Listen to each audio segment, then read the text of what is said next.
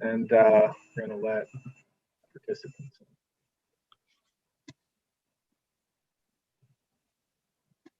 Wait for the broadcast to start up.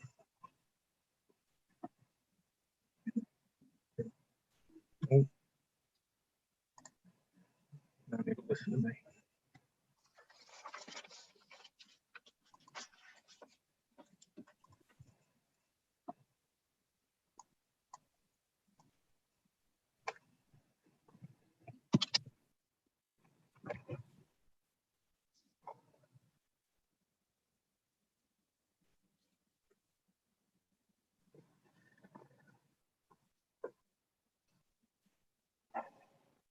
We're good to go whenever. Okay, thanks, Will. Good morning, everybody. I'd like to convene today's Energy and Technology Committee public hearing. Before we get started, just want to remind committee members, tomorrow morning, we're doing that virtual coffee hour with PURA at 10 a.m. Will's gonna resend the link out at some point today. And for members of the public, out of respect for everybody's time, the clerk is going to hold everybody to that 3 minutes of testimony. He will let you know when you have about 20-30 seconds left, so you can begin wrapping up your thoughts. And then after your 3 minutes, we will open it up to committee members for follow-up questions. So we will start with the DEEP team, and then right after DEEP, we're gonna call on PURA, and then after PURA, we'll go back and forth between members of the public and public official list. So who I have for DEEP, Commissioner Dykes, Deputy Commissioner Hackett, and I think I saw Mike Lee on the list. We can let Mike Lee in, Will, for this part.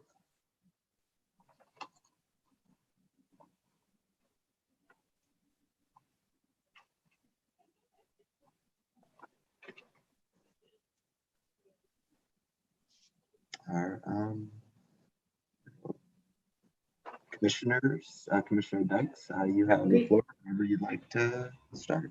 Terrific, great. Thank you so much. And good morning, everyone. Senator Needleman, Representative Arconti, Senator Formica, Representative Ferraro, and distinguished members of the Energy and Technology Committee. Thank you so much for the opportunity to testify today. My name is Katie Dykes. I'm the Commissioner of the Department of Energy and Environmental Protection. And as you mentioned, with me today, our Deputy Commissioner, Vicki Hackett, and our Bureau Chief of Energy and Technology Policy, Mike Lee. I will be brief so that we'll have time to answer any questions you may have. We have submitted written testimony on a number of bills. I just wanted to take a moment to highlight our testimony with respect to Senate Bill 882, which is an act concerning climate change mitigation and home energy affordability. These are both governor's bills, and we appreciate the opportunity to speak to the merits and strengths of these bills, which we think will go a long way to helping achieve our aims of continuing our progress, of reducing carbon emissions from our electric grid, and doing so in a way that promotes affordability for ratepayers all across the state. The first part of this bill seeks to codify the target of a zero carbon electric supply by 2040, which Governor Lamont highlighted in his executive order number 3, issued in September 2019. We think it's very important as we contemplate pathways to achieve 100% zero carbon electric supply, that we know that these goals are feasible and achievable and understand how they will impact reliability and ratepayer costs. And so Governor Lamont's executive order directed DEEP to study pathways to achieve this goal in the integrated resources plan that DEEP undertakes. We released a draft of that plan at the end of last year, and it confirms that through extensive modeling that that achieving a 100% zero carbon electric supply by 2040 is feasible and achievable. And in fact, we are already well on our way towards meeting that goal already. Certainly, it is necessary for us, first to step back and explain why we think it's important to have this goal, and especially why it's important to enact it into statute, is because not we want to ensure that we have a strong benchmark that can that can inform the planning that's done for meeting our electric supply with decarbonized sources, both across the work that DEEP does. I believe that this would be helpful for PURA's adjudicated proceedings to have this type of a goal in statute. It all flows from a requirement that we already have in statute to achieve 45% reduction in greenhouse gases economy-wide by 2030. So having this benchmark in statute will help give both the current administration and future state leaders a clear planning benchmark to work around as far as what contribution towards that economy-wide goal the electric sector should provide.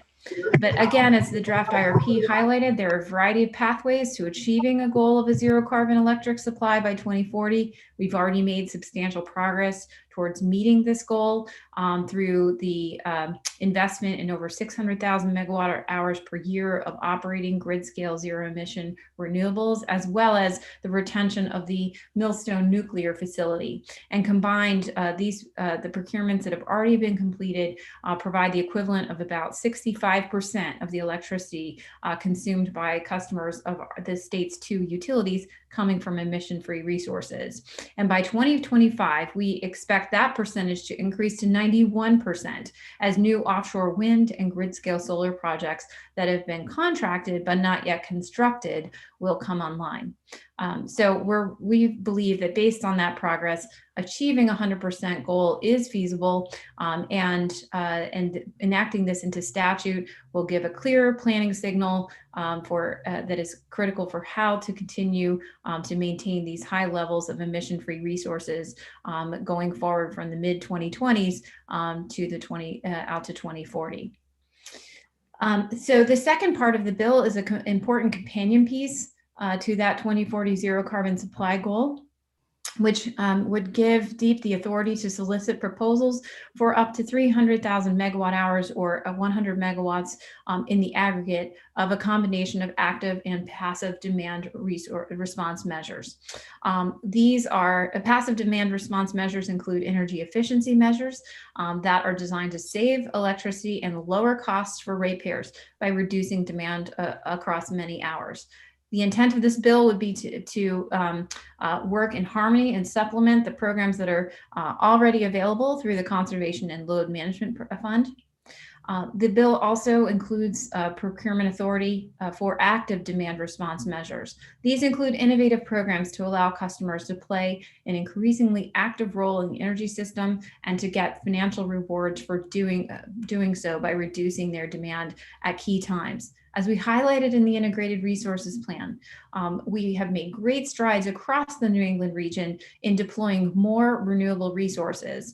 And we need to ensure that we are complementing those renewable resources with resources like energy storage and demand response, which we would have the authority to procure through this provision that will ensure that we can meet our energy supply needs with emission-free resources as much as possible when the sun isn't shining, when the wind isn't blowing. So this is a critical driver for achieving an emission-free energy supply all hours of the day. The third part of this bill puts more control over energy use into the hands of consumers. It requires property owners to provide information about a home's energy consumption to potential renters and buyers. Property owners can either provide the last 12 occupied months of energy use and costs, or they can provide a home energy label, such as a home energy score, which acts like a miles per gallon rating for a home. And this information gives energy consumers the power to choose to live in a more efficient home. DEEP supports this effort, which will provide transparency to potential home buyers and renters about the energy consumption of a home, so they can accurately assess the cost of renting, leasing, or buying the property by choosing a home that they can afford to heat and cool. The proposal also gives an incentive to property owners to take advantage of Connecticut's award-winning energy efficiency programs to increase the energy efficiency of their homes and buildings. For many residents in our state, energy bills are the highest annual housing cost outside of mortgage payments or rent. The DOE estimates that on average, energy costs annually for a single family home in Connecticut is approximately $3,600, the second highest in the nation. And this signals that energy information is a critical variable in addressing housing affordability. Because it's hard to perceive the degree of insulation or the efficiency of appliances when you're walking through a home or an apartment and considering renting. This type of information will make those values, those attributes of a home more transparent for everyone. And we think that that's going to really drive investment and enhance the value around energy efficiency investments. We have also heard from landlords, from real estate investors about the value they see in this proposal, which will provide them more information about utility costs and the relative affordability of rental properties, which is key for having predictable income and on-time payment of rent. We also know some real estate investors have told us that tenants, their most frequently asked question is about what the utility costs will be for a rental property. And so this gives them information to be able to respond to those questions for the first time for tenants who are considering renting. So given that Connecticut is currently experiencing some of the highest number of home sales in over 15 years, now is a really critical time to ensure that energy information is available to buyers. We know that we've heard that due to increased demand, median home sales prices have been rising, and the transparency this proposed bill provides will allow residential customers to make housing choices that they can afford. There's so much more to say about the benefits of this program. I was pleased to join Governor Lamont earlier this week in talking about the advantages of this program. We want to assure, I think it's important, given this committee's strong interest and support for the state's conservation and load management program, it's also important to emphasize that the availability of a whole broad range of different energy efficiency benefits, low cost or low interest or no interest loans, and other grants and rebates that are available to property owners that will help them drive investment in energy efficient homes. So with that, I want to turn also briefly to highlight that DEEP supports many aspects of Senate Bill 952 as well, an act concerning certain solar energy projects. We commend the committee for raising this important bill. Again, as we noted in the draft integrated resources plan, solar energy resources and behind the meter resources contribute greatly towards our ability to meet our decarbonization goals, to help lower costs for customers and achieve an affordable, clean, and modern electric distribution system. This bill authorizes DEEP to solicit proposals for energy storage projects connected at the transmission or distribution level. DEEP supports this section as a tool to help the state reduce greenhouse gas emissions. Again, as I highlighted with respect to demand response in the governor's bill, so too with this section of Senate Bill 952. I commend the committee for providing this support for investment in resources like storage that will help us integrate intermittent renewables with emission-free resources. DEEP also supports the approach of increasing the cap for virtual net metering by $10 million.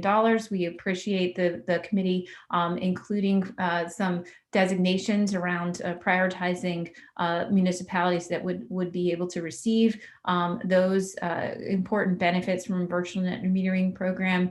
We think that this is a wise approach during the transition period to the successor tariffs being developed by PURA. There's so much more to comment on here, but I also want to just note section 6, we appreciate the committee's efforts in section 6 and section 7 to support more transparency around how municipal utilities are making progress towards achieving what is a statewide mandate to reduce carbon emissions economy-wide 45% by 2030.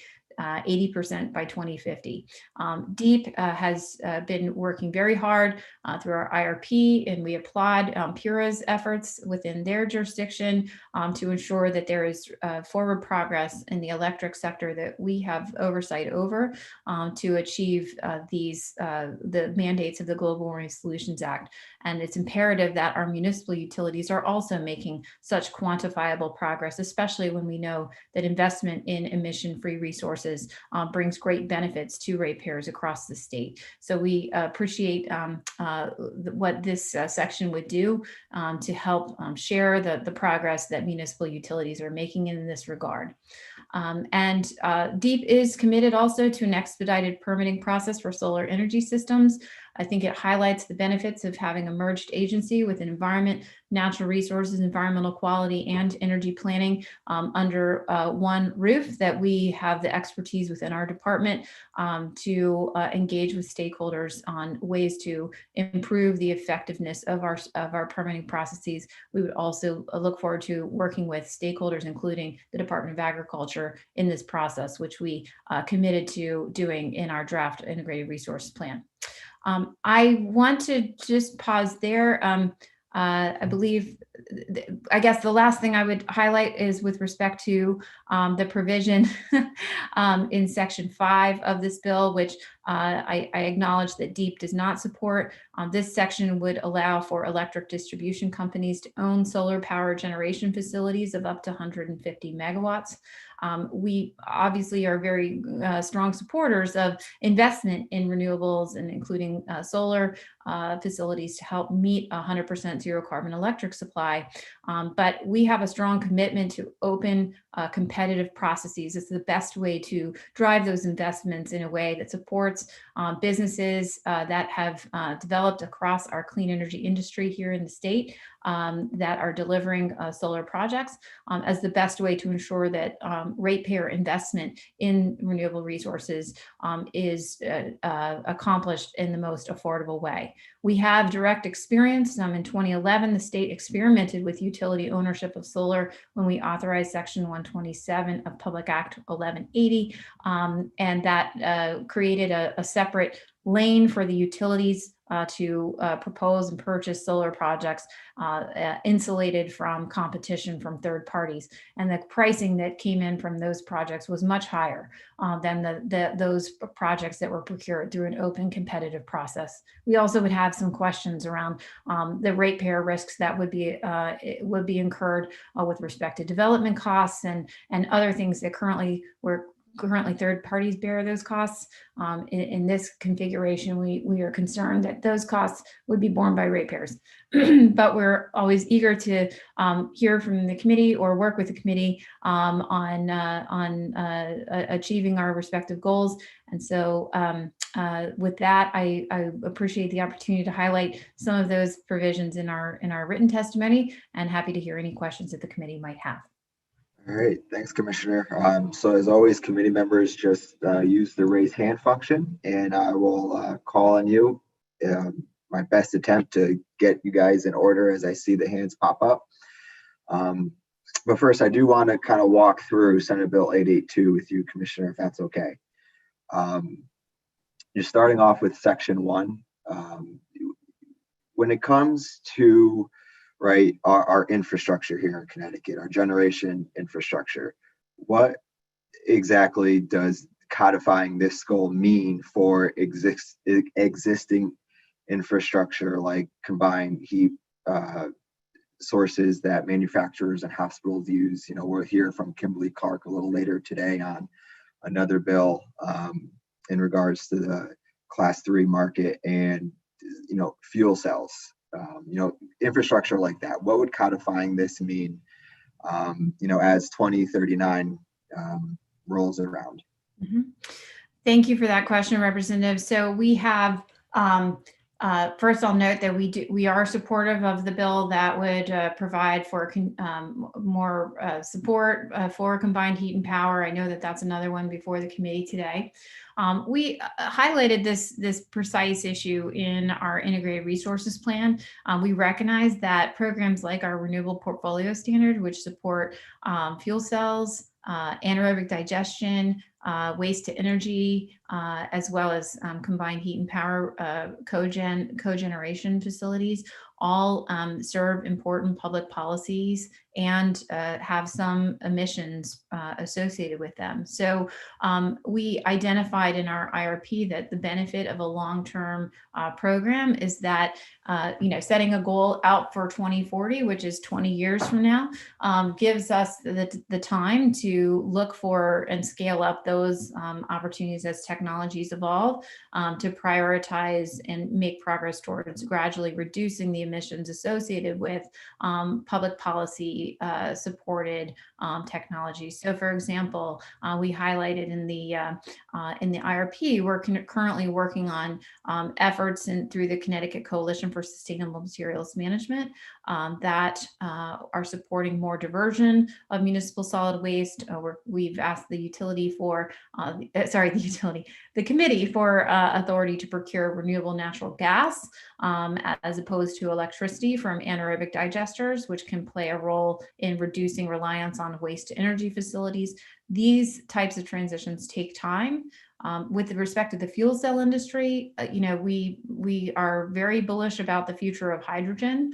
I expect over the next 2 decades before this target would come into play, that we're going to see dramatic leaps in the transition and the reduction in the cost associated with renewable hydrogen powered fuel cells, for example. So this is why we think that it's wise to include to have this target, but with a date of 2040, because it gives that space, it gives a clear planning direction for us a North Star for us to work towards, while we, while technologies evolve and we look for ways to optimize for emission reductions in our supply over that time period.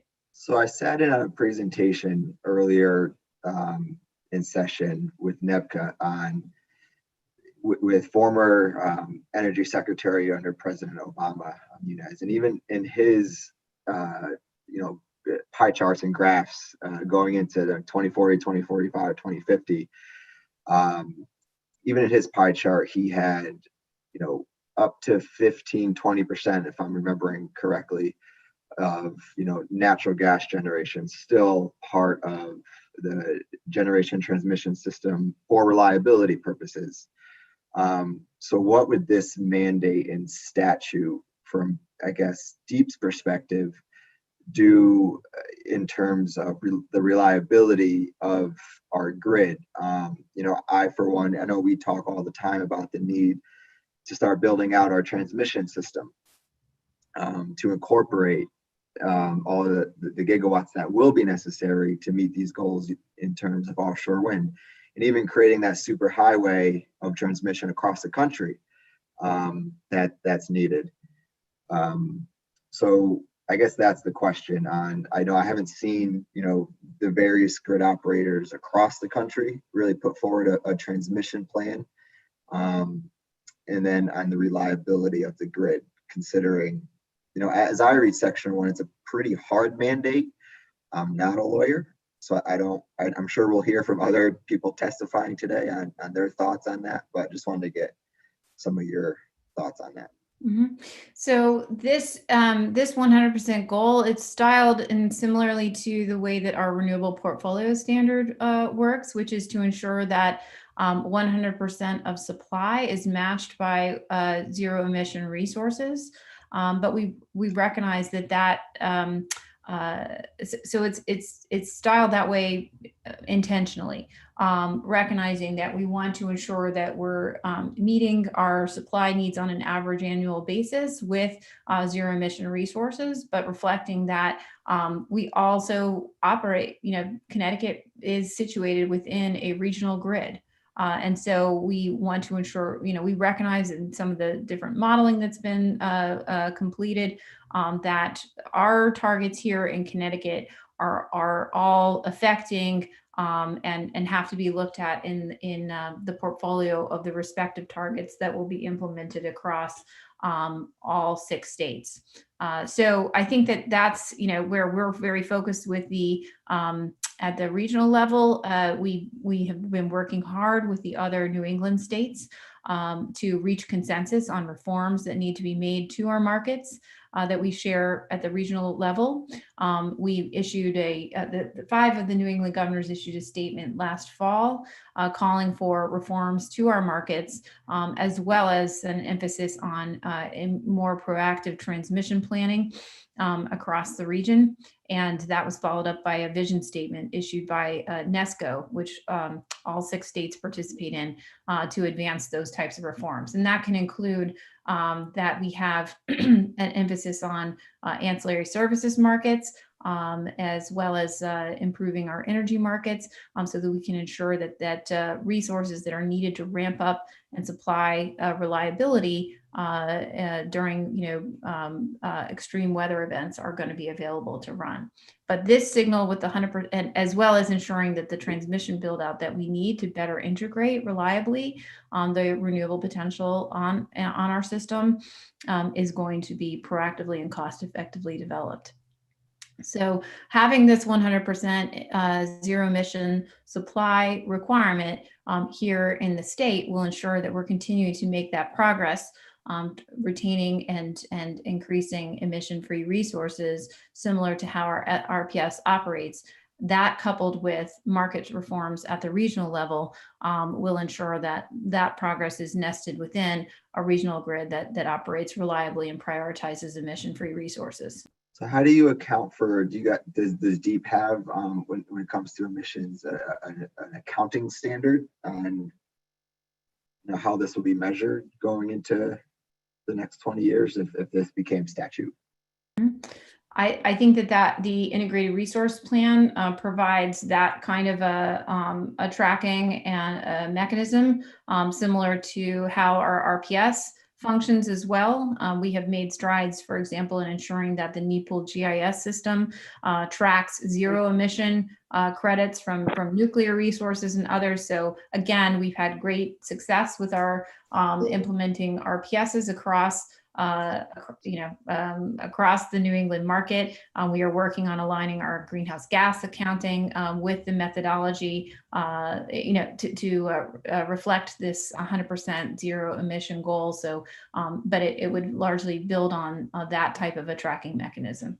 Okay, and I do want to pivot to section 2, if that's okay, and kind of piggyback off of what you were talking about, the NESCO vision statement and your work on that, and DEEP's work on that. And I do want to, before I ask the question, I just do want to commend DEEP with their work with the NESCO vision statement and partnering up with the 6 other states in the New England region. I know that wasn't easy to herd all those cats and get everybody kind of rowing in the same direction. So we are looking forward to some updates on that. But in front of this committee, I think you've really laid out really well the issues with paying double capacity and ratepayers paying twice. And my concern, I'm nervous just with section 2 that we are sort of not doubling down, but going along the lines of the same policies we've been doing the PPAs outside of the markets, and then putting more cost potentially on ratepayers going this route. So a question I have is, how long would it take for the market to respond? Should you guys get this authority and procure, how long would it take for the ISO market to respond to the passive demand response? Mm-hmm. Well, thank you for that. So first, I'll say that unlike some of the state-sponsored renewable procurements that have been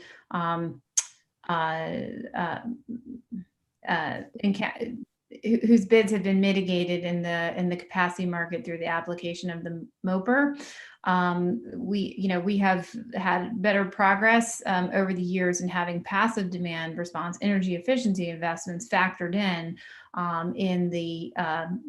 the forward capacity market into the load forecast, and essentially where the ISO has reduced the calculation of the amount of capacity that each state or that region needs to procure based on investments in energy efficiency. So that's good news. But the most important news is that that, through this vision statement effort, we have the best chance than we've had in many years to overcome these barriers that have been erected by the ISO New England and here and endorsed by FERC previously to resources that are procured through state-sponsored contracts being able to be counted in the capacity market. And I feel very confident or more optimistic, I will say, than ever before, that those barriers will begin to come down perhaps under new FERC leadership. I'll say that the concern that you raised for the energy efficiency procurement in this bill would be the same, would also apply to the storage procurement that is highlighted in the solar bill. So in Senate Bill 952, and it's our expectation that we have to move forward through this vision statement process to remove those barriers rather than having that halt our progress and continuing to procure emission-free resources that can integrate renewables. So I think, I don't know if I'm remembering correctly, the forward capacity market, it's 2 or 3 years. So is that how long it would take for the market to recognize? So the right. So the forward capacity market procures resources 2 to 3 years out. But recall that, in the calculation of the amount of capacity that's needed for those forward capacity market auctions, energy efficiency is factored in and taken off the top to reduce that installed capacity requirement. So for energy efficiency, it's actually we encounter less of a barrier than we do with renewable procurements.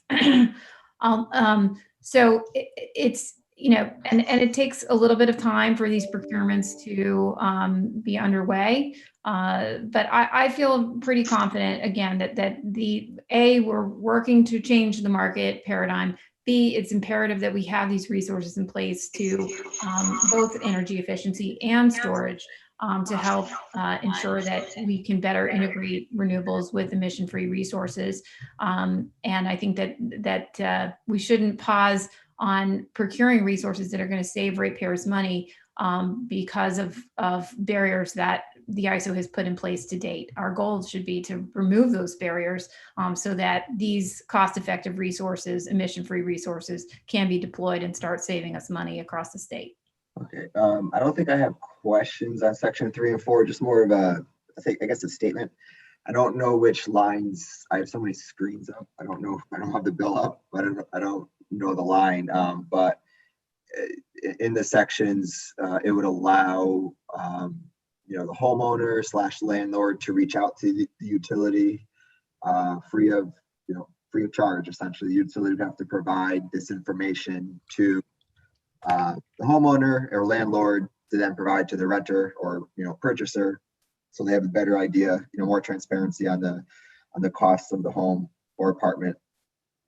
But I did notice that the technology utility would use or invest in would be, eligible for cost recovery. I'm not sure I can support that right now. I like to kind of maybe go into that with deep offline, if possible. Because if we're trying to save, if the goal of section 2 and 3 is, energy affordability, I'm aware of existing utility law and regulation, but I just don't think it matches up. And then I'm not gonna, we've talked at length on revenue decoupling, and I still would like to see reforms there. Maybe we can, talk about making some potential reforms to energy efficiency, revenue decoupling for the utilities, offline. I would like to see some of the risk shifted away from ratepayers onto the utilities.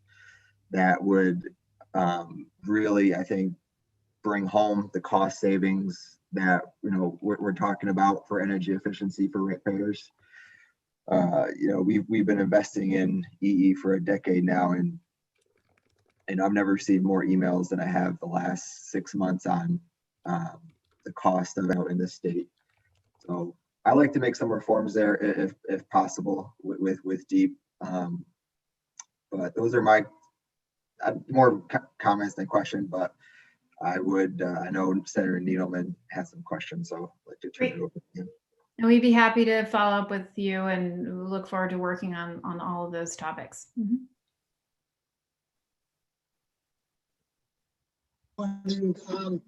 Commissioner, Deputy Commissioner, whoever else is out in the universe there, and thank you, Representative Comfort. Just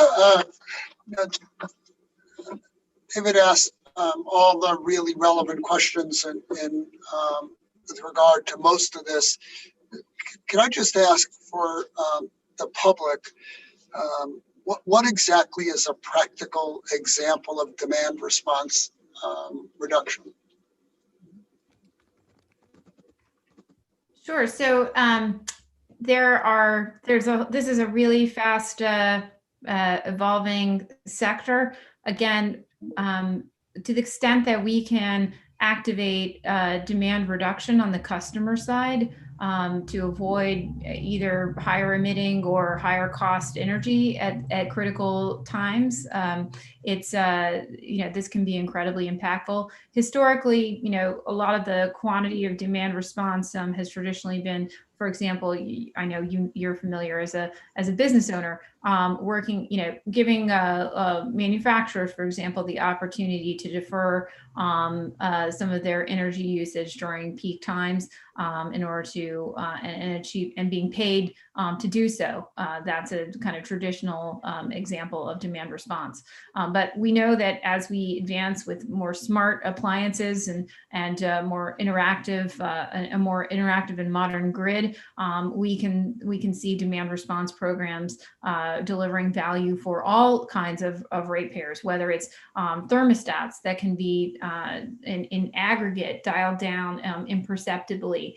That can have a major that can be a major source of reduced load that can provide benefits to the grid and also save ratepayers money. Heat pump, hot water heaters are appliances that can be programmed again to make these kind of modest reductions in demand at critical peak times that can help customers and all ratepayers save money. So again, I commend PURA on their progress with the equitable and modern grid proceeding to which will drive, I'm confident, more investment in a distribution grid that can be where these types of demand reductions and integration of smart meters, smart appliances can be better visualized and operated by the utilities. That opens up tremendous value for ratepayers and avoiding the cost and avoiding lots of other energy costs on the grid. Hope that answers your question. Sort of. So I kind of understand it. In the current model, in past years, it meant the utility would have the ability to turn you off, basically, if they needed, with smart appliances, smart technology, you'll be able to go in and scale back thermostats and stuff. But up until now, it's pretty much been on or off, right? Or has there been some technology around that allowed you to, if a Walmart during closed hours was kept at 72 degrees, could they set it back to 74 or 76 during the summer?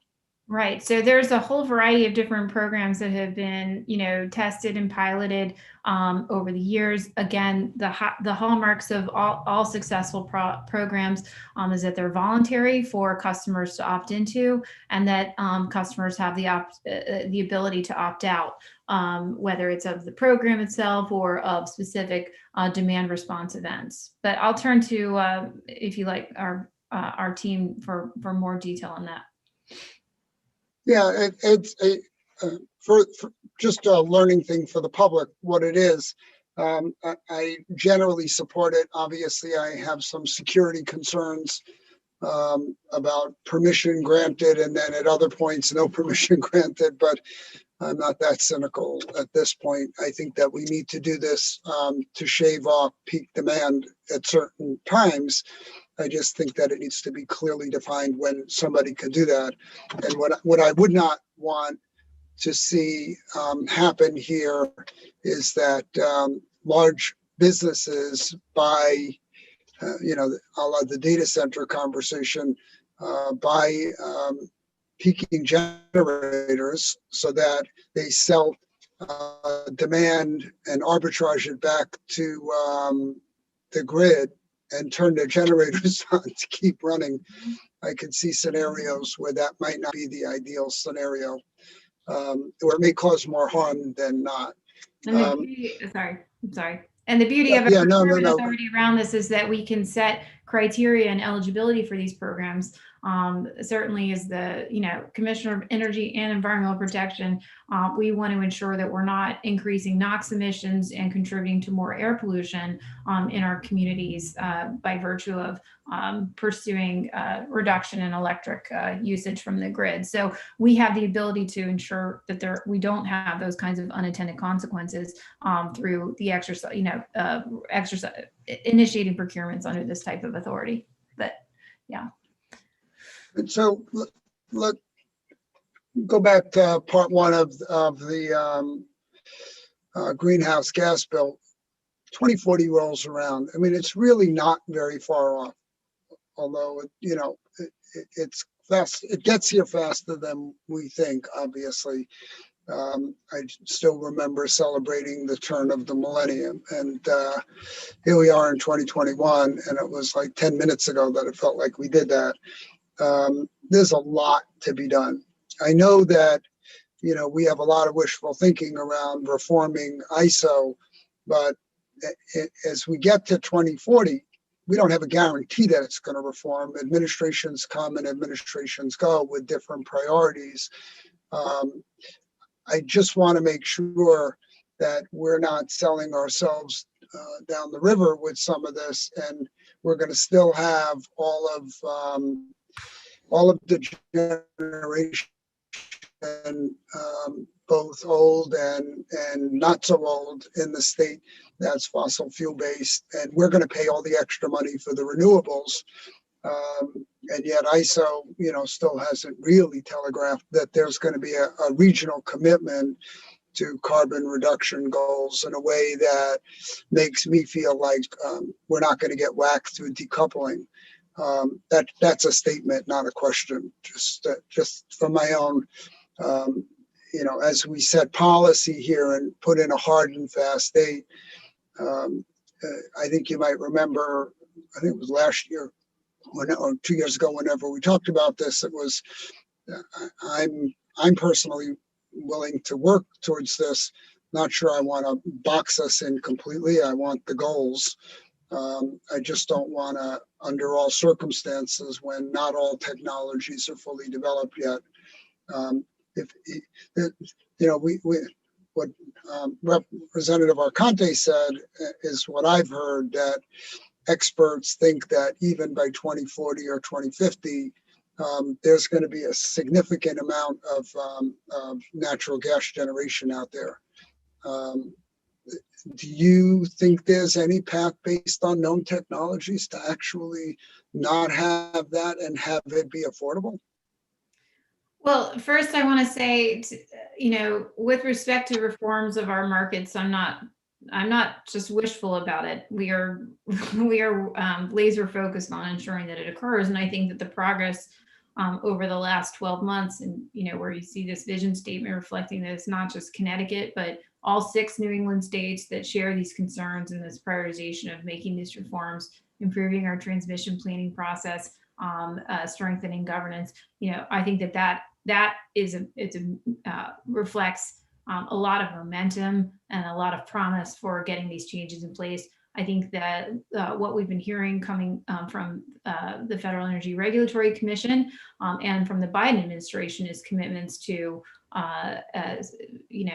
things that are similar to what Connecticut and the other New England states have highlighted in that vision statement. And I think things that I know this committee has been really committed to. So I'm very optimistic. If you think about how deregulation occurred 20 years ago, there's a lot of discussion, and then all of a sudden there was major change that occurred, right, as deregulation swept through. And I feel that we're on the eve of a similar moment where, issues that we've been debating, problems that have been a tension point for a decade are now breaking into, a solution space. And I think we're going to see some major progress here.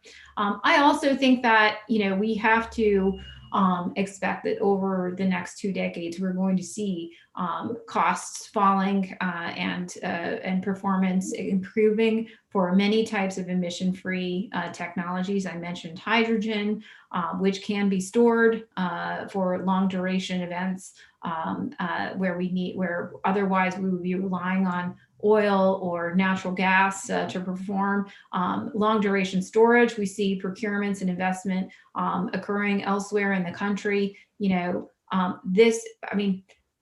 I think that the real takeaway is when we set targets, it sends a signal to the marketplace of what we're looking for. When we set the targets far enough out into the future, it gives time for innovators to evolve and deliver on the technologies we need to meet those goals.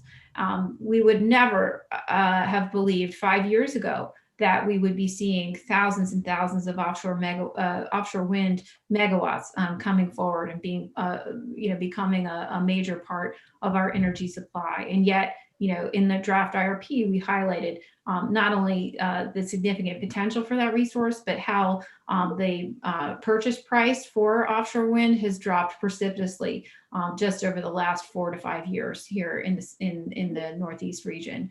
So I think that for that reason, a zero emission target set for 20 years from now, at a time when we're already on a track to be 91% emission free here in our state, is something that is reasonable to do. It will send the right signal. Followed up with the integrated resource planning process, which will give us every 2 years a check-in on how we're doing to make that progress. I think that's a really wise way for us to make this transition and be clear about what we're looking for. No, I actually agree with that. And I do want to commend you and the governor for your work with ISO and organizing the other states. I think that's a step in the right direction. But obviously, we all know we have a lot of, our generation is not local, right? We think it's local, and we're making it local by procuring generation. But there's a lot of other generation that's used for the grid, right? It's not, we have an asset like Millstone, but it's a grid asset, not a Connecticut asset. It's Connecticut in that it provides jobs, and it helps us meet our goals. But I guess my question was more theoretical about, are we going to be, as a state, not generating fossil fuel in 20 years? And I guess it was kind of a leading question. I don't think so. But I'm a little bit in the land of wishful thinking here and hope that we are, because I think it's important, because that would mean the other states are on the same page. We're trying to reduce fossil fuel generation, as long as we can get reliability and resilience and all the things we need out of it. I'm going to let it go at that. Obviously, we're going to talk a lot more, and I really always appreciate listening and learning, and thank you for your time today. Thank you.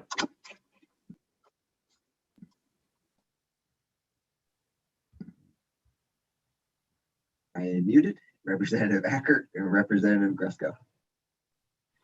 Thank you, Mr. Chair, and Commissioner Dykes, thank you for being here, as always. I do have a couple questions. First, on the draft that you mentioned that was released, you said last summer, I believe, and you said it's in draft. Is it finalized, or is it something? I unfortunately have 3 electronic devices working right now, and I couldn't look up if we had received that draft. Great. Vicky, do you want to, I'd like to have Vicky Hackett share the timeline for, I think I think it's the integrated resource plan. Okay, great. The goal, right, the goal to Yeah. get to the new language in this bill, which was the 40, and I guess a follow-up on that on lines 9 and 10, that zero, level of 0% from electricity you had mentioned. I thought your comments were regarding that piece. Is that correct? So I'm sorry, are we looking for the timeline for the release of the final IRP? No, sorry. So Representative, the draft IRP was issued last December, and we are currently in the public comment period to receive comments on that draft. The draft included a variety of different, we modeled a variety of different pathways for meeting the 100% zero carbon electric goal by 2040. And we are expecting to finalize the IRP within weeks, not months, within Vicky.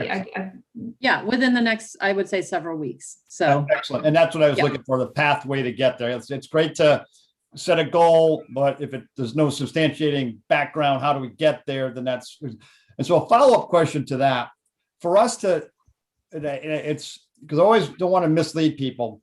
It's us purchasing electricity from sources that are zero emission, not generated in Connecticut, correct? So I could be buying wind farm energy from Texas, and that counts towards this zero emission count, correct? Not from Texas. So the Oh, focus wow. of this All goal right. would be on resources that are delivered to the ICE New England grid. Okay. Yeah. Yeah, I didn't mean, I should have said something more localized. Sorry about that. But That was a something, great question. yeah, but it's not generated here in Connecticut. So when we think about jet energy emissions, I mean, so does ISO now get hydro from Hydro Quebec? Something like that?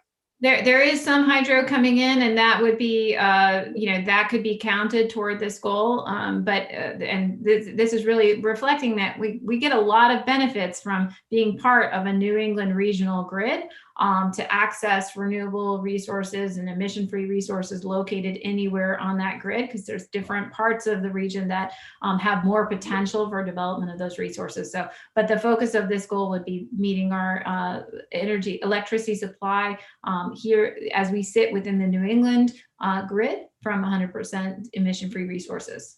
Great. Thank you for that answer. And I thought that wasn't, I should have kept them more regional, but thank you for that. And then I did have a couple concerns on section, and I don't really know if I call them concerns, but section 3 and section 4. I did find, I know the good chair, Arconti, brought up the cost recovery, and that is in the language for if I'm a landlord and I need to find out the cost of the last 12 months of somebody's that I get it free as a landlord, but there is cost recovery in this language. So I do want to, I did pick up on that. And we'd be happy to get more information for the committee about what those anticipated administrative costs are of providing this type of reporting. I think that may be helpful, and happy to work with the committee on those considerations. Well, thank you. And then with what has taken place with the pandemic and how landlords, I hope people don't think that landlords are these, very wealthy individuals that, can just, because they've been, matter of fact, over the last several months, obviously they reached out to me, screaming at me, saying I can no longer continue owning this because the tenants don't have to pay me. And it says in this language that if the landlord does not provide the information for whatever reason they can't get it, that the renter can forego a whole month's rent. So that has a little concern, again, another concern for me on that. So just so obviously, it's hard. It's funny because I work in a field that a lot of times we look for energy usage in a facility to help the new tenant coming in. We are never allowed that information. We're never allowed that because it's somebody else's use. And that's another thing about, as right now I have and when I think of homes, I have a large home For me, it's just me. And so my energy use, I hope they're low. But if I had a family of 6 in here, when we think about the energy usage, or somebody working at home as we are now, using more energy, that I know it's a goal that we want to let people know, provide them information about energy usage, but I don't think it's going to be that clear as we want it to be. So I'm going to listen to the dialogue on this. And I did see that in section 4, under the home energy label requirement, or something a little similar to that requirement that we're gonna ask, that a seller of the home could just say, I'm going to give you $1,000 and I'm not going to give you any information. That's part of this legislation also. So for I don't know if you have any comments about those 2 items of the give back component of it. If you just, I don't feel like providing information, so here's a free month's rent, or seller of homes can just give $1,000. Well, we're happy to work with you on with the committee on some of those questions with respect to the enforcement provisions that are or enforcement, if you will, provisions that are triggered in here. They're intended to make sure that these the information is provided, but also to provide some flexibility as well. Obviously, some information is better than none, is our view with respect to providing the, we recognize occupancy, weather, during the pandemic, we saw more electricity usage at home, right? As folks are working from home, there are a lot of factors that can go into where the energy usage is on a 12-month basis, but currently people have no information that's provided to them to understand what the energy usage is. The home energy label that you can use as an alternative also better adjusts and provides information that's more focused on the characteristics of the home, the attributes, the efficiency attributes, and less on the occupancy piece. So that that alternative, we hope, will give more meaningful information for folks as well. But ultimately, we think that it's very important. We see this bill helping purchasers and renters, but also especially helping real estate investors, because we know that high energy bills are the greatest contributor to homelessness in our state.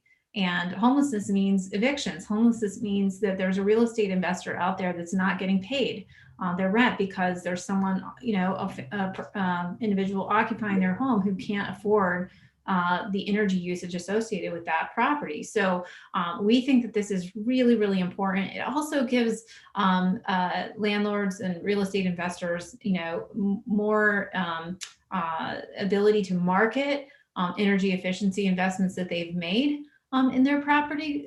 Otherwise, those things become invisible as opposed to, compared to like the granite countertops or what have you.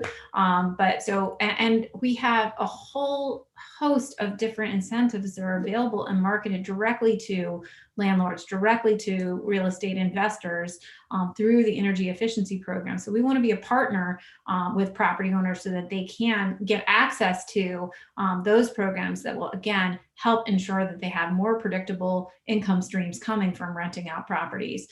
So in any case, that's really the driver of this bill. We think it's a win-win all the way around, but would be delighted to work with the committee on any of these additional considerations on enforcement or administrative costs and so on. Thank you, Commissioner. Always appreciate your answers and your input. Just for the note for the drafters of this, it says on line 176, it takes effective October 1st, 2021 in section 4. But on line 219, it says starting July prior to the effective date. So we might want to just, maybe some JFS language on that. So we'll make a note. Thank you. Thank you, Mr. Chair, as always, Commissioner and Ms. Hackett. Thank you so much for always helping us out. Thanks, Representative. Representative Gresco, then Representative Cheeseman. Good morning, and thank you, and I'll make it quick. In Senate Bill 882, I've read some of the other testimony from individuals, and one of the points they made was the potential of including hydropower as one of the energy sources, and your opinion on that. So Representative, I know other states, particularly Massachusetts, have been very focused on hydropower as a baseload emission-free resource to meet their zero emission goals. Here in Connecticut, I think as the committee is well aware, we are, sourcing a significant portion of our zero emission supply from a different baseload emission-free resource, namely the Millstone nuclear facility. So our IRP modeling, demonstrates that those resources provide different types of benefits. But let me turn to our Deputy Commissioner with respect to any additional comments on small hydropower. Yeah, so just quickly, we have gotten that feedback as well. We've had some outreach on this, and we're happy, to set up some conversations regarding small hydro in Connecticut. I know that there are some concerns about compliance costs with, some of the things that are required for hydro in Connecticut to protect our natural resources. So I think that's another area similar to our solar siting process that we're getting ready to roll out that, we could, discuss across the agency with my deputy commissioners from environmental quality and environmental conservation as well. So. It's funny you should mention that because in section 10 of the bill that you just referenced, there is the solar permitting process for farmland, and having read the GC3, to my reading, indicates that a direction away from forests and core forests and farmland was the way that it was suggested to go, and this seems to be going in the other direction. Am I wrong?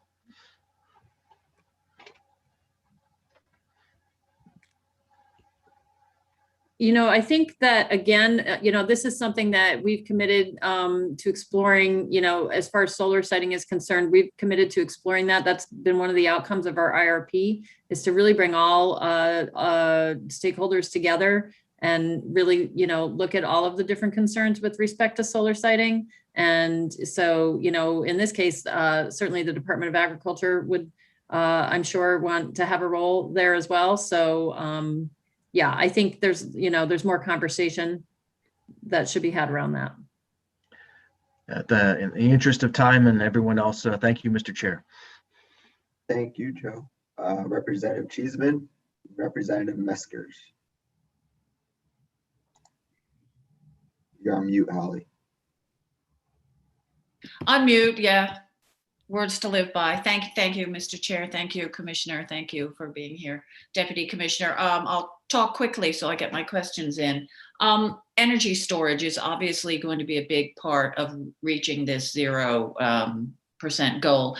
Do we have a timing on an RFP for those energy storage projects? We do not, but I think we, looked at our, in our integrated resource plan, we highlighted the importance of energy storage, demand response, and other types of emission-free resources that can help, as well as transmission, integrate our renewable resources. So we're excited about the committee's enthusiasm for energy storage procurement. And we would look to, I think our IRP recognizes an early emphasis on investment in storage, again, recognizing the need to scale up more of those resources that can integrate the renewables that we are already making such progress to put onto the grid. So there is no set date for the issuance of an RFP? There is no set date for the issuance of an RFP, that's correct. But with the enactment of this legislation, we would work to identify a schedule for such procurement. We put a schedule for, we proposed a schedule for procurements associated with other types of renewables and offshore wind as required in the IRP. And to the extent that this bill is enacted, we would look to include that as well. Okay, and do we have a timeline? So ideally, we'd like to be able to set a date for an RFP by end of this year. I mean, I'm just to get some sort of ballpark idea. Certainly, we'd be glad to work with the committee if there's a desire to put in a set timeline for procurement. I think it's important to have predictability and accountability to the committee on when such authority would be exercised. So we'd be happy to work with you on that. Okay, great. Looking at this lines 9 and 10, 0% from electricity, does this factor in the desire of the state to move everything to the grid, i.e. electric vehicles, heat pumps, everything like, so this takes into account increased electric demand? Well, so, yes. So in our draft integrated resource plan, we included specific forecasts of increased demand for electricity, or specific assumptions of increased demand in electricity for heating and for transportation when we modeled those pathways to meet the 100% zero emission goal. So we modeled every pathway, both based on kind of current demand and for a future case where we see increased transportation and heating electrification. So that was included in there.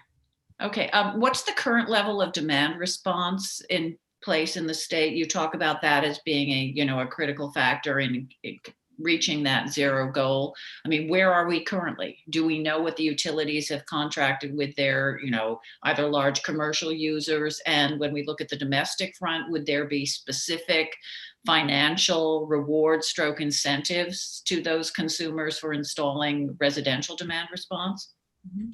So we have a number of programs already in our conservation load management program on demand response that could be scaled up through this legislation. Let me turn to our Bureau Chief, Mike Lee, who can provide the answer specifically to your questions on quantities.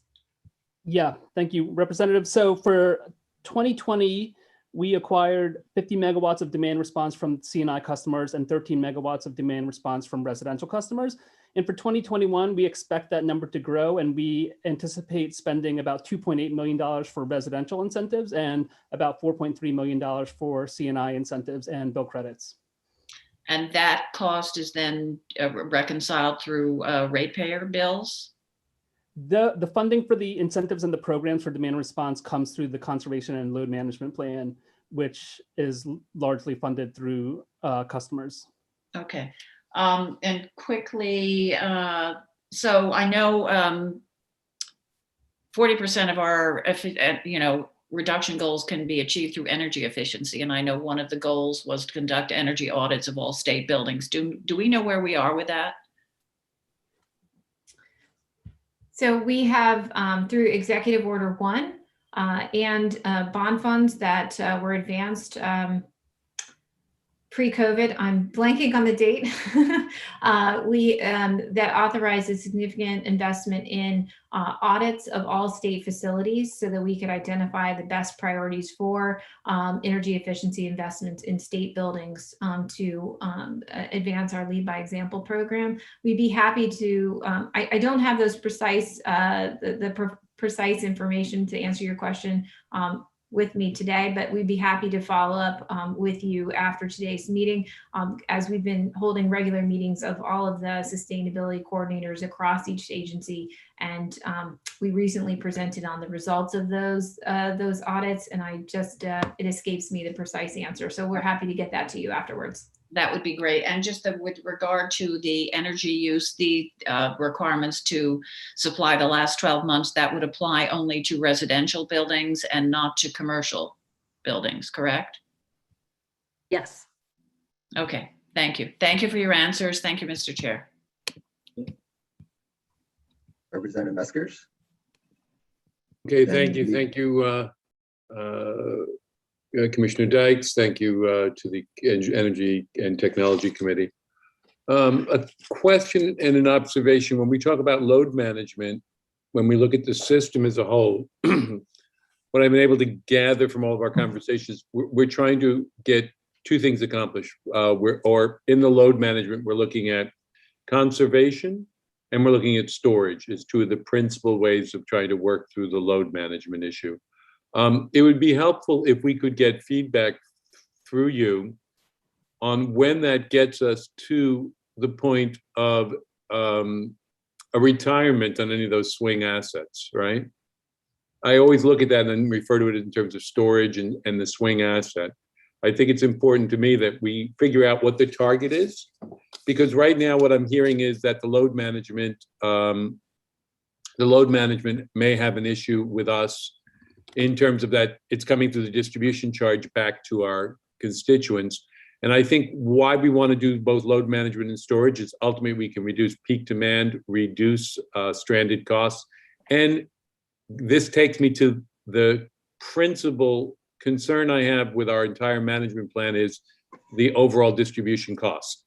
So that I want us to have a target acknowledged in trying to reduce our distributed cost of energy versus the other states. I think that's important while we manage our carbon goals. I'm not opposed and I'm supportive of our carbon goals. I'm concerned that we haven't figured a way to do it smarter and faster and cheaper yet in terms of the distributed energy cost. So I'd like to see that. So I'd like more information going forward on what the targets, Mr. Lee, should be in terms of when does it really begin to cut into the stranded costs so we can retire a couple of plants that we are playing as swing factors that are in our distributed energy cost, right? I mean, we have to fire them up, fire them down, et cetera. So I'd like to know if we can make that a little more efficient and reduce our costs. Happy to jump in. Comment on that. Yeah, happy to jump in there. So yes, and that's one of the really great things about demand response and energy efficiency. Energy efficiency reduces our load and reduces the need to procure new resources. And we've avoided the need to procure new resources with our plans over the years, right? With our conservation and load management plan over the years. And I think Mike Lee has the number of avoided megawatts that he can provide. But also, you know, we would only be procuring energy efficiency and demand response that's cost effective. That's required in the statute.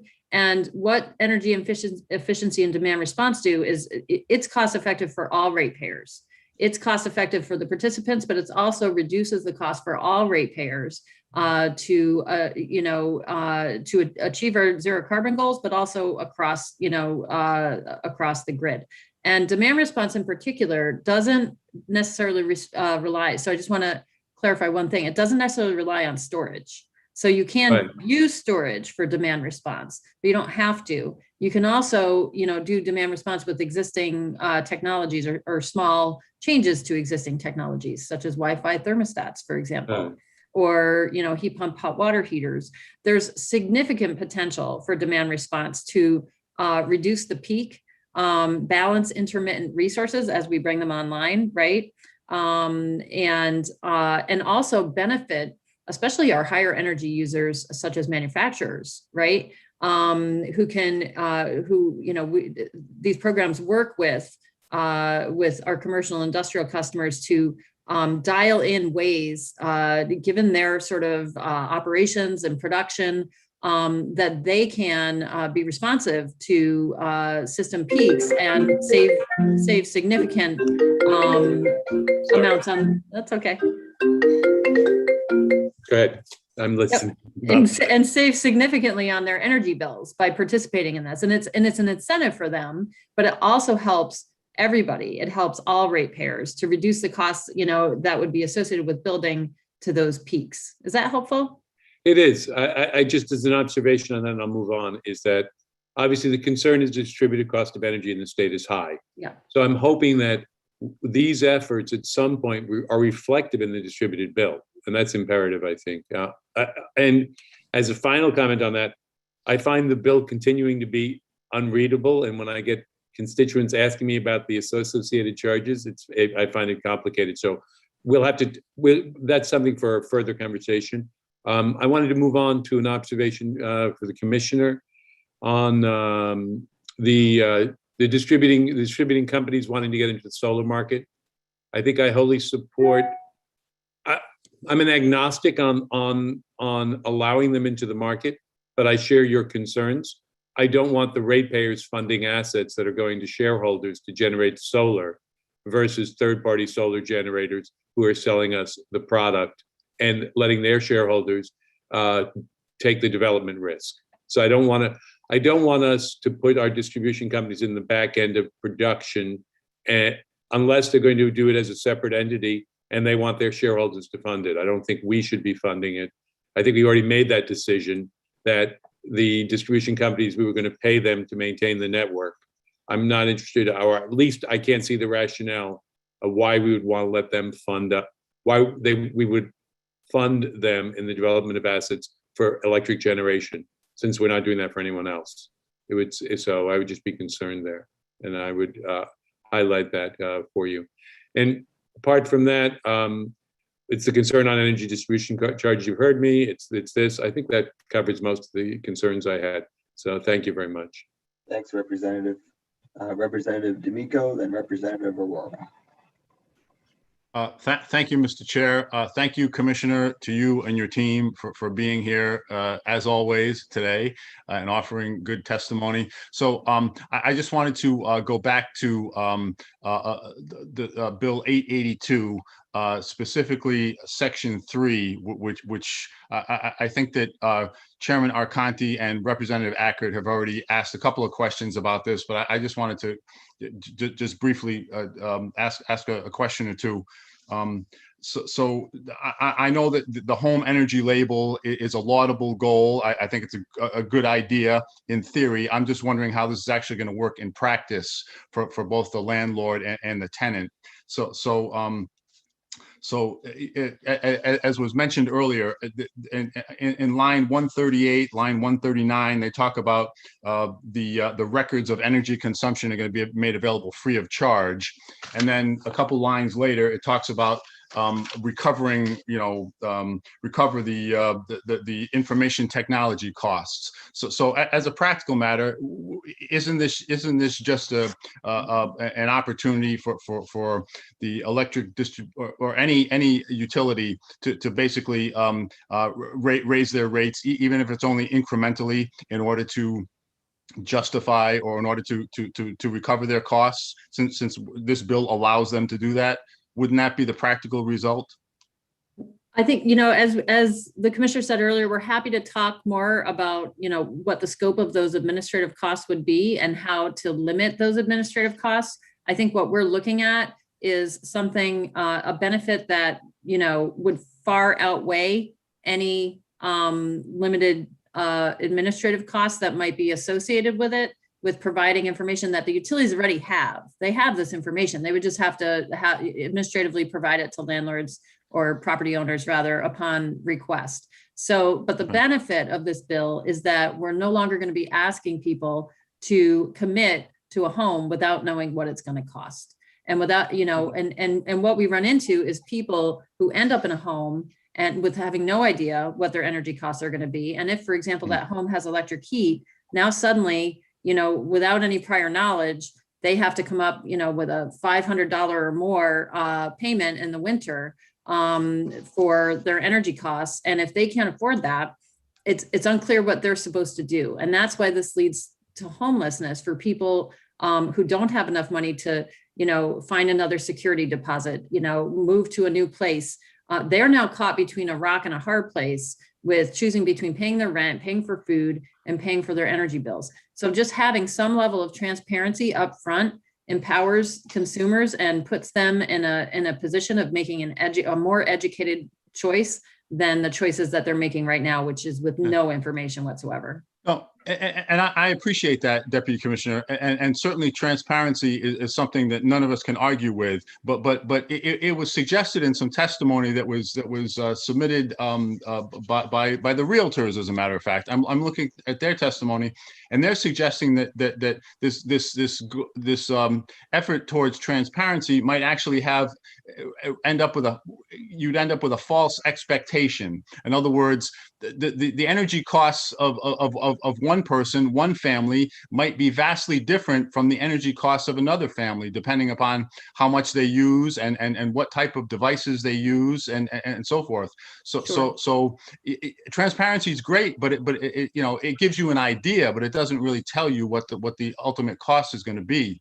Would that not be correct? That's true. I think that's true, Representative. But the key is Is it better for everyone to have no information? I think that's what we're weighing against. And you know, certainly there are, we recognize that this information is not a perfect predictor of energy costs, and those, you know, needs to be communicated in that way. And, you know, certainly there are, I hope it opens up a conversation for, you know, homeowners and renters to, you know, be talking with their landlord, or thinking about how they can access more of the programs through Energize CT, to make further improvements on their energy use if they're motivated to do so. But currently, we're all flying blind, and no one has any information to understand if they value having affordable energy costs. They have literally no information to inform, if they're weighing one property versus another, what those energy costs are going to be. Fair enough. Okay, I appreciate that. Again, you know, okay, we'll to be continued. So one other question that I have has to do with the section. It's lines 149 through 153, talking about the utility not disclosing personally identifiable information. But as a practical matter, if a landlord asks for the energy information on apartment 1, 2, 3, 4, clearly the personally identifiable information is going to be revealed, because he or she knows who is renting apartment number 1, 2, 3, 4. Or am I misinterpreting this or misunderstanding this? Vicki, do you want to take it? Yeah, you know, there are 5 states and 6 cities that have an energy disclosure mandate. You know, we're happy to talk more about how to overcome privacy concerns, how to overcome, you know, concerns about administrative costs, but there are states that are already doing this. We think that the transparency, we know that renters and home buyers are prioritizing questions around this when they're looking at homes. We're getting that feedback from people. And, you know, this provides a way for landlords to be able to answer those questions efficiently by just calling the utilities and getting the information from them, right? And to be able to answer those questions that are coming from people looking for new homes. So I think that, you know, disclosing energy use on an address, I'm not sure exactly what the privacy concern would be with that. It wouldn't have a name associated with it or account number or anything like that. So, but we're happy to talk more about that. But there are other states already doing this.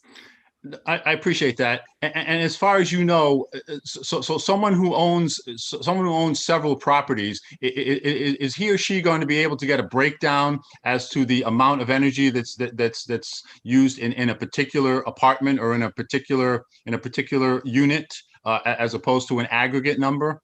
So if that unit is separately metered, then yes. And this only applies if the energy costs are paid for by the tenant, which would generally be if it's separately metered. So okay, but if it's not separately metered and the landlord has, you know, multiple dwellings, now how is that landlord going to be able to break down the cost for the individual apartment? If it's not separately, it's only the landlord only has to comply if it's separately metered, is my understanding. So. Oh, is that right? I believe that's right. Okay, I'll have to check that. All right, yeah, I appreciate we can it. talk more about that, but I believe, okay. You know, if the landlord wraps, well, maybe I'll turn it over to Mike Lee, but I think if the landlord wraps it into the rental cost, then they don't have to provide the bill disclosure from the utilities. Is that right, Mike? That's correct. That's correct. Yeah. And yeah, so if the landlord is paying for the energy bills, then they do not have to comply with this because the energy bill is wrapped up into the monthly rental cost. Correct. No, okay. I saw that in the language. I appreciate that. So my final question, and sorry to belabor this, but I've been asked questions from constituents who are landlords who are concerned about this, and I guess my final question has to do with the civil penalty and the municipality, being the one to enforce this. Is this how it's done in other states? Is this really the right way to do this? we're happy to provide a review of enforcement mechanisms for other states if that would be helpful. And again, we're happy to discuss those details with the committee. Okay, thank you. I just wanted to raise those concerns because they were raised by some of my constituents. All right, thank you very much. Appreciate both of you, all of you, and thanks, Mr. Chair. Representative Aurora, then Senator Haskell.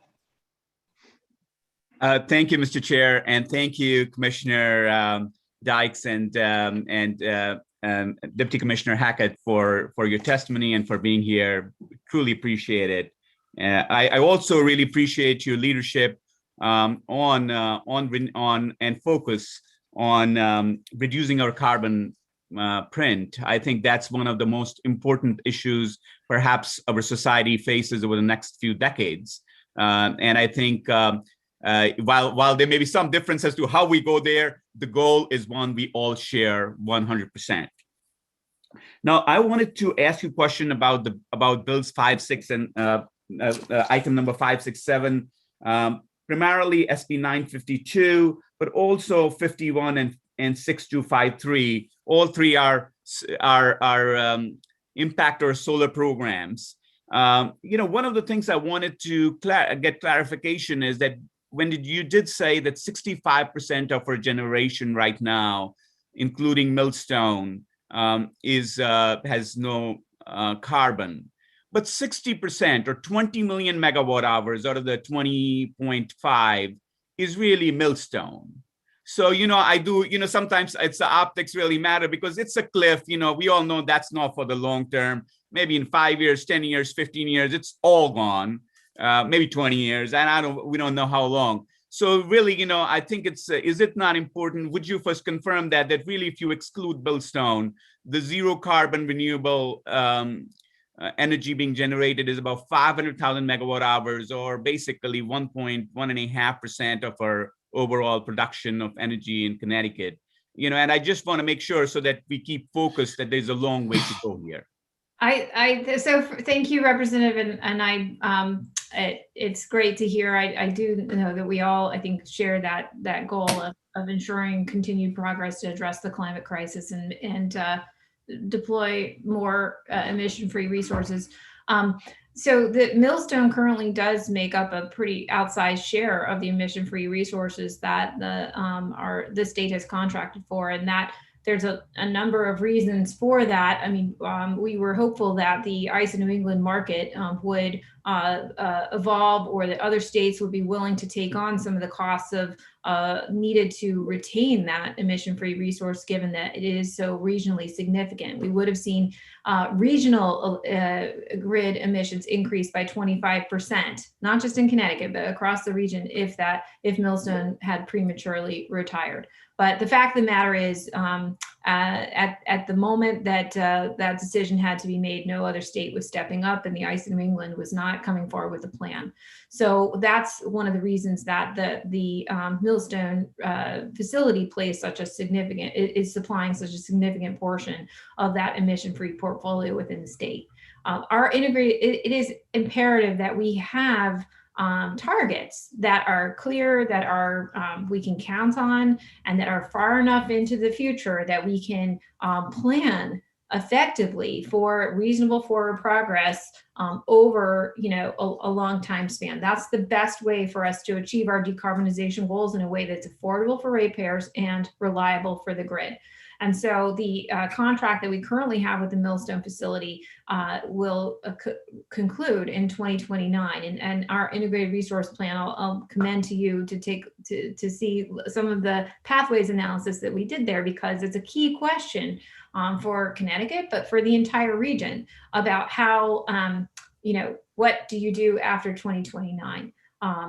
We're hopeful that, our analysis shows that there's a lot of benefits in terms of lower cost, less impact on on build out of there's more retirements of fossil fuels if baseload resources like nuclear and hydro are continue to operate and provide a significant portion of our emission-free resources regionally through 2040. But you know, we have to start planning. We have to be able to plan to think through if that contract ends and we don't continue seeing the Millstone facility operating in New England, then we need to be ready to ramp up significantly renewable procurements and procurements of storage, demand response, you know, the things that will fill in for those hours when the sun isn't shining, when the wind isn't blowing. We have a big procurement task on our hands to be able to replace that quantity of megawatt hours. So that's why it's really important for us to have goals that are durable and set in statute. We currently, other than the RPS, which only focuses on the renewable portion, we don't have any targets for the electric sector specifically that are in statute. We have one broad economy-wide target under the Global Warming Solutions Act, but not a specific target to aim for in terms of you know, meeting our energy needs reliably with emission-free resources. So those are some of the reasons why we think it's important to have this goal setting. It also ensures that we have these kinds of conversations, right, about how we're going to meet those goals. That's always been a key part of ensuring that we have affordable, reliable decarbonization strategies that meet the needs of all of our stakeholders, is that and citizens in the state, is the robust discussions that occur with the General Assembly about how to get there. Absolutely. No, I really thank you for that. You know, I've spent a lot of time on the IRP you guys put, you know, your agency put out, you know, and perhaps, you know, more hours than I should have, but I think they will pay off eventually, I know.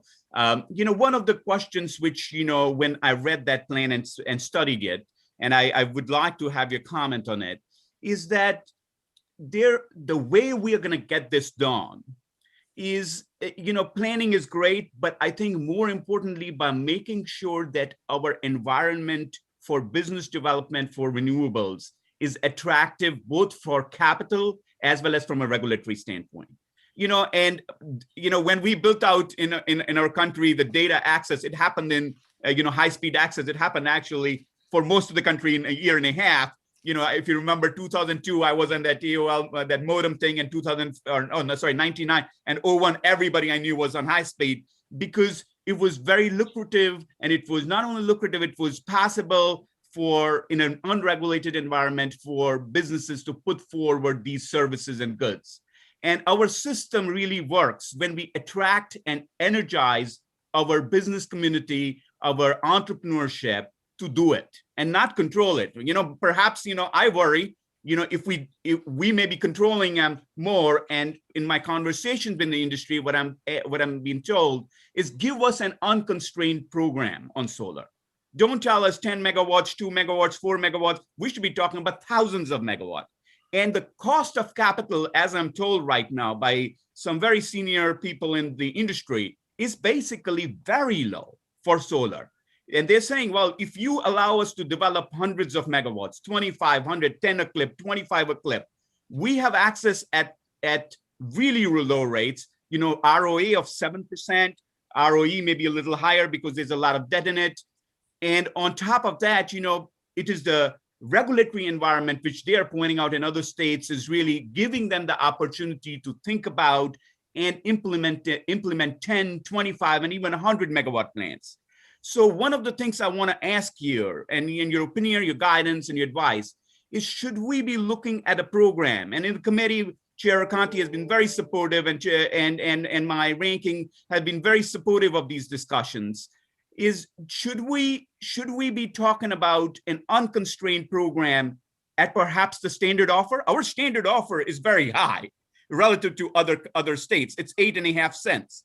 In many states, and I'm told that maybe not 8.5 if you include the ISO rec, which is another penny and a half, at 10 cents or $100 a megawatt, you don't need any subsidy. You don't need a program. You just need connectivity, right? So would you really comment on that? That what about an unconstrained program unsubsidized, 99% of the current value for 20 years, right? But come on in, you have capital, you got $5 billion, we'll take it all. But we want to give a tool to these developers to compete and to be able to build, as in my business, we call size, right? Not this, you know, and I love the 0.1 megawatts too, or the, you know, 10 kilowatts too. But, you know, my initial point, as I pointed out, that after what we've done, we're still at 2%. We need to get to 20. So would you really support some kind of a program, an unconstrained program, less subsidy or unsubsidized, but which focuses on the regulatory element of helping these developers get access? Representative Aurora, I think I completely agree with your comments, and I think that this is why we are spending so much time and putting so much emphasis on reforming the ISO New England market, because that is the unconstrained regional scalable investment vehicle for meeting our energy supply needs. And we perceive that the way that market was designed 20 years ago, before there was so much emphasis on decarbonization at the state level, it was built around the investment needs of fossil fuel resources, okay, which have both upfront fixed costs for building the plant and then marginal costs associated with fuel. So we have been working assiduously to remove barriers to resources like solar, like renewables, being able to compete in that market. We believe that reforms to that market that ensure that more revenue is flowing and more earnings opportunity is flowing through ancillary services and the energy markets is going to ensure that those technologies like solar can better compete in that market. Ratepayers in New England are spending $2 billion a year on a capacity market that is constructed, with certain protections around it, again, for the benefit of fossil fuel resources. It's forcing legislators, it's forcing state policymakers to have to spend a lot of time developing an alphabet soup of different types of carve out and special programs to ensure that renewables can play. And if we really want to make sure that this happens at scale, we have to, our eye is on the prize of making sure that the market that we have to pay for anyway, the ISO New England market, is working for us to provide a pathway for investment to achieve not just reliability, but our decarbonization goals at least cost. The other thing I would tell you is that that we have to work very quickly and very intensively on is ensuring that the siting and permitting for renewable resources and other things like storage is clear and predictable and transparent. I just came from a presentation where Deep shared our progress on our 20 by 20 initiative of increasing the predictability, efficiency, and transparency of the 125 different permitting processes that we have responsibilities for. The siting process that we want to kick off with respect to solar and other renewables is another important piece of the puzzle. We have to do better to deconflict our challenges around availability of sites and protecting our natural resources so that those developers can play and build out low-cost projects and compete in our competitive markets. I think those are high priorities for us in the department, and I think align to some of the questions or comments that you've just made. No, thank you so much. And I have one final question, Chair Conti. Hopefully, I can you'll indulge me here. And which is really to follow up on your last comment about siting and connected, and I'll add to it the regulatory aspect of connectivity. Because in my discussions with the industry and many players, the question here is that, listen, we are a state which has had developed over hundreds of years here. So it's not as if there is land which is available, which is doing nothing, right? Most of the land which is there is either reasonable flat land, is farmland. And it's not really lucrative farming here in Connecticut, as we know. It is tough farming economically. And I think, would you really say that some of the restrictions on using farmland, considering the gravity of the climate crisis, should be removed and relaxed, as long as we don't get to a certain amount or a certain number in accessing our clean energy needs? Because we have to. I'm a big farm guy. My dream growing up was to have my own farm and do what the Walden, the really live by yourself, cut yourself from the world. But now I'm in a big town here. But my question really is: would you support something where at least we can relax farmland, the farmland exemption, allow for farmland to be used for some of these solar panel usage? At least to the extent that we can develop and further further the solar industry. Mhm. So Representative, I've got another report for you, sadly, but I think the Governor's Council on Climate Change, some of the working group reports that have come out of that process have been really helpful and informative to me, and I think maybe useful to take a look at. Specifically, this is for the first time in our climate planning, we've included a look at the carbon mitigation benefits of natural and working lands. We are an incredibly dense state. We have a lot of people living here. We're not, the Midwest or Texas, so we don't have lots of, open areas. We are also a heavily forested state, and we have an agricultural economy that's contributing importantly to many aspects of our economy. And those natural working lands are sequestering carbon in the soils. We need to continue to preserve that sink of carbon sequestration through those natural working lands. So I would not prioritize taking away protections or developing out solar in a way that compromises our natural working lands.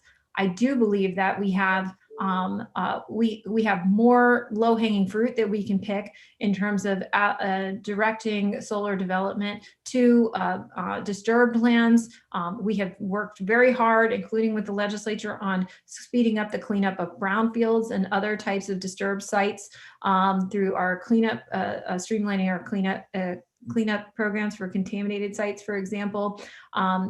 These are the types of things that we need to do to try to maximize the build out of solar in those flat areas that are otherwise not being used for, again, supporting an important part of economy or sequestering carbon in natural sinks. But this is a big challenge. And this is another reason why it's so important for us to invest in energy efficiency, because as we progressively decarbonize, the more we can reduce down on, in ways on our energy usage, right? The less renewable build out. I mean, we think of renewable build out as like a really good thing, and it is. But the more that we are doing, the more we are having we'll have these conflicts in terms of other natural resource benefits. So those renewable projects are precious projects. We want to ensure that we're not overbuilding where we haven't sufficiently invested in cost-effective energy efficiency. Do you see what I mean? So we're thinking about all these things. It's stuff that obviously we're very passionate about, and happy to follow up with you offline. No, I would really love that opportunity. I do want to point out that typically sequestration from natural lands to putting up replacing a fossil fuel is a 1:15 or 1:20 equation. We are all not, we all are numbers, and that's really, I really appreciate the fact that you have such a strong grasp on these issues. So, I know there are those some who will say no farmland at all costs, but, I normally say if it's a 1:20, you can save 1 unit of carbon by actually natural sequestration, and you will save 20 units. 20 tons, and, depending upon the acreage we're talking about, by basically putting a solar plant there. And if we use 0.1% or 0.1% of all our farmland, it's okay. So I want us to not be purists in some sense, but see the pragmatic approach, because without farmland, just as you said, if we take these disturbed lands, the cost of solar becomes untenable. It won't be market-based. Then it's going to be our legislative bodies supporting it. Whereas if we let them use, flat farmland, then it's going to be market-based and we can do scale projects. So it's a decision to be made if we really, there are always trade-offs. You know that, I know that, we all know that. I thank you for your time, and I will take you up on the opportunity to have a separate conversation offline. But thank you, Mr. Chair, and thank you to Commissioner, to yourself and Deputy Commissioner Hackett for being here. Senator Haskell. Thanks so much, Mr. Chair, and great to see you, Commissioner and Deputy Commissioner. I am so grateful for the time that you've spent with our committee this morning, and I won't extend it very much. I just wanted to zero in on SB 882. I can't imagine anything more important than transparency as somebody, when someone's deciding where to live, and I think they ought to be able to evaluate energy costs. I took a look through the negative, I should say through the testimony and opposition that came in. And one thing that struck me as sort of unconvincing is this notion that landlords are wholly not in control of the energy consumption by their tenants. I'm certainly no expert in this, but I think both of you are. DEEP has conservation and load management programs to help landlords assist with lowering the consumption by their tenants. Can you provide just a very brief explanation of how those programs work for the committee's benefit? Sure, absolutely. So first of all, I agree when you look at the balancing of the equities, the landlords are certainly, they have more control over the energy use or certainly the infrastructure that contributes to energy use within their buildings. And so what we have through the Conservation and Load Management Plan is we have programs that are available for tenants in single family homes up through, I believe it's homes with up to 4 family homes. Okay, so tenants can sign up directly for those programs, and then landlords, when the tenant signs up for those programs, landlords are eligible for the larger measures that homes are generally eligible for. They're eligible for those based on the income of the tenants. Okay, so if the tenant qualifies for our income eligible programs, then based on the income of the tenants, the landlord can be qualified for the higher incentive levels that we have for insulation and HVAC and all kinds of really effective measures at the income level of their tenants. And then for our multifamily homes that are 5, I believe that's 5 apartments and more, the program works directly with the landlord and with a free assessment to get things started, and really dials in the measures that are available from, again, insulation, HVAC, we can do rebates on appliances to make sure that that home can be as efficient as possible in ways that are very affordable for the landlord. And again, if 66% of the tenants in that multifamily dwelling qualify for the limited income eligibility, then that landlord gets those higher incentives based on that qualification.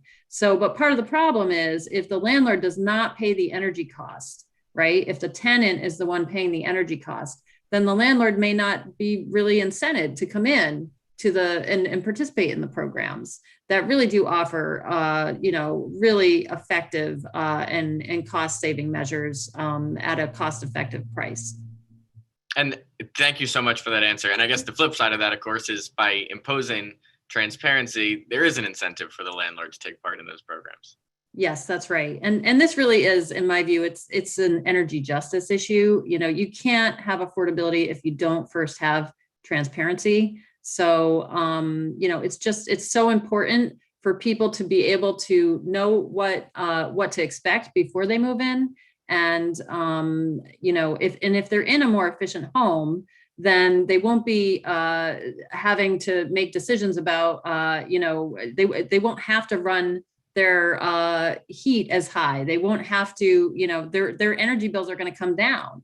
And then when the landlord discloses a tenant's energy bills, they're going to be lower. So it's good for the landlord as well. And we've talked to landlords and, heard from landlords that their tenants are asking questions about energy use. And they have a lot of questions before they move in about energy use. And landlords, I would think that this would ultimately be helpful to them to be able to answer those questions and not end up in the situation that Commissioner Dykes was talking about, where, they're potentially have tenants facing eviction. The other thing that we're doing in the energy efficiency programs, we just released our 2021 plan update yesterday, and we're going to have landlord roundtables to bring landlords in and, talk with them about what's available. And, we're requiring that landlords from we work with landlords from all different sectors, from large multifamily buildings down to smaller landlords with 2 or 3 family homes, to really hear from them about what works best for them and their tenants, and make sure that they're aware of the program offerings that we have. Wonderful. Well, thank you so much, Deputy Commissioner Hackett, for your insight. Thank you both for your time, and I look forward to supporting transparency. So thank you, Mr. Chair. Representative Piscopo. Thank you, Mr. Chairman, and thank you, Commissioner, for coming. I appreciate it. My question goes to the lifespan of some of these newer plants that we've come on, that we've just brought on to provide 24/7, 365 power to the state. Big Oxford natural gas plant and one out in Middletown. And they're bidding during the summer months about 3.5 cents kilowatt hour. Our nuclear plant was 4 cents a kilowatt hour, so it just went up to 4.9 cents. And this wind generation coming on in the future is we're looking at 11 cents a kilowatt hour with subsidies, maybe 9 cents. And as Representative Aurora mentions, solar, he says, can't compete with that. So I'm just worried about the cost of procurement. It seems tough to do and come in with those competitive prices that that gas and our nuclear power offer. Can you just do a quick comment on that? And I sorry to take too much of this committee's time. You've been on the seat for a long time. Thanks for your question, Representative. So clearly we have goals, including enacted into statute that signal the need for us to reduce our carbon emissions. We think about our mission as achieving affordable, reliable, and clean power. And so if in terms of affordability, the figures that you've highlighted, different types of technologies have different operating costs, different fixed costs, and so on. Wind, I would say, just to revise, is more like 8 cents. 8 to 9 cents is the range of pricing that we've been seeing in our recent bids. But we have concerns, although natural gas is lower cost in terms of the wholesale electricity markets. We have already, because of the design of the ISO New England markets, ended up being very heavily dependent on natural gas resources, and even just above 50% of our energy supply coming from natural gas in New England has put us in a position where in 2017, the ISO issued a report saying that gas dependence has essentially exposed the region to the risk of blackouts or brownouts that would be catastrophic because those plants can't access the natural gas supply needed to run reliably year round. And that is one of the reasons, in addition to economic development and carbon benefits, that the state prevented the Millstone nuclear facility from shutting down, because the ISO report told us that the loss of that Millstone facility would put us even more catastrophically in dependence on natural gas resources. So the theme here is that reliability requires fuel diversity. And so that's been a really important part of our planning within the state, is to ensure that we are not becoming overly dependent on natural gas resources, particularly even though the ISO selects for them in their market as a least cost resource. We have already had to take on more costs at the state level to preserve the reliability of the ISO grid in the face of that outsized dependence on natural gas resources.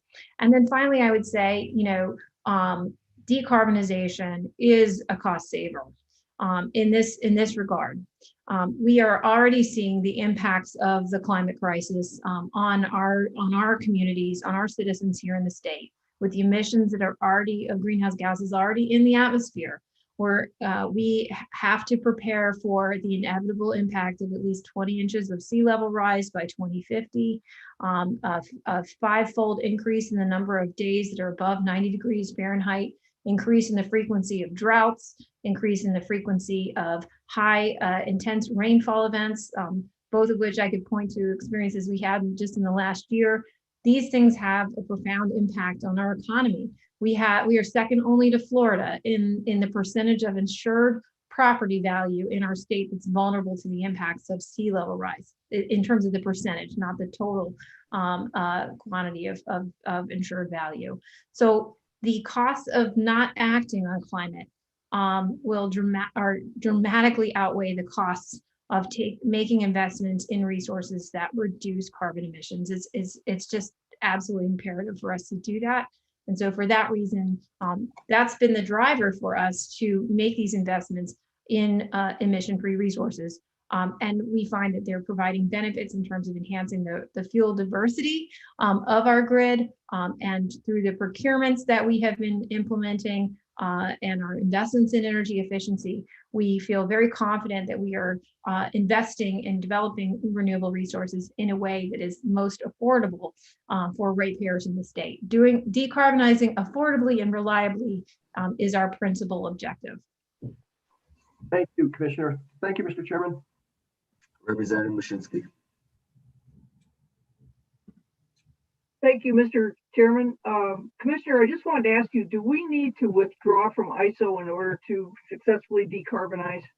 And if you already covered this, I apologize. I've been on the phone off and on. No, thank you, Representative. That's the first question I've gotten on this. No, we don't need to withdraw. I want to be clear about what withdraw means. Some have questioned whether we should pull out of the ISO, meaning like physically disconnect from the regional grid. No, we get a lot of benefits from participating in this regional grid that we've invested in, that's built up over decades of careful planning. And so I would not recommend disconnecting physically from the grid.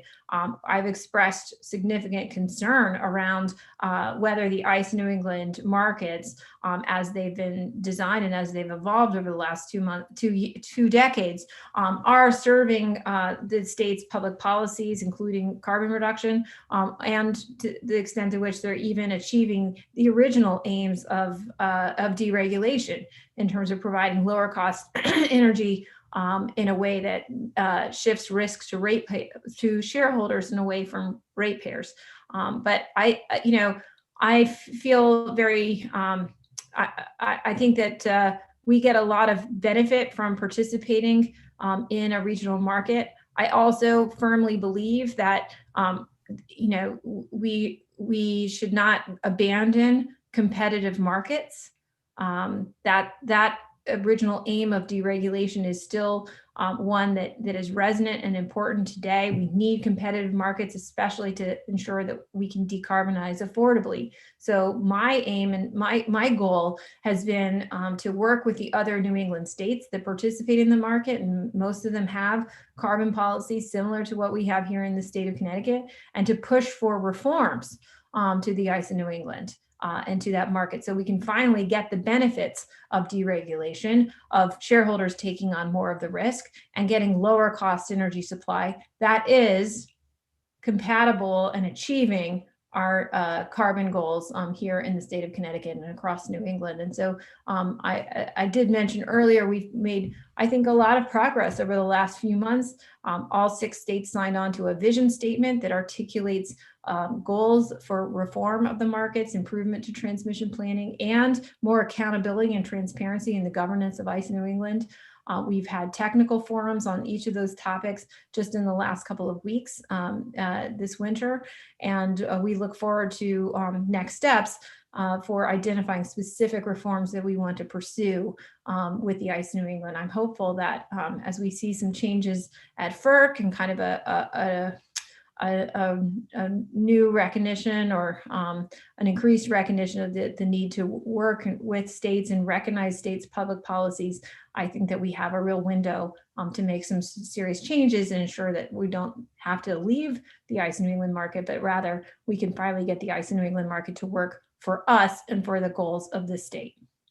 Okay, so to sum up, you're recommending we stay with them, but reform how they operate. Correct. Okay, thank you. Thank you, Mr. Chairman. No problem. All right, I don't see anybody else's hand raised, so you're off the hot seat. I don't know if we set a record today, but it was a lot of good discussion. Look forward to talking to everybody soon. Appreciate the opportunity. Thank you so much to the committee. Up next, we're going to go to PURA, Chair Gillette, and I think she's bringing Kimberly White, staff attorney.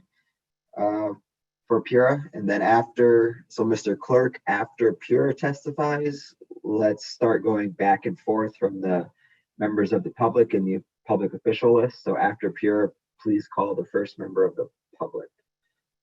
So Chair Gillette, all yours.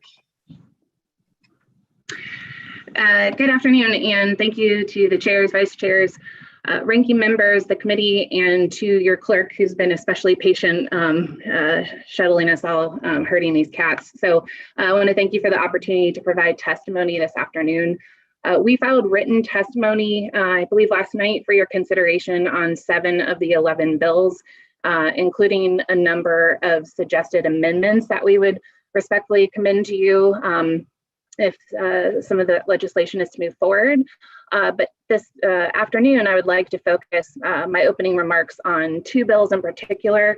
Those 2 bills would be House Bill 6526 and Senate Bill 952. And with me this afternoon, I have Ms. Kimberly White, who is a staff attorney and a subject matter expert to assist me in answering questions on House Bill 6526.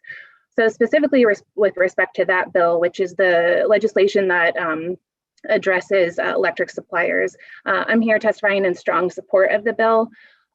Just for the committee's reference, on a day-to-day basis, the authority devotes a significant percentage of our limited staff resources to monitoring and enforcing customer protections with respect to the third-party supplier market. We have upwards of a dozen active investigations currently, and in just the past 2 years since I've been here, we've completed adjudications into other suppliers that have resulted in multi-million-dollar fines. So what we see before you today that we are respectfully asking for your consideration on is a bill that is targeted at providing additional customer protections for the residential market. And if you'll indulge me, I just want to touch on a few key provisions of the bill and elaborate a little bit on what PURA sees as the primary drivers of each of the requested changes. So importantly, some of the changes that this bill would make would be eliminating early termination fees. Even though early termination fees can be as low as $50 these days, what we find when customers call our call center is that the mere fact that there is an early termination fee serves as a deterrent from switching either to a supplier with a more competitive rate or returning to standard service. Also, a major provision of this legislation would be to once and for all move folks off of variable rates. As the committee may recall, several years ago, you passed legislation that was, we think, intended to remove the use of variable rates for residential customers. And unfortunately, because of automatic renewal provisions in those contracts, which is something I'll touch on a little bit more in a second, we still have upwards of 14,500 customers on variable rates today. So we think it's important that we clarify that those contracts cannot be used any further. Again, with the automatic renewal provision, which is something frankly that will be you'll hear quite a bit of testimony about today. The automatic renewal provisions, which basically allow a supplier to renew a contract. It doesn't have to be at the same rate. So if a customer entered into a contract at one rate and they don't continue to monitor it, a third-party supplier has the opportunity to renew that at the end of the initial term at whatever rate they choose. And I think one thing that I really want to flag for you all is that we get monthly data from third-party suppliers and specifically with our COVID payment plans right now.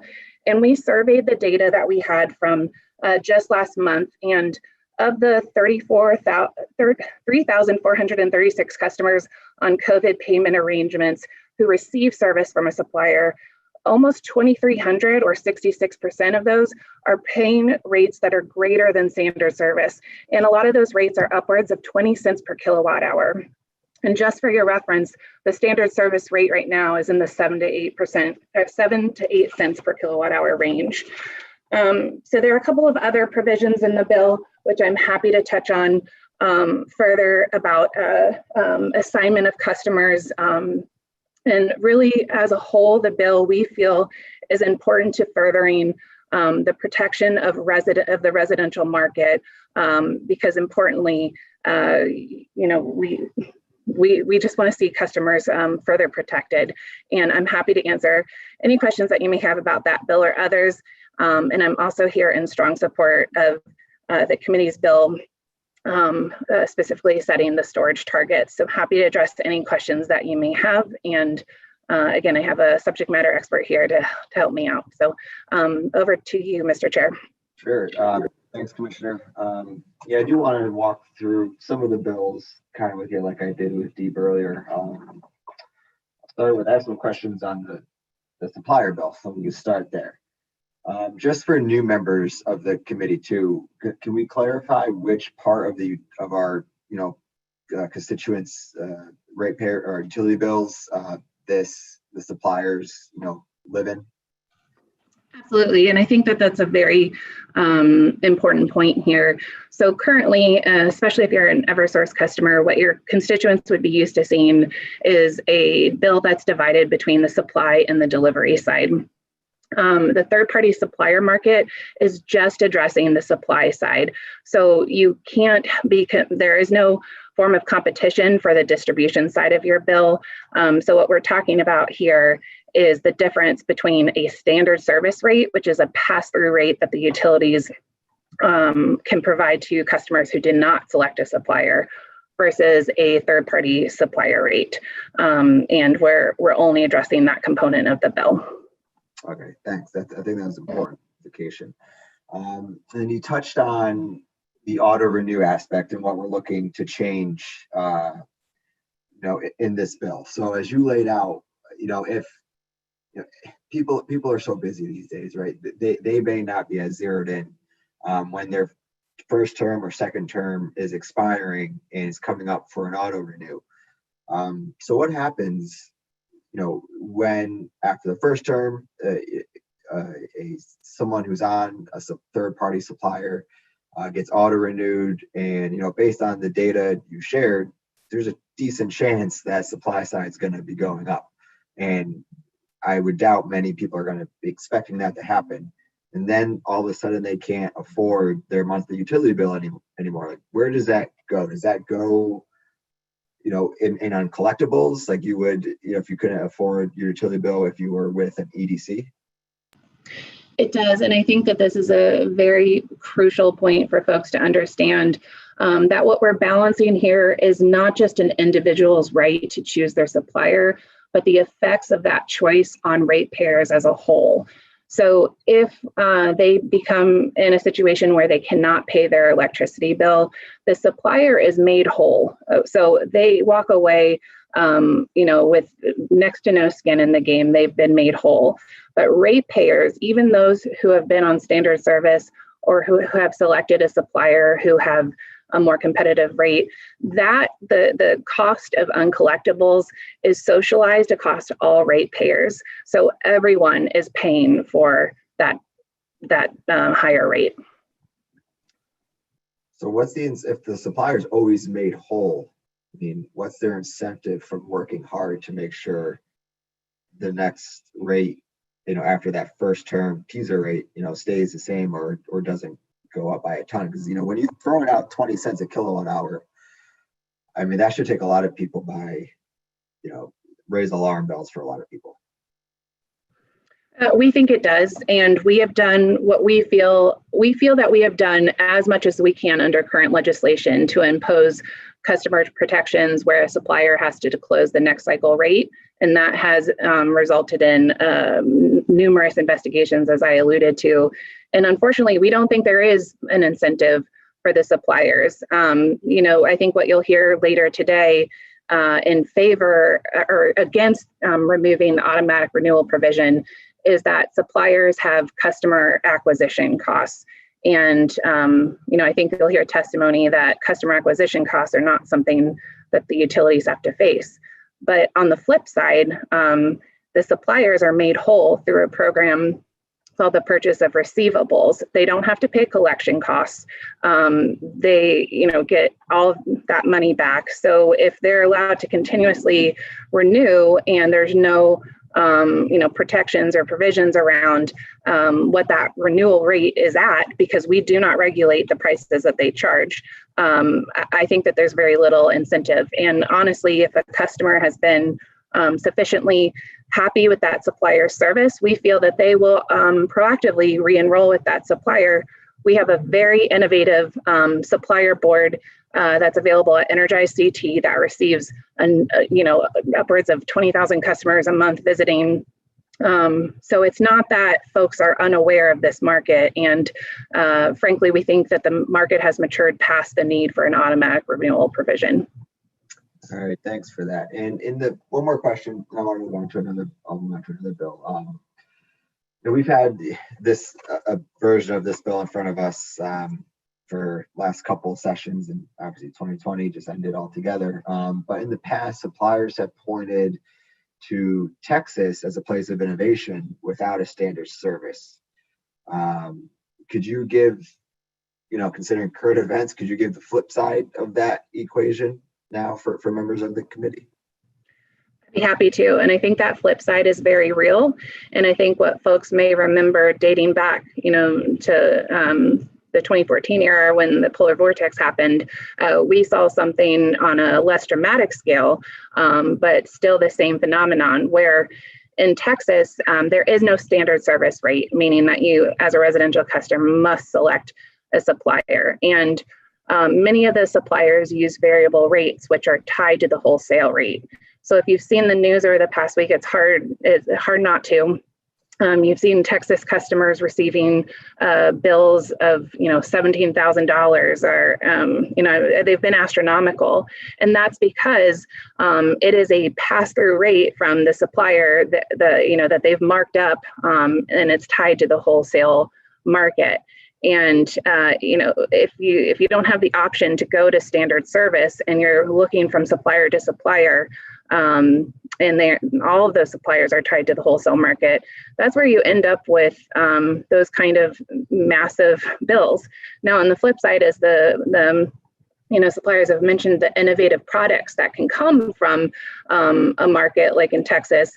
I'd respectfully, offer that through our equitable modern grid proceedings right now, we are making great strides towards being able to offer those type of innovative products here, many of which have to be enabled by advanced metering infrastructure. And we're looking to deploy that, for all customers. So the innovative products could be offered by suppliers here. They could also be offered by the incumbent utilities. So I think that the committee should be aware that there's a very real risk. And what happened in Texas with those bills is certainly could happen here if variable rates, had continued. Thanks for that. Then moving on to the storage component of 952, I think it is. I haven't memorized all the bill numbers yet. I know, PURA is doing a lot of work, in their grid mod docket. I know there's a reopener on storage. But, I think it's important to codify these goals to statute. Do you agree with that? And why, if you do, why is it important for the industry for us to do that? I couldn't agree with you more. As you certainly know, in my stopover, but before working at the Maryland, or after working at the Maryland Public Service Commission, I worked at the Energy Storage Association. So storage is certainly near and dear to my heart. And I can say over the past couple of years, states across the country have acted to adopt goals or targets or mandates. And so we would not be alone in the states that have adopted goals, like the ones that are laid out in this legislation.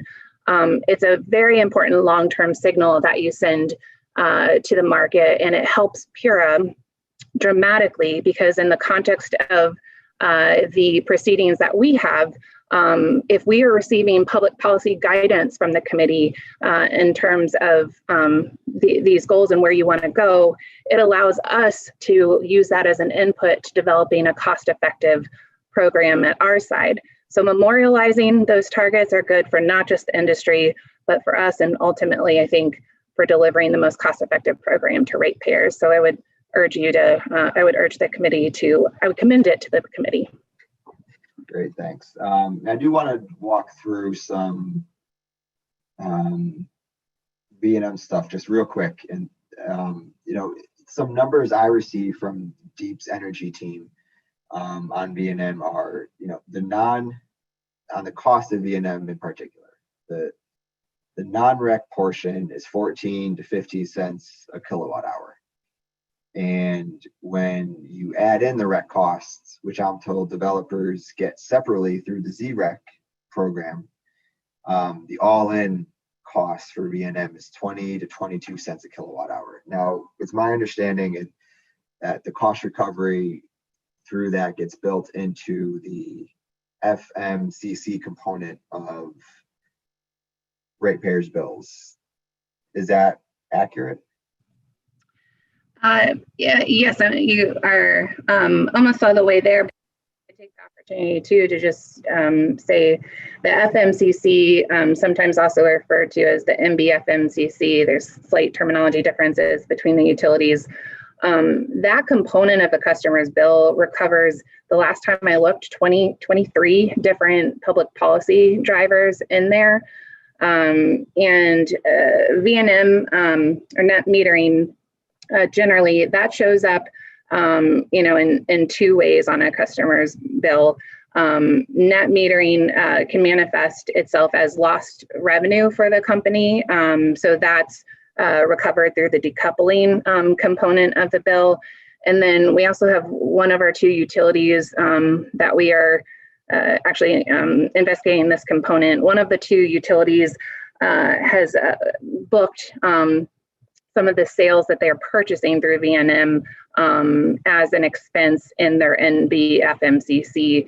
And that's something that we are investigating to make sure they're not double recovering. But it's important, and I'm happy at any time to walk through what the cost recovery ramifications of any of the public policy components that you've considered today or would be considering in the future, because they are recovered from all ratepayers on the delivery side of your bill, which can be counterintuitive. So we are looking into that. Great, that's helpful. It's something I've tried to highlight just as, you know, as a cautionary tale for members. But I do want to commend you on the residential solar tariff docket. You know, I think if for whatever committee members that were around back in 2018, you know, we heard that it was going to potentially be the death of the residential solar industry here in the state. Yet, reading some of the reporting after the decision has been announced, everyone was singing praises on PURA's work on balancing the value of the tariff and what the residential solar industry is going to need to flourish in our state. So I want to commend you for your work there. And I know you're now undergoing the same type of docket right on the commercial side, the C&I customers. And maybe just a quick recap for committee members on, so V&M is being reformed. So there's still going to be an opportunity come January for commercial developers in our state to be here and be active and deploy solar. And it seemed that the residential, you know, industry guys were very engaged in your docket there. Is it similar with the commercial developers on level of engagement thus far? Because there are people signed up to testify today, and just a heads up to everybody, I'm going to be asking everybody, all the developers, if you're engaging in that docket. I really appreciate the question, and I you know, definitely am fortunate to have some dedicated staff that helped produce the result in the residential side that we are looking to mirror on the non-residential side. We are just kicking off that docket. It's 200701. According to Public Act 1935, which was the same act that gave us the guidance on the resi side. Section 3 of that Public Act directs PURA to evaluate and establish procurement plans that both of the utilities will have to use to develop these quote unquote successor programs for both the current LREC, ZREC, as well as VNM. So 2021, like we are now in the last statutorily authorized year of the current programs, and the successor programs that will be established through our docket would be effective for 7 years starting January 1st of next year. The major difference between previous LREC, ZREC, and VNM programs versus what the successor programs are looking towards under the Public Act's direction are that we are required to provide 2 different types of tariff options. But more importantly, the successor program is required to allow certain customers to virtually net meter under the program. Right now, you have to separately apply between the 2 programs. And the third very important difference is that LREC, ZREC, and VNM currently are designed with monetary caps. And under the new design in the legislation from several years ago, it imposes megawatt caps. I think, from a personal perspective, megawatt caps, I think are more appropriate for an evolving field. And to the second part of your question regarding the level of engagement, I would say that there is still time for folks to engage. We're just in the beginning parts of that phase of the docket. I would say that while we had fantastic engagement from many stakeholders in the first part, that certainly there, I would look to scale up the engagement in the second half, which is something we've been very dedicated to accelerating participation in our dockets generally. So there's still time, and we can talk offline with any developer who needs procedural help intervening in our dockets. Great, thanks for that. One more question before, and I'll kick it over to Senator Needleman. On Senate Bill 937, the Make Safe bill. I know you're in the middle of the investigation right now from last August's tropical storm Isaias and the response there. But would you be able to offer, I don't know, like general feedback on what you're kind of privy to on the Make Safe process? I know you're kind of tied up because of the actual investigation, but anything you could share with the committee would be helpful. Sure, I really appreciate the question. And I'll just take a moment to say, for those that aren't familiar with the investigation, it's been going on since last August regarding the electric utilities preparation and response to that tropical storm. We've completed the public hearings, which I know many of you either testified at live or submitted written comments to. We've had weeks of evidentiary hearings, and we are on schedule to issue a draft decision by March 19th. And I know there's been a lot of press recently regarding cost recovery and other things. Please know that PURA's silence on the matter is not intended as a signal one way or the other, but because we are quasi-judicial agency, we can't prejudge or speculate how we're going to rule. And because of that, what I would offer on the Make Safe without prejudging it is just reflecting what publicly filed testimony has been on the matter. And I would say that we received almost universal disappointment with respect to the Make Safe process and how it was executed or not executed last August. And again, I'm not intending to say that as a finding of fact at this moment. I'm just reflecting what has been filed in our docket. And for that reason, we filed written testimony in support of that bill. We have offered a few amendments that we think would be helpful to expand the process for stakeholder feedback at PURA, but we are in support of that legislation. Thanks for that. I'll kick it over to Senator Needleman.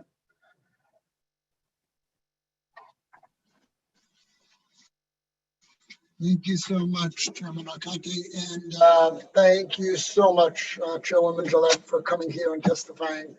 I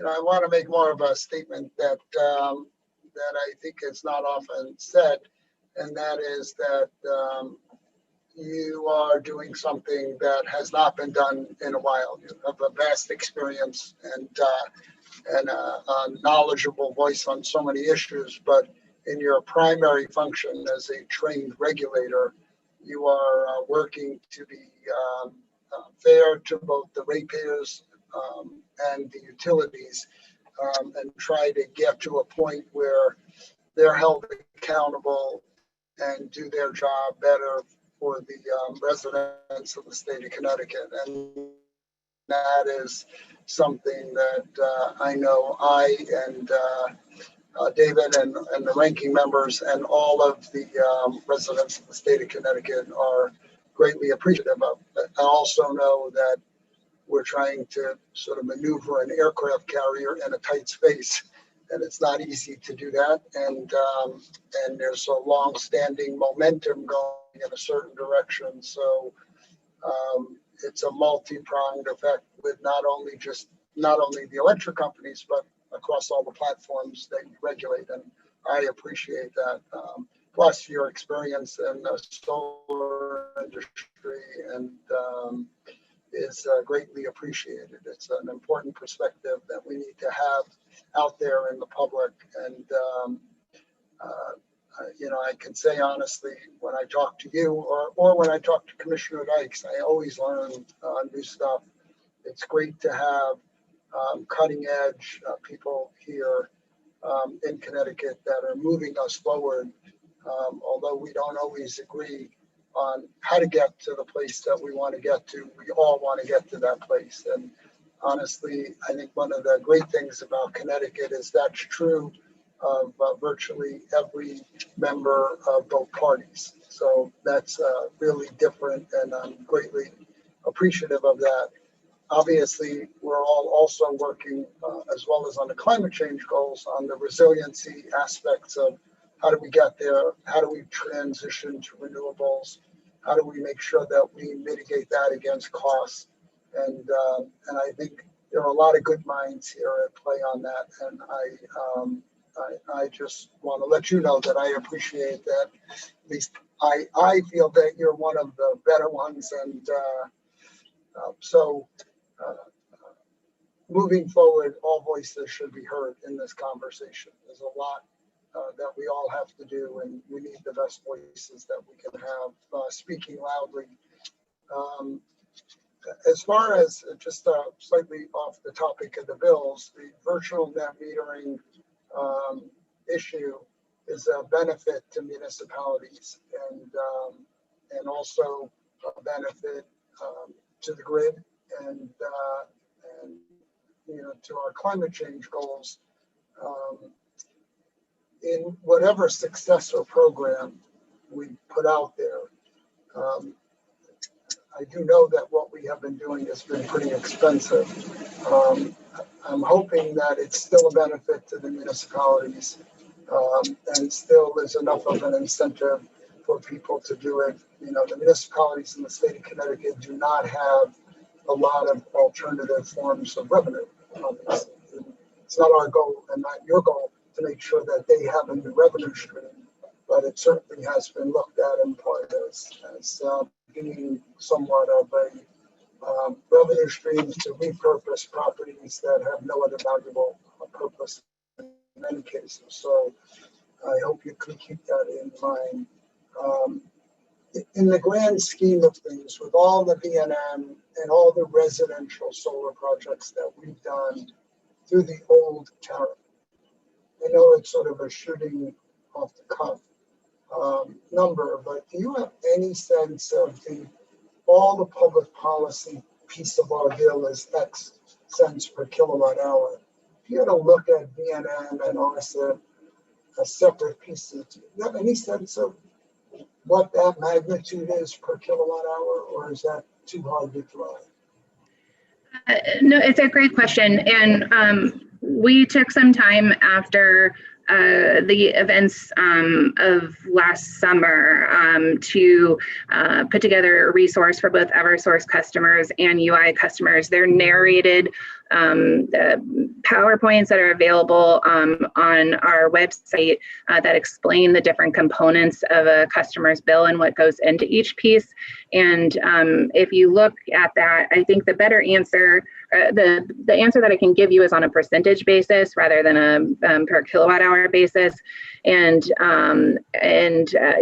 looking at what is like quote unquote public policy on a bill is around 20 to 30% depending on your usage.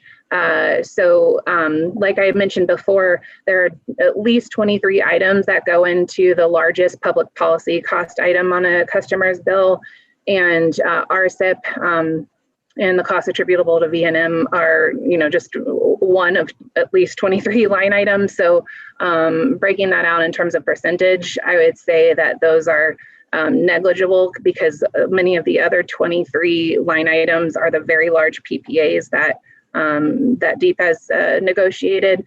But as a whole, public policy costs are between 20 and 30% of a residential customer's bill right now.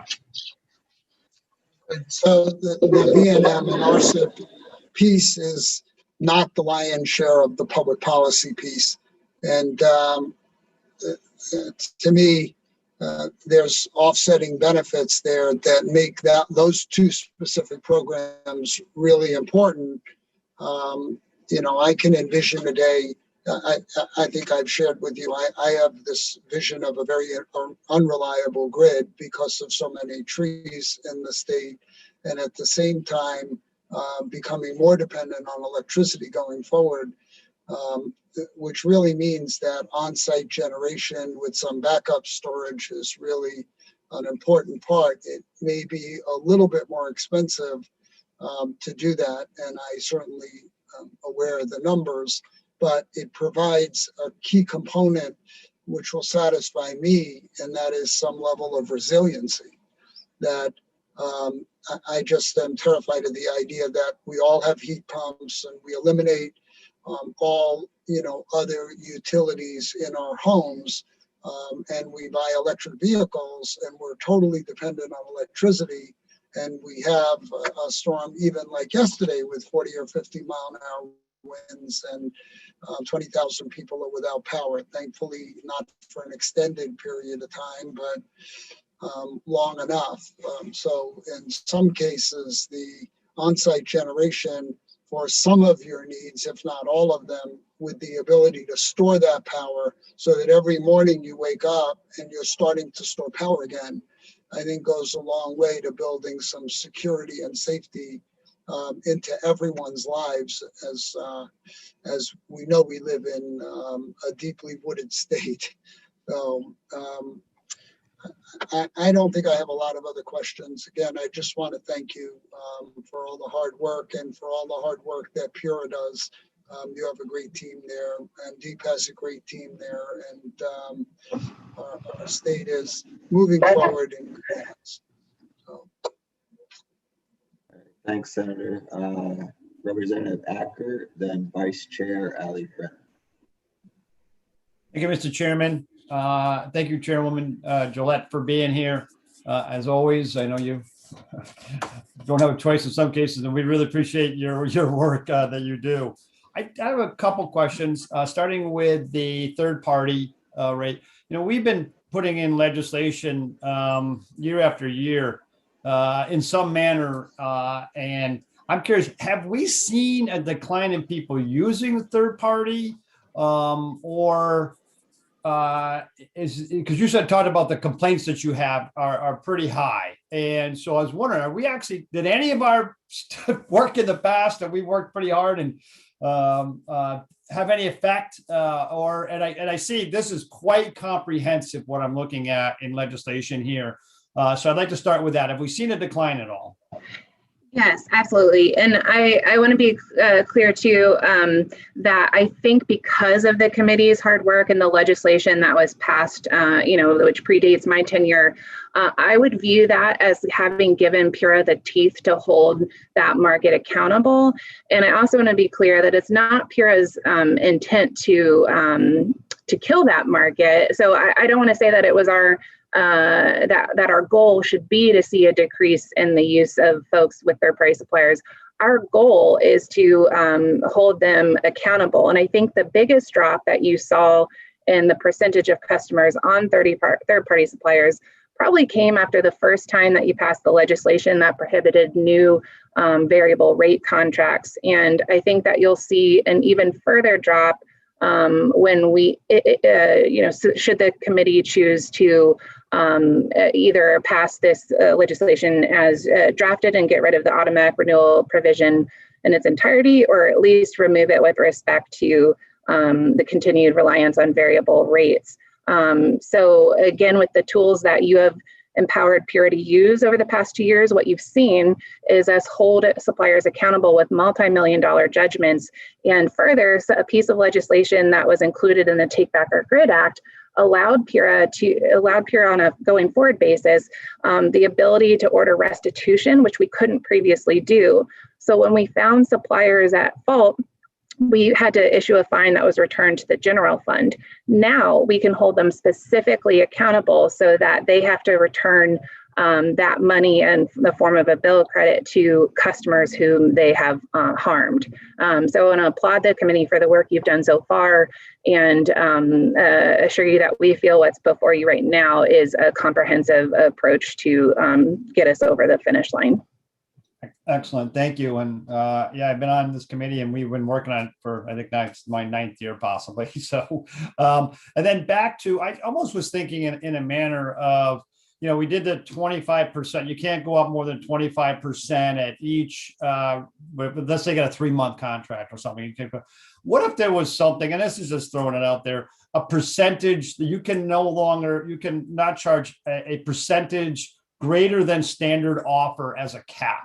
And I hate caps because I'm going to bring up virtual net metering in a minute. So on the whole cap thing, but I just throwing that out there. Just at some point you say, and we spent a lot of time on these third party, and I took advantage of them. I had an all electric heat house, and I took advantage of that offer any time that it could. Of course, I was one of the ones that forgot, and then I was paying 17 cents.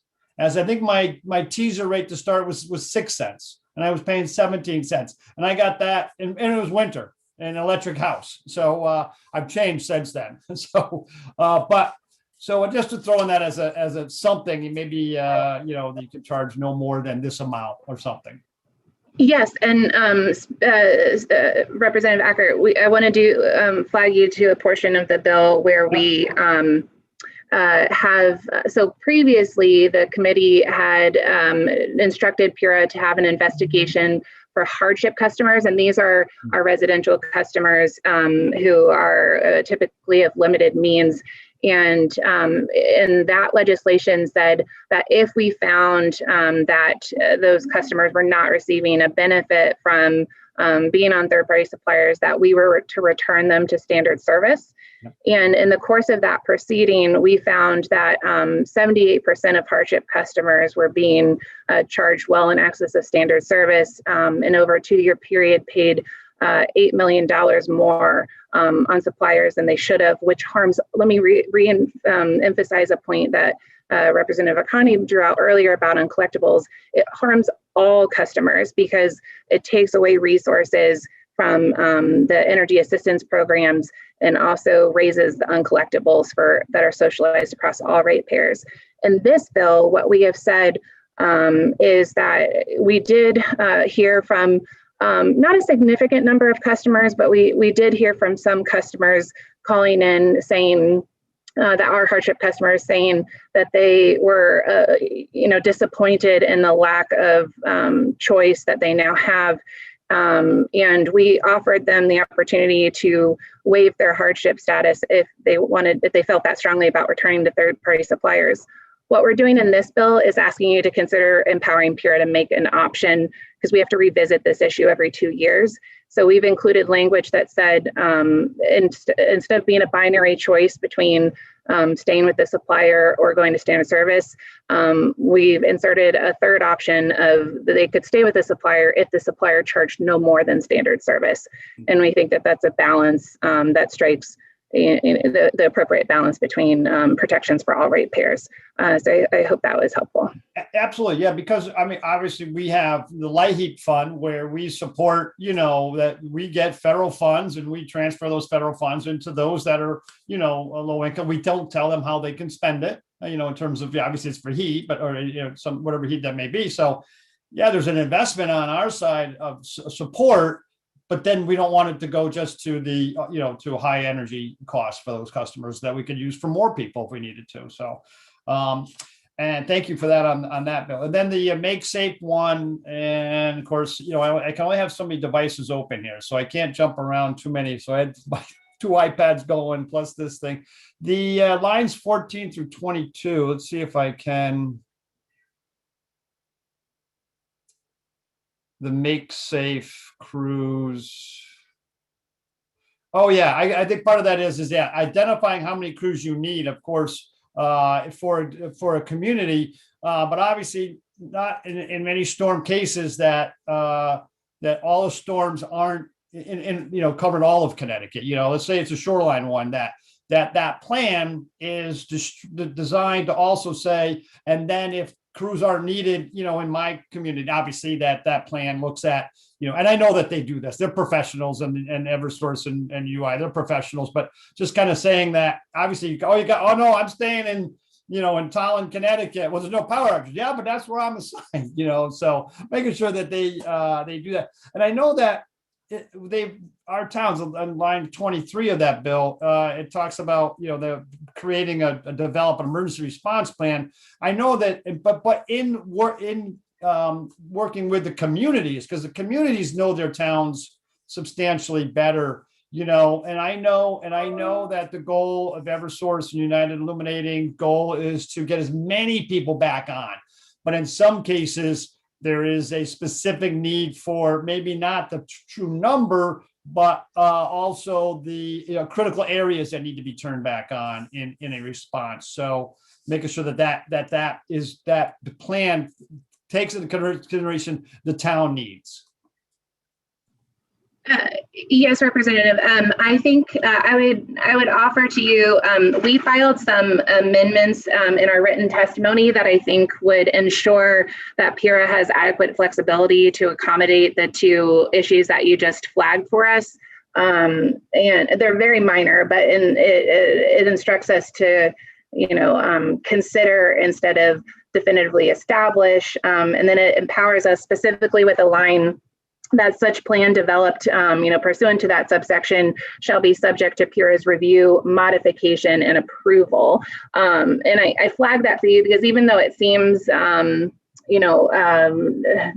like a small thing, a lot of the language that I've encountered since taking this position 2 years ago doesn't always empower PURA to modify. It often gives us a very binary choice of you shall approve, or actually there's no choice, it's you shall approve if, and I think that really hamstrings PURA and the expertise of our staff in a way that I don't think that you intend. So I think the issues that you flagged for us are the exactly right ones. And, if you choose to pursue this legislation, we respectfully ask that you consider our modifications for that reason.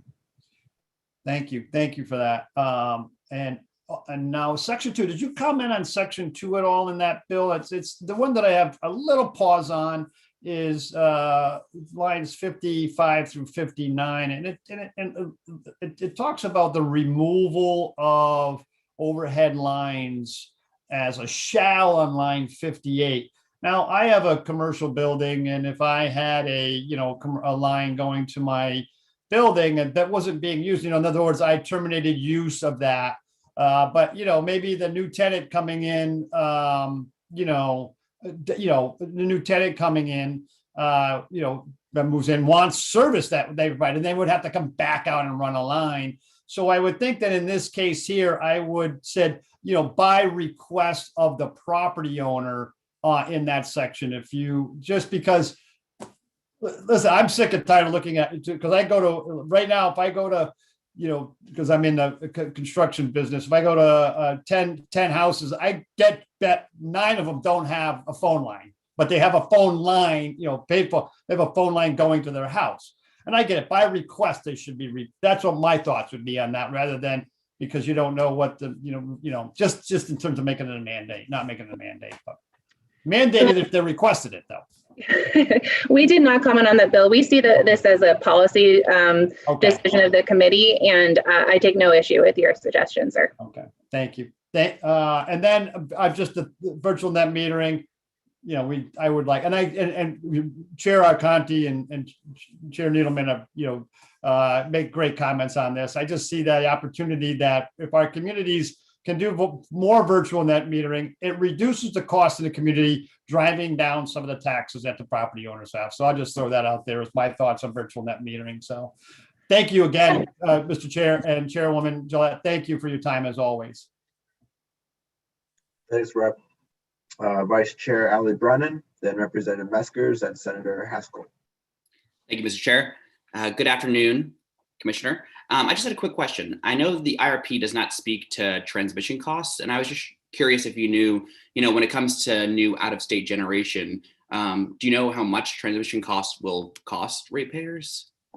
That's a great question. So the transmission rates are set by the federal equivalent of PURA, so FERC, the Federal Energy Regulatory Commission. And those are a line item on a customer's bill. I believe it's the TAC, Transmission Adjustment Clause. And PURA does not have an estimate of what those increased transmission costs are. My expectation would be that Commissioner Dykes, since the IRP is a deep document, but I'd be happy to flag that question for Commissioner Dykes and see if they can follow up offline. Please do. I figured you were the right person, so I'm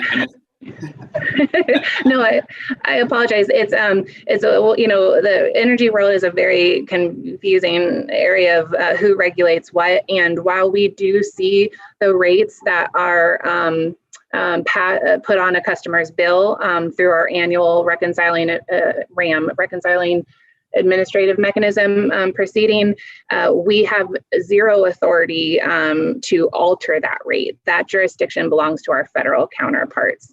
So it's really just one of those pass-through that costs, which you'd be surprised how many line items on a customer's bill are truly out of PURA's jurisdiction. But I'd be happy to follow up with the appropriate folks and get you a written response. Please do. Thank you. Thank you, Mr. Chair. Thank you, Representative Rep Meskers. Yeah, thank you, Chairman Conti and Commissioner Gillett. Is it Chairwoman or Commissioner? It's Chair. Okay, fine. I apologize for that. I've heard it both ways, and I wanted to get clarity. I want to thank you for the work you've done. I thought it's been tremendously insightful and helpful. I know you're in the midst now, as you just commented, on the regulatory review on the back of Isaias. So I have a specific request, and so it's not something I need you to comment or do anything on today, so that should make it easier. I think structurally, I want to understand whether you think when you finish the exercise and you establish that there is or isn't liability in terms of performance-based storm and their ability to recover, I want to make sure that you feel that you've got the regulatory framework now that allows you to do that. My two concerns on your role in the regulation of our utility companies is in relation to the sharing of risk on performance-based metrics between the shareholders and the ratepayers. And also, I would love to go further with you at some point in the benchmarking on return on assets, or the return, or the investable return that Eversource is allowed, and some thoughts on, is that the appropriate mechanism to encourage them to reduce the cost of distributed energy? You know, my concern in the modeling is if I have a 7% or 8% or 6.75% return on capital deployment, that in the current market at a 1% or 2% interest rate, I'm going to invest every dollar I can in the system if I've got a 6.75%, 7% return. So I want to make sure we're incentivizing the utility to make more money when they're reducing my distribution cost versus that the only way they can make more money is increasing my distribution cost. And maybe on that part of the framework, I'd like you, if you could comment on that. Absolutely. And I look forward to continuing to discuss that with both you and the committee as a whole. I do want to flag for the committee's attention, we have a second person, well, we have 107 active dockets right now, but in addition to the storm investigation, another one that we have is the 11th track of our grid mod, and it is looking at, pursuant to the Take Back Our Grid Act, we are looking at an interim rate decrease, as well as establishing a low income discount rate, an economic development tariff rate, and addressing what is known as the rate 30 issue, which affects small businesses, municipalities in the Eversource territory. So we do have an established public timeline on those it's 2 phases, but the second phase will be concluded by early July. And so in those dockets, we will be exploring some of what you touched on, Representative, with respect to the return on equity of the 2 utilities. But those issues are normally reserved for full-blown rate cases, of which we would expect both Eversource and UI to file later this year or early next year. So we will conclude also the investigation into the storm proceeding, as well as, if warranted, the penalty phase of that proceeding by midsummer as well. So as you know, once a docket is concluded, then the commissioners are at liberty to discuss the findings of that report. And before then, I just have to restrict my remarks to procedural. So I hope that was enough an answer now, and happy to engage further, especially in the summer when those dockets have concluded. Okay, thank you much. And then I wanted to go on to the third-party energy suppliers as a discussion. I want to thank you, encourage you in your continued review of third-party energy suppliers.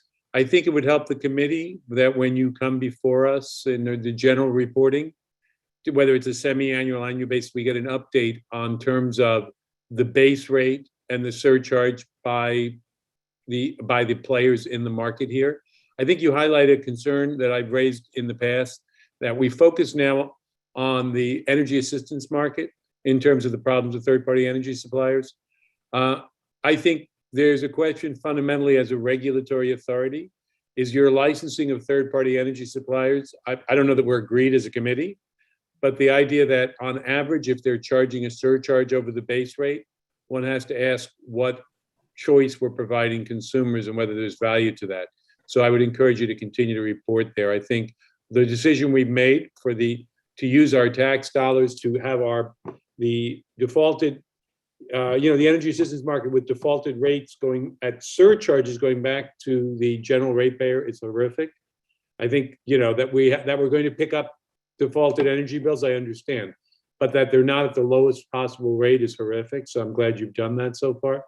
I think, and lastly, I would love further proposals on the standardization of the contract periods. I think one of the issues in the third-party energy market is the lack of transparency and comparable billing periods. So you made some comment about service, which I didn't quite understand from third-party energy suppliers, since generically they're giving us electrons. So I'm not sure what the incremental service value you see that they provide to customers. I'm open to hearing that from you, but I think standardizing the contracts makes them comparable, since as far as I'm concerned, whether it's water or electricity, they are not differentiated product, and therefore price is what I'm looking for from third party is cheaper prices, not higher. So if you could mention, if you could reflect back or comment, you mentioned other services or ancillary stuff from third party. Was that intentional, or is there anything that comes to mind? I apologize. I may have misspoke. Earlier, I was just trying to distinguish between the fact that third-party suppliers are offering customers a choice in the supply rate, and it does not at all reflect on the delivery portion of a customer's bill. I would offer that in some of the many proceedings that we've had here, and I'm sure suppliers will offer this later today, that they view themselves as able to provide non-energy benefits. Some of them offer gift cards, or sometimes they offer what they call a green product that would result in a rate that's higher than standard service. And I don't want to speculate any further. I'm sure they'll offer their own opinions on that. But I will also say we are statutorily required to report to you on the status of the third-party supplier market once a year, and I think it's in the April timeline. So we will make sure that we reflect on your questions and comments today and provide adequate detail in that forthcoming report. Yeah, what I've seen in the past, I'll finish up. I apologize to the chair. What I've seen in the past has been a term related to gross surcharges. I don't know how difficult it is to figure out I think it's a net surcharge. I don't think we get a gross surcharge figure because, as Representative Ackerd mentioned, even in my district, I've heard from 5 to 10, people, or I guess 5 roughly, who've told me how they love the third-party market because they basically surf the market and change suppliers on every calendar period, and they seem to get that introductory discount, but the average customer seems to be paying a surcharge. So I'd like to know what the gross and what the net is, because I think I get the net, and even the net is like a $57 million number. Is what I hear. I see. Yeah, and I understand now, and I don't have that figure right now, except to say I do have that figure for the hardship customers, because that one's top of mind from the most recent investigation we did, and that was that $8 million number that hardship customers over the course of 2 years had paid $8 million more than they would have had they been on standard service. And they represent what percentage of the market? Oh, sorry, I'll finish there. Hardship customers. Let me see if my staff member with me remembers that. I think it's about 5 or 10% of the market. Yes, sir. Approximately. All right. So basically, the surcharge, if you project it out, could be as high as 80 million if it's running on the same ratios. Okay. Thank you. Senator Haskell. Thank you so much, Mr. Chair. Oh, I turned my video off. There we go. And thank you, Chairwoman, for being with us and for bringing your expertise to the committee today, being so generous with your time. I just have one very quick question for you. I noticed that a lot of the first selectmen and select women in my district are signed up to testify today regarding SB 937.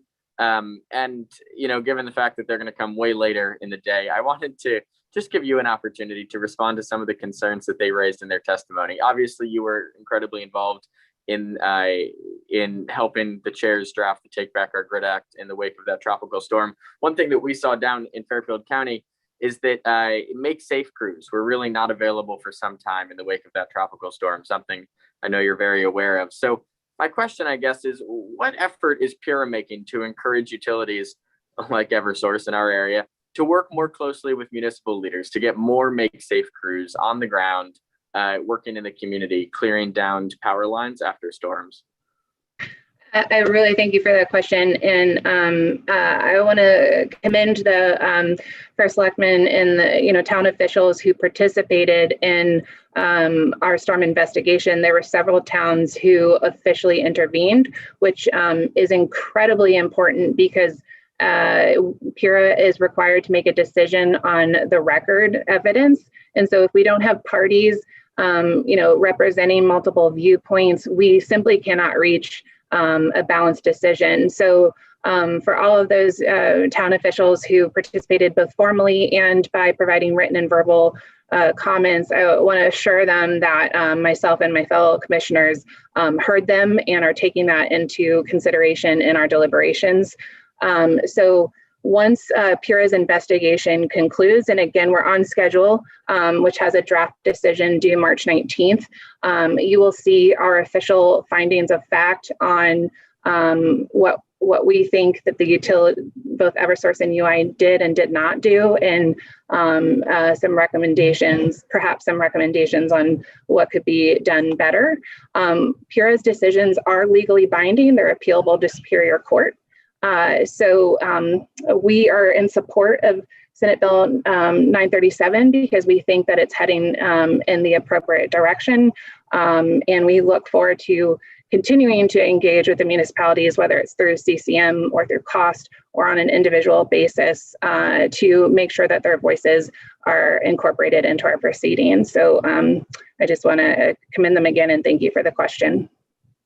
Well, that's really encouraging to hear. Thank you, Chairwoman, and I'll be clearing my schedule for March 19th. That's not so far away now. Thanks for your testimony this morning. Thanks, Mr. Chair. Thanks, Senator. And then clear it again when the final decision comes out in April. Representative Aurora. Thank you, Mr. Chair, and thank you, Madam Chair of PURA, for your testimony. You can hear me, right? We can hear you. We can't see you. I'm muted for a long time, so thank you. Madam Chair, I have, first of all, thank you for all you do. I think it's been really great to read some of the especially the docket on the renewable prices, which you recently have provided, and I really do appreciate the amount of transparency that PURA is bringing to the table here. Now, I just wanted to have a few questions. The first one, you just mentioned that there are 23 public policy drivers which comprise 20% to 30% of the bill.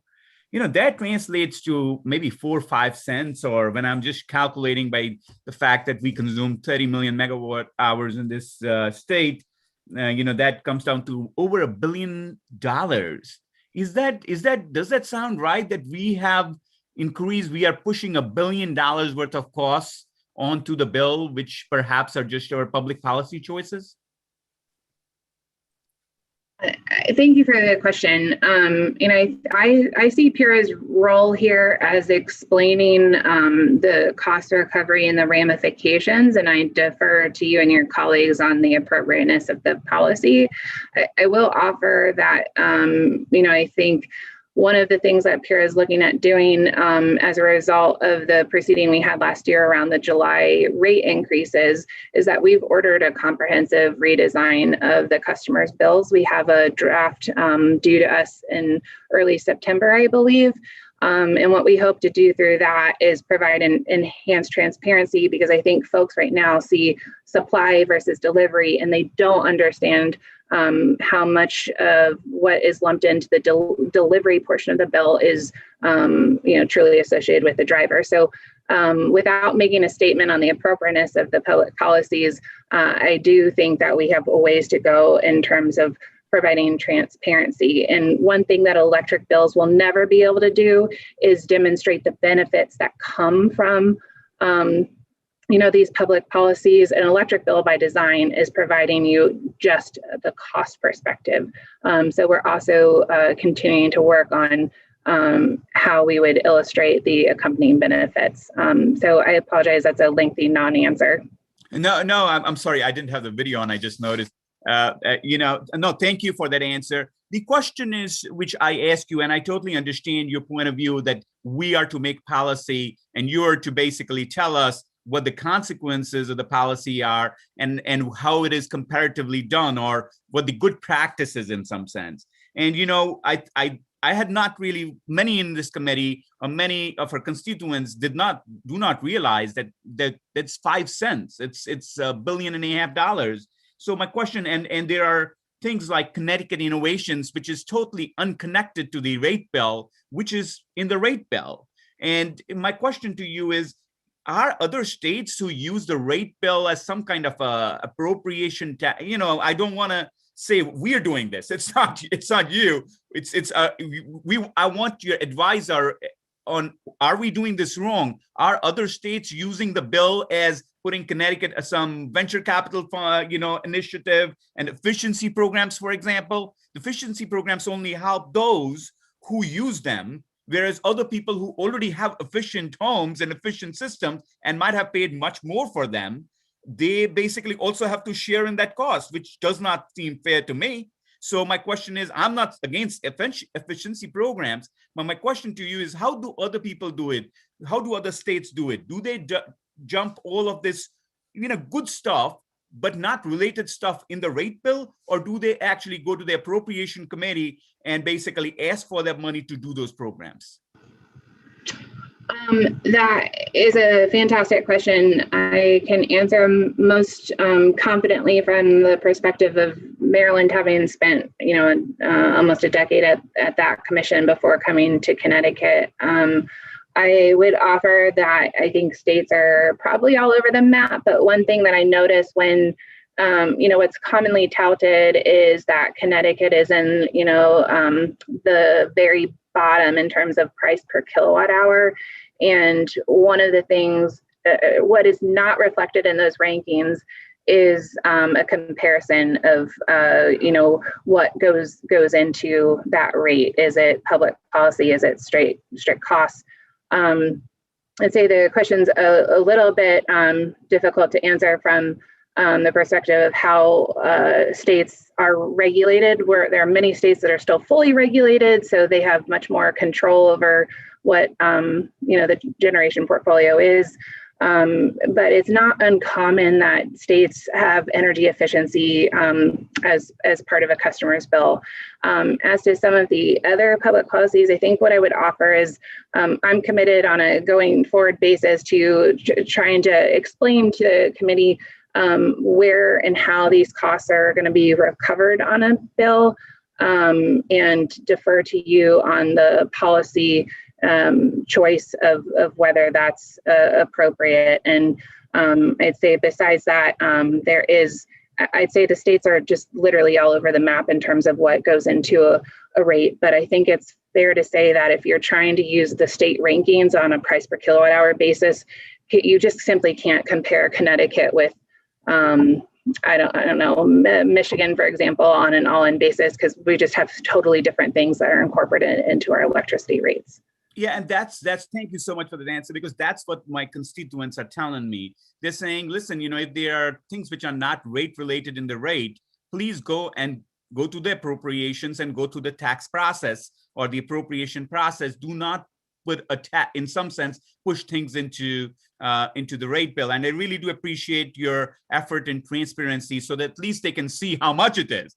Because perhaps if it was a fraction of a penny, they may basically say, okay, maybe it's right. But when we hear that it could be 5 cents or 20 to 30%, I think they will, once you provide the transparency, they will be asking us hard questions that this needs to be taken out of the bill and funded different ways.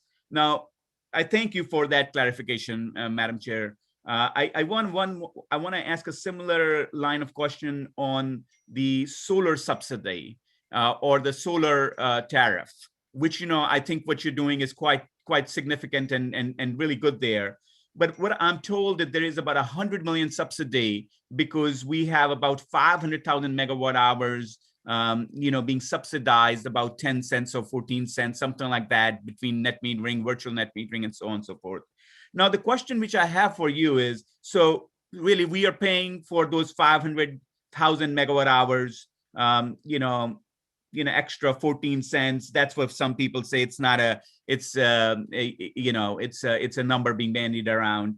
The question is, do we have a transparency or a knowledge at what is the rate at which developers can develop solar generation in the state of Connecticut without transparency, without subsidy? In a sense, what is the price that's needed? Because some of this is really, really high. We need that transparency. Do you have information in the course of the rate setting where you could tell us what is the market price right now? Where is the market right now? So it's obviously an appropriate and fantastic question. When My understanding is when PURA and when PURA was created and DEEP was created, that that the responsibility for what you're discussing now is under DEEP's umbrella. They conduct the grid scale procurements for resources and would have that pricing information. We at PURA do not regulate the rates of non-utility providers or for resources. So I couldn't confidently answer your question, although I'm happy to defer, or I'm happy to connect with Commissioner Dykes offline to make sure that they heard your question. The reason I bring this up is because since we will be having some tariffs for solar production, for solar generation, I think it's important that those tariffs be set in some transparent auction process, because if we do not understand what the market price is, obviously I can tell you the industry will tell us that the market price is 20 cents. They can't make any money until it's 20 cents. And perhaps, the consumer will tell us it's maybe 10 cents. So my point is that, is it not appropriate that when you set tariff, you use some kind of an auction process to ensure that neither do we underpay, but at the same time, we should make sure that there is an appropriate rate of return, which our very hard entrepreneurs, solar developers make. So may I suggest for your consideration that some kind of an auction-based process, which is transparent to all, be followed in such a rate setting process, because in any case, whether you, as you said, you will be choosing that rate or that rate of return when you choose that tariff.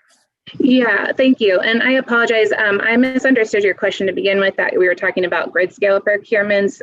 Under the tariffs for the successor programs that we just completed for residential and will be doing for the non-residential customers, we are setting that tariff development process, and the direction that came from us, or came from you all through Public Act 1935, gives us significant direction on that item. And I think we've been in our resi tariffs outlined objectives and sentiments that mirrored what I heard you just allude to. So I apologize for the confusion on the initial answer, but I want to show you that LREC, ZREC, SCEF, all of those things are done on the basis of a least cost auction, and then we defer to you all for appropriate guidance on adders for specific fuel types or other public policy costs. So thanks for allowing me to correct the confusion there. No, the apology should be my side, because I was thinking about utility scale as well. And so you actually read my mind in some ways. My question here really is that if it were a transparent process, right? If we knew that there were an auction which was done and, it cleared that, let's say, the standard offer plus 2 cents for REC for any solar, for the best solar development, for the least cost solar development. And, I'm in general holistic that, whatever is the least cost development, even if it's utility scale, that's what we should focus on, so that, all solar, although we should encourage everyone, but the least cost solar should be encouraged. My question is basically, if that transparent process were there, would you think it'd be okay that if the utility used that same process or same rate, that they could be allowed a smaller part, not a majority, but a small part of the solar development, because they are not then, in that case, they are using the market rate at which other developers are developing. So because I want more investment in the state in Connecticut, and while I do prefer private developers, I'm not an anti-utility either. I would rather have private developers do it, but if the utility can be encouraged to also enter it at the same price as the others, would you suggest that wouldn't be a bad idea? Thank you for the question. So we saw that portion of the bill, what was that, Senate Bill 952, that would allow electric distribution companies to own solar. We don't take a position on that other than to say that as drafted, where it would allow the utilities to rate base it. We don't think that's advisable because it would allow them to earn their return on it. If we want to go that route, we think having them reconcile it through the public policy line item on the bill is more appropriate, as it doesn't yield that. I will say that the utilities, as incumbent providers, they certainly have a lot lower risk in some respect that allows them at times to offer, including, I think there's some tax normalization rules around using federal incentives. There are all kinds of things that allow them to at times offer solar, at prices that are maybe more competitive. I think if the committee wants to pursue that portion of the legislation, we would just ask that you reconsider allowing the utilities to rate base the item. Yeah, no, thank you. That was my final question, because I do agree that we are opposed to the rate basing of it, but to the extent that we can encourage them to attract more investment, we want to figure out a transparent way. Right now, it's not transparent, and we really have a issue that the utility might figure out, has so much, ways to do things because of their ownership of the entire system, that it won't be transparent, and they may get a better deal than the private developers. And we are very averse to that happening. Once again, thank you for all you do. I do hope to continue this part of this conversation privately or in offline. And I really appreciate your time. And thank you, Mr. Chair, for the time.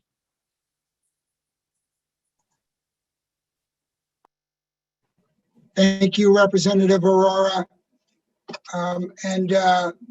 Thank you, Madam Chairwoman. It's always great to have you testify to us. Always answer a lot of questions. Thank you. Have a good afternoon. You too. Next up is Representative Dubitsky. No. We're going to go to the public. We're going to start going back and forth from the public to public officials. So I'm going to let Will. You want to take a little? Yeah, Will, go ahead. Yeah, sorry about that. So as was just said, we're going to start going back and forth between members of the public and public officials.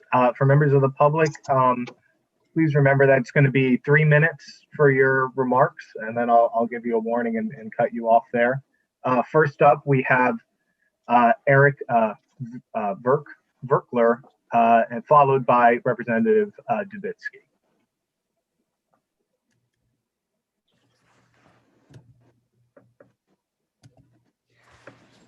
Good afternoon, members of the Energy and Technology Committee. My name is Eric Verkler, as you mentioned, and I'm the Director of Commercial Solar at Earthlight Technologies in Ellington. We've been able to grow our business, providing good jobs for many state residents as a direct result of the solar energy programs. I'm speaking today in support of SB 952 for a couple of different reasons. I support solar energy storage goals due to the positive impact energy storage will have on the resiliency of our grid. Business owners frequently express interest to me in installing storage, and they ask for my advice. Without a commercial battery incentive program, I tell them that the costs at this point still exceed the benefits. You need to keep in mind that goals are great, but they're not worth anything if there's not a clear path to achieving those goals, something I believe Representative Asker mentioned earlier. We currently have solar goals in the state, yet there are caps on virtual net metering, which work against the very solar goals that the state has set. There are many projects that have come before us over these last few years since virtual net metering has hit its cap that did not move forward due to that cap.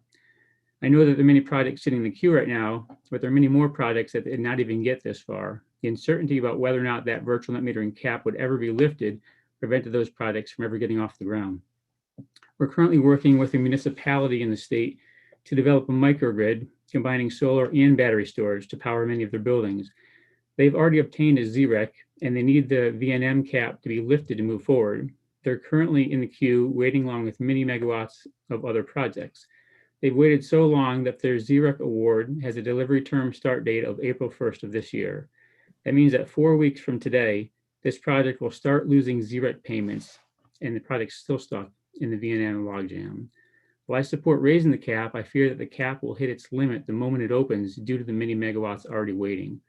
All that does is create the same situation that we've been in for the last 2 years. Do we really want to be sitting here 1 year from now, having the same discussion, making the same arguments to raise the cap again? I'm in favor of actually fixing the problem now and saving ourselves a lot of time and effort down the road.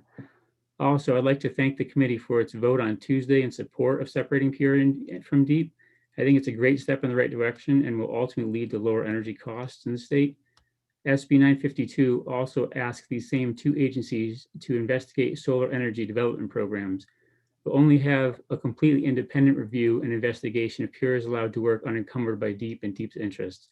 Thanks for your time this morning and your efforts on this bill. Thank you, Representative Arconte. Thanks, Eric. Thanks, Senator. Thanks, Eric, for your testimony. Just a couple questions here. So are you participating in the docket over at PURA so far on the successor program to VNM? Because we won't be in this situation next year because there'll be a new program. So just curious if Earthlight is taking part in that. So we're participating through SolarCon. We meet regularly with SolarCon and have talked to them multiple times about the program that's coming. And then the collaborative efforts, SolarCon has been talking with, they talk with PURA, but they also have been talking directly with the utility. Great. No, that's helpful to know. Definitely want to make sure the developers, whether through the association or individually, are participating in that docket because it's important. And, you know, when it comes to the queue, right, there's no statutory requirement for the developers to go out and build this queue, right? So you go to the municipalities, build a queue that the program's full, and then come to us asking for a cap increase. I'm sorry, you broke up a little bit on my connection. I missed part of that question. No problem. So my question is in regards to the queue.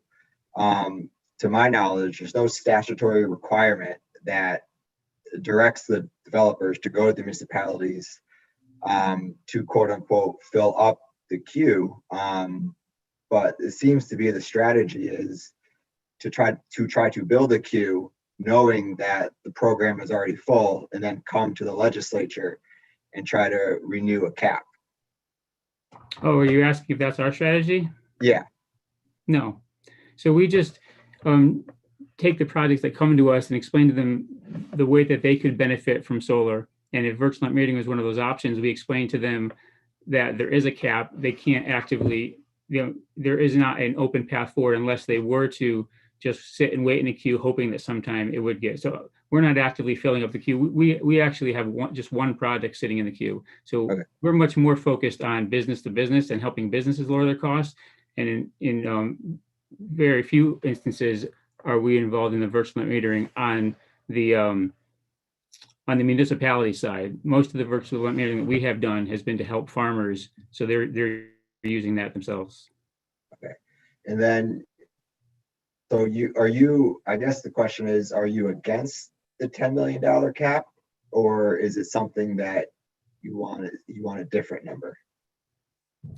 I think that it's going to be filled up as soon as it's given, if that's the amount. And I'm not an expert on how large the queue is and the dollars involved. I know that there's some people speaking shortly after me. They're also SolarCon members that deal with virtual net metering every day. I'm dealing with businesses every day, but I think that I'm going to be sitting here in the same exact position a couple of months from now when people call, when municipalities call to talk about solar that we're in right now. It's going to be, I feel like it's going to be full instantly, but they could probably speak more intelligently about that.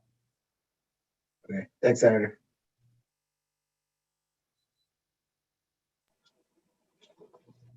Thank you, Representative, and thank you, Eric. Will, who's up next? Up next is going to be Representative Dubitsky, followed by Amy McLean.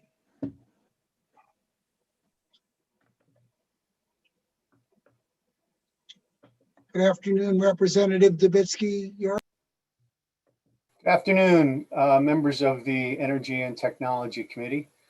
Thank you for letting me testify today on behalf of Raised Bill 6525.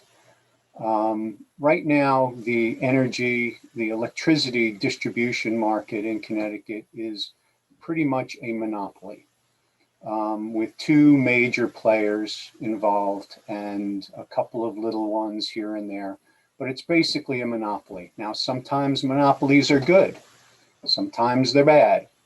Over the years, especially in recent years, there have been several incidents, mostly involved in storm reaction, that have raised questions as to whether or not continuing to have monopolies in the distribution of electricity in Connecticut is the best way for us to operate. and is in the best interest of the ratepayers of this state. I'm not blaming anybody for any problems that we've had. I'm certainly not blaming the thousands of hardworking men and women who make sure that our electricity is at our houses when we need it.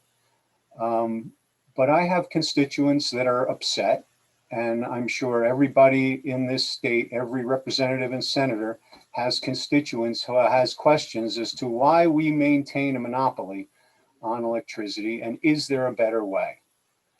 So raised bill 6525, essentially it sets up a task force to look into it, to determine whether or not it's right to continue having the monopolies and having the two large corporations run our electric distribution system, or whether it's better to inject competition into the system.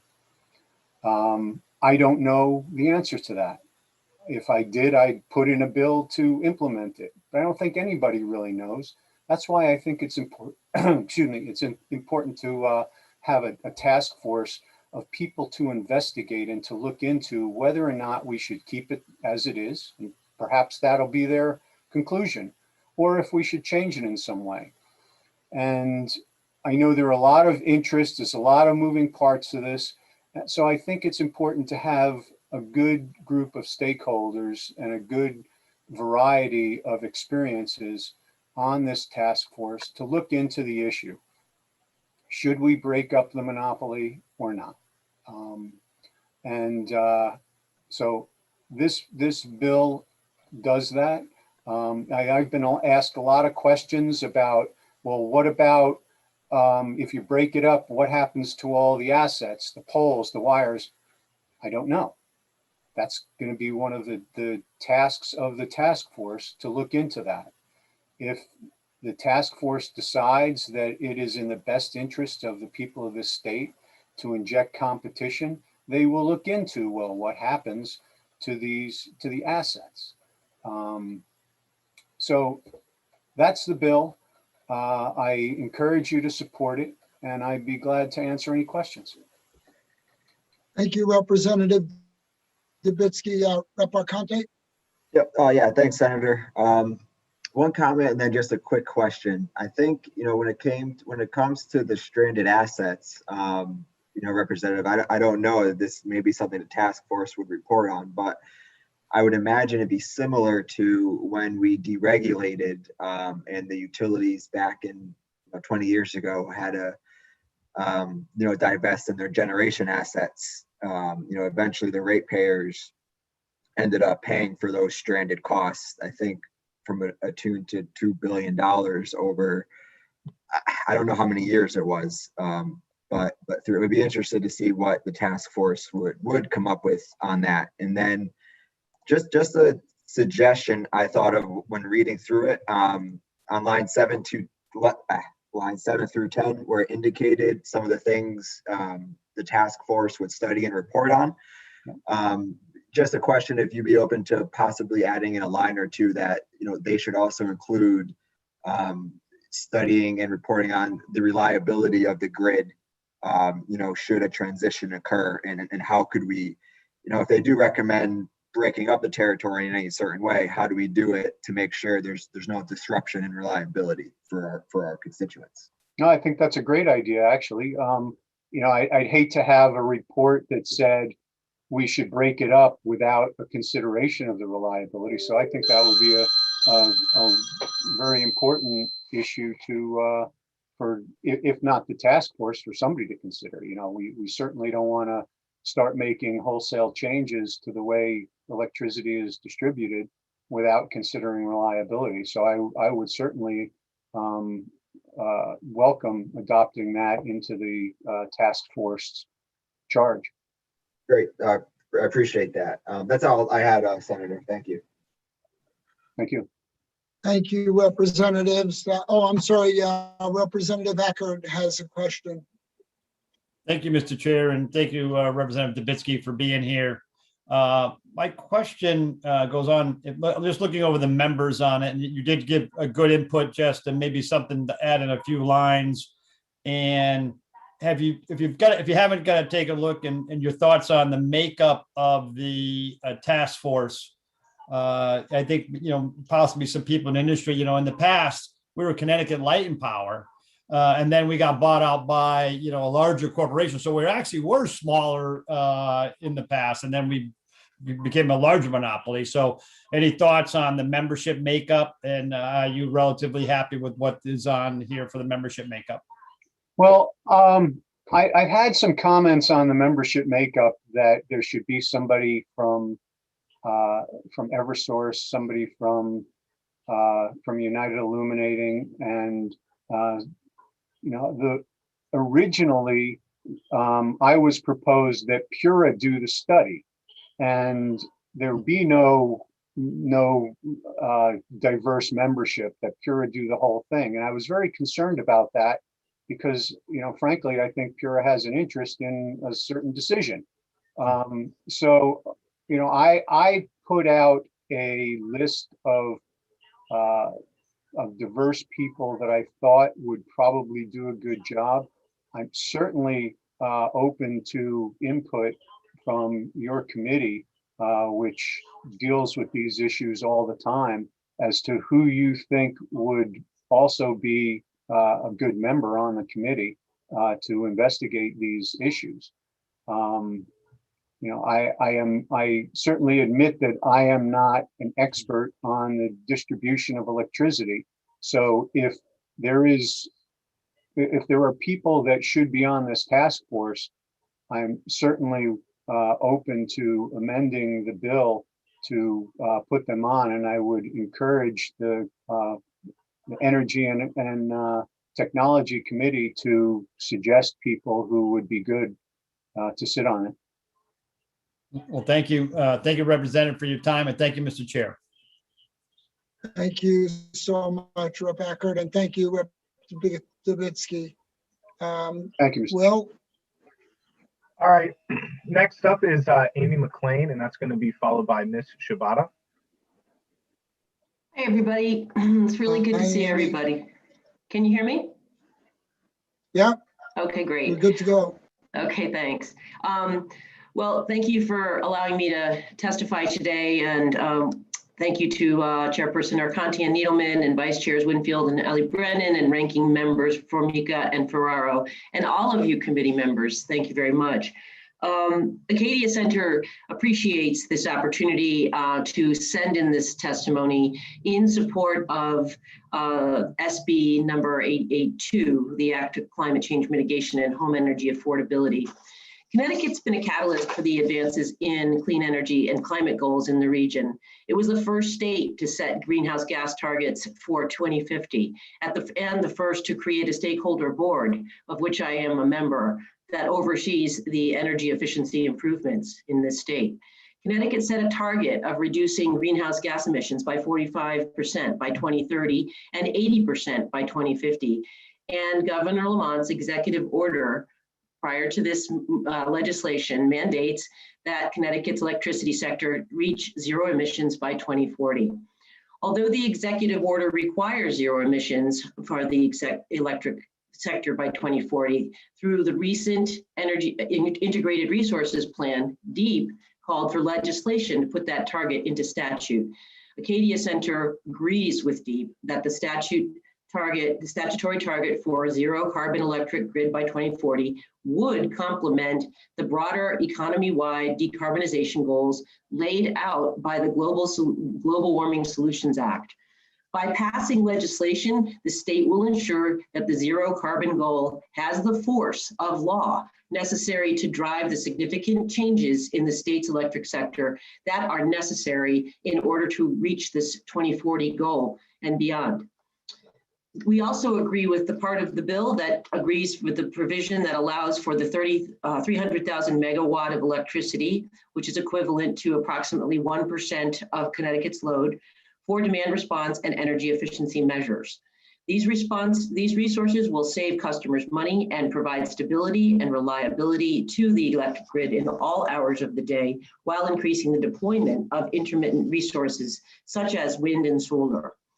Acadia Center cautions that this provision needs to be above and beyond, however, the efficiency funds that already exist, that are presently being used for the energized CT programs in the state. And I was really glad to hear that that was addressed this morning by our commissioner.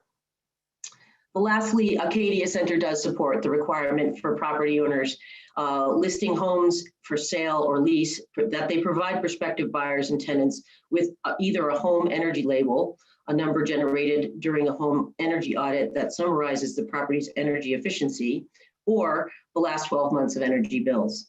Affordability and efficiency begin with transparency into costs and opportunities to reduce them. I thought the conversation this morning was important, and I appreciated all the dialogue that you guys and the questions you asked to our commissioner. I think it was a good dialogue. Thank you. Thank you, Amy. Appreciate the testimony, Rep. Barconte. Thanks, Amy, and thanks for testifying as always in front of our committee. I have a question on the 100% goal.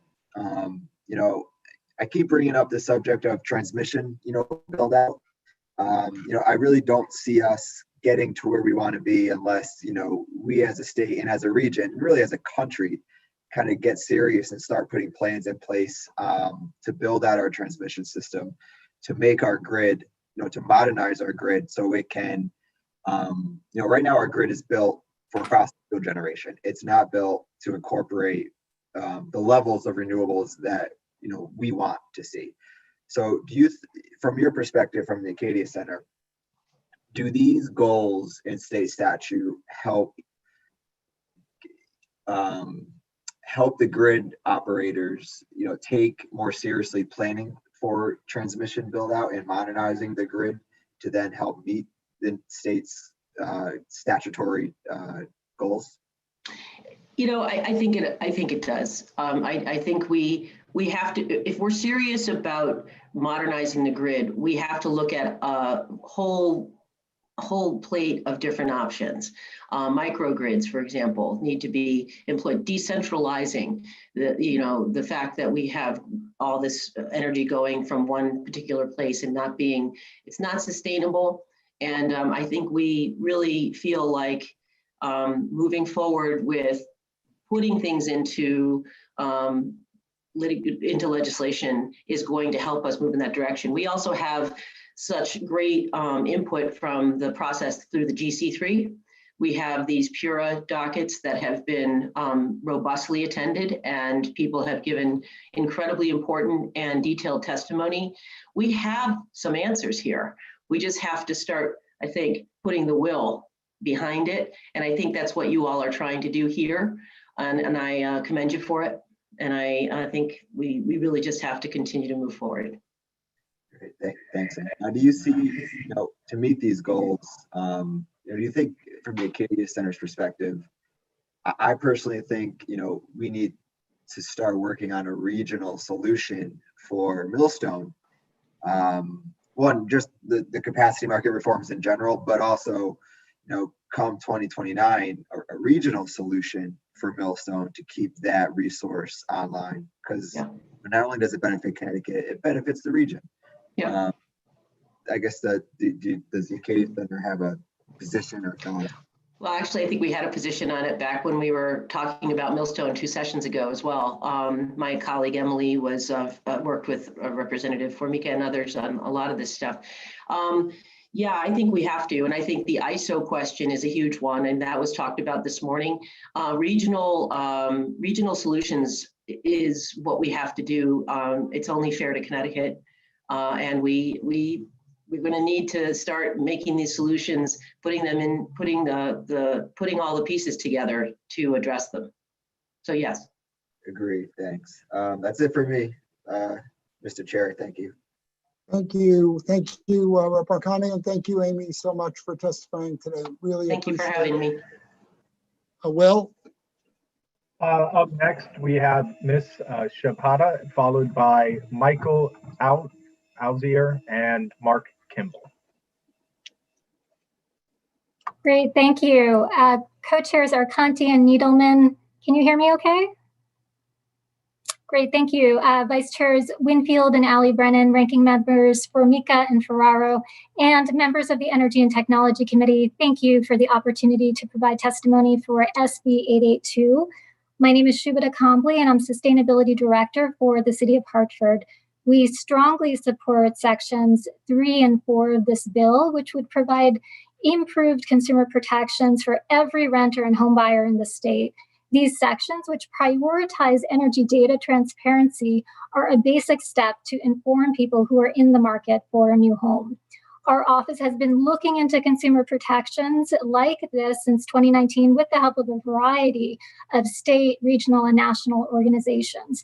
One analysis that was provided to us, which was completed by Northeast Energy Efficiency Partnerships, indicates that New York State, for example, has had a utility bill transparency law in place since the 1980s. Through our work with both national rental efficiency standards learning groups and organizations that maintain national energy performance standards, we know that the measures like this are essential for equity, particularly as it relates to renters with very high energy burdens. The proposed bill has the support of advocates across Connecticut for good reason. According to a 2017 report by Operation Fuel, Hartford's most vulnerable households can have utility bills that are over a third of their household income. Looking at data from other communities, we're unfortunately not alone in this. That's a crushing energy burden that not every consumer expects when they sign a lease or a mortgage. Provisions in the bill that support renters are particularly welcome, given that the majority of Hartford's residents are tenants, not homeowners. We are also in favor of minimizing, where possible, any administrative costs associated with these requirements and communicating energy data in a way that simply notes factors such as occupancy levels or technology use that can affect energy consumption from household to household. Given the connections among high utility bills, utility shutoff, evictions, foreclosures, and homelessness, this bill represents a very basic first step towards consumer awareness and early intervention in the cycle. Residents should be able to choose their homes based on a variety of factors, including energy efficiency.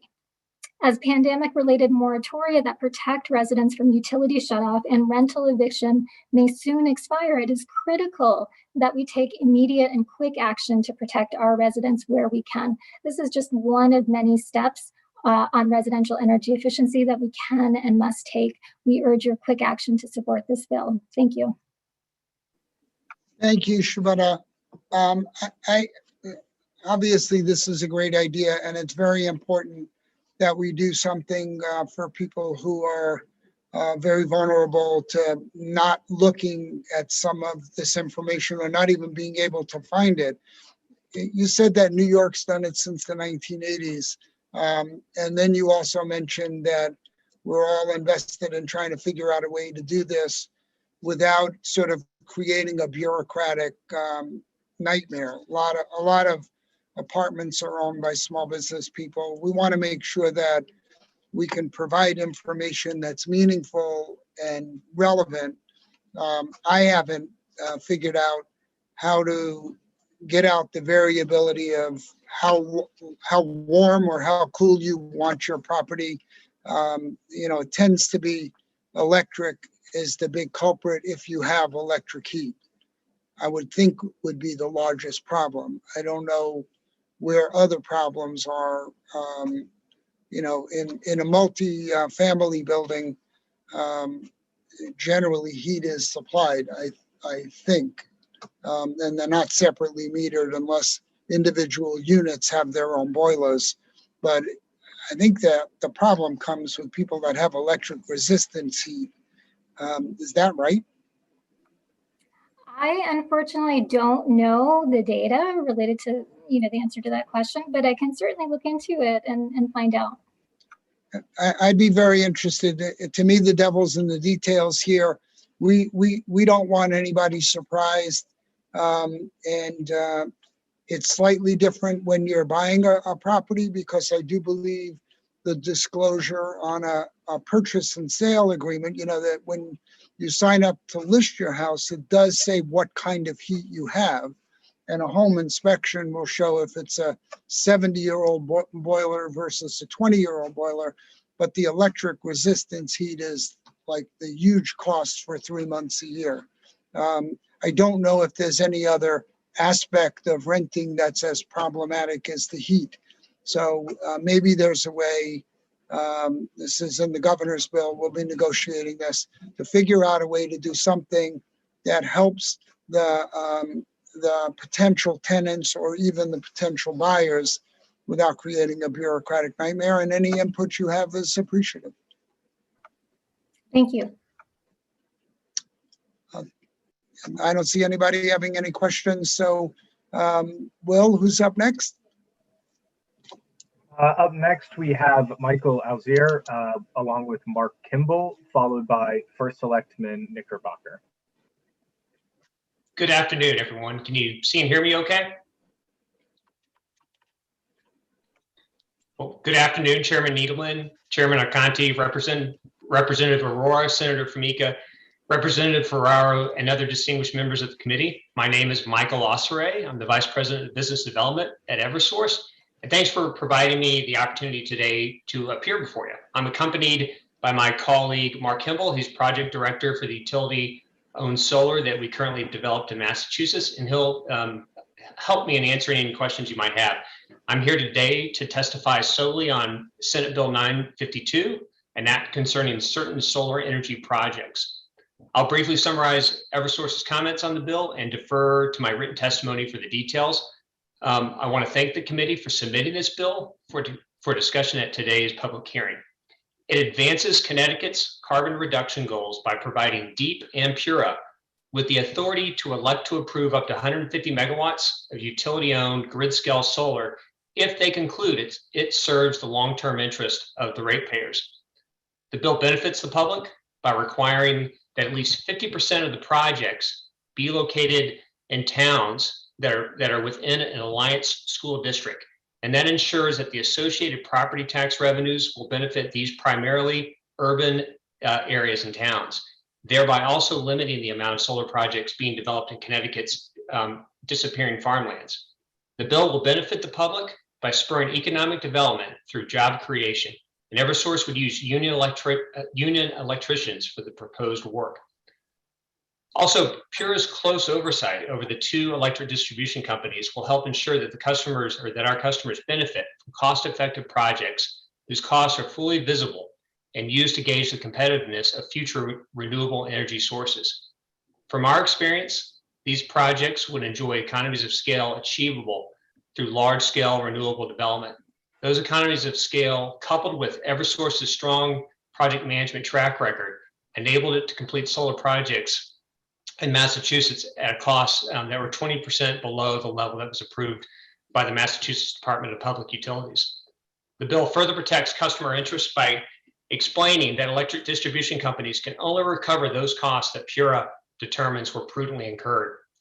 Finally, the bill does not undo electric deregulation because all the benefits of these projects will flow to all customers through a non-bypassable component on electric bills, including those customers who purchase their electricity from competitive retail suppliers. This approach is consistent with the treatment of other state-approved renewable generation projects. For all these reasons, we support this bill, and that concludes my testimony. I'd be happy to answer, or Mark and I'd be happy to answer any questions you may have about Senate Bill 952. And one last comment is that Mr. Pace from Eversource, who will follow me, will testify about Eversource's position on all the other bills on the agenda for today's hearing. Thank you. Thanks so much, Mike. You sure you don't want to talk about wind energy? No. Be happy to talk about wind energy too. You had enough? No, never enough wind energy, but we like solar too. So this is something obviously that would be a very big step for us. And I would imagine that everybody in the solar industry is wondering, are you going to use third-party companies to do this work, or do you plan on becoming a major solar provider in your own right? No, we would plan to, I'm sorry, was that, yeah, make sure. That's a question. Yeah. Yeah. So no, we would take the same approach that we we took in Massachusetts, and to give you a little bit of background, EverSource has developed over time utility-owned solar in Massachusetts, 22 sites, and in total they amount to 70 megawatts. And in all those projects, we subcontracted to various contractors and suppliers that are out there. So in the case of Massachusetts, we expect that it would play out in Connecticut as well, assuming this legislation is passed. We added jobs for the solar industry. Great. Do you have any issues with that being sort of mandated in the bill? I can't think of any. Okay. And roughly the most recent projects that you've done, you're selling the electricity to the grid, I'm assuming, or do you use it as your own backup or storage? I mean, how are you using that energy? So again, in using Massachusetts as the analogy, and this is the way this legislation is proposing it to work as well, the electric distribution companies will own the solar generation facilities, and they will sell the output into the wholesale market, and customers will be credited for the value of that revenue. And you're selling it at the market rate, or are you looking to take advantage of any other subsidies? Or we would sell it at the market rate. Okay. Well, you know, there are pluses and minuses to this. Obviously, we're entertaining a conversation on it, and I appreciate your coming to testify. Rep. Arconte? Yeah, thanks, Senator. Could you speak to Deep's testimony earlier today when they referenced the authorization? I think I have testimony up in Public Act 11-80, when they experimented through that public act with some utility-owned solar ownership, and then the price comparison versus when it was bid out competitively.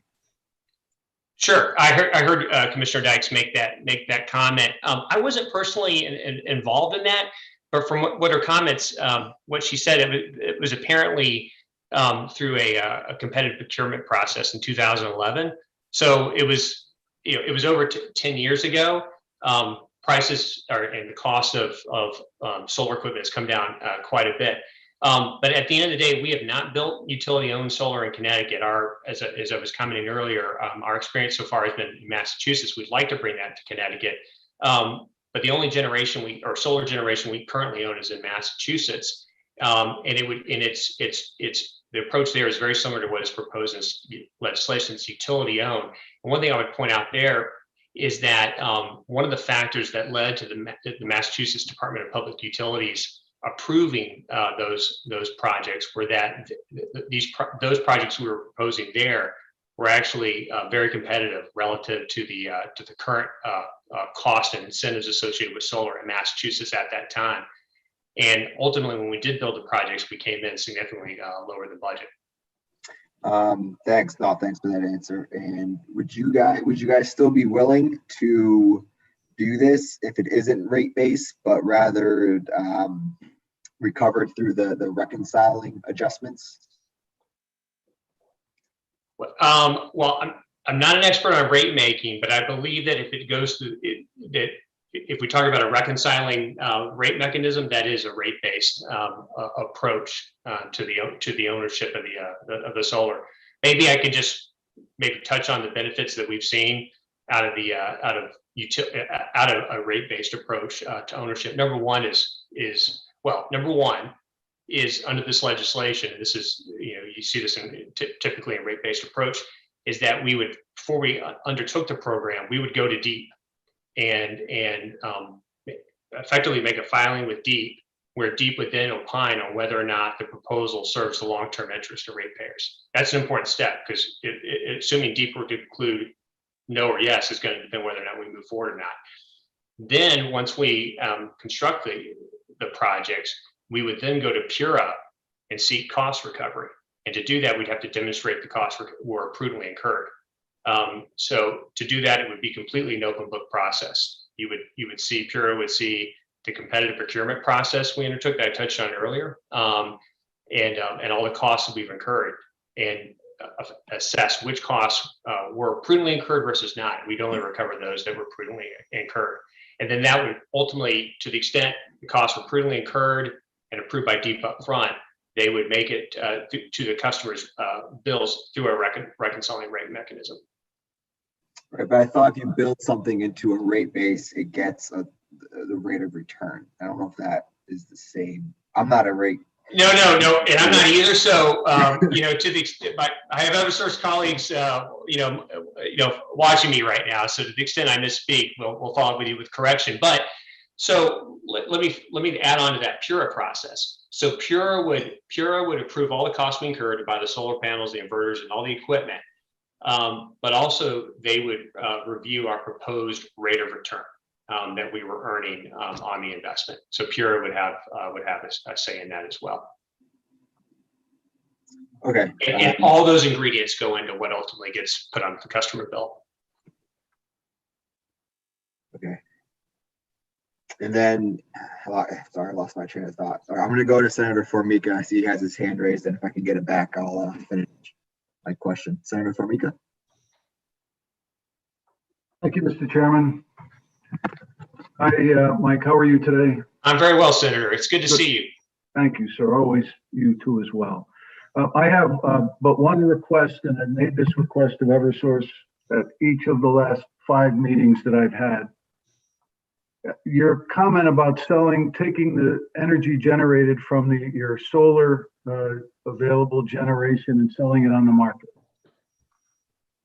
I have some concerns about that because back in the fall or in the late summer when the millstone was blamed for the high rate increase proposed by your company, and the explanation I got was that, well, we get the energy and we had to sell it at market rate. We paid 4.9 cents and we sold it for the mid twos.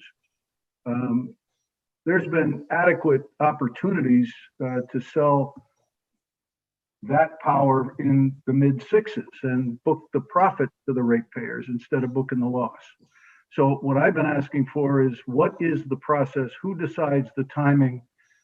And if we allow another opportunity for generation, your company to buy and sell on the spot market, what protections do the consumers have that you're going to do that in a way that benefits them first and perhaps not the balance sheet or a profit loss situation that you might have? So you may be the one to answer this. You may not. You may ask whoever, but I've been asking this question and would love to have that process cleared out so that I understand it. Let me follow up on that. We have a group of folks that are responsible for selling. Well, actually, both buying and selling our power. In the case of, for example, the solar facilities up in Mass, they're responsible for selling it. And I can follow up with them. And I was not aware you made this request before, but I can follow up on that. And we can get back with an overview for you. But I can't assure you that, at least in what I've been close to on the solar facilities, they are focused on getting the highest amount of revenue possible for the customers. Yeah, the base load that Dominion provides is at 4.9. I believe offshore wind is going to be in the 8-cent range based on previous procurements. Colebrook, which is onshore, has been paying, I believe, their 20-year power purchase agreement is north of 11 cents. So I just be concerned on how all of these power purchase agreements play together and how people are playing the market. And I understand it's big money, and there's money to be made on dealing in money in markets. But I also don't want the ratepayers to be the one that are taking the loss when either bad decisions or arbitrary decisions are made by people who are selling and buying those things. So thank you very much. We'll follow up on that. Thank you. Thank you, Mr. Chairman. Thank you, Senator Formica. Who's up next, Will? Up next, we have First Selectman Knickerbocker, followed by Jennifer from Fuel Cell Energy. Great, thank you very much. Senator Needleman, Representative Arcani, and honorable members of the committee, thank you so much for the opportunity to appear before you again. I'm speaking today in strong support of SB 937. And I'd like to note that I've submitted testimony on behalf of the town of Bethel, and I'm also speaking on behalf of Council of Small Towns and CCM in our support of this bill as well. Many of you will remember I've testified many times about Bethel's experience with our electrical distributor following Tropical Storm Isaias. It was not a happy experience, and I think we can all agree that deregulation in the energy markets was intended to unleash the power of the free market to lower costs and provide better service. Unfortunately, it didn't exactly work out that way. What it also did was it put the electrical business back in the hands of the big casino we call Wall Street, and it entices suppliers to behave the way any other corporation does, which is to maximize its shareholder value by minimizing costs. And that has led to a tremendous problem in dealing with storm recovery and the lack of resilience, lack of investment in the resilience of our system. Obviously, the way to fix that is to put incentives in place, put regulations in place that make that happen. When I look at SB 937, what I see, along with the very wisely passed Take Back Our Grid Act from earlier this year, or last year, I should say, there are a system of economic incentives, you might even call them disincentives, that will entice the suppliers to invest in that resiliency in order to protect their own financial interests. I think this is a wise move, and I support this bill very strongly. Now, while I'm at it, while I have your ear, and I want to be very careful to point out I'm testifying only on behalf of myself and the town of Bethel on this one. I also want to add my strong support for SB 950.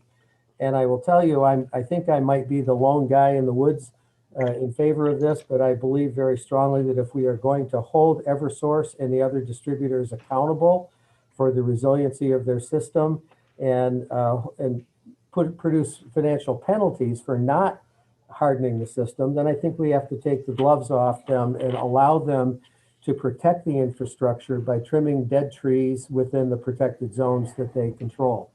I think that's an important part of responsibility going both ways. So just wanted to color those comments along with my written testimony that I submitted this morning, and I'll pause here and see if we have any questions that I can answer. Thank you so much, Matt. And I appreciate the testimony. I got to know you well under very stressful circumstances during that storm.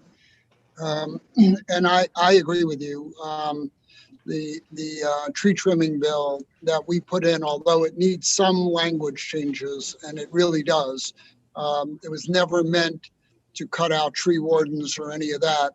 It was just an attempt to take certain circuits that are main backbone feeder circuits that each of which would take out 1,000 homes or 500 homes, and give the utility a little bit less cumbersome of a process, but still not allow them to unilaterally make decisions. I think working with tree wardens and first selectmen, decisions may have to be made that at least don't require every tree to be possibly brought to PURA.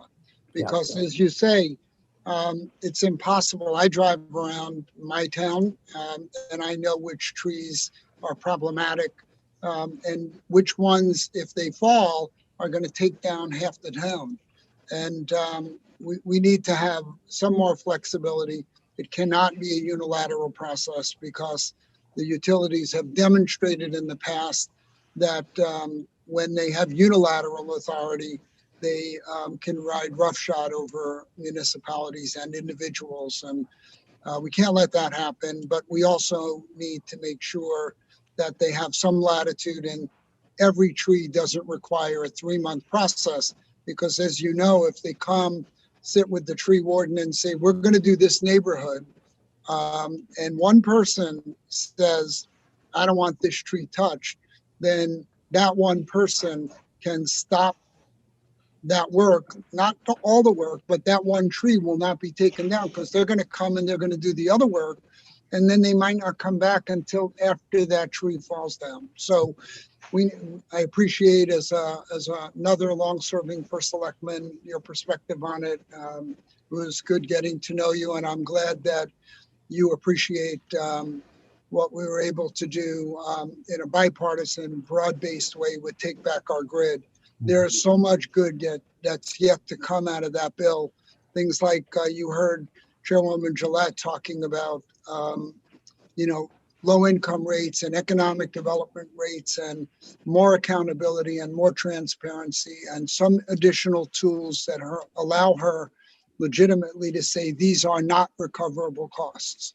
All that over time is going to be good for the state of Connecticut. And so I'm looking to see if anybody else has any questions for First Selectman Knickerbocker. There being none. Thank you so much for coming today, Matt. Thank you very much. Keep up the good work. Thank you. Will? Next up, we have Jennifer from Fuel Cell Energy, followed by Representative Linnell. Good afternoon. Thank you, Representative Arconti, Senator Needleman, and all of the members of the committee for the opportunity to provide comments here today. My name is Jennifer Arasimowicz, spelled differently, but pronounced the same. And I'm the General Counsel and Chief Administrative Officer of Fuel Cell Energy. Fuel Cells just entered our 52nd year of operation, all 52 of them proudly headquartered in and exporting our products globally from right here in Connecticut. And I'm here to speak to you about two items on today's agenda, House Bill 6524 and Senate Bill 882. Fuel Cell has submitted written comments on these two bills, so I'm only going to highlight some key points now in order to conserve time for any questions. Fuel Cell is certainly supportive of HB 6524, and we thank the committee for its continued and unwavering support of Connecticut's fuel cell industry. We view this bill as delivering on the promise contained in Public Act 17-144 for the procurement of fuel cells, which to date has unfortunately never been implemented. Fuel Cell is opposed to Senate Bill 882 and specifically the provisions about the non-carbon emitting electric generation, which seems to come back year after year in one form or another, and which in our opinion represents misguided policy detrimental to both residents and businesses. SB 882 ensures that Connecticut is not going to have a place in the clean energy transition to a hydrogen economy. The current administration does seem focused on electrification, using wind, solar, and batteries is the answer to the climate challenge, while the rest of the world is moving in the direction of hydrogen generation, hydrogen storage, and fuel cells. I note that Commissioner Dykes mentioned clean hydrogen this morning. However, in over 170 pages of the draft integrated resource plan, the word hydrogen only appears twice. An outright ban on carbon emitting resources, both behind the meter and grid connected, absent a viable transition and clear path to resilient baseload electricity, like that provided by hydrogen fuel cells, ensures that Connecticut is going to be sitting in the dark while its industry moves out. Wind, solar, and batteries, while very important to the overall clean energy mix, can't carry it alone. Frankly, science dictates that it's impossible to power Connecticut without clean baseload, non-intermittent generation. We have included a presentation with our written comments that demonstrates that it would take 700 square miles of land, cost $13 billion for battery storage, and consume 6% of the world's global cobalt production to power Connecticut with solar and storage. And that would not provide the resiliency or reliability of fuel cells, given the need, as Representative Arconti has noted several times today, for a robust transmission infrastructure, which is still susceptible to outage. Large-scale wind and solar is unable to site power where it's consumed in the middle of our urban communities, like can be done with clean fuel cells. 30 seconds. The cleanest baseload distributed generation available today are fuel cells. We keep the lights on when other forms of generation go down. We are capable of transitioning seamlessly to biogas should there ever be enough produced in Connecticut, which we hope there will be someday, and we can also produce hydrogen. We can also capture carbon dioxide from fossil plants and industrial emitters and separate it, but not if SB 882 is passed. We need continued investment in our products of today in order to achieve our products of tomorrow. I'm happy to answer questions from members of the committee. I'd request that you consider our more expansive comments in your deliberations, and thank you again for your support. Thank you, Jennifer. Representative Arconte. Thanks, Senator, and thanks, Jennifer, for testifying today. Could you speak to, I'll start with the House bill. Would you be able to speak to the resiliency and economic impacts that the state would benefit from if the House bill were to become statute? Certainly. I'll start with resiliency. We approached the utilities when 17144 was passed and actually posited a resiliency play with fuel cells, which would be siting them at wastewater treatment plants. Because they didn't avail themselves of the bill, no fuel cells were installed at wastewater treatment plants. During Hurricane Isaias, multiple wastewater treatment plants lost power. That would not have lost power if they had had on-site fuel cells. And there were several instances of raw sewage being dumped into Connecticut rivers and streams.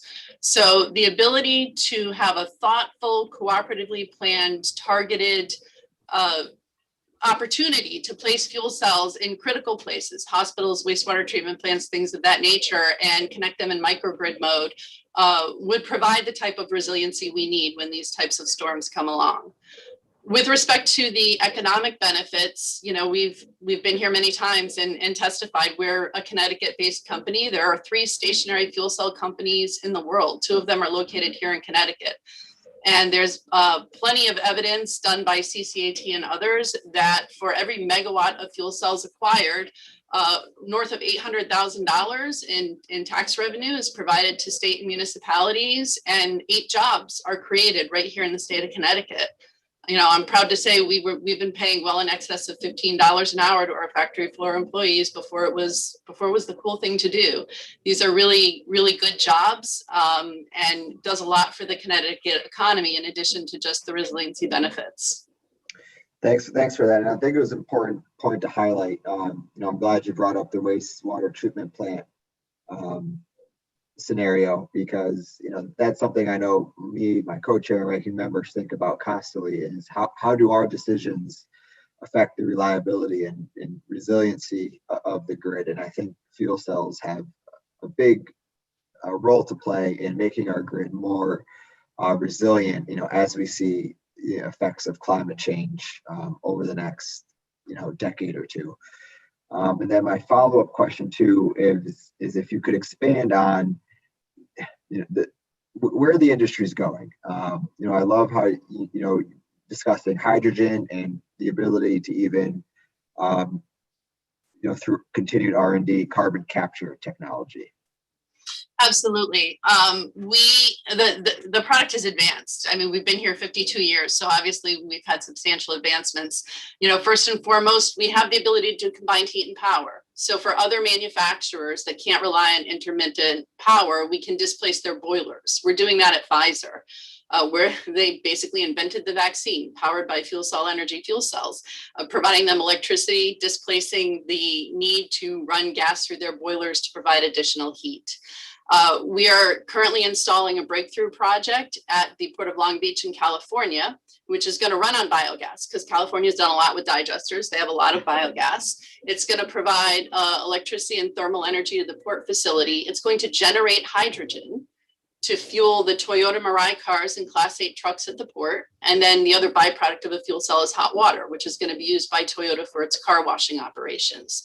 So the generation of hydrogen, and California has invested substantially in hydrogen networks for vehicle fueling, is something that Connecticut could look to utilizing fuel cells. Now, hydrogen, the traditional way of producing it today, is actually quite dirty. It's something called steam methane reforming. It's almost as dirty as burning coal. But when you generate hydrogen with a fuel cell, it's incredibly clean. No NOx, no SOx, no particulates. And then our carbon capture application, we have the ability to site a fuel cell next to a coal burning plant or a gas burning plant and take the flue gas from their operations, run it through our fresh air intake, and concentrate the carbon. We also, quite frankly, have the ability to concentrate our own carbon in the process. The problem is, what do you do with it? We're looking at advanced applications such as giving it to beverage manufacturers to carbonate beverage or for production of dry ice. But again, it's the ability to sell our products today, which funds and perpetuates the business, and the ability to do some of these cool things for the future, which we hope will be here by 2040. But if Connecticut passes SB 882 that says there's no more natural gas, I mean, even looking at 6524, those will become stranded assets. If the biogas doesn't develop to switch us over to, if hydrogen doesn't develop, and quite frankly, investors aren't going to fund that if they know that there's a cliff and they don't see a very defined viable path to move forward. Right. So how would you bring up your commentary just sparked another question. You know, a lot of these are done through 20-year, PPAs. Let's say fuel cell, entered into a PPA in 2025 for some procurement in Connecticut, and Section 1 of SB 82 was in statute at that point as written. What would happen? The PPA would go past the goal that the statute says of 2040. So what would happen, December 31st of 2039 to these assets, and what would the company do? I mean, it's a power purchasing agreement. So I don't know, maybe shed some light on that. I wish I could. What I would tell you is, first of all, that PPA would probably never get executed because we wouldn't be able to finance it, because the bank sitting across the table from us would ask the exact same question that you asked. And they would have to ensure that they could fully recover their investment prior to the time that that plant would presumably have to be shut down. I don't know, because when you read SB 882, it's very unclear as to what happens. It's unclear what happens. Right now you have hospitals, whether they have fuel cells or they have backup diesel generation. What happens on December 31st, 2039, when this bill goes into effect? Are hospitals no longer able to fire up their diesel generators to keep the lights on in a storm? If the utilities had fuel cells that had to shut down as a result of this, if the utilities had procured the assets, I assume they would become stranded assets. But the lawyer in me reading the bill says I have no idea what happens in 20. So stranded asset from a utility perspective, would the ratepayers be on the hook for that stranded asset? They always have been in the past for stranded costs. All right. That concludes my questions. Thanks so much, Jen, for testifying. Thanks, Mr. Chairman. Thank you, Representative Arcani. Thank you, Representative Akani. Representative Aurora. Thank you, Mr. Chair, and thank you for the excellent testimony. I have a question here, or maybe a clarification of Mr. Hrysomovitz. Pardon me there. That's fine. And my question really is, or clarification is, that the fuel cell which you build, which produce electricity, are fueled by hydrogen, right?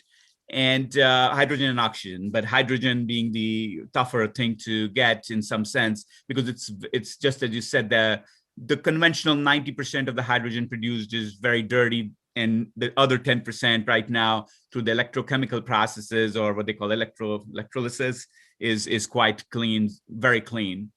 But my question for you is that this clean hydrogen is very inefficient. That is, whatever electricity you produce, it takes more than that. As a matter of fact, I've been told it takes 30 or 40% more than that to produce that hydrogen. So, so in some sense, I just want your advice and your thoughts on how does it become viable on any scale when you're putting in more electricity to produce back 30% less electricity, albeit clean one, but you started with 100 units and then you convert it into hydrogen, and then you convert it back using a fuel cell into electricity, and you got only 70% back. That's the technology as I understand it. Can you please comment and explain to the committee and to perhaps to myself about it? Certainly, and I'm going to caveat this by saying I am a lawyer by training, not an engineer, so bear with me. First of all, we have two products at Fuel Cell Energy. One of them is currently commercial, one of them is not. Our commercial product is a carbonate-based product. It does not run on straight hydrogen. It takes a methane-rich fuel like natural gas, like biogas, like propane, and through chemical reaction internal to the fuel cell, strips out the hydrogen that it actually uses to generate the electricity. We do have under development a solid oxide product, which does have the capability to run on hydrogen. And the reason we are using that other product for a lot of our hydrogen base is because we can do reverse electrolysis. So we can create our own hydrogen and we can store it. So what you can do in that case, and if you look at somewhere like California, where they have an overabundance of solar power, they actually have to curtail solar during the day because they have so much. If you put a bunch of our solid oxide electrolysis fuel cells, you could take all that extra sun power, which would normally not be produced because it would be curtailed, use that to create hydrogen, put the hydrogen in the tank. You actually have unlimited storage, unlike batteries where typically you get 4, 5, 6 hours. As long as you keep adding tanks, you keep storing all the hydrogen you want. And then at night when the sun goes down, you reverse the process and you take that hydrogen and you put it back through the fuel cell to generate electricity.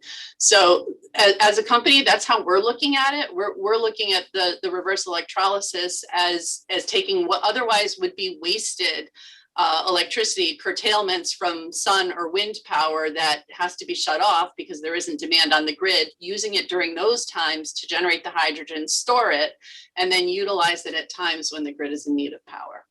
But again, that's not commercial yet, but we're hoping to get there, but we've got to, sell the product we have today to get there. No, I understand. No, thank you very much. That really helps. I do understand that the current methane-based process obviously has carbon emissions with it, but your new process, which you're going to, will not have it. And I congratulate you for that and commend you for that.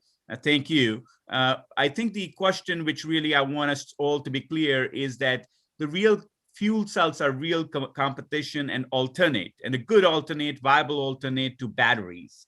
They're not to electric generation, right? Or to solar, because in some sense in solar, we start with the energy source being the sun, or in the case of wind, with wind, or in the case of fossil fuel with fossil fuel, and we create energy. In this case, we, in some sense, start with electricity, convert into hydrogen, convert it back into energy. So they're really good competition and alternate to batteries, which obviously, just as you pointed out, in a high renewable environment, we will use. So I will need a lot, as California does. So the question really, which we need to consider, and perhaps that's my last question, and you can please give your comments on it. How does the economics as well as the of the fuel cell compare with the conventional batteries? So because batteries are coming up, they used to be really expensive only 2 or 3 years ago. Now with all the Tesla and many other manufacturers, the batteries have become more viable, so as to say. So could you please comment as to, are they equal in terms of capital investment versus price? Are they better? How do you compare the technology for batteries versus fuel cells as storing energy? Sure, appreciate the question. It's an excellent question. And look, we'll readily admit that for short-term storage, batteries are more economical. I mean, the simple fact is, if you're looking to bridge a 2-hour outage or a 3-hour outage, it's far more economical to do it with battery storage than it is with a fuel cell. However, batteries are very limited in the amount that they can store. And if you look at the storms that we've had, even look at just the windstorm the other night, where we had people out of power for 12, 13, 14 hours, you don't have a way to recharge that battery and you're going to run out of power. Whereas again, with a fuel cell, you can literally provide power for days, if not weeks, if not months.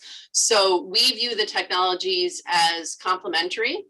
Although, one thing that at some point I think this committee or the Environment Committee is going to have to address is the manufacturing and disposal of batteries, because they're not manufactured in a very sustainable way, and certainly they're disposed of in landfills. I'm proud to say that Fuel Cell Energy recycles and reuses 93% by weight of all of our fuel cells. You will not find a fuel cell graveyard anywhere. So, in the move to, battery storage and even solar panels and wind turbines, tens of thousands of metric tons of carbon fiber blades buried in the Utah desert. At some point, we have to, address the full life cycle environmental sustainability of products. And I think if you compare whether it's batteries, wind turbines, or solar panels to fuel cells, looking at that whole life cycle, I think you'll find that we are quite comparable, if not better. On costs, can you comment as well between batteries as well as where you all are in the current cycle, in the current development? I know you're a sunrise industry in that sense, but can you comment on the cost? Are you less expensive, more expensive? Yeah, well, as I mentioned, on a battery basis, for short duration storage, we would be too expensive. We are more expensive than batteries. But if you're looking for long duration storage, you can't get it from batteries. So, to put a price on that, the product's not commercial yet, and we are publicly traded. So I apologize, I can't give you a number because that would be a Reg FD violation. But for short duration storage, batteries are certainly less expensive. Thank you so much. I do really want to point out to the committee that it's a very good strategic choice for us to have some fuel cell storage. And I want to call it storage because sometimes it gets lost as if it's a generation type. It's more of a storage process, but I think I agree 100%. I'm an engineer, so I do agree 100% that, there should be a thought in terms of strategic standpoint that we have longer term storage, which can only come from fuel cells. Now, there's obviously batteries are, contending and getting better. So you all have a good competition. And as we like competition and we also like choice. So thank you for leading this industry, especially from our state. And thank you, Mr. Chair, for the time. Thank you, Representative Aurora. I think that no one else has their hand up. Thank you so much again.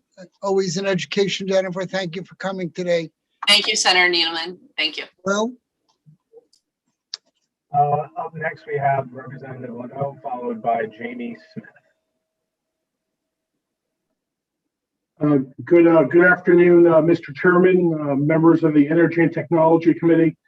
So nice to see everybody again. For the record, Brian Lanu, State Representative from the 45th House District, comprising of 5 rural communities down in Eastern Connecticut. And I'm here today to speak in support of HB 6525. And this is an act establishing a task force to study electric distribution companies.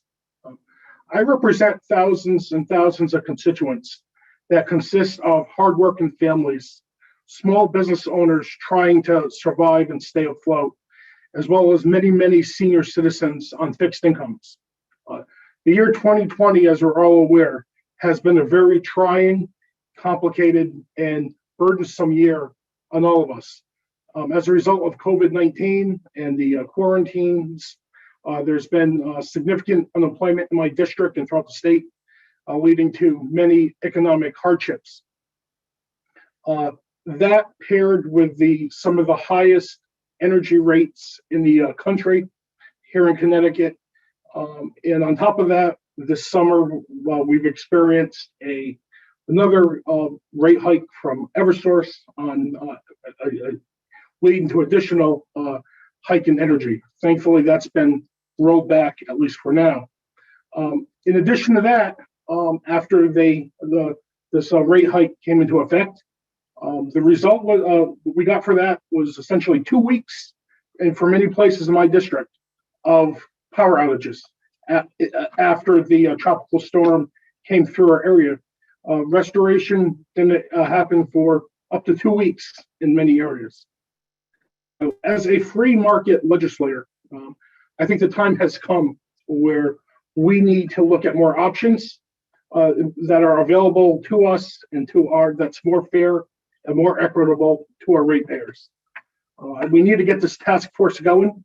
We need to charge them to study the different options and to get back to us so we can explore very aggressively potentially diversifying the electric distribution in our state.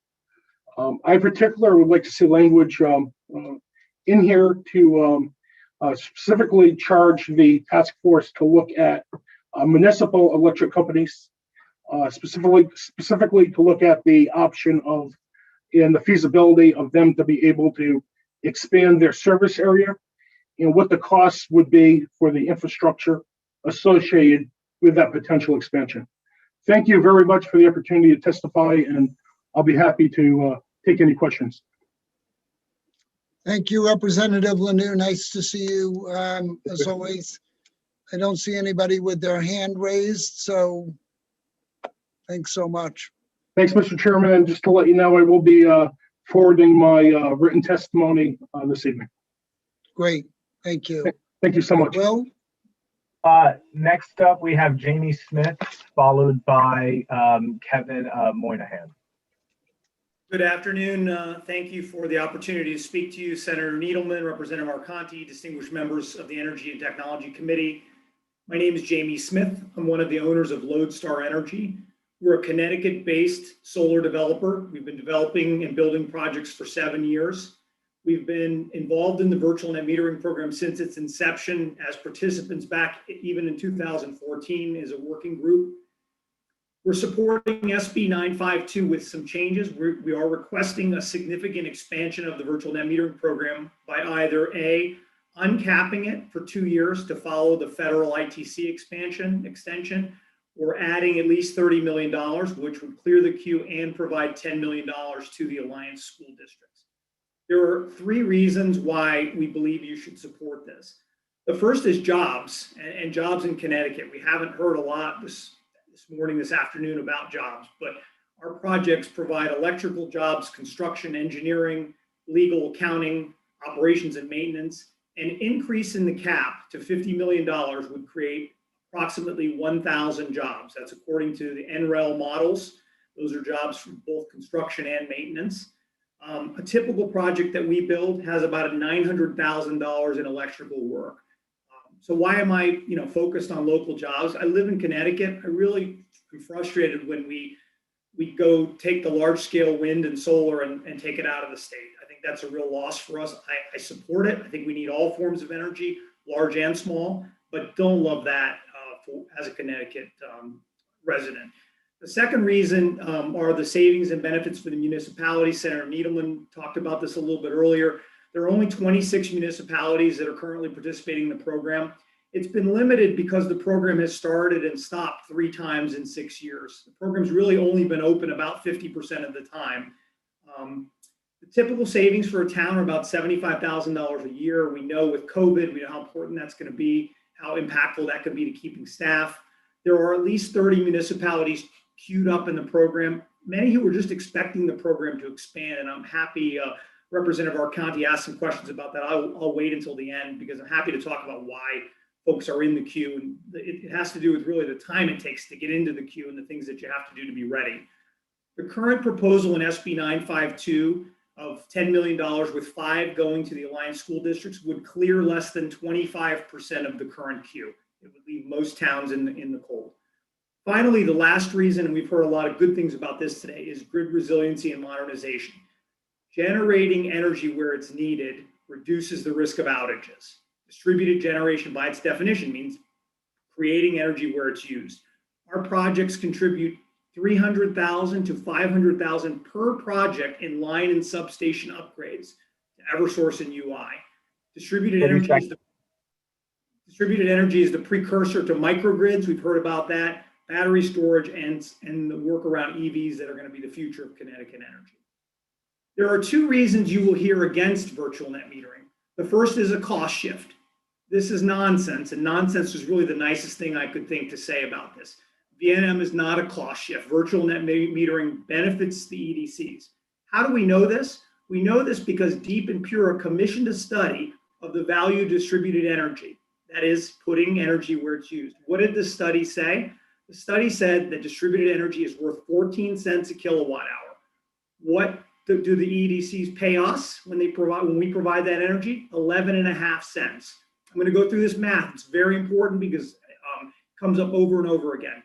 Generation today in Eversource, R30 is 8.5 cents, and transmission and distribution right now is 7.3 cents.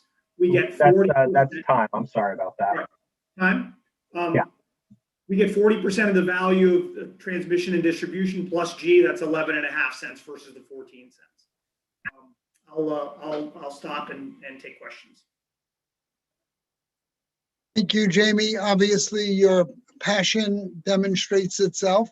When you say that, just to be clear, and you can maybe correct me if I'm wrong, but when you say that the cost is 11 cents for the value of the solar, that does not include the value to the municipalities, does it? The 11.5 cents would be what we would see after giving the municipality savings, and so the difference between 14 cents and 11.5 cents some of that would go to the municipality and some of that would go to the EDC.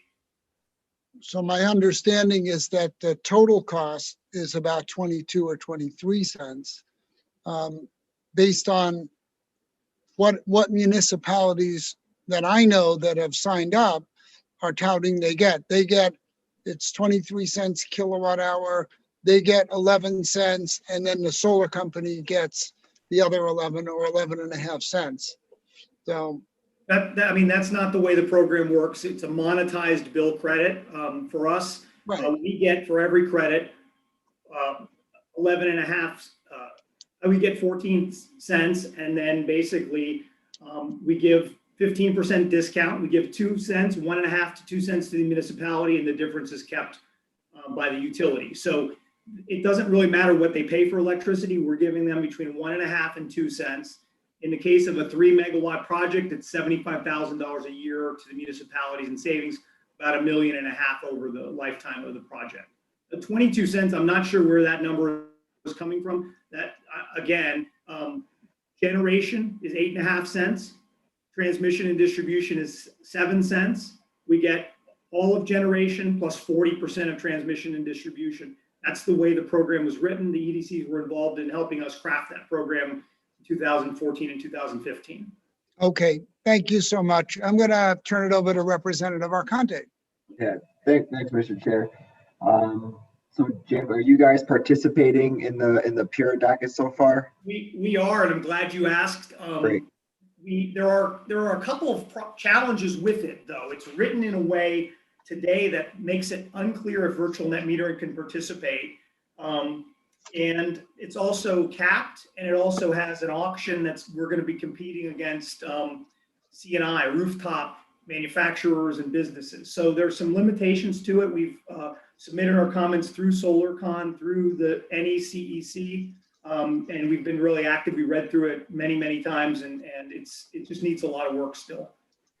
Okay, that's great. No, it's good to hear. I know Chair Gillette's not afraid of hard work and taking that on. So I'm sure you guys will have a busy 3 or 4 months over there under this docket. And then a follow-up question I had with the federal ITC, would you be able to, granted, when the successor program does come online, will you still be able to take advantage of the ITC with that successor program, or is that something? It's just a timing issue for us. It's 26. We got extended to 26% for 2 years.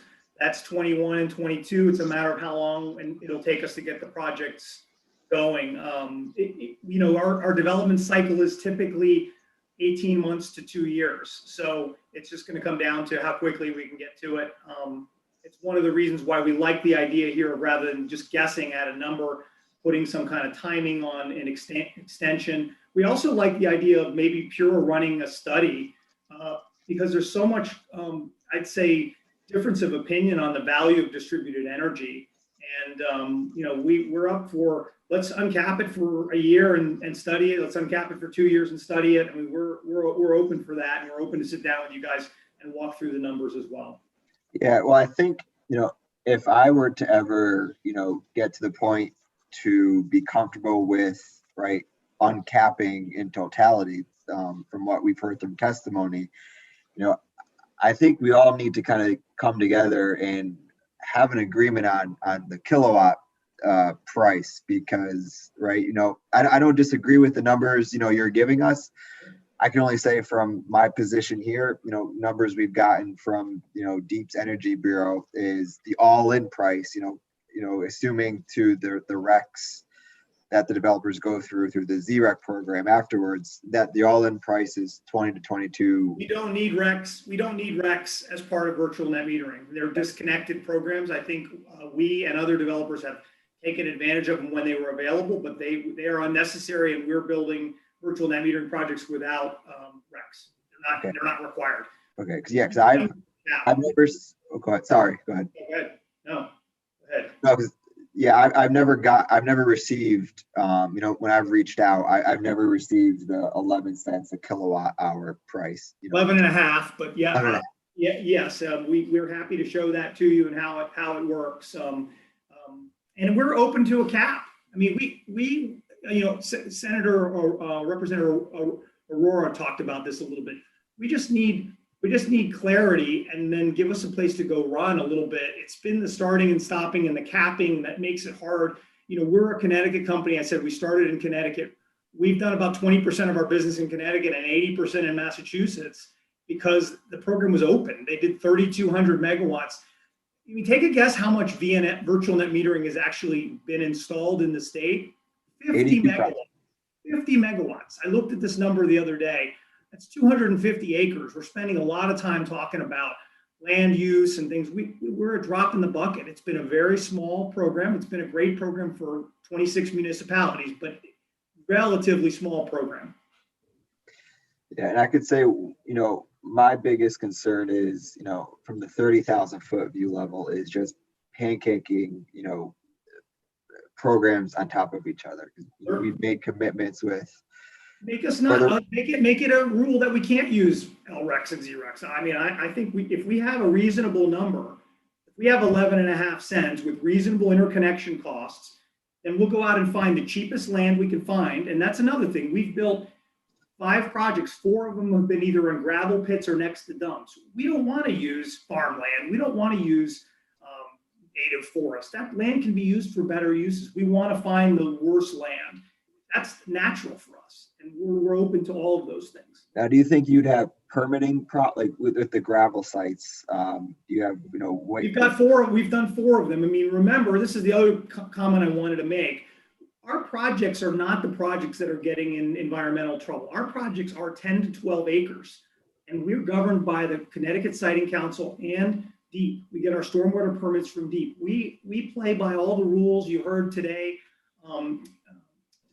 Katie and Vicky talking about the rules, the stormwater rules being updated. We're in those meetings working right alongside DEEP to get those done. It hurts us when people, people have mud spilling into rivers or into creeks. That's a problem. And that's not us. That's the large procurements. If you trace all the challenges, and you're going to hear a bunch of environmental groups that I can see on your list of speakers, I'm telling you, there is not any, we're 10 to 12 acres. And we're distributed. We're not the big stuff. Okay. Thanks, Jamie. Always appreciate the feedback. And that's it for me, Mr. Chair. Thank you. I see Rep. Foster. Hi, I feel like I'd be remiss if I didn't say that your name is my maiden name. So this is a very funny interaction beforehand, but thank you so much for being here today, Jamie. It's a pleasure to meet you and have the opportunity to speak to you. You've touched on something that I've talked a little bit about with my local solar companies about the value of solar study and what was discovered about the cost of energy related to VNM projects. And do you think you could talk a little bit about this? Because I know that there's a letter that your professional org put out that sort of talked about your opinion about that study. Do you think you could tell us a little bit about that? So the study was commissioned by DEEP and PURA. It came out in July of last year in a draft form. It showed on page 10, figure number 1, that behind the meter and in front of the meter, solar is worth 14 cents, 14.1 cents per kilowatt hour. And it basically figured out all the benefits of generation, the environmental benefits, the benefits, and frankly, it undervalued a lot of really important things. It didn't take into account the resiliency to the grid. It didn't take into account a multiplier for jobs and the economic impact in the state. So our view when it came out was it undervalued what we do, but fine, it's 14 cents. It's certainly well above what we're being given as part of virtual net metering. Now, the challenge, and I think this committee's got to go ask, we were told for 2 years that the results of that study would govern the future programs, the successor programs to V&M. We're out trying to roll out successor programs at V&M, and we haven't heard anything about what's going on with the study, where it is it going to be finalized? We haven't heard anything. And so I think that's worrisome to us, and we think it was well done. And if you don't like that study, there's studies that were done in Maryland. There's studies that were done. I think I read there's 32 value of distributed energy studies that have been done in the last 5 years. Every state's done them. So they're out there. I'm sure we could ask PURA and Marissa to update those, and I think it's really important that this group listen to them. Listen, this is the funny thing. We're not against large scale deployments. We're not against fuel. You're not going to hear us ever coming up here and saying, boy, fuel cells are bad, or large scale procurements are bad, or wind is bad. You know what we need? All of it. We need every bit of it. But distributed energy is the starting point for microgrids. It's the starting point for some of the electric vehicle work that we're doing. It helps with the resiliency. So we think at your team, we know you know this, you need it all. You need it all. And then I wanted to ask another question, and this is maybe a follow-up, and you'll have to excuse me because I'm new to the General Assembly, but also new to this committee, so perhaps there's a misunderstanding here. But I was listening to your exchange with Senator Needleman, the chairman, and I wonder if when you're talking about that value, if you're taking into consideration the tax stabilization agreements that exist with municipalities. I know that sometimes these projects aren't always generating power for the town that they reside in, but is that considered in this equation that's run? Because I'm not so sure that I've seen that in those calculations of the value of solar. That's an additional benefit. There's tax benefits, personal property and real estate tax benefits. The fact that it's virtual means that the town where the solar project lives is not necessarily the town that gets the benefits of the project. So when we talk about municipalities, in our case, many times we're building it in one town, they're getting the tax benefits, but the credits are going to another town. And it just comes down to how much load they have, how much need they have, how interested they are in that. But there are significant tax benefits. In the case of my company, we try to negotiate upfront tax agreement because it helps us with our financing, just to the certainty of knowing what our taxes are. And so that's kind of our approach. You don't have to do that. You can just wait and get a millage rate and get a bill like any business would. Okay, I appreciate you answering my questions. Thanks so much. And there's lots of people going after me. I don't want to be the only guy. So hold some of your questions for these other groups. I really appreciate it. I've had more time than was probably fair. Thank you. You're on the hot seat, Jamie, so you got to answer all the questions. I don't mind.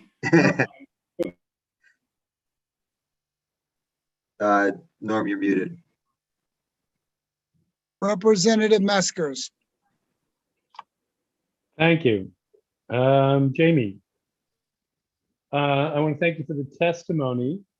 You've been pretty active in your conversation or in your lobbying to date, and I think the information has been really good. Could you comment on those three aspects that you caught my attention just now in your last commentary? So in the structure of the in the solar, the 3-4 acre property, you're basically taking property that has got a low tax rate. I'm assuming it's either low or close to zero, and you're bringing it up on the tax rolls for that town. Is that the case? That's correct. In fact, I think we were just looking at one we did in East Windsor. It was next to a dump. I think that what we pay is 150 times now what was the tax rate on that property before the solar was put on it. So, I don't want to torch you with requests for information, but if you've got one or two of the projects, before and after mill rates. Yep. If you've got an estimate of the payroll to put this project together. Yep. In terms of construction. Because I'm sitting here on energy and technology, and Norm and David are always going to beat me intellectually. And then I said on bonding revenue finance. So where I'm going to go with this is, they're going to help guide me on, are you providing a valuable energy source and stability? I mean, I follow it, I know it, I'm on the same page, I think. Then the question is, what's my benefit? Because while you talked about purchasing outside the state versus inside the state, I think the economic impetus for the real estate and stuff on the mill, bringing stuff back on the mill rate, the salaries in terms of general income tax, and then what does the operation look like going forward? How much maintenance? Is it 1 or 2 people for each? How many people you have employed for each installation on average?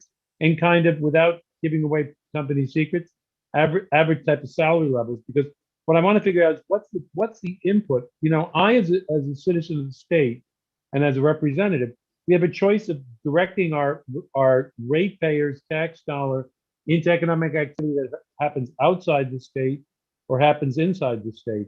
And if it's going to be reoccurring because now you've got a facility, I think those are things of particular interest for us. Right. Because I'm happy to do that, Representative Mesker's great questions. Again, I don't think we're using taxpayer dollars because we are taking less than the value. But that being said, the math that I will provide, we have a model from NREL, which is the National Lab, whatever, Energy Labs, the one out in Colorado, and it's called the JEDI model.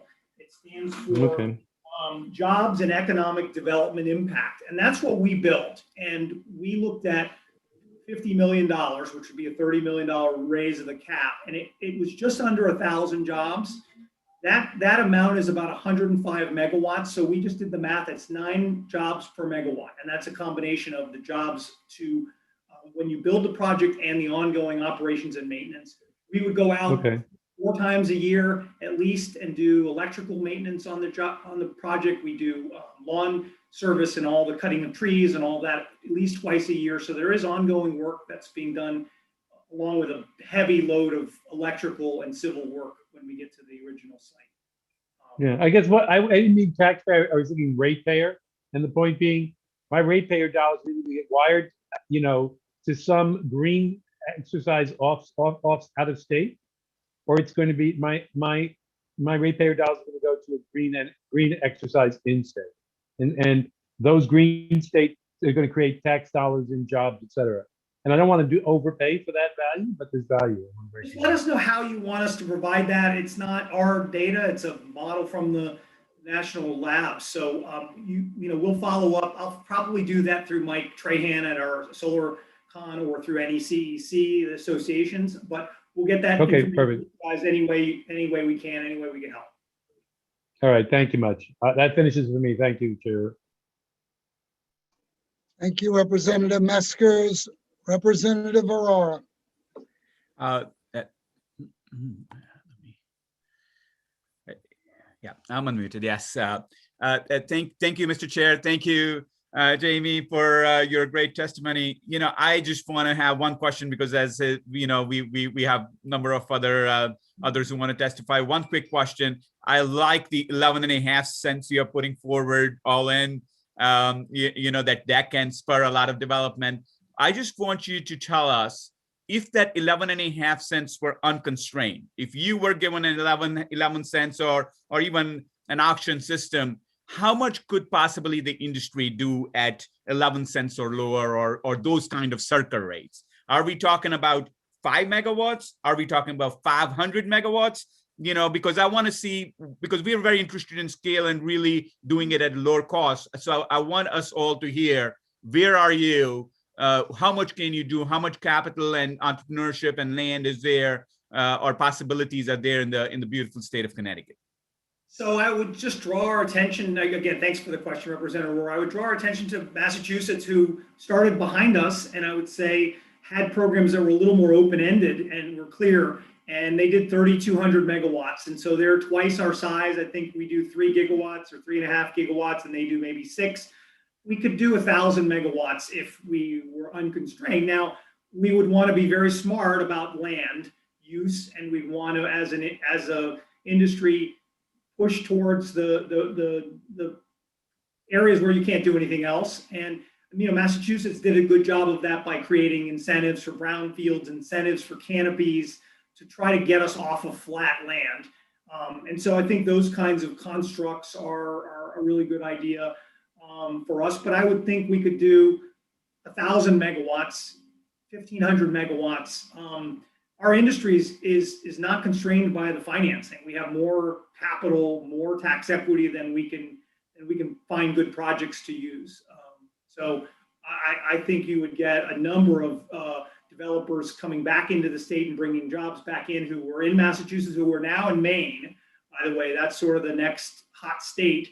And they've all moved from Massachusetts to Maine. And many of them, given the size of the overall programs in Connecticut, don't set up offices here. We don't have a lot of the big national developers because, So do you, no, sorry for interrupting. I do have limited time. So do you think that perhaps if it's an open, unconstrained, no megawatt limit program, could you go down, but we would, since it's an attractive industry, maybe you can go down a tad bit even under 11 and a half, maybe 10 and a half, can you speculate? We can do that. And what that requires is probably good interconnections because, we need help from the EDCs on the interconnection costs because they can gold plate those and take us to a project that looks great and make it unattractive to us. So we would probably just need a little bit of fairness there. But I think if we had that, we'd only be constrained by making sure that we were on the right kinds of land and staying away from the watersheds and doing those kinds of things. And we could help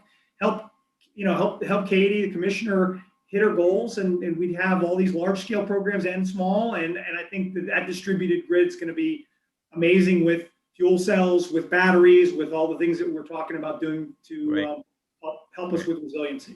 Well, thank you so much. I really find it very exciting that you're talking about 10 cents, you're talking about 11 cents. What you really need is the opportunity to just build to basically an unconstrained program. And 10 cents is really, I know I'm putting words in your mouth in some sense, but 10 cents is really close to what we pay for energy right now because we're at 8.7 or something like that at R30. So I think we're very close. The subsidy is very, very little here. And there is obviously lots of value. Now, I differ from you. I want the ratepayer to keep the value, not to essentially give the other 4 cents to you. But nevertheless, I do think you do a great job, and we're trying hard. And I'll tell you, everybody across the aisle in the committee is really focused to give that opportunity to develop at market rates or at these rates. It's just the 22 and the 15 and the 18, which are hard to digest for us. But when you come close to 10 cents, we're going to work hard to discuss and provide opportunity for unconstrained development because that's the future of energy. Thank you so much. Thank you, guys. Thank you, Representative Aurora. Representative Mashinsky. Thank you, Mr. Speaker and Mr. Chairman. I wanted to ask our witness, in Wallingford, we have a 10 megawatt commercial solar going up on our old landfill, which is a good thing. However, to get the 10 megawatts, they had to spill over onto the river floodplain, and that's a bad thing. They took out floodplain trees to get their full 10 megawatts. Even though there's a full-size warehouse now occupied by Amazon next door to the site. And I was trying to get siting council to direct them to use the roof of the warehouse rather than cut down the trees along the river, which they did not do. Why, in Connecticut, why are so many of the units showing up on valuable land rather than on rooftops and buildings and parking lots such as is done in Europe, especially in Germany? So why don't we do that here in Connecticut? What is stopping us? Thank you, Representative Mashinsky. Good questions. The challenge is it's significantly more expensive to build on rooftops and parking canopies than it is to build in a field. And so we need incentives to push us in those directions, or we need penalties to take us away from others. And that's really, if you look at, again, Massachusetts doesn't do everything right, but this is an area they do a good job. They set up that base rate that we were just talking to Representative Aurora about, and then they have carrots and sticks. If you take some prime farmland, you get less. If you are going to be on a landfill, you might get a little more because of your costs. And they've spent a lot of time thinking about that. And it's funny, we're doing the largest canopy right now in Massachusetts, and they've given us just enough money to pay for the canopy and nothing else. I mean, they've really thought it out in a way that it's equal to us to do a canopy or do a ground mount. And so it just requires really good, thoughtful construction of your programs. That's it. And the other thing for us is we start by going to Eversource or UI and saying, I've got a piece of land. Can I put solar there? And, half the time the answer is no.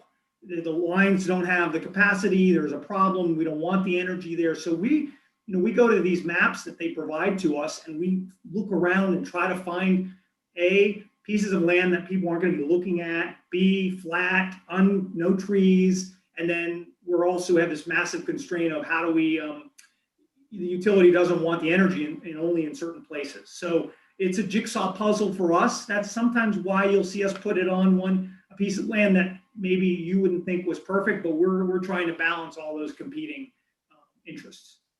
Okay, so if we took the price signals from Massachusetts and put them in place in Connecticut, that would steer the projects better? Absolutely. Is that what you're saying? Okay. Absolutely. All right, thank you.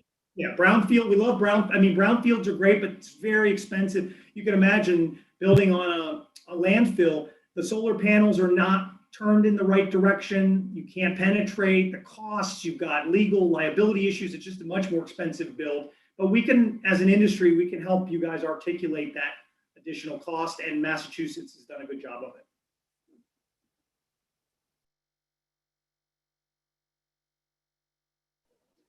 Thank you so much, Jamie, for Energy Solar 101.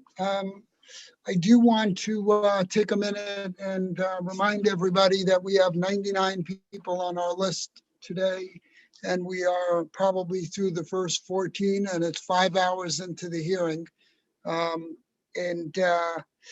would really remind everybody that people do want to get a chance to talk, but we're going to be here for a long time based on the rate at which we're moving along. So please do what you can to keep the comments related to the bills on the list if possible.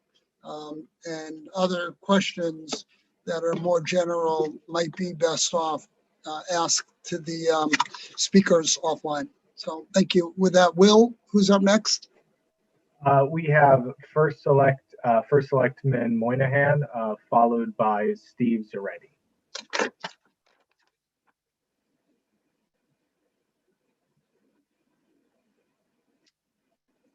Kevin, you're muted, Kevin. I see. I'm mute. Good afternoon, Senator Needleman, Representative Arconti, and members of the committee. My name is Kevin Moynihan. I'm First Selectman of the town of New Canaan. I appreciate this opportunity to testify before the committee on SB 937. As First Selectman of New Canaan since November 2017, I had the opportunity to observe Eversource's performance in the aftermath of prior storms in 2018 and 2019.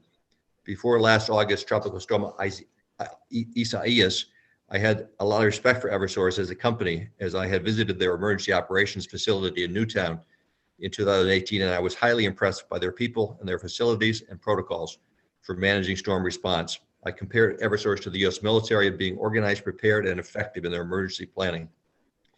I would note at the outset, New Canaan first responders and public works personnel are acutely aware of the dangers of live electric wires because almost 30 years ago, on July 23, 1991, New Canaan police officer James Martin was electrocuted and died when he stepped into standing water on the New Canaan road that had a down power wire in it. I would like to dedicate my testimony today to the memory of Officer Martin. New Canaan, like surrounding cities and towns, was heavily impacted by the tree damage and loss of power and telecommunications and internet services due to the high winds of Tropical Storm Isaias on August 4th, 2020. At the peak, more than 90% of New Canaan residents and businesses were without power, and power was not restored for all customers until 7 days and more after the storm. More important than the inconvenience to our residents of being without power for several days, however, was the risk to human life caused by blocked roads and downed electric wires that lasted for more than 48 hours after the storm. In prior storms, New Canaan had worked out a protocol of having Eversource area operations technician embedded in our emergency operations center in the aftermath of the storm, which enabled our EOC and public works crews to immediately go to work together with Eversource to open block roads and have Eversource de-energize down power lines that endangered residents and first responders. In the aftermath of Tropical Storm Isaias, Eversource was nowhere to be seen in the 48 hours after August 4th. Our EOC team and public works crews were in disbelief about the inability to communicate with Eversource about opening blocked roads and down power lines. Make safe protocols must be the absolute first priority for Eversource and other electric utilities in the aftermath of a storm. PURA has or should have the power to mandate by regulation that Eversource work with municipalities to protect human life by opening blocked roads and de-energizing down power lines before any restoration of power can begin. And we urge you to exercise that. We urge you to require PURA to exercise that power.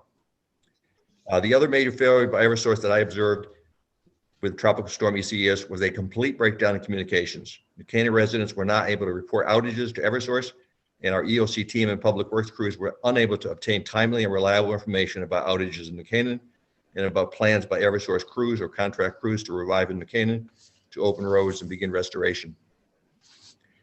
In the view of our EOC team, Eversource appeared to be completely overwhelmed and disorganized in the first days after August 4th. From our perspective, Eversource had a major breakdown and failure in their storm response efforts.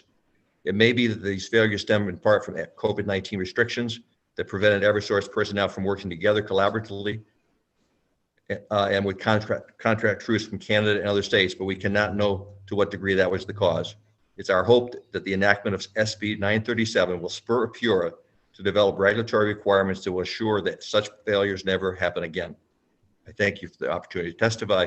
Happy to take questions. Thank you so much, Kevin. I really appreciate your testifying. Needless to say, I experienced the same things in Essex. I have some thoughts as to why they happened also, but I've been working aggressively with, and Eversource has been more willing to listen than in the past. I'm hoping that that never happens again, but it was a catastrophic breakdown in communication, and they acknowledge that at this point. So with that, Representative Cheeseman, you have your hand up. I do. Thank you, Mr. Chair. Thank you for coming here today. Kevin, quick question. You said you toured the Eversource facilities. You were very impressed. Have you seen a change in the level of their response, prior to Isaias and what actually happened during the recent storm? They've got much better communication. Obviously, they got the message that the failure requires that they be in communication. We don't know yet. I think they did a better job in a recent storm on MakeSafe, but MakeSafe is our number one concern. I mean, it's life and death, and there has to be a protocol that we can enforce with them. That they have to show up. They have to be there in the. What had been your experience with them prior to Isaias? Again, I had been new to it. We had a few major storms in 2018, minor storms in 2018-19. They were obviously much better. I mean, there was a complete failure on August 4th. They were better. So again, I was very impressed. It's like the Army. They have all the tools and they seem very organized. But and I think they have the capabilities to. The other thing was when out-of-state crews and Canada crews arrived, they were driving back from New Canaan to Springfield and Worcester to overnight and then drive back. The most inefficient process. And then they'd be sitting in our parking lots with no directions from Eversource. So obviously, the ECS was a major problem, but they look like they're paying attention now and improving. But they have to have a regulatory requirement on MakeSafe. They just have to be there. Yeah, thank you. And do you think having a dedicated Eversource person, or either for your town or a couple of towns, would make a difference in terms of relaying those MakeSafe requirements? Yes, they have their liaisons now working with communication, so I think they have the ability to deliver on MakeSafe. Okay, thank you, Mr. Chair. And Mr. Moynihan, I'm to pass on from Representative O'Day his best wishes, and he hopes you stick around for a while as in New Canaan. So thank you. Thank you, Mr. Chair. Thank you. Thank you so much, First Selectman Moynihan. I appreciate your coming today. Although you didn't come, it looks like you're in your office. We keep saying that for coming down to talk to us. We're all in our bedrooms at this point. So. Well, thank you for all your service. I know the hours you put in. I'm very impressed. Thank you. Thank you so much. Will, who's next? That's going to be Steve Zaretti, followed by John Doe Gadillo. Thank you. Good afternoon, Chair Needleman, Chair Arconti, and members of the committee. My name is Steve Zaretti. I'm testifying on elements of SB 882 and SB 952 on behalf of Brookfield Renewable. Brookfield Renewable is a renewable energy company with a portfolio that includes hydropower, wind, distributed solar, and pumped hydro and battery storage. I provided some detailed comments to the committee in writing, so I'll keep my testimony today brief and very high level. First, we're supportive of the directive in SB 882 to establish a zero carbon electricity mix. Our only recommendation there would be to consider the potential to expedite that. And that's really given the benefits that a zero carbon electricity mix might provide to carbon reduction efforts in other sectors like transportation and buildings. Second, we're especially supportive of the energy storage procurement language in SB 952, and we appreciate that that bill has a focus on transmission connected storage in addition to distribution connected storage. And finally, as the committee is thinking about renewable energy policy in general, we encourage expanding how the region's existing small-scale hydropower is participating in the RPS program.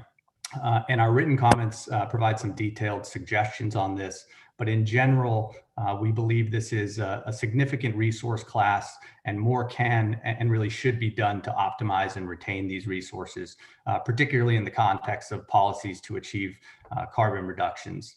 And we think near-term policy action would really align well with what the recent IRP describes as an anticipated decline in how biomass participates in the RPS. So this dynamic really provides an opportunity for greater reliance on small scale hydro while still leaving significant headroom for new renewables development as well. And with that, I thank you for the opportunity to comment and happy to answer any questions.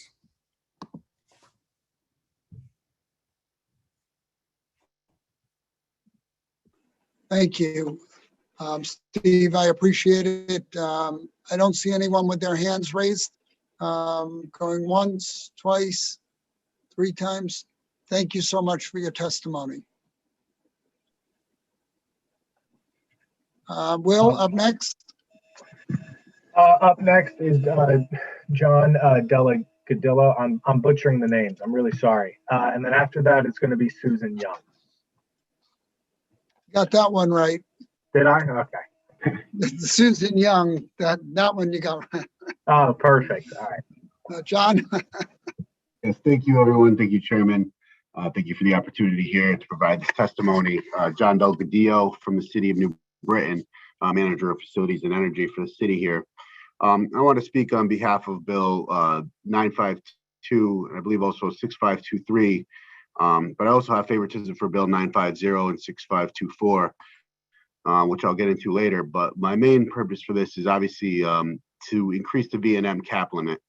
The city currently has 2 landfill solar projects in the works. I'm sure you guys have been talking about this throughout the last few hours about the need to, utilize better land, and I think no other better land available than landfill projects. We currently have the interconnections all set up for both of these projects on both of the landfills. It's just been stranded in there since about 2018. We started the work on one of the landfills, the process of getting these VNMs, and haven't been able to get there because of the caps. Really, these projects are going to be a huge financial benefit to the city. Obviously, all the cities have been really hurting between all the lost revenue we gained in 2020 due to COVID. And this is definitely some revenue that I'm sure all cities related, but especially the city of New Britain could utilize in further projects. The city has been involved with a lot of solar projects. Obviously, a lot of it depends on these VNMs. We also involved with anaerobic digesters in the state too. So the city has been strongly, pursuing projects with resiliency, renewable energy, and we really want to have these two projects on our list of, positive stuff that we did for the state, positive things for the city, as well as the financial benefit, obviously, that these would reap for the city alone. And, we have had these projects in the queue for quite some time. So, without raising the cap limit with the cap lift for VNMs, they probably will be stranded there. And, we'd be losing out on that lost revenue. So I really hope for everybody to be in favor of raising this cap limit. Again, I think the city will benefit. It's a landfill project. I believe all these solar companies really want to do is benefit the city, benefit the state in general, with positive projects that will provide resiliency and further stuff. And I also have to say some benefit to fuel cells, because the city has a lot of investment going on in the city with fuel cell energy. So I really hope you guys vote in favor for fuel cells, because we definitely have a lot of financial benefit if fuel cells become, get the recognition that they deserve from PURA, and with some of the credits that they deserve as well, because that's additional tax money that the city really, really needs. I'm sure a lot of cities could utilize in all these abandoned factories and other types of buildings like that we don't have too much use for, but these fuel cell companies really want to utilize it. So again, in favor really for the VNM cap limit, but I also am in favor for fuel cell and storage batteries as well, because that's really what's going to drive some solar projects, especially for us in the city. We have a lot of buildings that could utilize it, but without the storage, it doesn't make it worth it. So thank you again for this opportunity, and hopefully you guys move forward in a positive to reflect all these projects that can help benefit the city of New Britain as well as other cities throughout the state. Thank you, John. I don't see anybody with any questions. I really appreciate your testifying today. Thank you, Senator.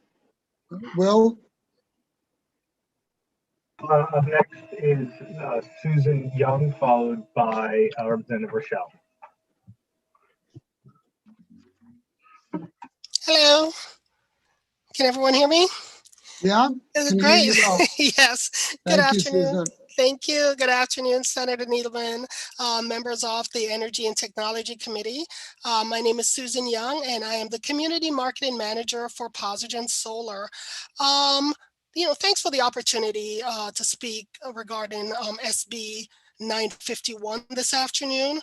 Posigen offers 100% financing to 100% of rooftop solar feasible homeowners in the state of Connecticut, and is proud to include energy efficiency upgrade with a low-cost fixed price lease, which delivers an average savings of up to roughly about $1,300 for Connecticut homeowners. Just a few comments about the bill, SB 951, regarding door-to-door canvassing, which is a crucial part of what Posigen do in our community outreach and education, making solar affordable and accessible to every homeowner, regardless of their income or their credit score. Posigen already complies with most of the mandates included in this bill with regards to identification badges, company branded materials, telemarketing regulations, and our employees really do are trained consistently. And we also in good, we have a good neighbor canvassing time frame of 10 a.m. to 6 p.m. And we do not utilize any independent subcontractors for our canvassing. Unlike most other solar providers, we only have 4 standardized system size option, and that allows us to keep our costs very low. The only section that causes some concerns is section 2A, requiring that all rates, fees, variable charges, terms and condition be provided at that initial appointment. Because a significant percentage of our homeowners are low income families, we frequently find potential customers with roof that needs repair, or their electrical system needs to be upgraded up to code, or that their home may just not be energy efficient at all. So those are a lot of things that we have to assess before moving on to helping that client, that customer. So due to these frequent known and unknown, it would be challenging for us to provide a high quality full disclosure at the time of the initial meeting. So we are happy to provide a one-pager that attempt to summarize those typical terms, but we would ask that any approved legislation allow for this unique variables that are present with all rooftop solar installation. One thing, though, that is really critical of major concern is the fast approaching RCIP incentive exhaustion. We need to, the need for the extender is not yet scheduled for a committee discussion. POSIGEN depends on this modest incentive to enable us to offer our low-cost fixed solar lease to low-income families, to homeowners, ensuring that they are able to enjoy the full financial benefit of the solar and energy efficiency program. We would ask that this critical issue be added to the committee's agenda so we can consider one final extension to get us to the new solar tariff in early 2022. Thank you for this opportunity to testify, and thank you all for all that you are doing to promote the benefits of clean energy to all Connecticut residents. Thank you. Thank you so much, Susan. We really appreciate that. And thank you for testifying. I don't see anybody with their hand raised. So, Will? All right, next up is Representative Rochelle, followed by Kyle Wallace. Thank you. Good afternoon, everybody. Senator Needleman, Representative Arconti, Senators Winfield and Representative Ali Brennan, ranking members for Mike and Ferraro, and distinguished members of the Energy and Technology Committee. I am here to express my strong support for HB 6523 and acts concerning virtual net metering credits for manufacturers in distressed municipalities.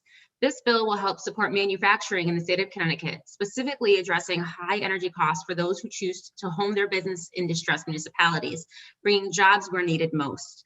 This bill also increases the use of renewable energy options by allowing this sector to take advantage of the virtual net metering program, which is not only good for the environment, but good for businesses who are finding it smart to go clean and green. Currently, our state allows virtual net metering for municipalities and agricultural energy users. By extending benefits of this program to manufacturers in targeted communities, our distressed municipalities, it will empower manufacturers to achieve higher levels of sustainability while also providing them an avenue to save money to invest in jobs and business growth. It is my hope that the bill will allow virtual net metering in two ways. One, a manufacturer located in a distressed municipality could use class 1, 2, or 3 technologies to power their facility and share excess power with another manufacturer in the same company. And two, a manufacturer located in a distressed municipality could use power provided by an energy developer somewhere else within the distressed municipality and sold to the manufacturer via virtual net metering. Over the past several years, the manufacturing industry has grown rapidly. And in 2019, it was the third largest growing field in the state of Connecticut. However, the recent recession has spared no sector, and manufacturers have struggled as well. They still have not recovered the jobs that were lost during that time, but they are growing back rapidly. As Connecticut recovers from the pandemic, supporting our manufacturing industry and attracting and incentivizing business expansion is vital, especially in our most economically distressed communities, which face higher unemployment rates and we must seek efforts to grow these economies. And especially during these challenging and complicated times. I represent Ansonia and Derby, two such economically distressed municipalities in the Naugatuck Valley. The valley was once the heart of Connecticut's economy. From the post-war era up to the 1970s, Ansonia and Derby alone employed over 10,000 people. To give you context, there are 13,000 people in Derby. These were good paying jobs that opened doors to the middle class. Today, these two cities are in stark contrast to what they once were. Ansonia is the #1 most economically distressed municipality in the state of Connecticut, and Derby is 5th. Due in part to globalization, technology advances, and soaring energy costs, only a small fraction of Ansonia and Derby residents today are employed in manufacturing. It is critical that the manufacturers that we do have are supported so that they can keep their doors open, employ our residents, and grow their businesses. With energy costs being a large part of a manufacturer's budget, this bill would help greatly. Manufacturers are under ever-mounting pressure from customers, stakeholders, investors, and employees to improve their environmental sustainability practices as well. This is a marketing issue for these manufacturers as well. Manufacturers are often heavy energy users, and Connecticut's high energy costs are a disincentive to manufacturing facilities taking root in our state. Major energy suppliers have not taken meaningful steps to reduce energy costs to make our state more conducive for business. And in fact, Eversource recently announced it would seek another large rate increase to be footed by ratepayers to make up for costs incurred over the past year. This will further harm manufacturing growth in Connecticut. There is a solution. The targeted expansion of virtual net metering would create economic value for our manufacturers and our distressed municipalities and improve the sustainability of manufacturing in the regions that need it most. This, while upgrading its green energy profile, would potentially improve our ability to compete for certain business opportunities as green business practices are desirable for consumers. Our state is moving to decrease its reliance on fossil fuels and invest in its development of green technology and renewables. Investing in our state's green future and economic prosperity should be top priorities. Supporting the manufacturing industry, and finding ways to promote job growth in distressed municipalities must be top priorities as well. I enthusiastically and respectfully request support from this committee on this proposal. Thank you for your time. Thank you, Rep. Rochelle. Rep. Arconte. Thanks, Mr. Chair, and thanks, Representative. No really questions, just a comment of support. You've been such a strong proponent of our manufacturing sector since becoming a member of the legislature. I don't know if Danbury, meets the definition of a distressed municipality according to DECD, but I know we are an alliance district, and we could certainly use some of the resources you've been describing as well. So just wanted to say those remarks, and looking forward to continuing working with you and my colleagues on this committee on this proposal. Thank you.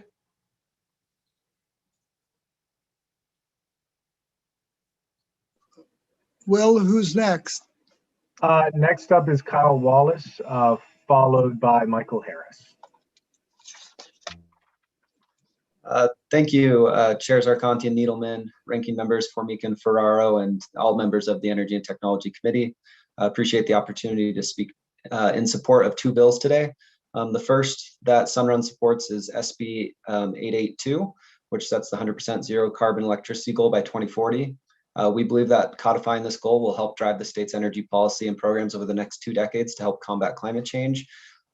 We believe a zero carbon electric grid is the backbone of a cleaner future where transportation and heating are increasingly electrified.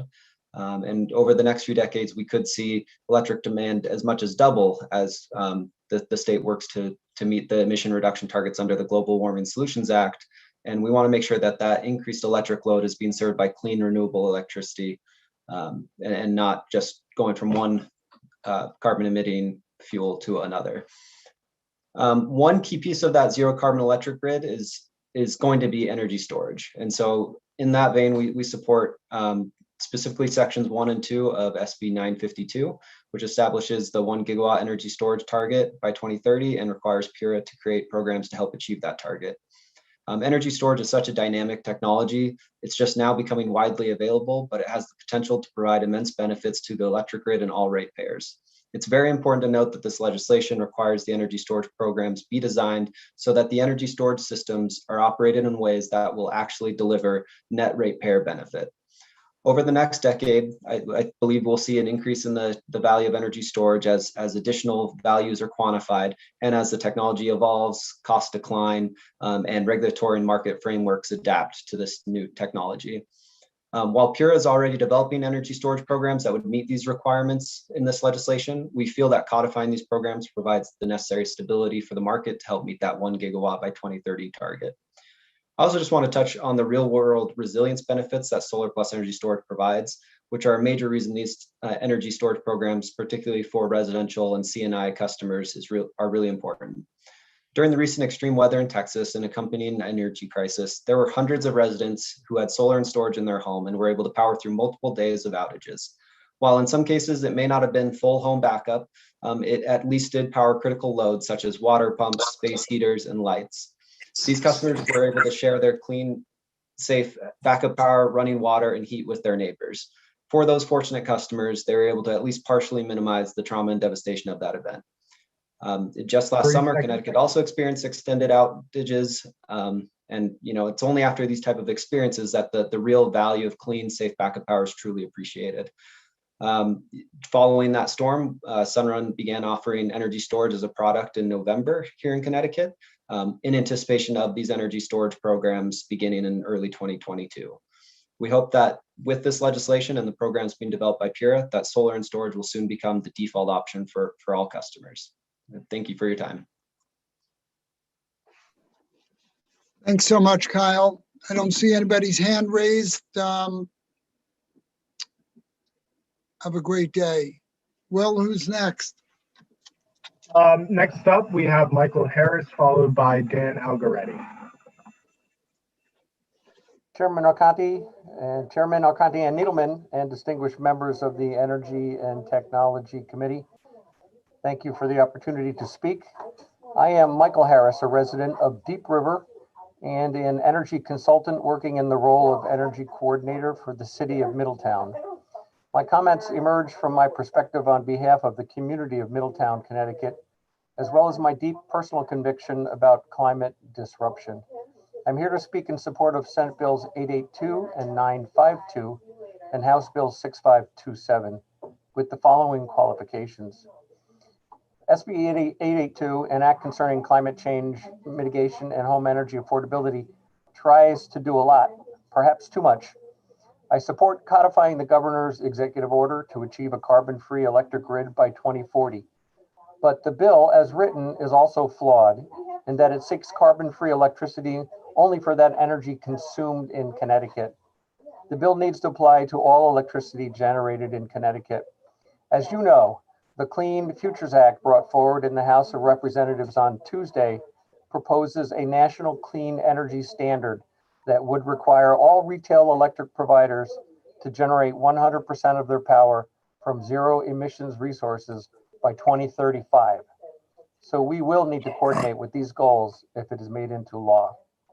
It is good news that creating the legal framework to achieve carbon-free electricity will provide a fuller context for actions to combat climate disruption.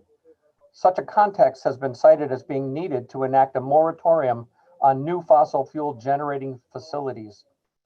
Despite this perception, I believe this bill should include a moratorium to move us firmly toward the clean energy future. Such a context already exists.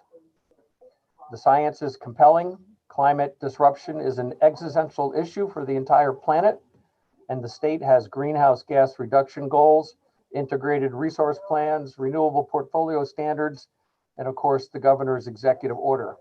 The context is robust. I support the provisions for demand response and energy efficiency in the bill and note that there are other bills with similar intents, such as SB 356 in the Housing Committee and HB 6527. Clearly, there is coordination needed among these bills, and perhaps SB 882 can become more focused by strengthening the provisions of these other bills with the language currently in 882. I do question the breadth of the authority granted to the Commissioner of DEEP with regard to setting greenhouse gas reduction and electricity supply and generation targets. The bill should clarify the DEEP Commissioner's role, including checks and balances, and offer goal setting through process and participation that is fact-based. SB 952, an act concerning certain solar energy projects, proposes to raise the virtual net meter cap, but it does not go far enough. The V&M program provides municipalities with significant cost reductions while doing an amazing job at facilitating the development of solar resources. With V&M, property taxes can be reduced, local jobs are created, RPS goals are realized, the electric grid is made more resilient, and progress is made toward 100% clean renewable electricity. The V&M cap should be eliminated. Related to the support that V&M provides for clean energy is the provision in the bill for energy storage. I strongly support this provision as an essential element of a renewable energy future. I would also comment that I do not agree that fuel cells need to continue to sell their current product that relies on natural gas in order to develop a hydrogen alternative. Moreover, there are other storage options, including liquid air storage that uses much lower technology and can provide longer-term storage than batteries. Finally, with regard to HB 6527, an act increasing the total output of Class 3 sources, I fully support increasing Class 3 resource goals and wish to point out that the goals are too modest. More needs to be done given the emergency nature of climate disruption. Thank you for the opportunity to speak. I commend the committee for your diligent work in these areas. Thank you so much, Michael. I'm trying to see if I see anybody's hand up here. Not seeing it. Charlie's got his hand up. Oh, I'm sorry, Charlie. I lost that screen. Go ahead, Charlie. Thank you, Mr. Chair. I just have a question for the last testimony, person giving the last testimony. Could I ask him a question, please? Okay with me. Okay, great. Sir, just so for my own information, I've seen the metamorphosis of global warming to overseas contingencies to climate change. Now I notice you're using the word climate disruptions. Is there a reason for that change, or is that describing different phenomenon or the same phenomenon that we've been dealing with regard to resiliency and carbon-based issues with the environment? I'm just trying to figure out what you meant by that. Sure. Well, it's the language that I choose to use, Representative, and I think it's appropriate for the urgency and the severity of the issue, and that doesn't imply that anything's changed, other than that we've recognized more fully our under appreciation for what's happening to the climate and to the environment. So that's the language I choose to use. I'm not questioning that. I just want to know the scope of what we're talking about with regards to that. How are you defining that? Can you just kind of like give me a rough idea of what's included in climate disruptions? Well, we're aware of it, the extreme weather events, but that there's a great deal of evidence to say that is related to this disruption. But I would say that ultimately it has to do with the increased carbon presence in the atmosphere, which is increasing the heat holding capacities of the planet. And in fact, the researcher Ye Tao up in Harvard acknowledges that we're more threatened right now by the rapidly and it's the rate of change of temperature that is most threatening. That there's actually a little bit of headroom in terms of carbon dioxide in the atmosphere.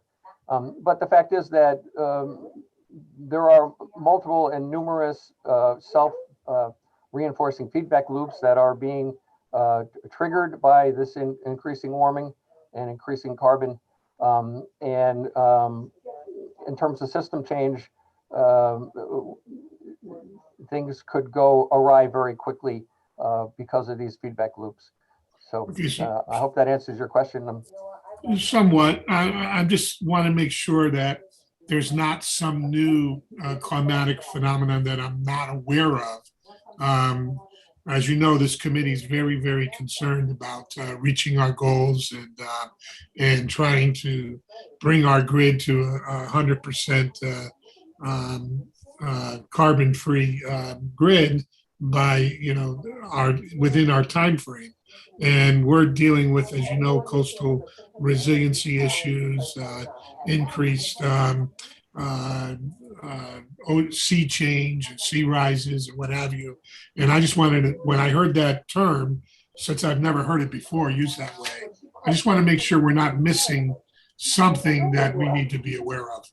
And but you're talking about technically the same battery of climate issues that we've been talking about all along. You're not using the term to encompass something new, is what I'm trying to find out. Well, I can't really speak to how much of the problem you're aware of or you appreciate. I'm not tuned into all of your conversations. there's a range of perceptions in terms of these feedback loops and the rapidity and severity of what's going on. So I would suggest that availing ourselves of all of that work is important. Okay, well, I thank you very much for your answer, and thank you, Mr. Chair. You're welcome. Thank you, Representative, and thank you. Somebody's got a bird in the background, I think. It keeps chirping periodically. I want to remind everybody that we are really now, we're almost 4 o'clock. We still haven't gotten halfway through our list, and I would really want to hold to the 3-minute rule for everyone. So please, let's keep this as short as possible.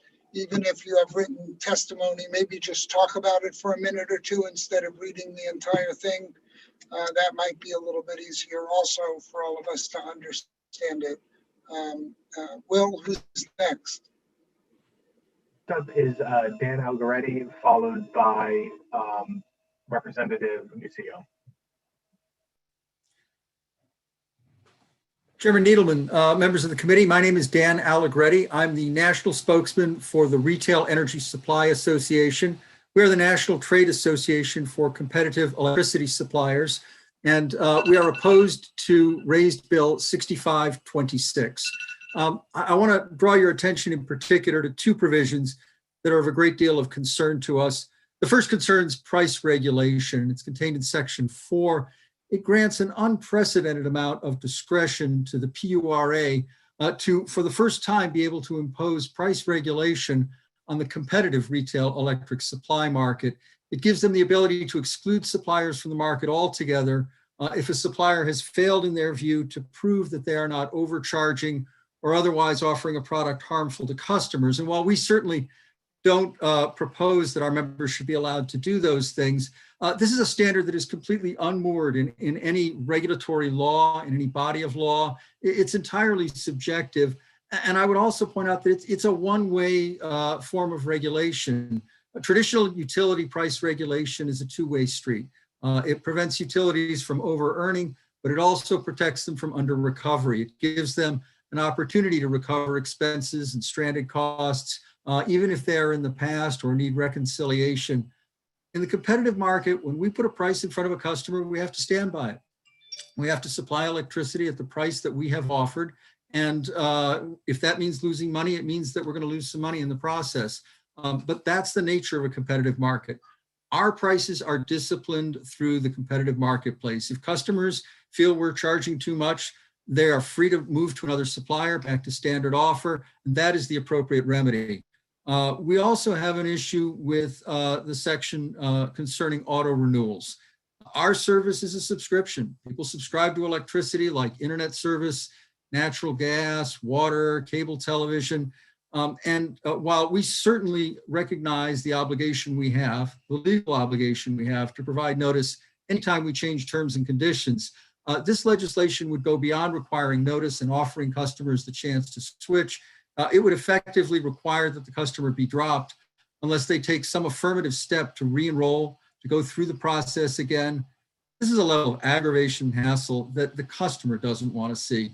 It's not the burden it imposes on us, it's the reaction it will bring from customers that is of great concern to us. We are strong believers in competitive retail electric markets, and we've come a long way. I would note that since 2014, the number of complaints against suppliers has dropped by over 90%. We have significantly improved and advanced as an industry, and we are very committed to retail markets. I was heartened to hear Commissioner Dykes say that a strong commitment to open competitive processes is deep policy, and that we should not abandon competitive markets.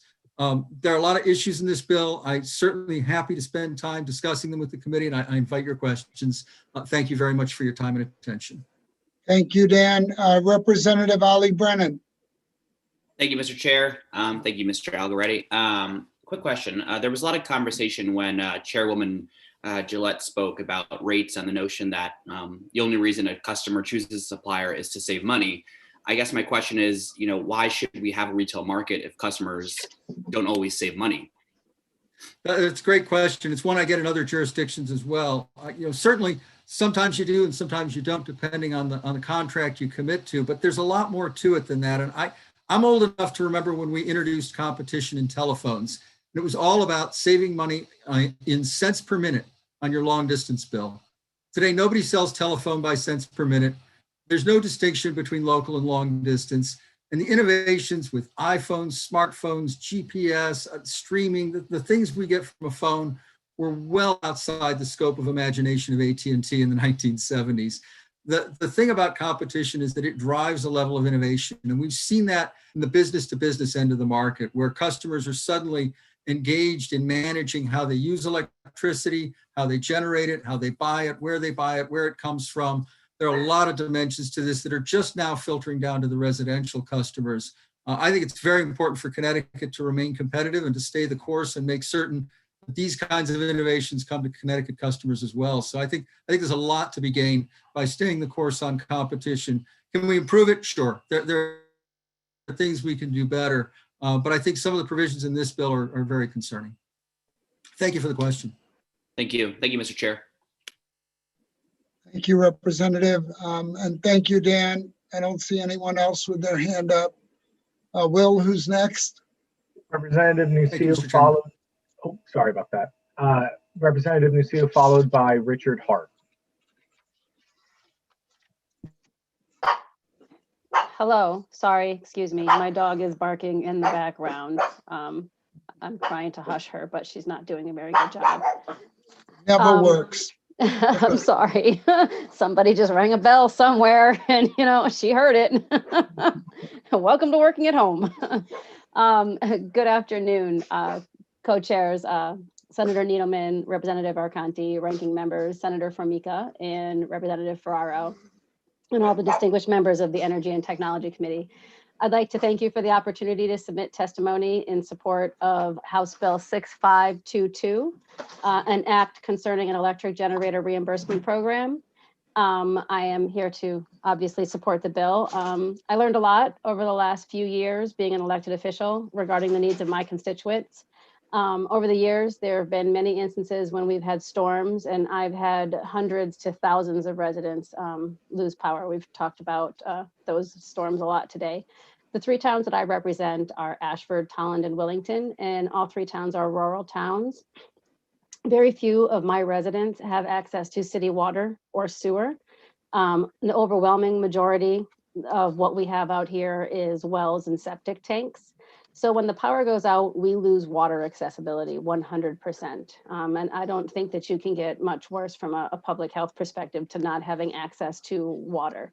With the last storm, I was shocked to find out that while Eversource has a list of people who have medical conditions, they do not do anything with it.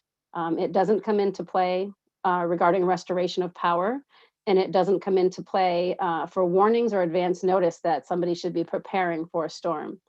Truly, I'm not sure what the list does for either the power company or for my compromised and vulnerable residents.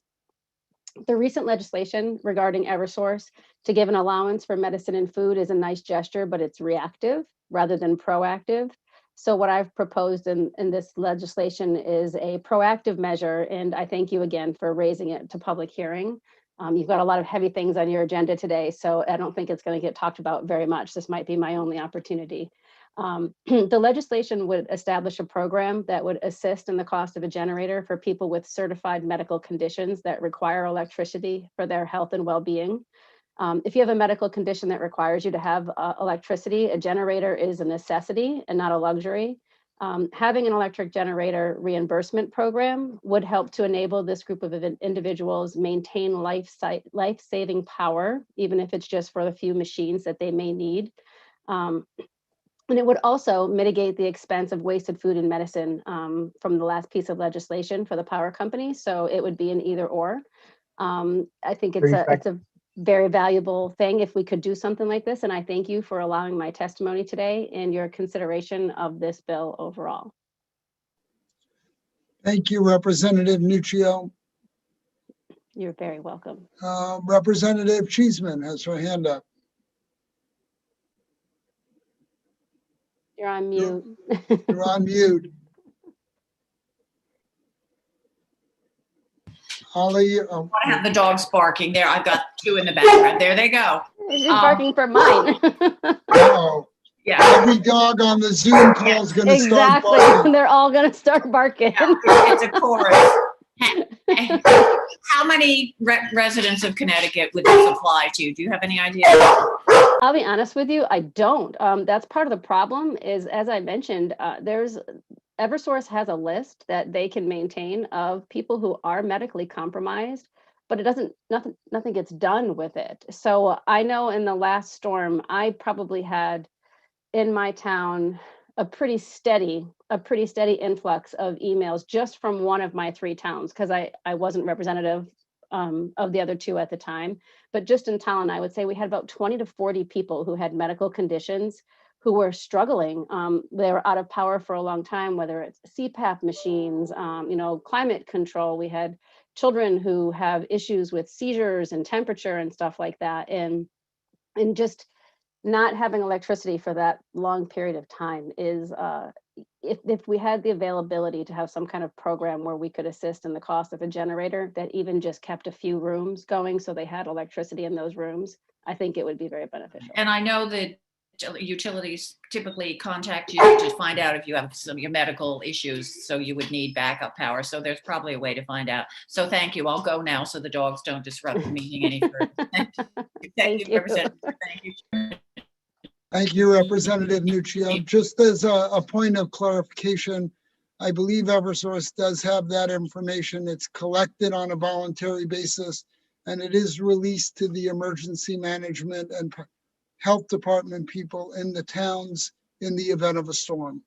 Yeah, we are pretty familiar out here with the people who have it. Our fire chief is great with keeping up on like the families, and we go out and we contact them. What I was really astounded though was that there's no urgency put on getting power back to those people. When we were talking with our person at Eversource, I was involved in the conversations as the chairwoman of the town council. So we were having a lot of conversations back and forth. Unfortunately, we had one resident whose daughter has a lot of medical compromised issues, and they were the last road to get power. And it wasn't even like a big thing that they had to do, but they weren't considered a priority because it wasn't a big thing that they had to do to repair the power. So that's when we kind of found out that there's a list and they have the list, and it's then given back to like fire and EMS, but it isn't used in any way whatsoever to kind of prioritize getting power back to people who have medically compromising issues. It is not, and thank you. I know that. So it's complicated, and it's good that we have first responders in all of our small towns that do that. Yeah, I'm very grateful for them. It's critical. Yeah.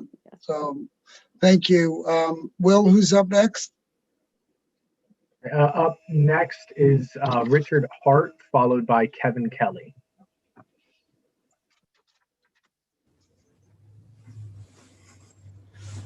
Good afternoon, Senator Needleman, Representative Arconti, ranking members Formica and Ferraro.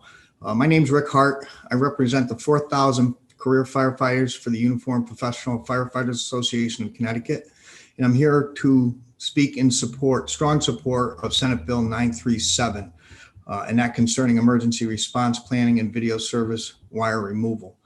I'm wearing 2 hats today. One is the lobbyist for the UPFFA, but also as the Deputy Chief Shift Commander who was on duty August 4th when Tropical Storm Isaias struck. And you have my written testimony that talks specifically about the 3 sections of the bill that we're most concerned with: the Make Safe Crews, the liaison, and the planning aspect of Eversource's preparation for and UI's preparation for natural disasters. At approximately 3 o'clock in the afternoon of August 4th, we had in the city of Waterbury 124 calls holding for our fire department to respond to that we could not get to because we were out chasing down wires, trees on wires, etc. It's an extremely dangerous situation, not only on the fact that there are live wires in the streets, but also it takes the vital resources of the fire department and police department away from other more pressing emergencies. By establishing make safe crews based upon population and infrastructure within the municipalities across the state, that would greatly reduce resource usage by fire and police. At that time, we had absolutely no fire protection in the city because we were out babysitting wires, and this happened in 169 towns across the state. I feel that the planning aspect of mandating that Eversource has to plan for a Category 3 hurricane is very valuable, because even though the tropical storm does not reach that level of intensity, it does allow them to scale back their response and their planning. And also the invaluable resource of a utility liaison would be an extreme help to the municipalities in interacting between Eversource and the Emergency Operations Center. So with that, I'd be happy to take any questions. Thank you, Rick, and thanks for your service, by the way. Thank you. I'm not seeing any question. David, Rep. Arconte? More of a comment. Yeah, Rick, thanks for your service as always to the state and the city of Waterbury. But are you guys also participating, or did you participate in the public comment period with the storm investigation over at PURA as well? I believe we submitted testimony. Perfect. Great. And it was actually the Joint Council of Fire Service Organizations sent a testimony on behalf of that. Great. But Thanks, that Rick. was pretty. Thanks, Mr. Chair. Thank you, Representative Arconte, and thank you, Rick. Thank you. Will, who's next? Up next, we have Kevin Kelly, followed by Jeffrey Masel. Good afternoon, Chairman Needleman, Chairman Arconte, and good afternoon, committee members. My name's Kevin Kelly, and I represent the Tree Wardens Association of Connecticut. I'd like to offer the following comments on proposed Bill 950. It's our opinion that this bill contradicts the intent of Connecticut General Statutes 23-59, of which describes the powers and duties of the tree wardens that are appointed by municipalities to have care and control of all the trees and shrubs in the public right-of-way, and Connecticut General Statute 16-234, which is the legislation that allows utility companies to conduct vegetation management. But it also offers protection of property to the abutting property owners from the discretion of what the utilities determine is needed to be removed. As stated in the proposal, the bill calls for the repeal of Section 3, subsection E, and removes the ability of property owners to object to pruning and removal. Additionally, in the statement of purpose, the bill states that the only intention of this is to satisfy time restraints and expedite the removal process. Unfortunately, the permission process takes time, and by law, the public is allowed to have a voice. This bill removes the responsibility that the municipal tree wardens have, which is to act as representatives of the towns and the residents that they serve. They are public officials that are often needed to act as an intermediary between the utility companies and the property owners, and must not be excluded from the process as a matter of convenience. Qualified tree wardens are professionals in their field and have extensive education in the protection, maintenance, and care of the urban forest. It's important for all concerned that the checks and balances put in place by the legislator are preserved and that the rights and voices of property owners are protected. Eversource reached out to our board of directors yesterday and met to voice their opinions about our concerns. We've always worked and maintained a partnership and worked out alongside the utilities in managing the roadside forest. We suggested public education as an answer to their problem of lack of cooperation with the public and offered our assistance in achieving this task. It's our opinion that the public tends not to want to cooperate due to the past experiences they've had with the utilities and their practices. Recently, UI tried to get around these same issues with their targeted risk management program, and PURA ruled against them due to public comment. We don't feel that the utility should be allowed to change the language of the statute.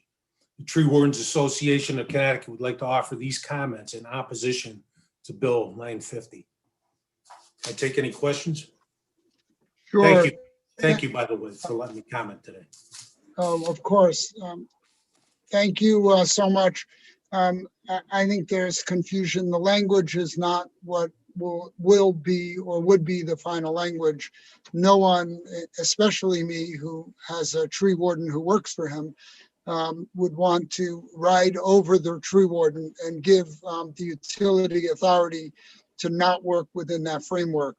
I think the intent here is that on certain major circuits where individual trees can cause disproportional problems in terms of the number of outages that they can cause, I think that having the tree warden be more the mediator and the more final word, which is probably back to the way it was before 2014, at least on those circuits, is probably the right approach.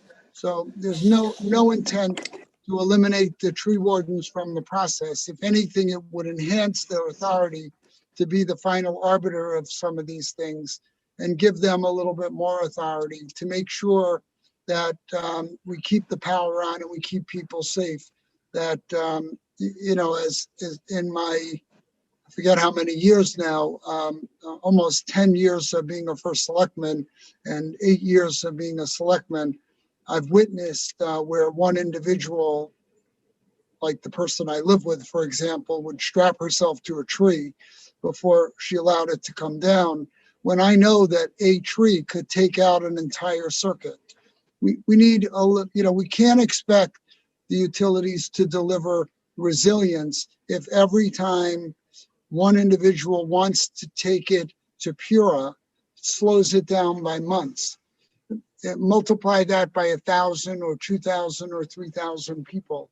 We have to have a better process. I'm open to any suggestions here, and I suspect that the utilities are also. I want to hold them accountable, but I also know that a big part of the problem with outages come as a result of trees during storms. So we need to do something. Your help in this is incredibly valuable. So we recognize that too. And as we stated to Eversource yesterday, we want to work with them to achieve their goals. But we have to realize that, you know, there is a process in place and that's there for a reason. So well, that process was amended recently, and I think it may have gone a little bit too far on the pendulum. So we need to find a midpoint there that gives us some flexibility, gives the residents of every town all the rights that they're entitled to, but it may take some of it off the hands of PURA, who deals with a lot of these cases. And you know that when you're called about removing, clearing trees in a neighborhood, this one tree will be bypassed and it'll be let go because they follow their schedule. So when something holds it up, they don't come back until they get cycled to that neighborhood again, which could be years later. So we need to do something. I don't have a specific answer yet, but I'm happy to work with the Tree Wardens Association on this. okay, thank you for letting me comment today. Thank you so much. Will, who's next? Up next is Jeffrey Masel, followed by Representative Michelle. Great. Thank you very much, Chairs Needleman and Arconti, Vice Chair Ali Brennan and Fonfera, and ranking members Formica and Ferraro. Thank you very much for your time today and for your service to your constituents and to the state of Connecticut. We appreciate it's a long day and we're grateful. My name is Jeff Masel. I'm one of the founders of Lodestar Energy. Lodestar Energy is a renewable energy company headquartered in Avon, Connecticut. We're a market leader in the development of renewable energy solutions and energy storage facilities. In Connecticut, Massachusetts, and New York, Lodestar has developed over 100 megawatts of renewable energy and energy storage assets. But we're not only the developer of these assets, but the long-term owners and operators of these assets. As an employer in Connecticut, we provide high-paying professional and skilled jobs. And due to lack of long-term policy design, our growth has been significantly hindered. As you may have heard earlier, of those 100 megawatts, 20 are located in Connecticut, while 80% of our business is outside of the state. We're excited about the opportunity to continue to shape Connecticut's environmental, business, and energy future. And our comments on Senate Bill 952 will help shape the appropriate policy to enable additional opportunities in Connecticut, both environmentally and economically. Lodestar supports the overall aspirational natures of Senate Bill 952 and is encouraged by the inclusion of directives on establishing a program for energy storage deployment. As you heard earlier, we recommend the amendment of Section 4 with regard to the virtual net metering caps for 2 years to remove it entirely. More importantly, however, we also think that as a matter of general policy, it's important to note the challenges that EDCs have faced in the past decade ensuring the reliability of the grid, and therefore recommend that the committee does not enlarge the footprint or services given to the EDCs under their current monopoly. This rationale supports the deletion of Section 6 of the bill for the affordability to ratepayers. We recommend that all energy storage, whether owned by the EDCs or privately, should be awarded through the competitive procurements under Section 2 and 3 of proposed Senate Bill 952. This should be done in a singular procurement or process. We believe ownership and operation of energy storage falls outside of the core functions of the EDCs. Energy storage is both a load and a generation on both a load and a generation on the grid. Therefore, energy storage should not be rate-based under any circumstances. Finally, we take notice of recent action by the legislature under the Take Back the Grid Act and this committee's affirmative vote on Senate Bill 855 this week. We encourage the focus of this committee to optimize outcomes for ratepayers in lowering the cost of electricity and ensuring the reliability of the grid. As an overarching matter, we believe that any actions by this committee to ensure independence of PURA, DEEP, and Connecticut's policy from the interests of the EDCs will help further the objectives of lowering electricity costs and grid reliability for ratepayers and your constituents. For this reason, we believe any future assets that are added to Connecticut's grid must be overseen by PURA independently, pursuant to the policies promulgated by DEEP and consistent with legislation approved by this committee and enacted by the legislature. We'll submit a copy of this in written testimony, and attached to it will be Exhibit A, setting forth the value of distributed energy report, demonstrating the 14.1 rate versus the 11.5, and also submit the materials requested by Senator Meskers. Thanks, Jeff. Appreciate your testimony. Thank you, Representative Marconti. Any questions for Jeff? Seeing none, thanks, and I'm sure we'll be in contact in the near future. All right. Great. Thank you so much. Mr. Clerk. Next up was supposed to be Representative Mitchell, but it doesn't look like he's here. So we're going to go with First Selectman Boza. Jason Boza.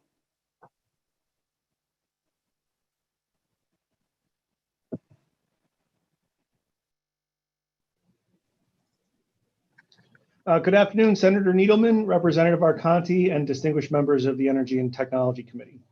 I want to thank you for the opportunity to provide comment today on Senate Bill 952. I did submit written testimony, but I'd like to speak about 3 sections of the bill and just kind of provide a summary. Those are sections 4, 5, and 10. Section 4 seeks to extend the cap on virtual net metering solar projects from 20 million to 30 million. State incentives like virtual net metering credits have been successfully used to encourage solar projects in Connecticut, but East Windsor's experience with B&M projects has been mixed. Several years ago, a solar project approached my town seeking our support for their project, claiming that this would be a quiet neighbor, a large taxpayer, and be sited on a former landfill. Very shortly after being cited, they turned around and brought a lawsuit against the town, claiming an exemption for personal property taxes under 12-8157D of the general statutes.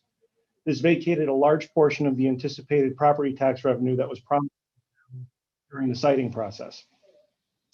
I offer this example because it highlights that the V&M credit system is not always working to the benefit of municipalities as may have been intended. I urge the committee to consider the following remedies to ensure that any host community benefit from siting projects without any negative financial impact. 1, require all V&M projects to enter into a tax stabilization agreement with the host community. 2, remove the exemption from personal property tax outlined in 12-8157D, or require power generated from the grid scale solar development be sold to host municipalities through a power purchase agreement at a discounted rate. So that was one of our experiences. Conversely, East Windsor is about to become home to the largest grid scale solar development in New England once gravel pit solar is operational. Here, our experience has been completely different. This company has been a partner to the town, and I attribute that to having a tax stabilization agreement in place. I also want to raise a concern about Section 5 of this bill. This section seeks to require a percentage of V&M projects be located in communities identified as Alliance school districts. My community is one such town. This is only beneficial to the host community if they are able to enter into a PPA or if they have a stabilization agreement. Otherwise, these projects are less beneficial to towns than I think is intended. Many, if not most of these projects are in small towns. Small towns may only consume enough power to enter into a single power purchase agreement, if that. That is certainly the case in East Windsor. So hosting more than one V&M project without the requirement of a stabilization agreement is not in the best interest of towns similar to mine. Finally, I have some concerns about Section 10 of the bill. Expediting permitting of solar projects on farmland is likely to consume more farmland and be in conflict with the state's farmland preservation goals. This section would be better if it was clear that any expedited permitting needed to primarily benefit the farm operation on which it's cited. I'm sorry, that's time. Written comments for the record, and I'm happy to answer any questions that any members of the committee may have. Thank you, Jason. Did you, in your written testimony, did you submit, is it included in your written testimony, the changes you outlined on the V&M program that you feel be more beneficial to the host town? Yes, sir, I did. Great. I appreciate that. That's the only question I had. I plan on taking a look at that over the weekend. Any other committee members? Seeing none, thanks, Jason, for that testimony. Thank you very much. Mr. Clerk. Up next, we have Mike Farrell, followed by First Select Woman Vanderslice.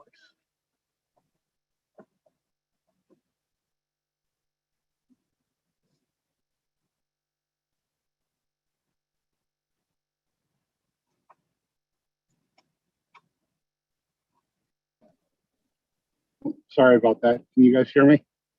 We can hear you. Okay, thank you.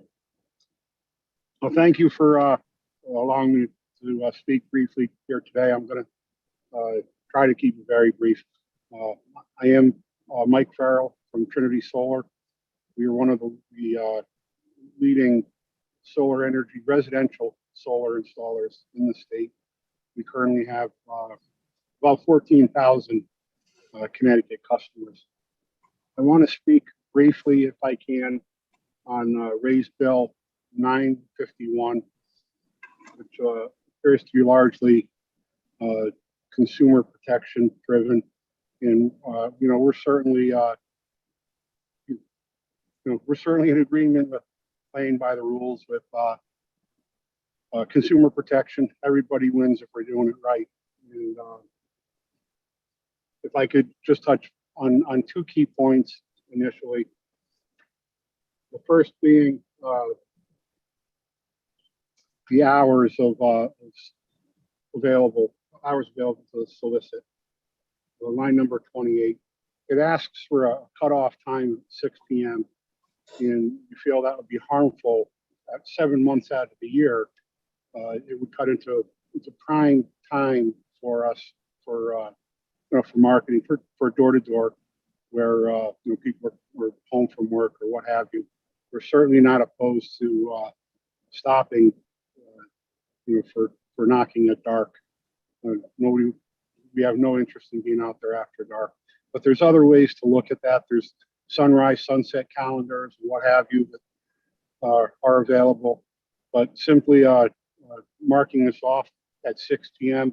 would be harmful in our opinion.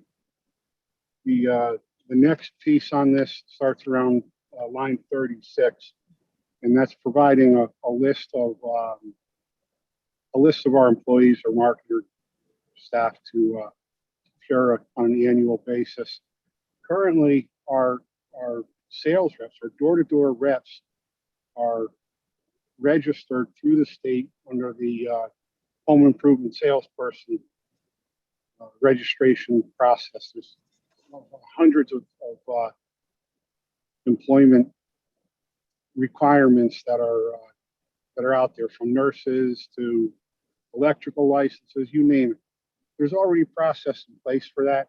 We subscribe to it. We have dedicated staff that handles these, and we could add to it for the solicitors. That may be a better place.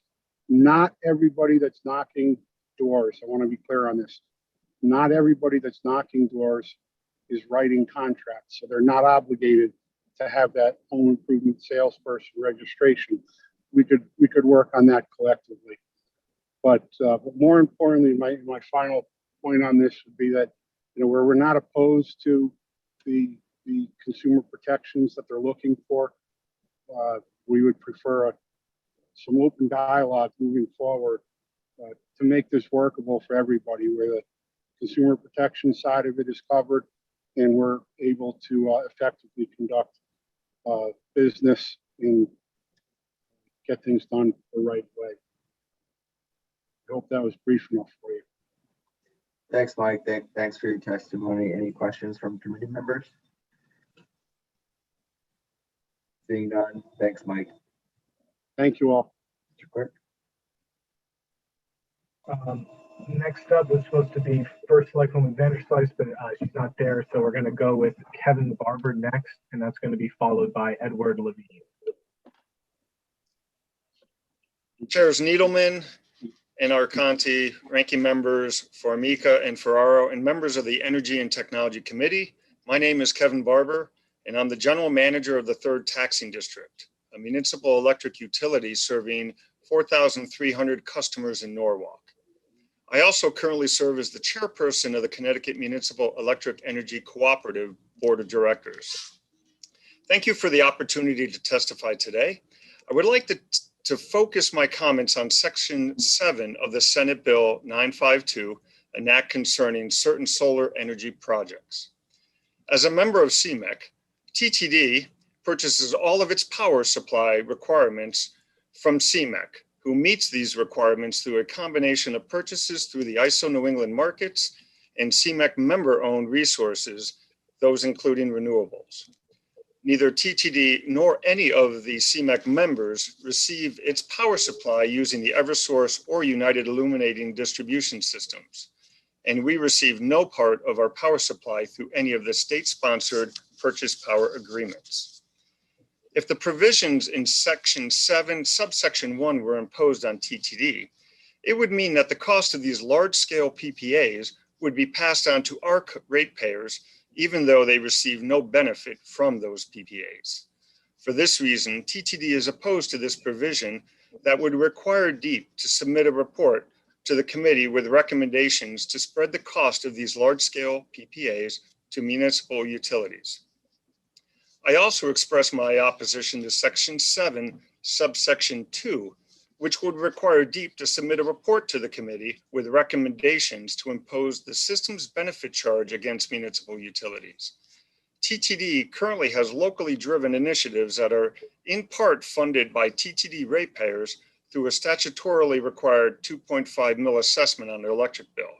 Examples of these initiatives include a commercial and industrial lighting program, Cool Choice rebates program, heat pump water heater rebate program, addict insulation rebates program, home energy savings programs, incentives for the installation of solar power, and as an example, TTD provided full funding for the installation of a 40 kW solar and battery storage project on the district-owned East Norwalk Library, and customer assistance programs. One example is TTD partners with a local nonprofit to provide financial assistance and education to our customers in need. As you can see, TTD is focused on promoting energy efficiency, conservation, and renewables, all while meeting the needs of our customers. This effort would largely be duplicated under an additional SBC charge contemplated by this proposed legislation. I would like to ask that you refer to my written testimony for additional information, and I'd be happy to answer any questions you may have. Thanks, Kevin. Question on, so in the municipal territories, I can see your point on the SBC charge, because I do know that the municipal utilities operate their own energy efficiency program. So I am happy to hear that. But the ratepayers in your territories, there's no charge in regards to the renewable energy investment charge, which is the portion that goes to fund the Connecticut Clean Energy Fund, which is the Connecticut Green Bank. And I know the Green Bank, will still do projects in, territories that are run by the muni utilities. So maybe, S language is needed to very specify that charge specifically. Maybe I guess I'd like to get your thoughts on that. Sorry.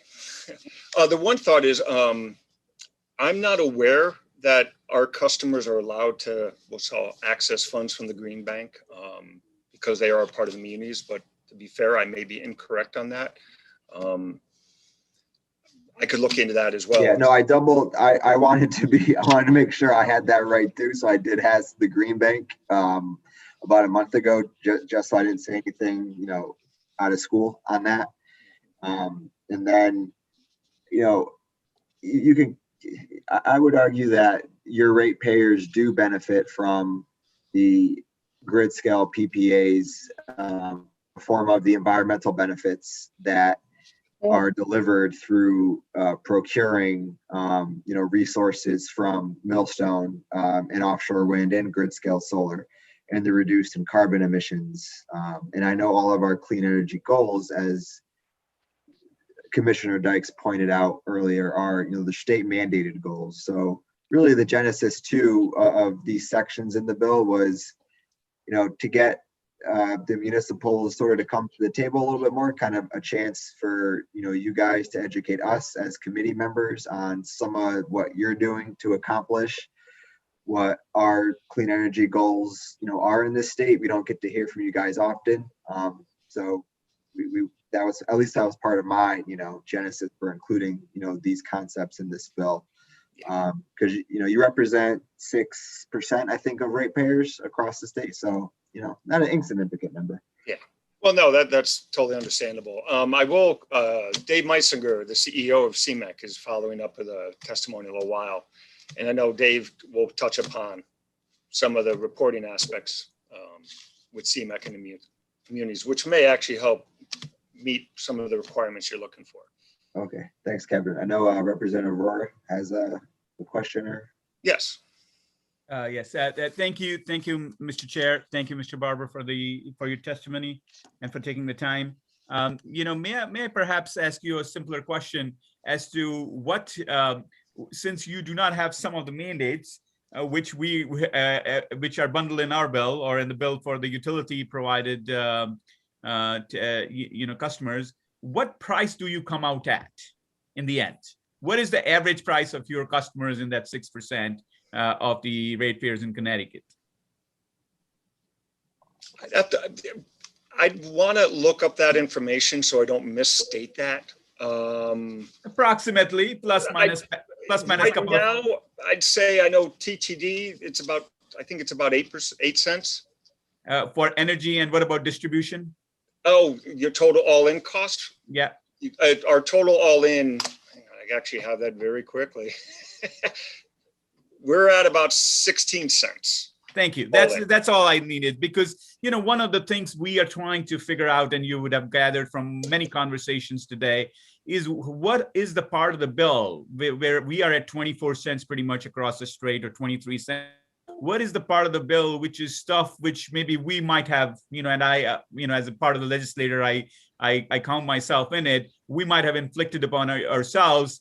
And we definitely don't want to. We want your customers to stay at 16 and not put any more mandate. We want to bring our customers, other customers, meaning the rest of the state, to you, rather than bringing you to the rest of the state, while encouraging market-based development. So I really had that question, and I think the committee can see it clearly. How, you know, letting different folks do different. This is the idea of competition, which makes our country great and our country work, which is different entities working competitively, work out different solutions. Some of them are just fantastic and brilliant, provide brilliant solutions for their customers.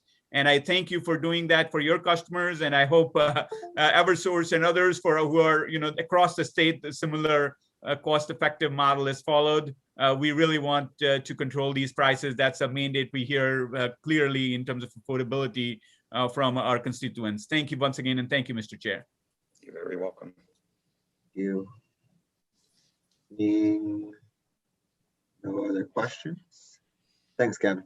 You're very welcome. Thank you very much. Mr. Clerk. Next up, we have Edward Levine, followed by David Messenger. Thank you, Chairman Needleman, Arcani, and ranking members Formica and Ferraro, and members of the committee. My name is Edward Levine. I am CEO of Clean Peak Energy Group. We are based in Stamford, Connecticut, testifying today in support of Raise Bill 952. Our state and the regional grid system will need significant quantities of energy storage to manage the intermittent nature of the increasing quantity of solar and wind generation. Increased energy storage systems are required for the grid system, and we recommend the Connecticut State Legislature for evaluating legislation to increase energy storage systems and fostering the sustained and orderly development of a state-based electric storage industry. There are multiple solutions for energy storage as contemplated in the legislation, and they're all desirable outcomes for the ratepayers, in our opinion, for the state of Connecticut. However, Section 5, we are concerned adding 150 megawatts of assets to the distribution companies may not be the right way to manage the grid system for our ratepayers. If $300 million are invested by our electric distribution companies to build 150 megawatts of solar at a 10% rate of return, that's roughly a $30 million per year added profit to the utilities. I'm calculating $600 million over a 20-year period if they are allocating additional stock to acquire those facilities.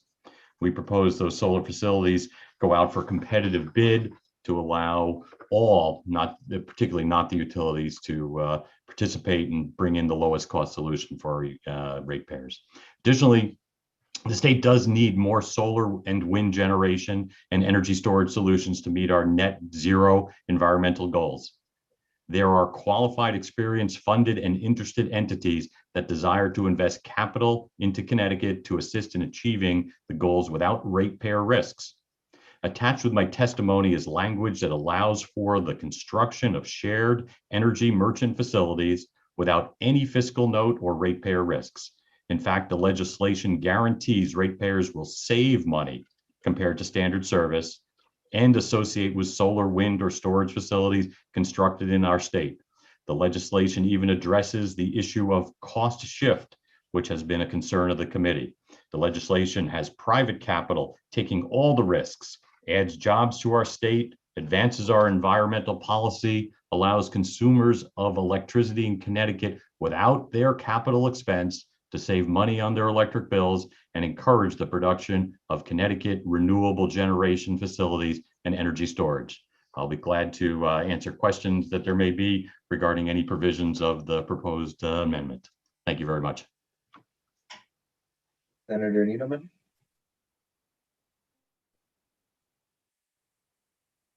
Thank you so much. So Ed, I just wonder, you mentioned about the utility-owned solar. Do you care if they're part of the bid?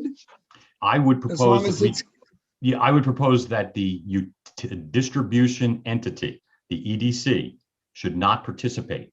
I would say that as we did before when we deregulated the electric industry in Connecticut 20 years ago, the holding company for the utility had a subsidiary they called Select Energy that was a entity that the risk of loss went back to the stockholders of the holding company. I felt that is a more fair way to attempt to balance the risks of that entity with the private market, and also open up it to competition so we can drive the most effective cost for our ratepayers. well, obviously we want the most effective cost. So a similar arrangement to what they have with Ørsted, where it's a separate entity for profit, not under the regulatory framework. Correct. And we have to also be concerned that there aren't commingled costs. You know, as sometimes we share utility personnel, you know, focus on making sure that those costs that are allocated are fair and appropriate. So it's sometimes hard to do. So it adds concerns to me, but it raised an area of concern, of significant concern. Understood. Thank you. That's my only question, Mr. Chairman. Rep Pettit. Thank you, Mr. Chairman. Actually, Senator Needleman took my question, which is great. It's been answered. But Mr. Levine, you said there were, I see your testimony. You said there's an attachment. Maybe that hasn't been posted yet. I see just a couple pages of testimony, but no attachment. Would it be listed under some other name? For the attachment for the proposed amendment, it should have been filed. I filed it the other night with there, so there were two filings. So hopefully that got through. I'm glad to get you a copy specifically if you have a question about it. I'll check with the clerk. Thank you. Thank you. Any other questions? None. Thank you, Ed. Thank you. Mr. Clerk. Next up, we have David Messenger, followed by Julian Boggs. Good afternoon, Chairs Needleman and Arconti and members of the Energy and Technology Committee. My name is Dave Meisinger. I appreciate the opportunity to address Senate Bill 952 this afternoon. I also did submit written testimony yesterday regarding this bill. I'm the Chief Executive Officer of the Connecticut Municipal Electric Energy Cooperative, also known as CMEC. I've held that position since January of last year. CMEC is the exclusive wholesale provider for 6 of the 7 municipal electric utilities in the state. And in that capacity, I wanted to touch briefly on 3 aspects of Senate Bill 952. Section 6 of that bill would require each municipal electric utility in the state to report annually to DEEP on its quantifiable progress toward carbon reduction. We have no issue with that concept. I just wanted to note that substantially equivalent reporting requirements already exist under applicable and existing state statutes, and CMEC coordinates those filings on behalf of our 6 municipal electric utility members.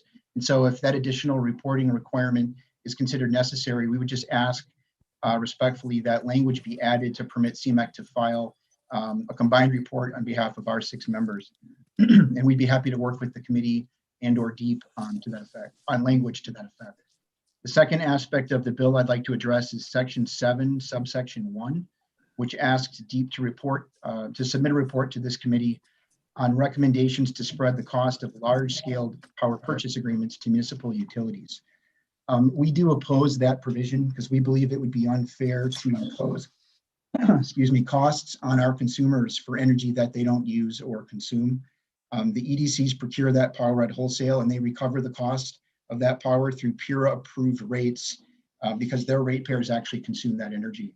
On the other hand, our municipal electric utilities do not accept delivery of any of that power and their retail customers do not consume it, which is essentially by design and a result of the enabling legislation behind CMEC, whereby, as I said earlier, we're the exclusive wholesale power provider for our municipal electric utility members. And in that capacity, we engage in long-term planning and procurement and already have a vibrant power supply portfolio and are not really scaled to take on additional resources or power purchase agreements, nor do we again think we should be paying for costs for power that we don't consume. Final aspect of SB 952 I'd like to touch on briefly is Section 7, subsection 2, which would have DEEP submit a report on taking the statutory system, system benefits charge that's currently applied to EDCs and also applying it to municipal electric utilities.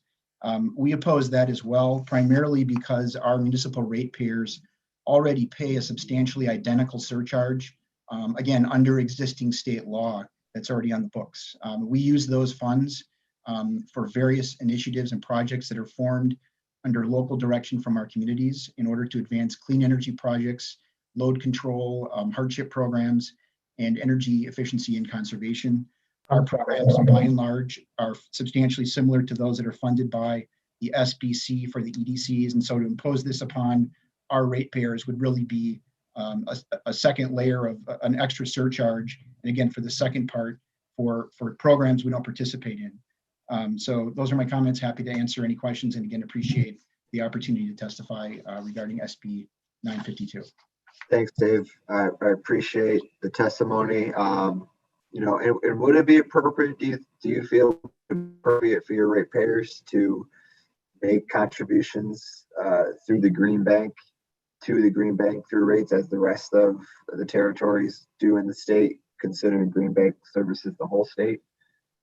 Well, the municipal utility, electric utility ratepayers do not participate in those same programs. And so I think if we were participating in them, I think it would be appropriate for funding. But as I said earlier, we have a substantially similar surcharge that's actually embedded in CMEX enabling legislation. And based on that, our 6 municipal electric utility members impose a surcharge just like the EDCs do on retail customers. That money comes in, it's used for programs that are, you know, by and large, generally similar to, or at least directionally, you know, going after the same types of benefits as the the Connecticut Green Bank. So I think what we've come up with our own programs that work well based on the input we've received from our communities. And we fund those, at least in part, from the surcharge that we collect as required by state law. So I think there's a parallel set of provisions that are already there. We're following them. We're putting programs into place. We're happy to continue to report on those. And I just think there's already a parallel program in place. There's no reason to pull us into the green bank and make us pay for that. Again, unless I would say unless we decide or some of our members decide that they want to directly participate in the green bank funded programs. Yeah, I mean, I wouldn't want to pull you into the green bank. It's my understanding, and I'll be happy to be proven wrong, that the green bank does, you know, do projects in the muni territories. So, right, if they're doing projects there, I think it's only fair if the ratepayers contribute. And then, you know, sort of on my, you know, same point as with the last speaker, the ratepayers in the muni territories do benefit from the state mandated climate goals and the environmental policies and the environmental benefits that our large scale PPAs provide.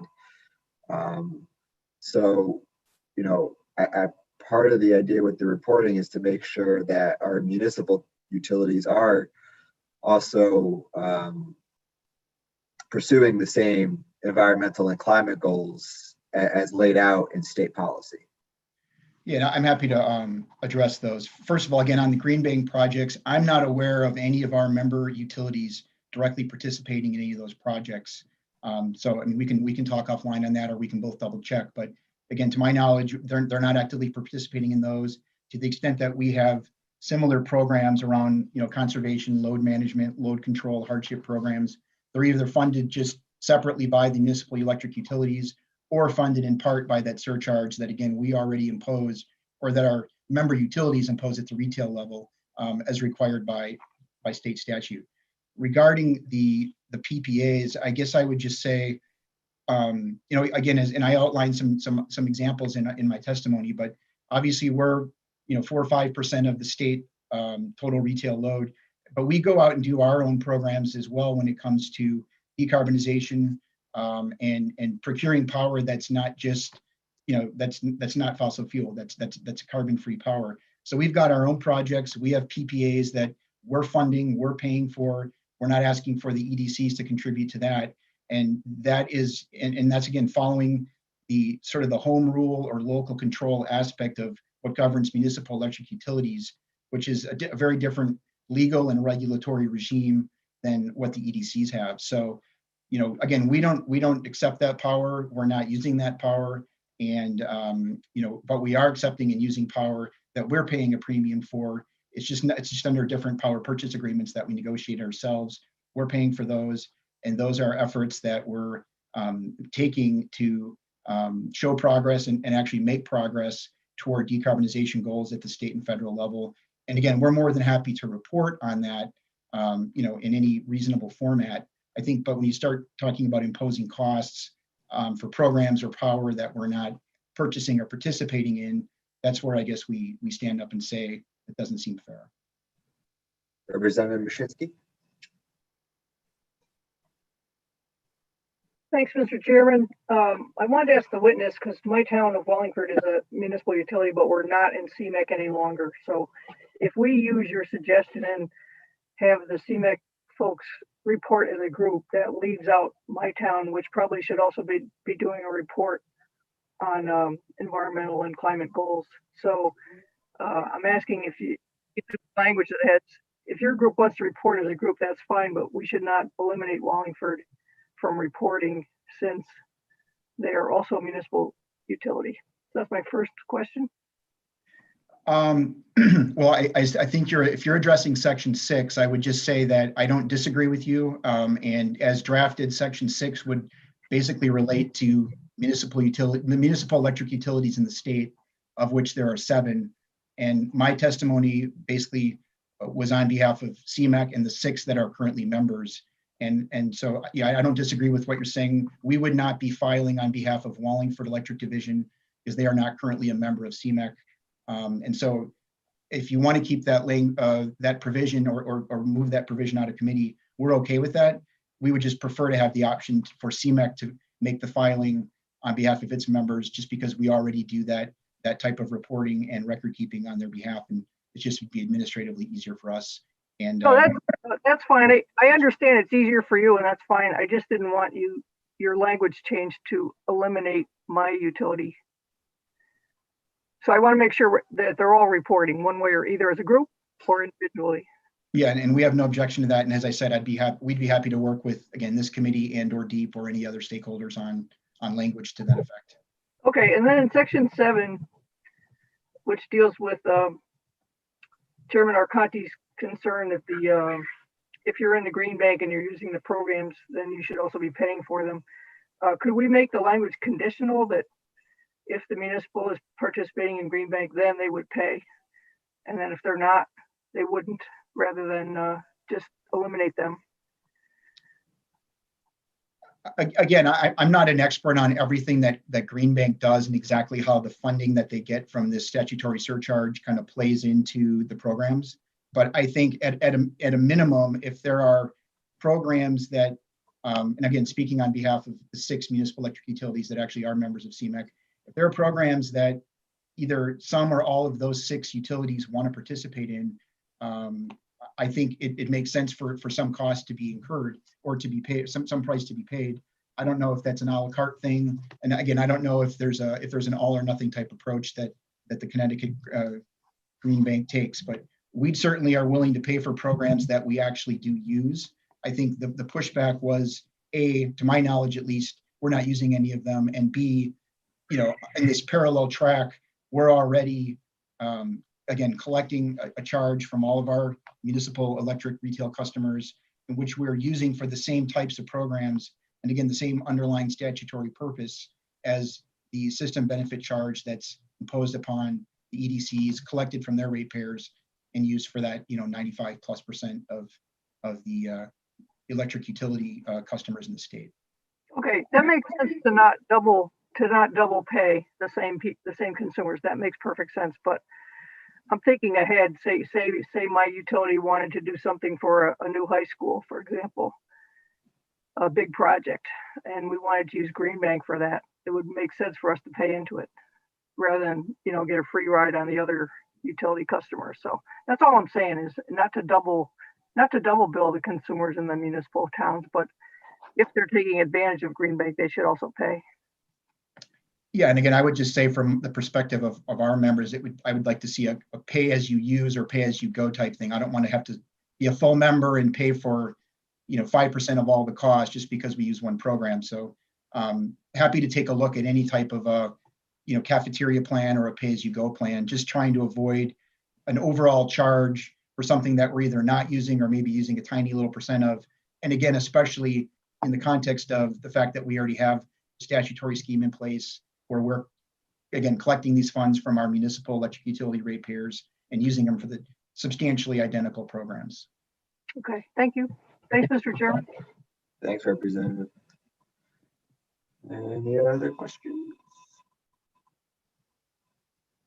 Seeing none. Thanks, Dave. Looking forward to following up. Thank you very much. Mr. Clerk. Next up, we have Julian Boggs, followed by Vincent Pace, along with Alan Carey and Mr. Chatterjee.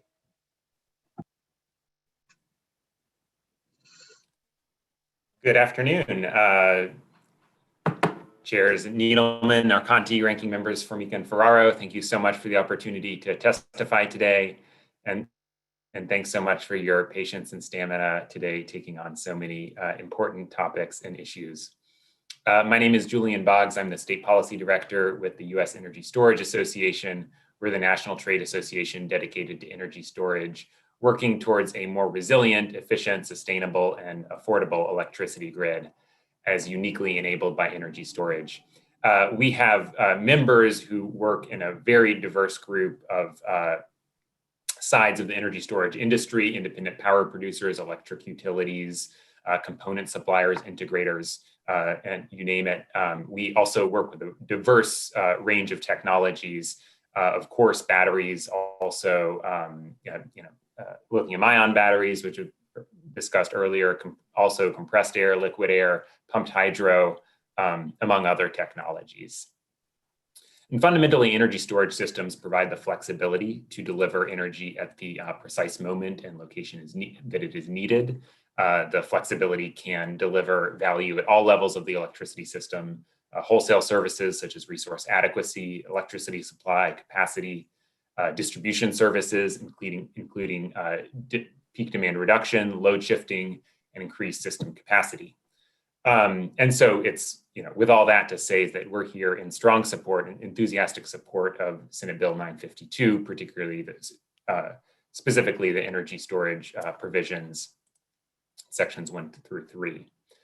Energy storage can deliver significant savings to ratepayers. The Connecticut Green Bank, in their analysis for the ongoing energy storage docket at PURA, ran a cost-benefit analysis of an energy storage program that they would run to deliver $215 million in benefits by 2025. In Massachusetts, which did an in-depth, a much larger scale study of potential energy storage in that state, they found in their state of charge report, they found that energy storage would yield over $2 billion in ratepayer benefits. So we can see significant benefits through the investment of storage and obviously through a commitment from the state of Connecticut to a strong energy storage goal. Just to give you a quick sense of energy storage across the country, we're really at an inflection point in adoption across the United States. Just in Q4 of 2020 alone, so really the last few months, we had more deployments of energy storage capacity than all of 2018 and 2019 together. We are truly at a hockey stick acceleration of energy storage in this country, but we see most of that acceleration concentrated in a few specific states. And really, those are mostly the same states that have invested early in energy storage policy. I'm sorry, that's fine.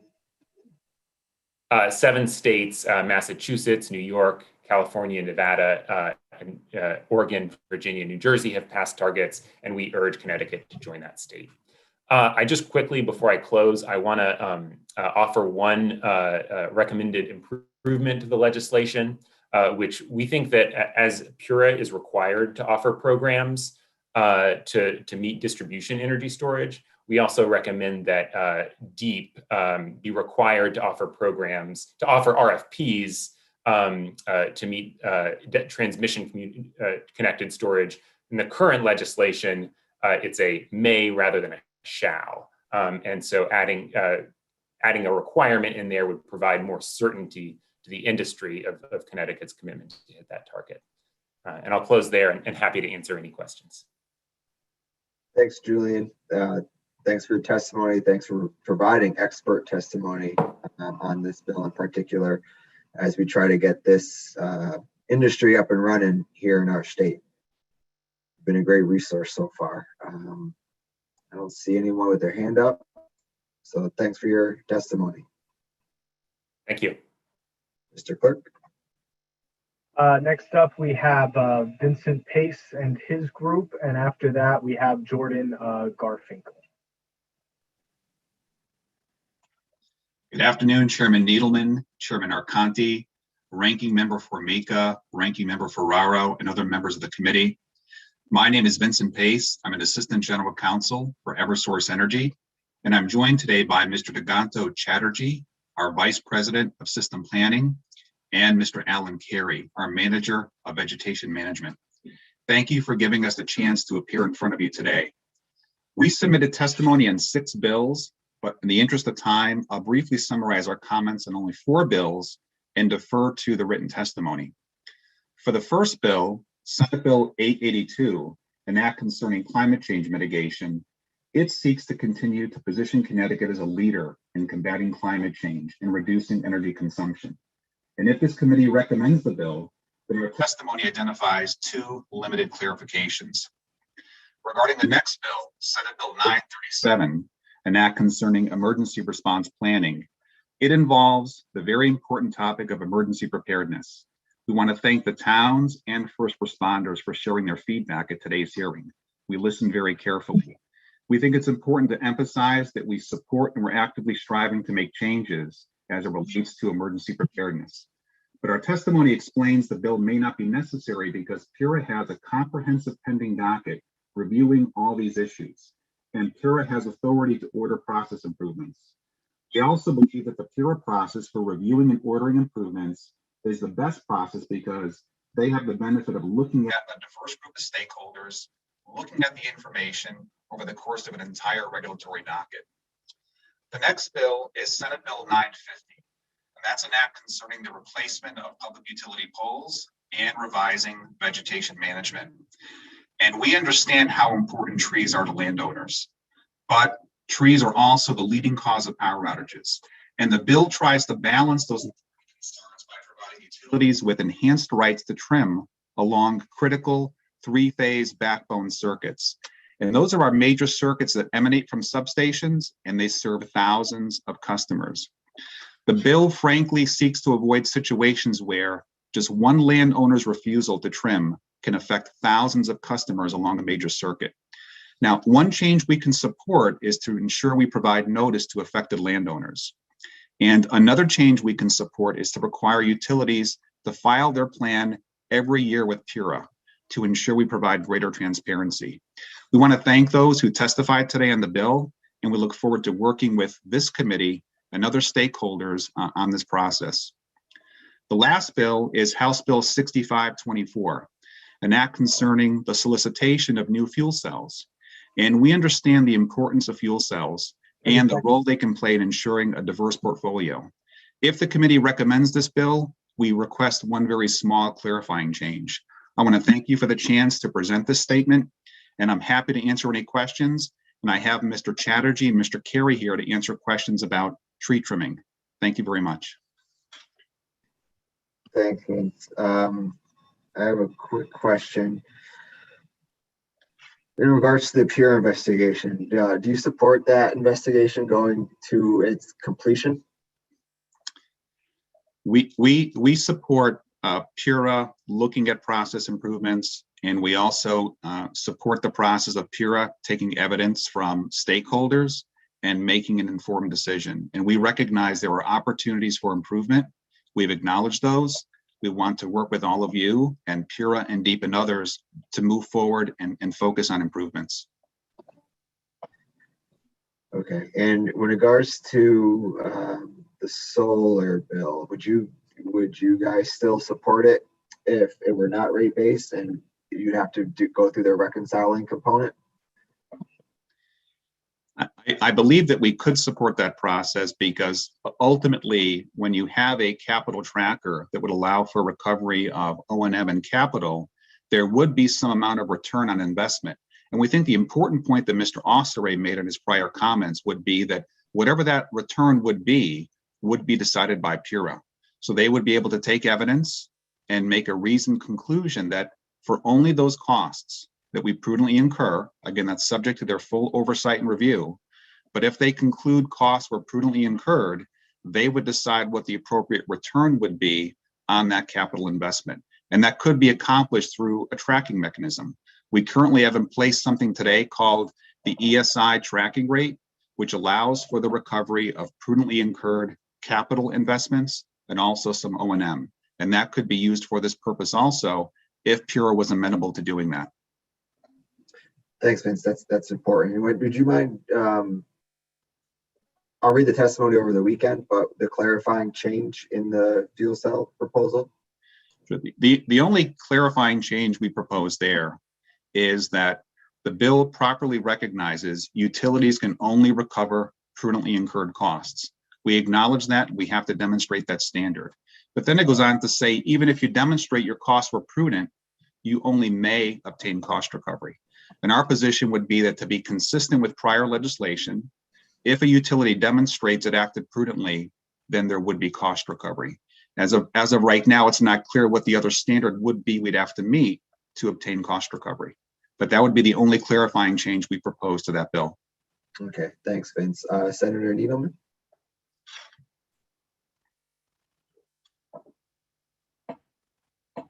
Thank you, Chairman. Thank you, Vincent. So on the tree trimming part of this, there may be some additional concessions if we ever get this thing forward. One of which is to put in the process clearly the tree wardens as the final arbiter on some of these issues instead of going all the way to PURA. But all the other things you mentioned, I believe, would have to be there on top of that. So I want people to feel heard. You obviously know, maybe you don't know, that we've had a minor issue in town here that is sort of exemplary of the kind of problems that can occur granting the utility sort of blanket authority. I've had enough experience to know why that is problematic also. So there's got to be a check and a balance, but there's got to be an ability to keep people safe and the grid resilient. We just want to express our appreciation for the committee for raising the issue for public discussion. We think it's important to hear dialogue to help you make an informed decision. And we look forward to working with this committee and other stakeholders on this process. If Mr. Chatterjee or Mr. Carey would like to add to that, they're welcome to do that. Thank you so much, senators and representatives. As I've mentioned, some of these backbone distribution lines literally serve thousands of customers. I live in Farmington, and we have my neighborhood, I know, is served by one feeder that serves 3,300 customers. 70% of those are in Farmington, the others are in Avon. And when that line comes down, my neighborhood's served by an alternate feed out of Canton. So to just exemplify why something needs to change, a resident in Canton could effectuate poor reliability in Farmington, and likewise vice versa. So we have taken a hard look at our resiliency plan in Connecticut, and we've gone through quite a few iterations, and none of that can be accomplished without some real step change in enhanced tree trimming across the state, but really targeting that to specific circuits that are critical to the resiliency of our distribution system. I do appreciate that, and it is an ongoing conversation. As you know, the testimony today is very important.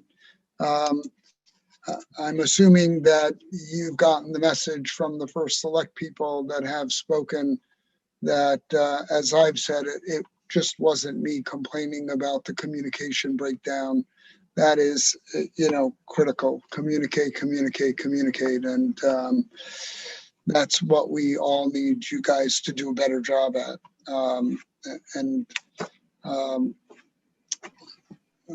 We'll talk more. Thank you, Mr. Chairman. Thank you. Any other questions, comments? This is Alan Curie. I do have a comment, manager of vegetation management at Eversource. Alan? I'd just like to just point out a couple of things regarding this bill that I think might be important in the consideration. We have about 16,700 miles of overhead conductor, and about 4,700 of those are what we consider the backbones of those circuits. And they run through all of the towns. And it's the change to 16234 that first defines what a backbone is, and then secondly allows us to perform tree trimming without the burden of getting consent, but rather notifying customers. And while our consent rate is high, we do have a number of customers that do hold up tree trimming in various areas, especially along the backbones. And one of the electrical components of all of this is that it only takes a few customers denying a couple of hazard trees or trees that are very close to the conductors to cause outages. And that can take out the entire backbone of the circuit, which feeds critical customers, hospitals, you name it, along with all the other customers downline. So this bill is really taking a look at a subset of our overhead lines and requesting that we go back to a notification process that was put in place after the storms of 2011 and 2012.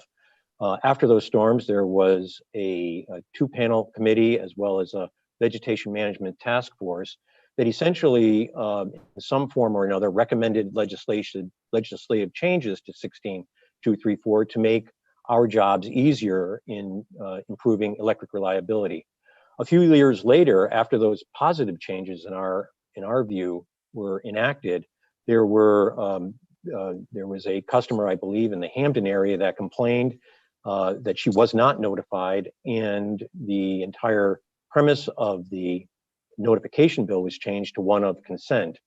And as I indicated earlier, we get, most of the time we get consent. In fact, it's about 95% of the time we get consent. 5% of the time we don't, and it's no contacts, we can't find the folks, or they ask for a modification, which is problematic, or they simply deny us. My point in bringing that up is that we spend millions of dollars a year in getting to, in going out and getting consent, when the fact of the matter is most of the time we get it. And the individuals that are problematic, there certainly is a remedy that's spelled out in 16234, but it's burdensome and time consuming and would place an undue time constraint on PURA, bringing all of these issues to their attention. We did have one that we did bring to attention. We've had many, but we've had one in particular that we did bring to attention down in the Essex area. And after 4 months of discussions and back and forth, we ended up with what we call a modified light trim, which was kind of where we started out in the first place and really didn't get very far with it. So we think this bill is very important in terms of improving electric reliability for our customers and targeting the backbone where it's most critical.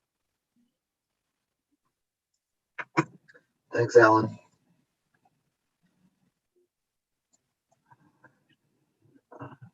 No further questions. Thanks, guys. Thank you very much. Thank you. Take care. Mr. Clerk. We are on to Jordan Garfinkel, followed by Duncan Roach. Thank you, Chairs Needleman and Arconti, ranking members Formica and Ferraro, and members of the committee. On behalf of Bloom Energy, I appreciate the opportunity to testify on Raised Bill 6524, an act concerning the solicitation of new fuel cell electricity generation projects. My name is Jordan Garfinkel, and I'm the Senior Policy Manager for New England for Bloom Energy. Bloom Energy manufactures a distributed power solution based on a solid oxide fuel cell that can be deployed at key locations on the electric grid. Fuel cells in general are also capable of running on renewable hydrogen. So an investment in fuel cells today is a down payment on the hydrogen economy. We appreciate Connecticut's longstanding commitment to distributed generation and its focus on ensuring reliability and resilience. And Bloom is generally supportive of the bill, but we have a few specific concerns. In some jurisdictions, regulators have combined procuring customer and grid resilience with the need to also achieve cost savings in the electric distribution system. And I want to give you an example. In New York City, Bloom worked with Con Edison to install fuel cells at hospitals, state agencies, and a low-income housing development. And the key here is that these projects targeted overloaded circuits, which were actually identified by distribution engineers at the utility. These projects avoided infrastructure investments of nearly $1 billion in ratepayer savings. This bill is an opportunity for Connecticut to use distributed generation to enhance resilience while at the same time avoiding costs that would otherwise be borne by ratepayers. The legislation previously included language around distribution system benefits, but it has been removed in the proposal. Briefly, I want to touch on bid preferences. We believe in this program, they should focus on how a given project will improve reliability and reduce system costs. Regarding brownfields in particular, this kind of a preference makes a lot of sense in the context of solar, where there's a real concern about using large areas of forests or farmland for solar panels. But those issues don't really apply to fuel cells since they have extremely small physical footprints compared to solar. We feel that the preferences should focus on evaluating which projects can most effectively bring to ratepayers the range of benefits offered by fuel cells overall.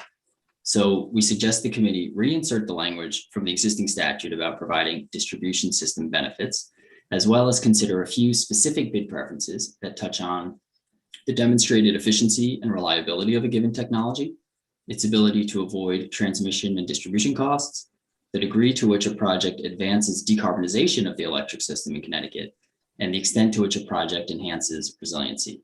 And finally, we're concerned that the submission date to PURA of January 1st, 2022 will ultimately drive selections towards pre-existing proposals rather than projects that best serve the objectives of the legislation. Thank you to the committee for the opportunity to testify today and for the transparent nature of these proceedings. We've provided some additional detail in our written testimony. Thank you. Thanks, Jordan. Any questions, comments? Representative Meskers. Yeah, very simple and direct question. Your concern on January 22, the filing. You said you were concerned about the deadline, in that the deadline is too short out there for plans? Yes, sir. Okay, can you elaborate? So in the project timeline, and I keep in mind, I work on the policy team in New England. I am not a project developer and I'm not an engineer. The project development timeline is quite a bit longer when starting from scratch, identifying sites and pulling together a project than we feel is allowed with the January 1st deadline. And so we recommend, and we elaborate a bit in our written comments, a bit extra time to pull together proposals for the program. Okay, and so your request, did you have a specific timeline you're requesting? You mean in the written comments? Yeah. Yeah, I think a range of, I think an additional 6 months is Okay. is something that That's fine. I haven't had a chance to go through all the commentary yet. That's why I was asking that. That's fine. Thank you, Mr. Chair.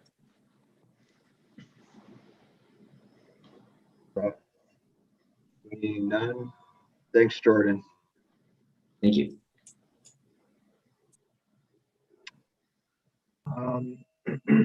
Up next, we have Duncan Broach, followed by Andrew Pecklow. Okay, thank you. And my name is Duncan Broach. I come here representing both CSPPA, Connecticut Small Power Producers Association, that has been in existence since 1985, comprised of people and companies involved or interested in small renewable projects in Connecticut. I also represent my company, Summit Hydro. I've been developing hydro, operating and maintaining hydro in Connecticut since 1983. So I come here in support of bills 882, 952, and 6523, provided that these bills incorporate the wording that we propose to accommodate small existing hydro projects in Connecticut. And when I say existing, I mean projects that are operating today, that are providing renewable energy and that are serving our state very well, and all the benefits that hydro offers. And so what we would like to do is include new wording in the V&M section of the statutes to accommodate existing hydro, because there's a real problem going on right now that I will explain regarding these very beneficial projects. So I've submitted testimony for CSPPA and for Summit, and at the back I've attached proposed wording with the words underlined that we are proposing to accommodate small run-of-river hydro in Connecticut existing projects that are under 3 megawatts.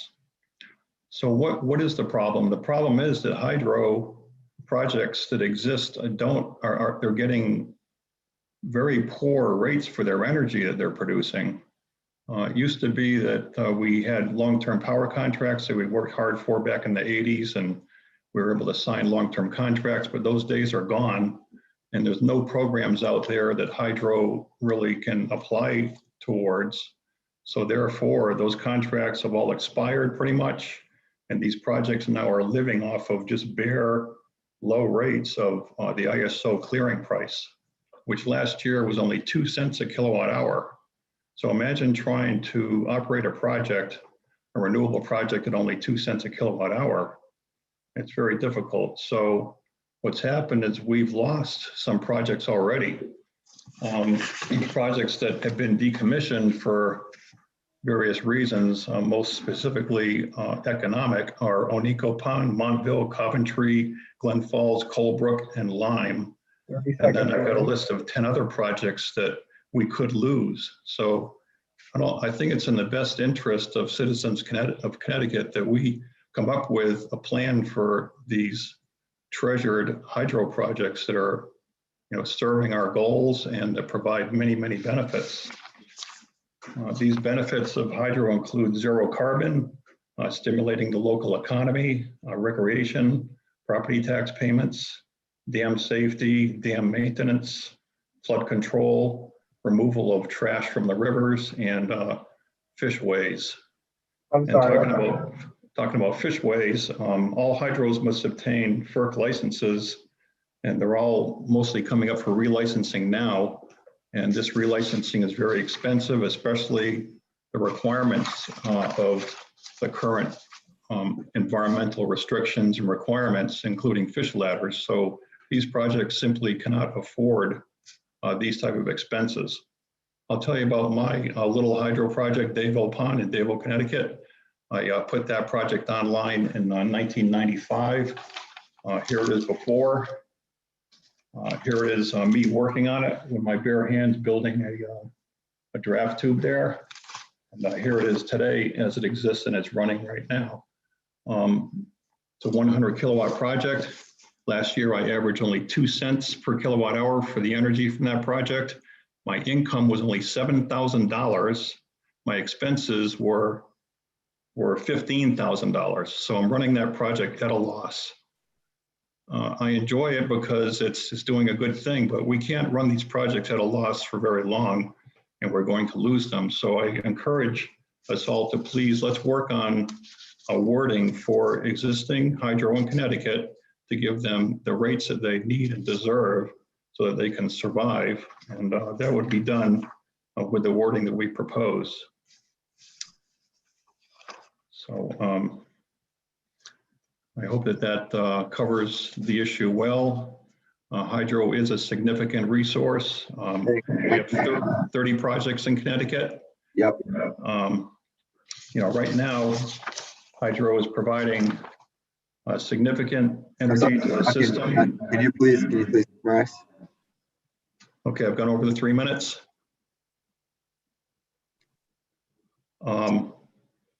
So right now, Connecticut's mix, as you know, is 40% nuclear, 55% gas, and 5% renewable.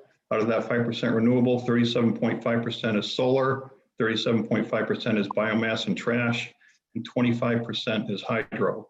So that's a significant portion. And I hope that you can help us to save these projects and give them better rates that they need and deserve. So are there any questions? Thanks, Duncan. Now, is your association, are you participating in the PURA docket on the successor program for B&M and getting these comments as part of the record and working through the regulators? No, we have not done anything relative to that program because we've not been able to have our hydro projects take advantage of it, to my knowledge, because the cap has already been met by other solar projects, and we just aren't suited for the way that it's formulated right now. It just doesn't work for hydro. That's why we would like to incorporate some wording to tailor hydro so that we can get in there and get the benefits that other renewables are also getting. Representative Acker. Thank you, Mr. Chair, and thank you for your testimony. You struck a nerve with me a little bit in terms of, I had asked earlier to the Commissioner Dykes about how do we gain the percentage needed to reach zero carbon supply in Connecticut, and one of them was hydro, but out of the area hydro. So are they paying, if we were to purchase hydro from, like a large, like Hydro Quebec is what always comes up to mind, or something like that, are they literally only getting 2 cents for that energy when we could buy, if that's what they're getting for that? Because you're saying you're only getting 2 cents per kilowatt here in Connecticut. That's what a lot of our existing projects are getting. Yes, we used to have long-term contracts, but those have expired. There's no programs out there that we can latch onto, like virtual net metering. So we take whatever we can get, which is the spot market. And last year that was 2 cents. That's right. Now Hydro Quebec, that's something different. That's not us. I mean, Connecticut pays Hydro Quebec under some contracts for Hydro Quebec energy. No, what I was comparing to was, that seems ridiculously low. I know we want to help our ratepayers here, but if you can't pencil out these projects, they're not going to exist, obviously, because they don't exist. You said a couple of them, one you mentioned Coventry, had a small one, I think, in one of the lakes that we had here.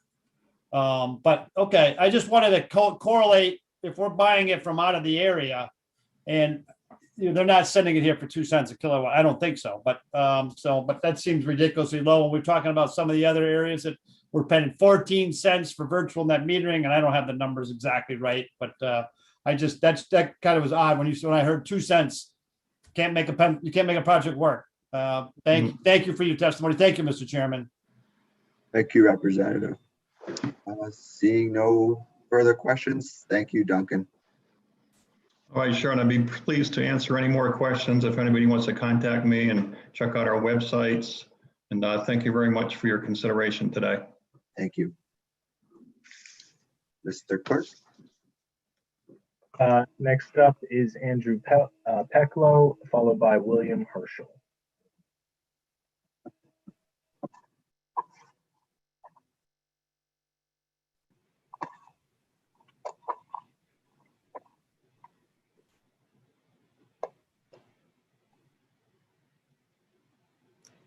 Hello? Can anybody hear me? We can hear you. Okay. Hi, my name is Andy Pecklow. I'm an architect and woodworker. Live in Woodbury, Connecticut on the Pomperaug River. 40 years ago, I bought what I call the mill at Pomperaug, a former woolen mill, and operate my business and live above it. 40 years ago, I bought it because I thought it'd be interesting to redo the electrical production. I got serious about 10 years ago, and now went through the process and does have a FERC license. I'm scheduled to start construction this season. And to piggyback on Duncan Broach's thing, I would like to support the 822, the 952, and the 6523. I see the 822 bill setting a goal, which I think is important. And I see the other two bills could potentially be supportive of the kind of environmental, let's see, forget this. Anyway, I think I need, like Duncan does, we need to include small hydro into the mix. As Duncan started to say, there are many things small hydro does. I'm going to have to put in efficient eel passage, clean trash out of the river. It helps preserve this historic property. I'm a business and manufacturing, and it also provides recreation, fishing and boating. And being in Woodbury, we are in Region 14. The high school has a ag program, which could be potentially interested by people who want to see clean renewable energy in person on a small scale. So the bottom line is I would like small hydro to be included. And Duncan said existing, but I think it should be new hydro, because there's there are plenty of potential sites in Connecticut, and if they had some incentive to be developed, it would help solve the clean energy project, or contribute to clean energy. Thank you. Thanks, Andrew. Any questions from committee members? Seeing none, thank you for your testimony. Mr. Clerk. Next up, we have William Herschel, followed by Len Green. Members of the Energy and Technology Committee, thank you for this opportunity to provide commentary on SB 952, an act concerning certain solar energy projects, and HB 6523, an act concerning virtual net metering credits for certain manufacturers in distressed municipalities. In general, I and my firm support the concepts provided for in these bills to increase the adoption of renewable energy here in Connecticut. With that said, we have some suggestions and additional information that we deem important to bring to your attention. Very briefly, I'm Will Herschel. I'm the CEO of Verigy, a Hartford-based commercial solar developer. We've been in operations since late 2017. Personally, I've been active in the Connecticut solar industry since 2012.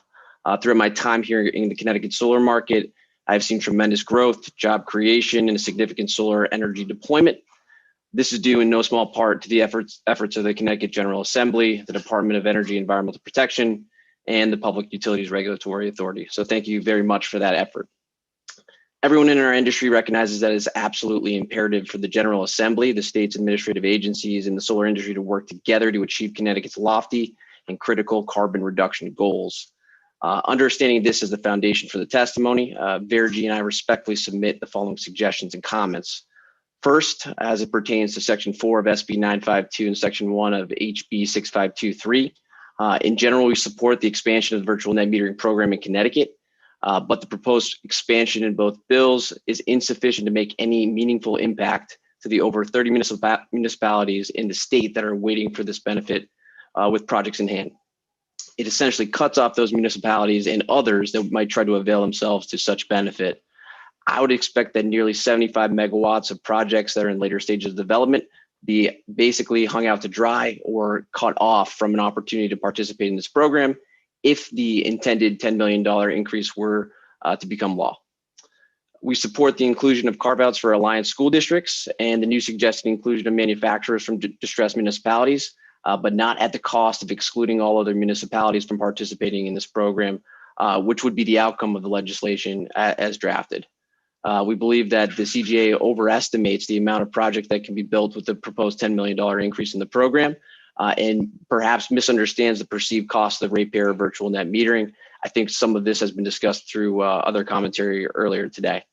As drafted, SB 952 would allow for approximately 20 megawatts of projects on the solar side, and really no non-alliance municipal projects based off the proportionality of the language in the bill that exists today. 30 seconds remaining. Jumping to Section 5 of SB 952, just very quickly, we strongly oppose the permission of electric distribution companies developing, constructing, owning, and operating solar projects here in the state. Such a provision is in direct contradiction to the purpose of segregating generators and electric distribution companies in general. I really question why the Energy and Technology Committee would consider 150 megawatts of solar owned by the EDCs that would be installed at a premium when compared to what private developers could provide, instead of permitting the virtual net metering expansion that would allow for those different municipalities and the 75 megawatts that are sitting there waiting to be developed at presumably a better cost for the ratepayer in this program. I'm sorry. Thank you very time. much. Oh, Right on time. Thanks, William. Thanks for your testimony, and for all the work you do through your company for the state, helping us meet our clean energy goals. Any questions for William? Seeing none. Thanks, William. Thank you. Next up, we have Len Green, followed by Donna. Thank you very much, Senator Needleman, Representative Arconti, members of the committee. I appreciate the opportunity to offer testimony today. For the record, my name is Len Green, and I'm here to testify in support of Senate Bill 952 on behalf of First Light Power, which is a New England-based clean energy company with many assets located right here in Connecticut, including much of the state's hydroelectric generation capacity and the state's only pumped hydro storage facility located in New Milford. First Light supports Connecticut's efforts to decarbonize the electric sector, and we believe that energy storage will play a crucial role in achieving this goal. The need for energy storage in a decarbonized system is widely recognized throughout New England, and Connecticut will greatly benefit from passing Senate Bill 952 and creating programs to develop storage projects throughout the state. I've submitted written testimony, so I won't cover all of the comments, but I'd like to focus on one specific recommendation that we have. Section 3 of the bill would encourage the development of a program that incentivizes standalone storage projects, as well as projects that are paired with Class 1 renewable resources. Our company has a strong interest in developing energy storage projects here in Connecticut, and particularly those that leverage our existing fleet of zero carbon hydropower. Under current statute, much of Connecticut's hydropower fleet does not currently qualify as a Class 1 resource. However, many of these resources, which are emissions-free resources, provide significant value to the local system. In addition to providing the zero emissions generation that I mentioned, local hydropower offsets peak demand. It provides ramping, regulation, other ancillary services, and helps to improve summer and winter peak reliability, which is crucial and recognized under this bill. Pairing energy storage with flexible generation such as hydropower will substantially contribute to additional system reliability, system resiliency, and particularly during those critical summer and winter peaks. So with that, I would like to recommend that the committee consider adding provision that would enable the state to capture the additional value that storage paired with local hydropower resources can provide. By enabling this pairing, the state can really capture some great opportunities here. And I urge the committee to consider that change.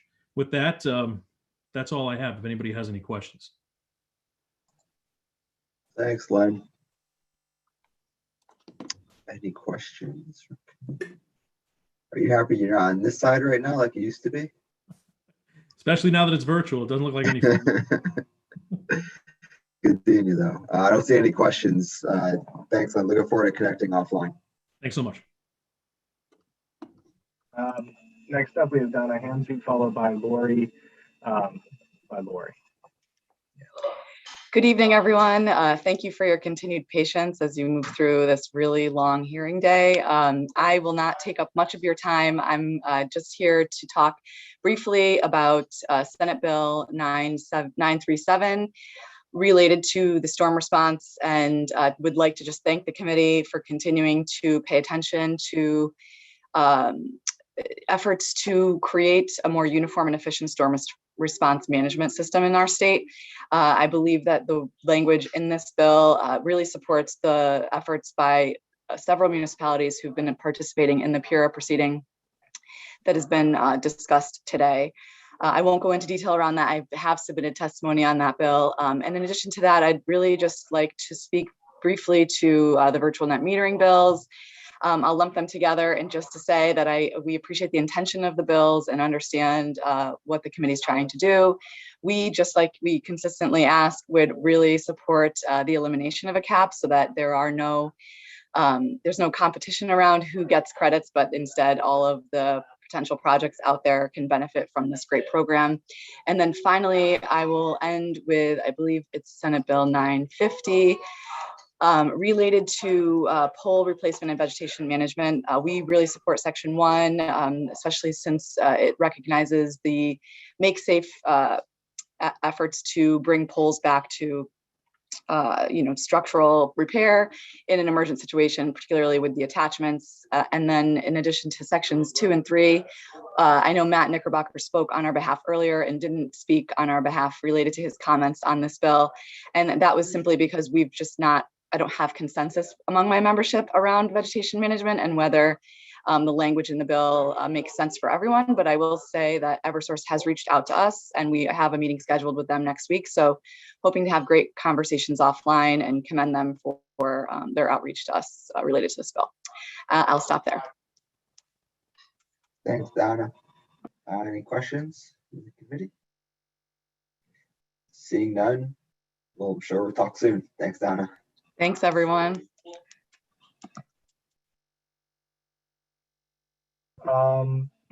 Next up, we have Lori, but I don't think, I'm just gonna check real quick. Oh wait, no, here she is. I'm gonna let her in now. Sorry about that.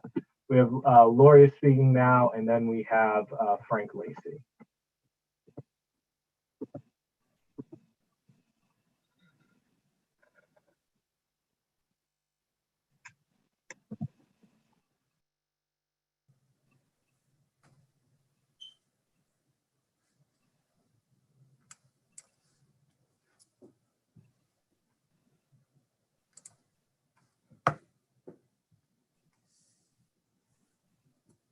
Lori, are you there? Yes, I am. Good evening. Good evening, Chairman Arconti, Chairman Needleman. My name is Lori Vitagliano, and I'm from the South Central Connecticut Regional Water Authority. And I appreciate the opportunity to testify and provide comments on House Bill 6523, an act concerning virtual net metering credits for manufacturers in distressed municipalities. The Regional Water Authority respectfully requests that this bill be amended to include political subdivisions of the state as allowable virtual net metering hosts. State and municipal entities are allowable hosts, but political subdivisions are not included, and they must be listed in order for the RWA to participate and benefit from solar power and virtual net metering. This expansion would allow us to further our commitment to Connecticut's energy goals, to energy efficiency, to environmental sustainability, while helping us mitigate our operational costs through reduced energy expenditures. So in the interest of time, that was the big ask and our request. There's so much more on my testimony on why this would be helpful to us. For example, just quickly, that we have 27,000 acres and citing solar energy and solar projects are not always in the best interest of the property. So virtual net metering will really help us. Thank you for your time this evening, and I'll take any questions. Thank you. Thanks, Lori. Any questions from committee members?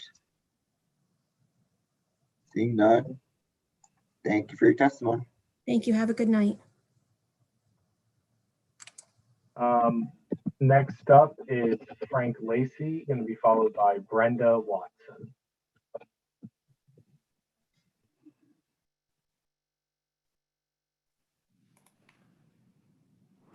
Good afternoon, everybody. Can you all hear and see me? Yep. Thank you. Senator Needleman, Representative Arconti, and distinguished members of the committee, thank you for allowing me to testify today. My name is Frank Lacey. I'm a consultant testifying on behalf of NRG. I'm here in opposition to Raise Bill 6526. I'll be limiting my testimony to the proposed changes in Section 7A. NRG is fully supportive of the intent in many of the provisions of this bill. However, we believe the legislature is approaching these issues in a manner which may cause more harm to customers than good. Connecticut adopted a policy to allow markets to govern energy prices over 20 years ago. NRG wholeheartedly supports this policy. However, Connecticut has never really developed a truly competitive energy market. The utilities to continue to subsidize the cost to serve customers who take standard service with distribution rates, which provides them with a significant unearned competitive advantage. NRG does not accept the direct comparison of competitive supplier prices to utility standard offer prices because of the wide variance of product types and terms offered by suppliers. However, many others wholly endorse that comparison as valid. As a result, the language proposed in Section 7 will be harmful to customers and to the competitive energy market. A standard service customer pays a utility for generation procured in the standard service auctions and some other energy-related costs that have already been discussed today. My testimony is not about those costs, however. It's about the costs that the utilities do not include in their standard service rates. It is the absence of these costs that make the language in Section 7 deeply troubling. Specifically, the utilities do not include any cost to serve or service their customers in standard service rates. The cost of nearly every employee engaged in the provision of standard service is paid by distribution customers. The utilities don't even allocate accounting resources to count the hundreds of millions of dollars in revenues it receives from its standard service business. You heard that correctly. Even the people that account for the money that standard service brings in are paid with distribution rates. NRG commissioned a forensic accountant to analyze these costs that should be allocated at utilities in Pennsylvania and Maryland. We found that the subsidy was equal to 1.25 and 1.18 cents per kilowatt hour, respectively. It's important to realize that a proper cost allocation does not indicate a rate increase for standard service customers. It just means that a portion of the distribution rate would be reclassified as part of the standard service rates. So the total costs are the same. The charges would just come from different cost buckets. 30 seconds. I understand we're not legislating cost allocations today, but until the standard service prices reflect the true cost to serve customers, legislation that conditions licensing and operations on an arbitrary evaluation of market pricing is anti-competitive and will have a chilling effect on the state's business and energy market environment. In closing, the energy landscape is changing.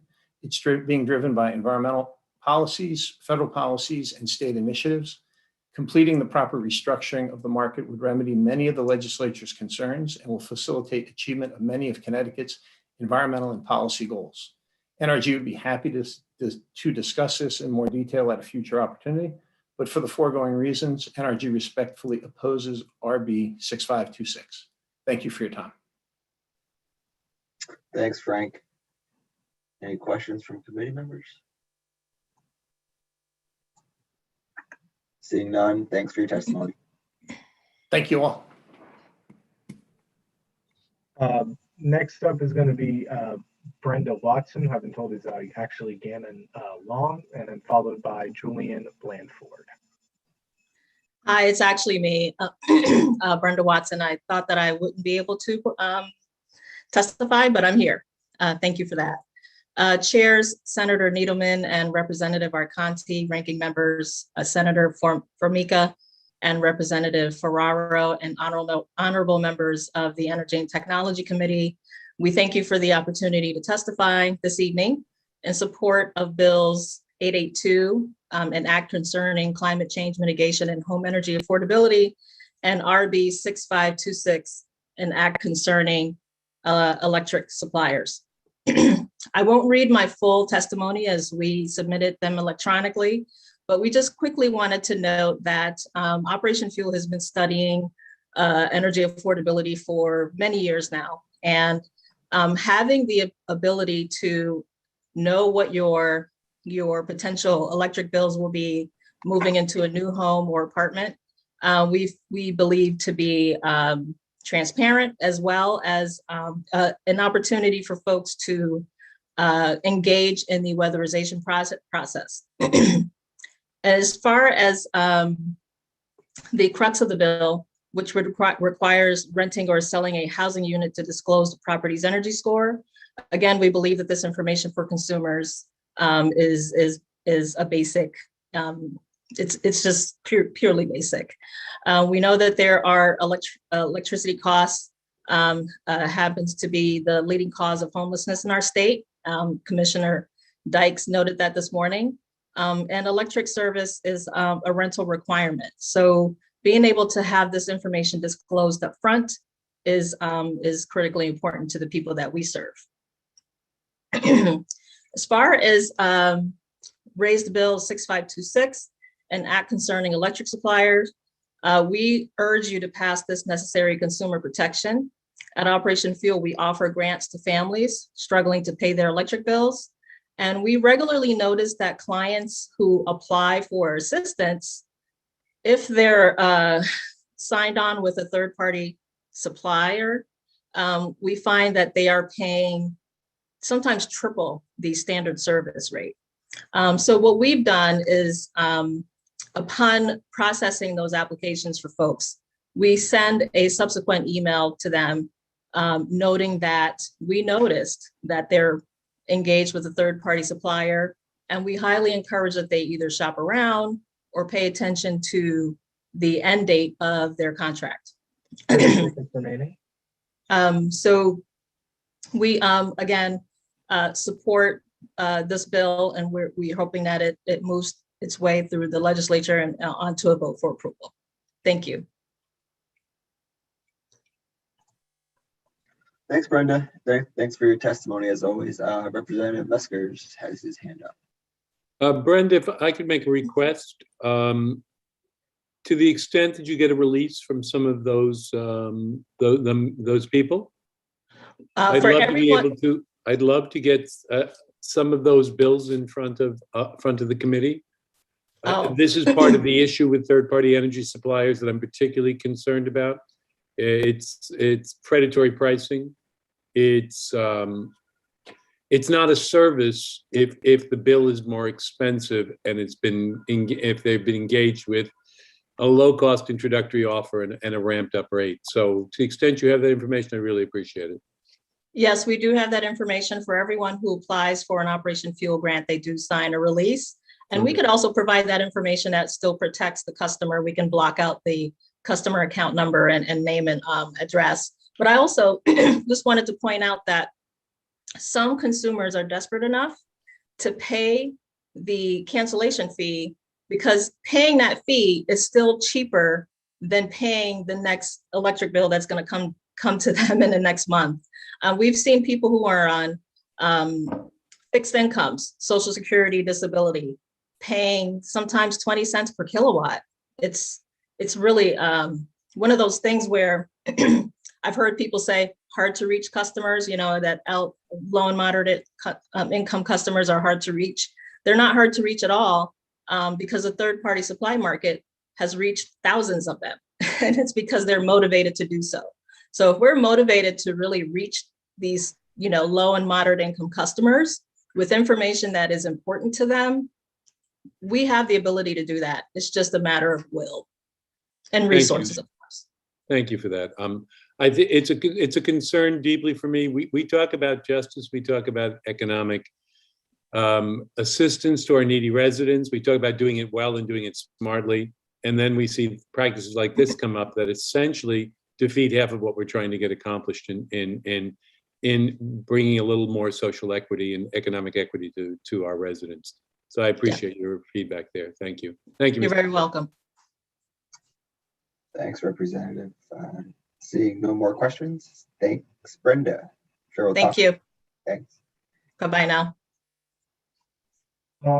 Next up, we have Julian Blanford, followed by Jonathan Miller. Hi, my name is Julianne Blanford. I'm here in support of Bill 882, 952, and 6523. I have submitted written testimony requesting minor modifications to the virtual net metering program. And the reason I have is in support of the advantages of hydro, and specifically small hydro within the grid.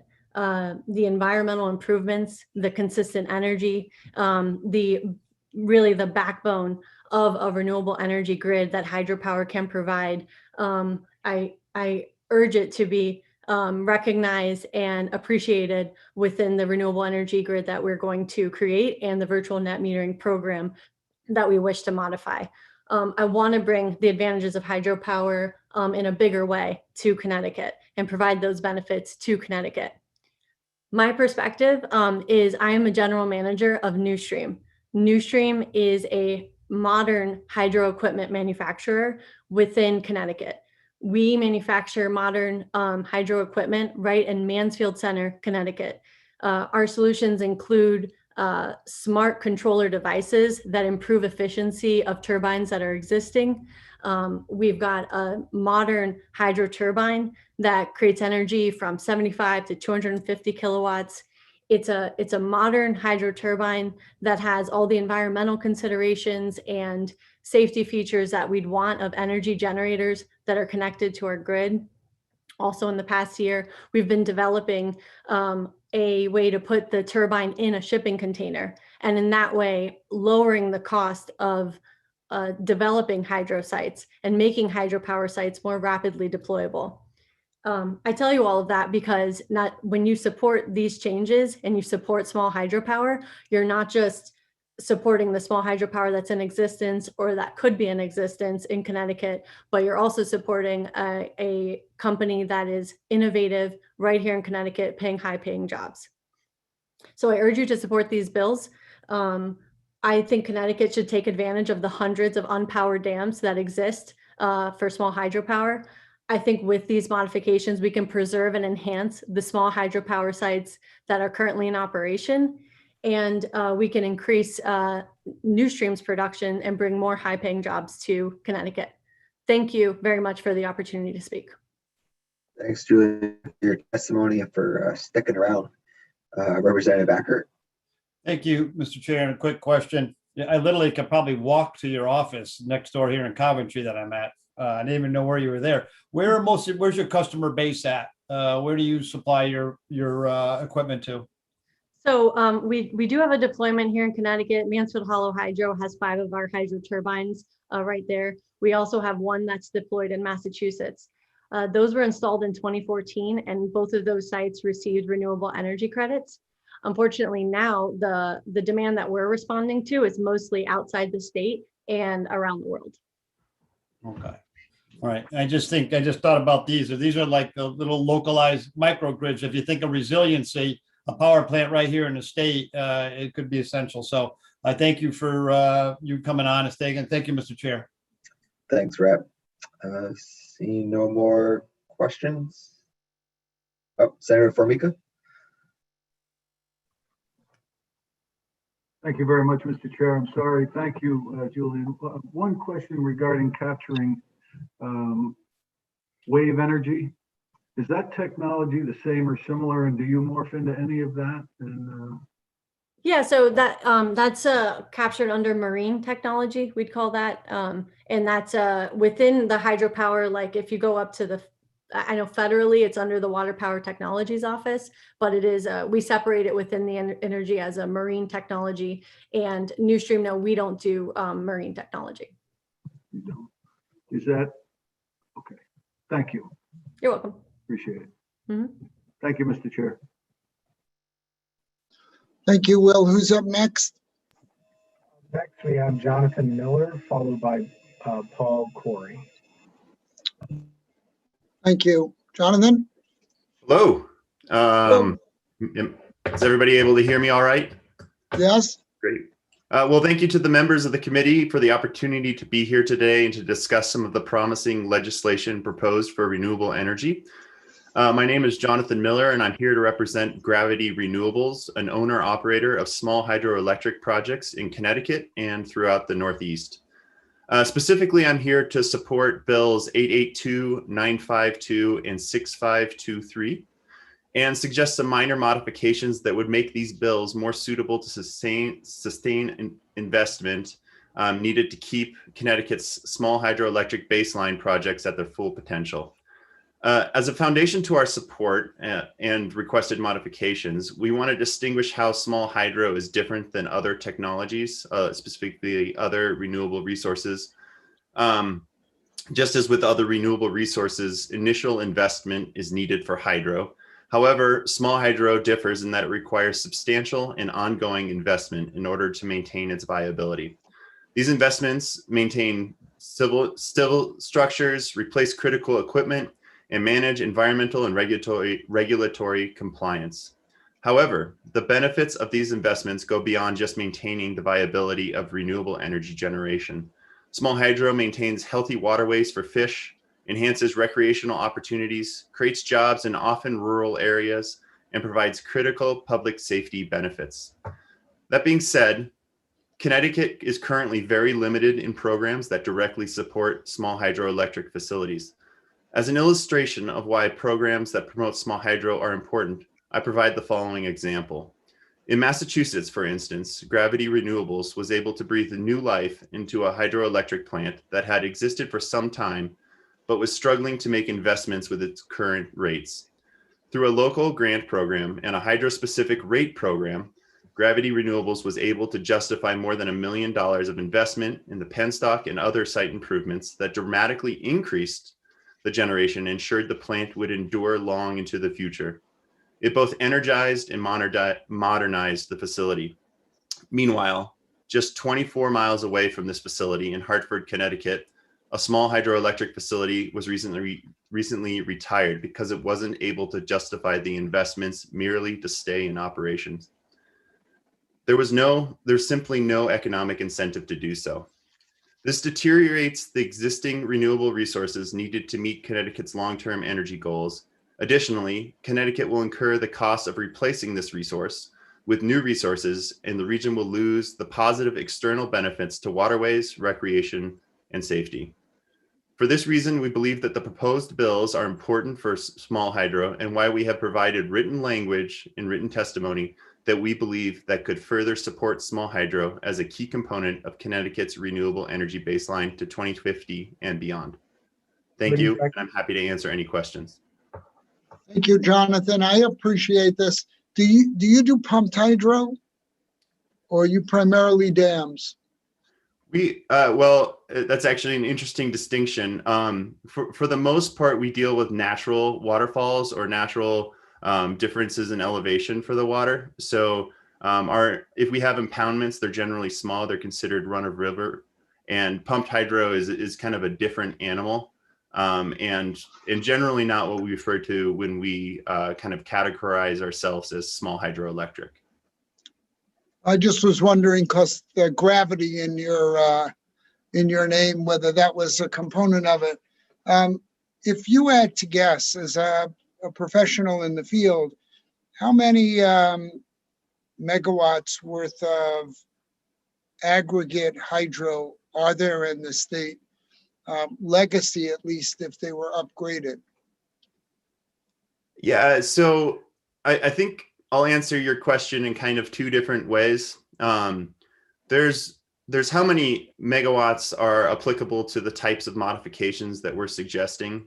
And it's important to note that when all of the folks here that have talked about hydro have commented, we're generally a well-defined sphere. We know where a lot of these plants are. And so when we advocate for participation in or a carve out in virtual net metering, for instance, it's a relatively defined universe. And so we estimate that it's somewhere around 25 megawatts or below.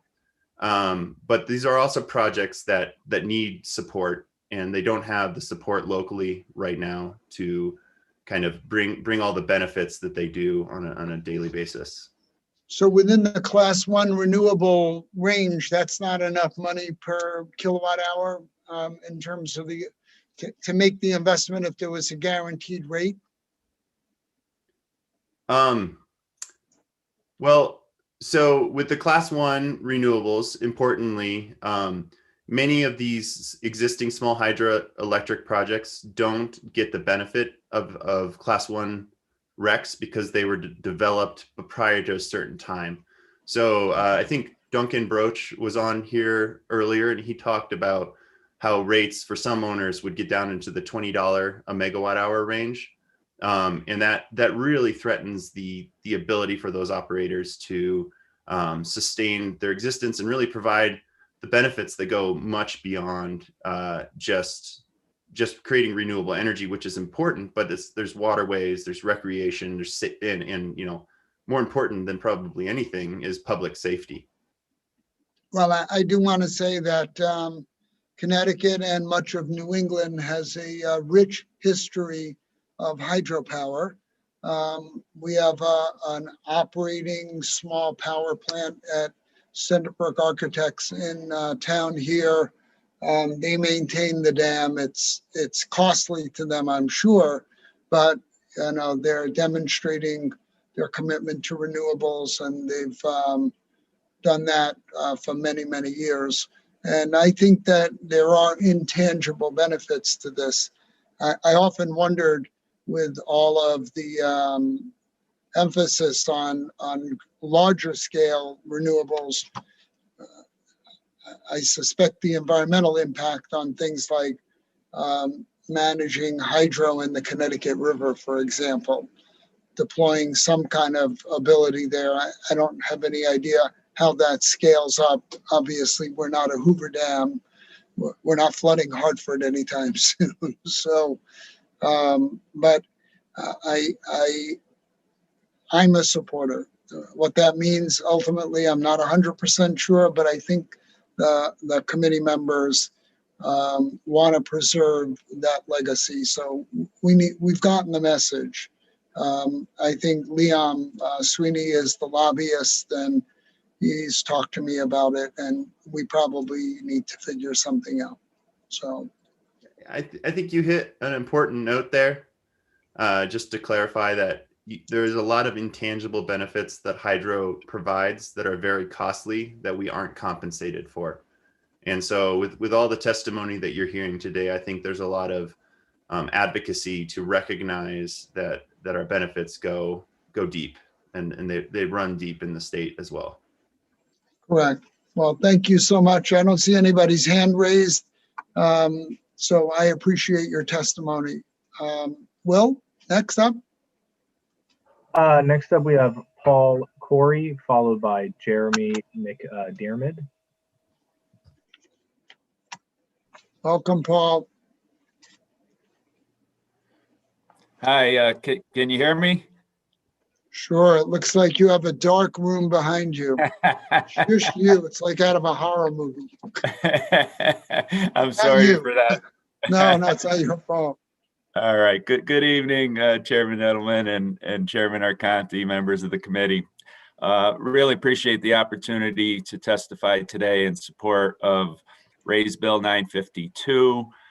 I'm with B&E Energy. We have the only operating wind project in the state in Colebrook, and we commend the committee for its efforts to promote all types and every variety of renewable energy. We support Section 2 of the Act, which essentially directs PURA to create programs to promote energy storage systems.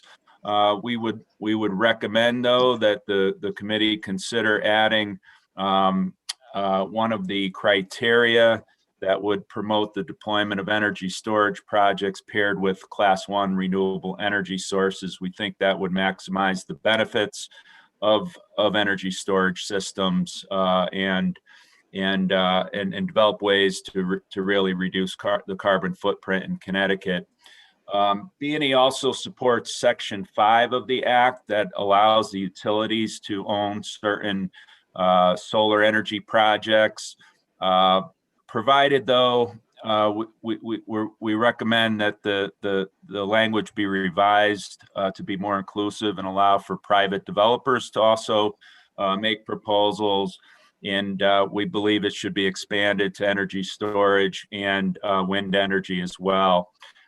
We've recommended some language in our testimony, so I won't go through that. But this approach has been successfully used before, Section 127, which allowed a pilot program of 30 megawatts of utility and private developer-owned projects.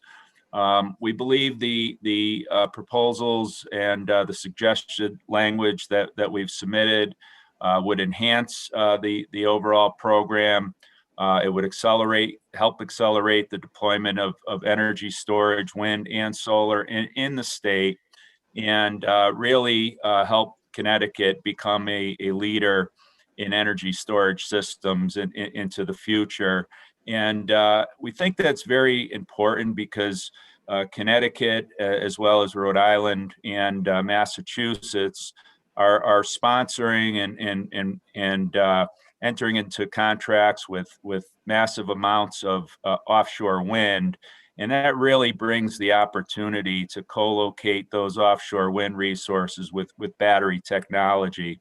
So to have an opportunity to submit proposals for our current wind project to co-locate with battery technology will really help drive the technology and improvements and really set Connecticut on the right path once those offshore wind resources come online. So I think that's really the message here, and I'd like to wrap up and welcome any questions. Thank you, Paul. Anybody have anything for Paul? I don't see any hands raised. Thank you so much. Okay, thank you, Chairman. Thank you. Will? Jeremy McDearman, followed by Noel Lafayette.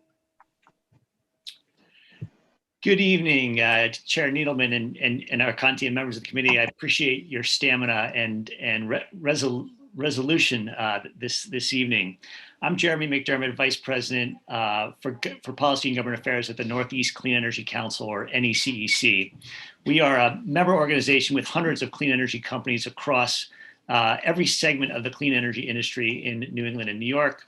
And today I'm here to offer brief testimony for the swift passage of Senate Bill 882 and SB 952.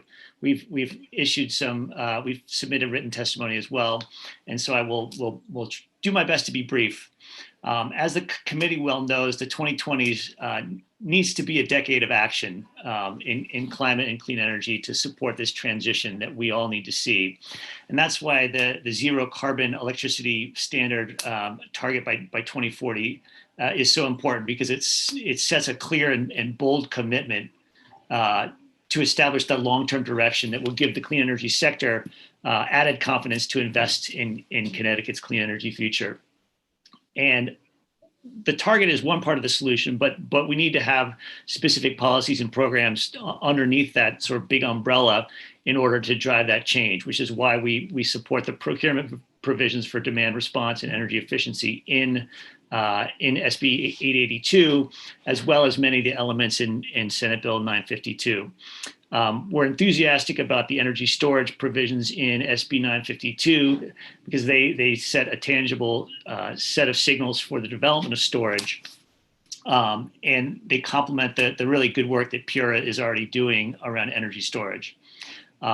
Expansion of the virtual net metering program is another key element that we support. However, we would rather see the cap removed rather than raised. And the last piece I'll flag is we do not support the utility ownership provision in Section 5 of 952. We feel that it would encourage an uneven playing field and could decrease competition in the market to the detriment of ratepayers. We do believe that the utilities need to be a key partner in the clean energy transition, but that the role of distribution of generation development was properly and successfully deregulated decades ago and should remain so. With that, I will stop and would be happy to entertain any questions. Thank you. Thank you, Jeremy. Anybody have any questions at this point? Thank you so much for being patient. Next up, Will. Noel Lafayette, followed by Chris Phelps.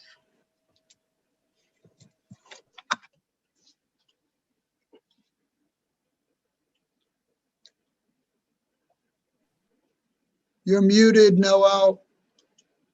No. Yep, gotcha. Thank you, Chairman.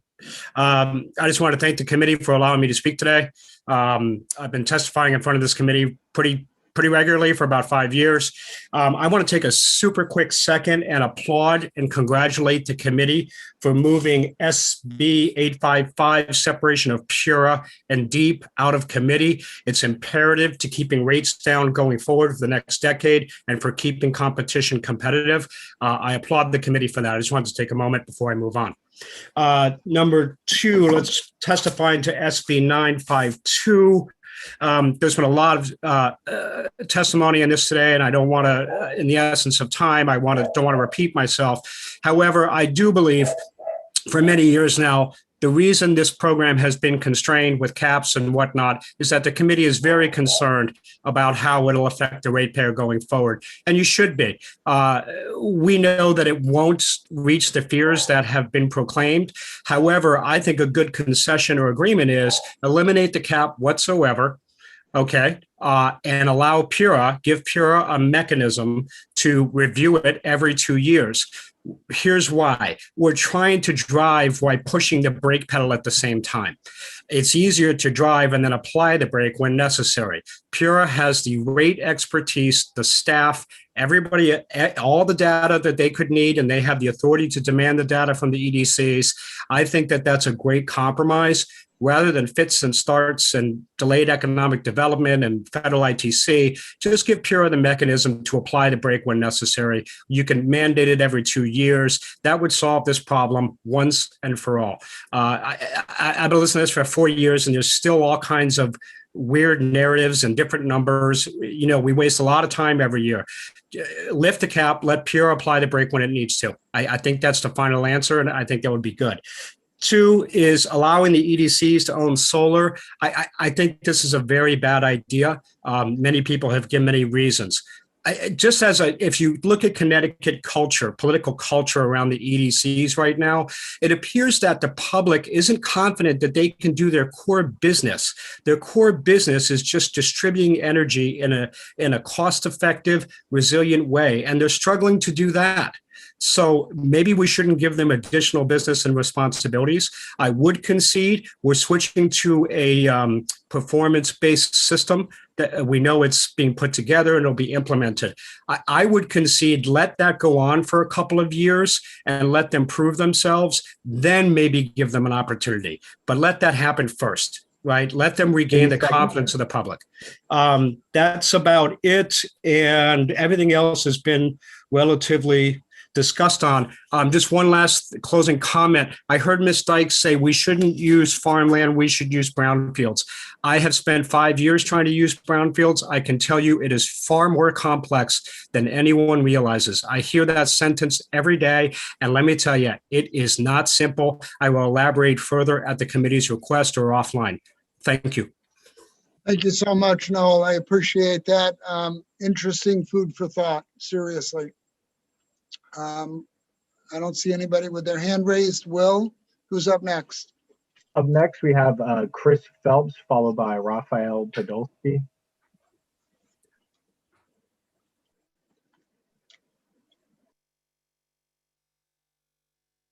Let me try that again. Can you hear me now? Senator, can you hear me?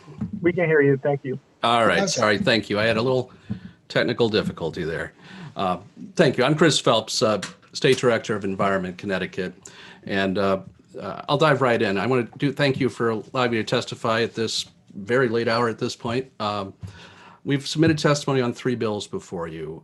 And there's a common theme to our testimony across all 3 bills. And that really is summed up by the idea that global warming and climate change present very direct and growing threats to our economic future, our public health and safety, and frankly, the stability of our society in the years and decades to come. And of all the facts about climate change, one is crystal clear. And that's that to stop it, to mitigate the worst effects of climate change and global warming, we have to switch from our current energy systems to an energy system that's not powered by fossil fuels in the years to come. We need to shift to 100% clean, renewable, zero carbon energy and do it over the course of at most 15 to 30 years. In that vein, our testimony supporting Senate Bill 882 talks about each of the provisions of that bill that we support, and we make specific recommendations regarding Governor Lamont's recommendation and proposal to commit to 100% clean, zero carbon electricity by 2040. As has been talked about, I think, by other folks earlier today, one of the challenges with the way this is presented is that I know it's not the intent of anyone, but it does on paper suggest the possibility that we could have the outcome of procuring all of our electricity from zero carbon clean sources by 2040, while still allowing fossil fuel carbon emitting sources to continue generating in the state. It's the type of change that really ought to be considered to prevent that, frankly, what we would view as absurd hypothetical outcome from occurring. As well, we think requiring some sort of interim benchmarks between now and 2040 to really encourage an acceleration of the growth of renewable resources serving Connecticut in our regional grid in this bill would be a smart way to go. Again, working backwards from that goal of 2040 is really the policy construct we need to move forward with. And we've provided more testimony on that bill, but I'll touch briefly on our support for 952 as well. We support that bill for a lot of reasons, but one big one is that we recognize that going big and going to scale on energy storage is going to be key to the modernization of our electric grid necessary to accommodate this transition over the next couple of decades. That I know there was a back and forth on that point, I think, with Representative Arconti and others earlier. And we agree, we need to do that. And this is one of the key ways to facilitate making that happen in Connecticut and across the region. And lastly, I'll just touch on it. We do testify in opposition to 6524. Not because we oppose fuel cells as a technology per se, but because as again was discussed at length earlier with the representative from Fuel Cell Energy, there's a choice between incenting fuel cells powered by fossil fuels that emit carbon dioxide and would hinder us from actually achieving 100% clean goal in our climate goals, or fuel cells powered by renewable resources. And that's what we recommend in our testimony, is that the committee and the legislature commit to trying to grow the fuel cell industry in our state and deploy more fuel cells as long as they're powered by renewable resources in the years to come. That really is key on that specific point. I had some other comments I wanted to make in response to things that have come up, but I know it's been a long day, so I'll stop there and just answer any questions you might have. Thank you, Chris. Appreciate all the input. Not sure I see anybody's hand raised at this late hour. We appreciate your time and your patience. Awesome. I can go eat dinner now. Thank you. Next up, we have Raphael Podolsky, followed by John Erlinghauser. Thank you very much. Can you hear me? Not that well. I'm sorry, is this better? It'll be fine. All right, I'll try and shout at my computer. I'm sorry. My name is Raphael Podolsky. I'm a lawyer and a housing advocate with the legal aid programs with Connecticut Legal Services. And I'm here to speak on Senate Bill number 882, and particularly in regard to Section 3 of 882, in support of it. Sections 3 and 4, 3 dealing with renters, 4 dealing with purchasers of homes, require that, but Section 3 in particular, requires that the landlord either provide tenants with a certification rating number based on the energy efficiency of the home, or in the alternative, provide 12 months of data on what the amount and cost of utility usage has been in the preceding 12 months. From the broader perspective of this bill, the impact on climate change, that has the practical impact of incentivizing people to do this kind of energy efficiency improvements. From the point of view of the renter, where I'm really looking at it, it's really important if your utilities or your heat are not included in your rent, that you be able to have a little bit of information about what they're likely to cost, because that's an add-on to whatever you're paying. And this bill is really helpful in 2 ways. First of all, it says that the landlord needs to provide that information. And second of all, it permits the landlord to get the information. My first thought when I looked at this section was, if the landlord is not paying those amounts, that's paid by the previous tenant, how is the landlord going to know what those amounts are? But it provides that the provider of the fuel or the utility service can release that information so that can be passed on. And I can tell you from my own experience with people I know, that has actually been an issue where sometimes either misinformation or estimates based on no knowledge are given to somebody who's going to move into an apartment. And then they're very surprised when they move in and they discover that the utilities bills are much, much higher than they anticipated. As a tenant, you cannot get that from a utility company. It will not provide it. In fact, the landlord right now cannot get that from the utility company. They'll treat that as confidential information. So the bill makes it possible to give to the tenant in advance significant information. It helps to make a decision as to whether you want to rent a place or not. Obviously, the usage level of a new person may be different from the usage level of an old person. It's not like a guarantee of anything, but it gives you some reasonable guideline to think about in advance. So I would hope, so as I said, I'm in support of 882. I'm especially involved and concerned about Section 3. And Section 4 is that it puts the buyer of a home in an analogous position, so I would support that too.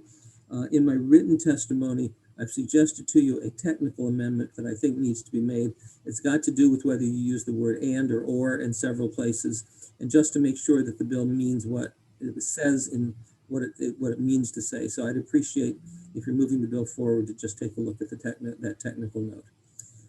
Thank you very much for the opportunity to testify, and I really appreciate the chance to have spoken to you today. If I can answer any questions, I'm very happy to do that.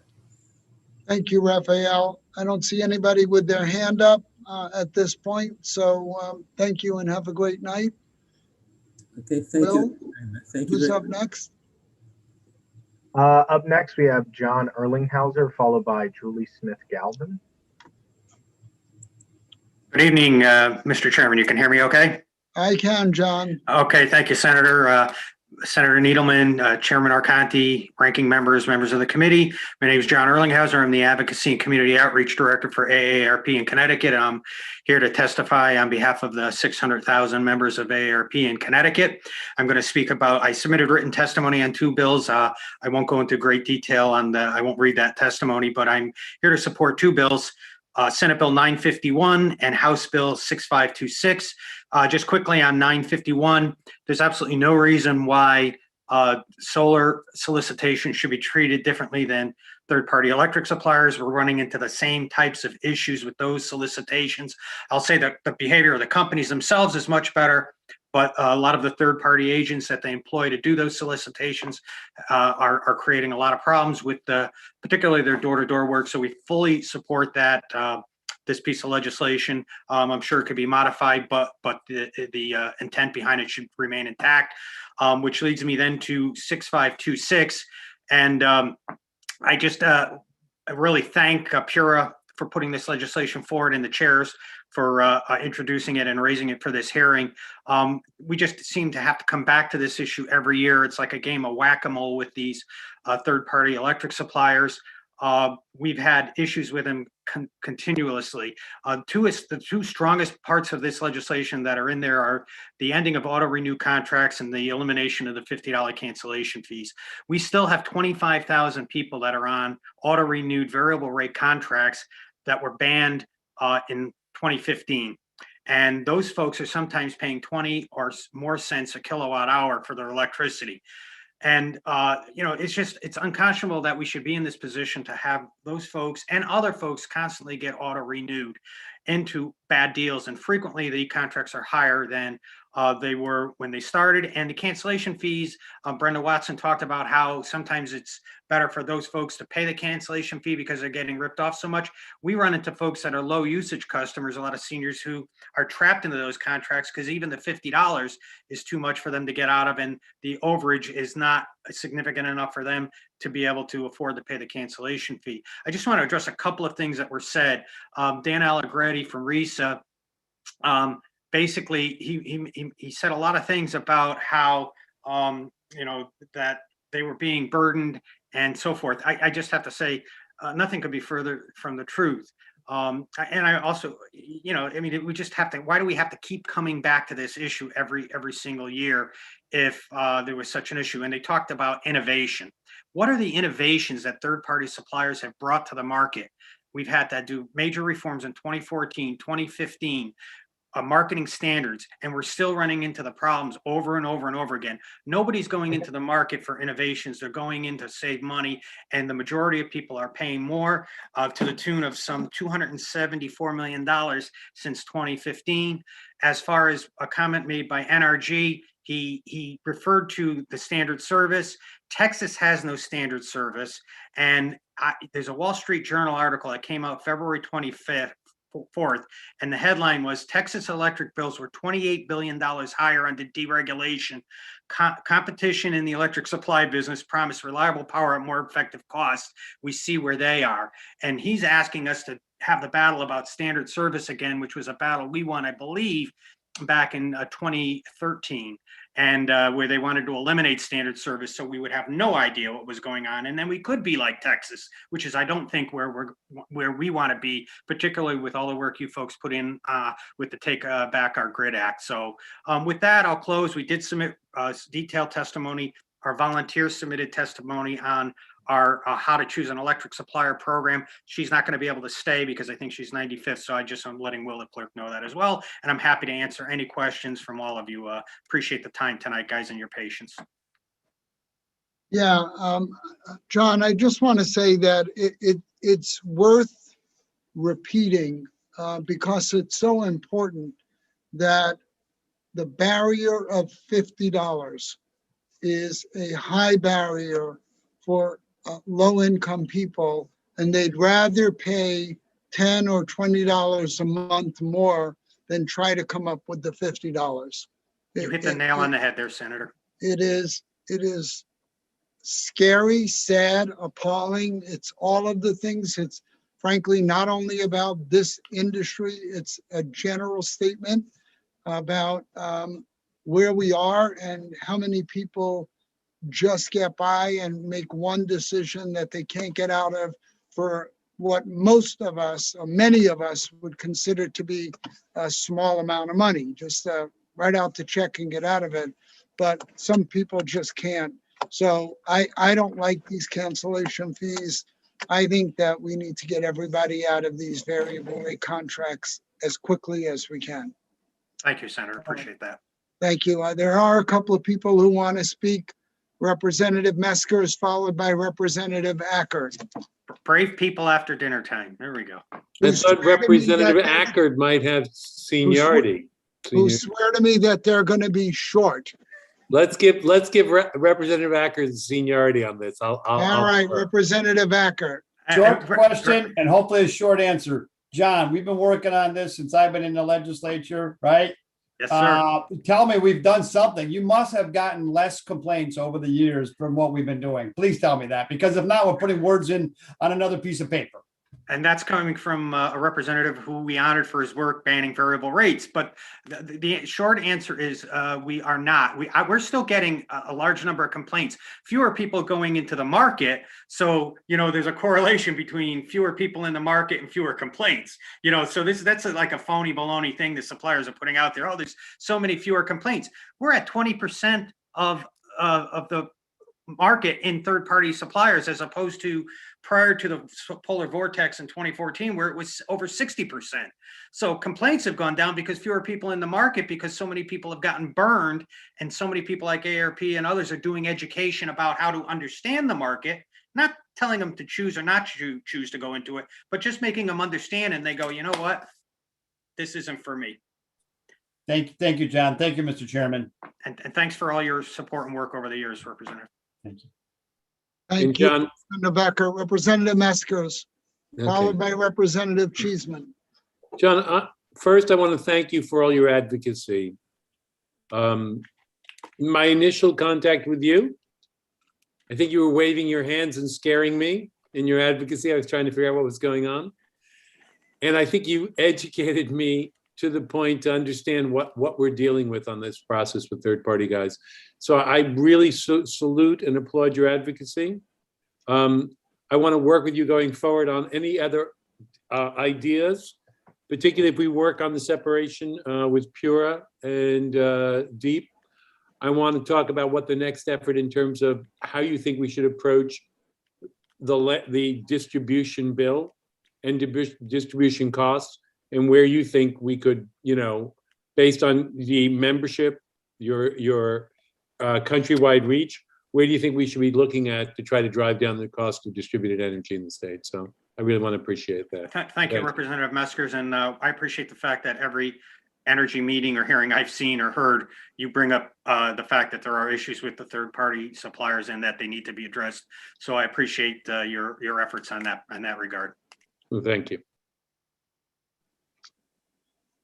I think it's Representative Cheeseman. Thank you, Chairman Needleman. Thank you for being here, John. As you know, one of my big concerns has always been the effect on ratepayers of the decisions we make, both in the legislature and the committee. And I just want to, given that Commissioner Dykes has said the Millstone deal will save Connecticut ratepayers $5 billion going forward, absent the replacement of them with new fossil fuel sources. I just want you, would you reconsider your adamant opposition to that deal? I know we heard a lot from you about how this was going to affect your ratepayers, and yet we know going forward that this is actually going to be a good deal. So I am with you all the way in protecting our ratepayers. I'm a senior now too. I go crazy. I had a constituent down the street saying she's electric heat and she had $1,000 bill. So I'm just giving you the opportunity here, John, because I'm on your side.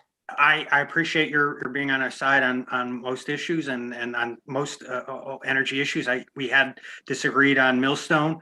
I think there's still a lot of areas to debate the impact of the Millstone deal. If you listen to Eversource, a lot of the rate increase they're proposing now. And I'm not defending I'm not defending Eversource. So they're taking that side. I do think there's an impact in rates on Millstone. I understand why the state put forward the policy. But I'm not ready to say that I think that was the right policy decision. I mean, it would be the easy thing for me to come before the committee, particularly with yourself and Senator Formica, and say, I was wrong. I don't believe I was. I still think there's an impact to ratepayers in that regard in terms of rates. But I think we'll have to see how it plays out in the long run. So I do appreciate your advocacy, and I do recognize and appreciate your sincerity and your belief that it's a good deal. And we'll just agree to disagree on that.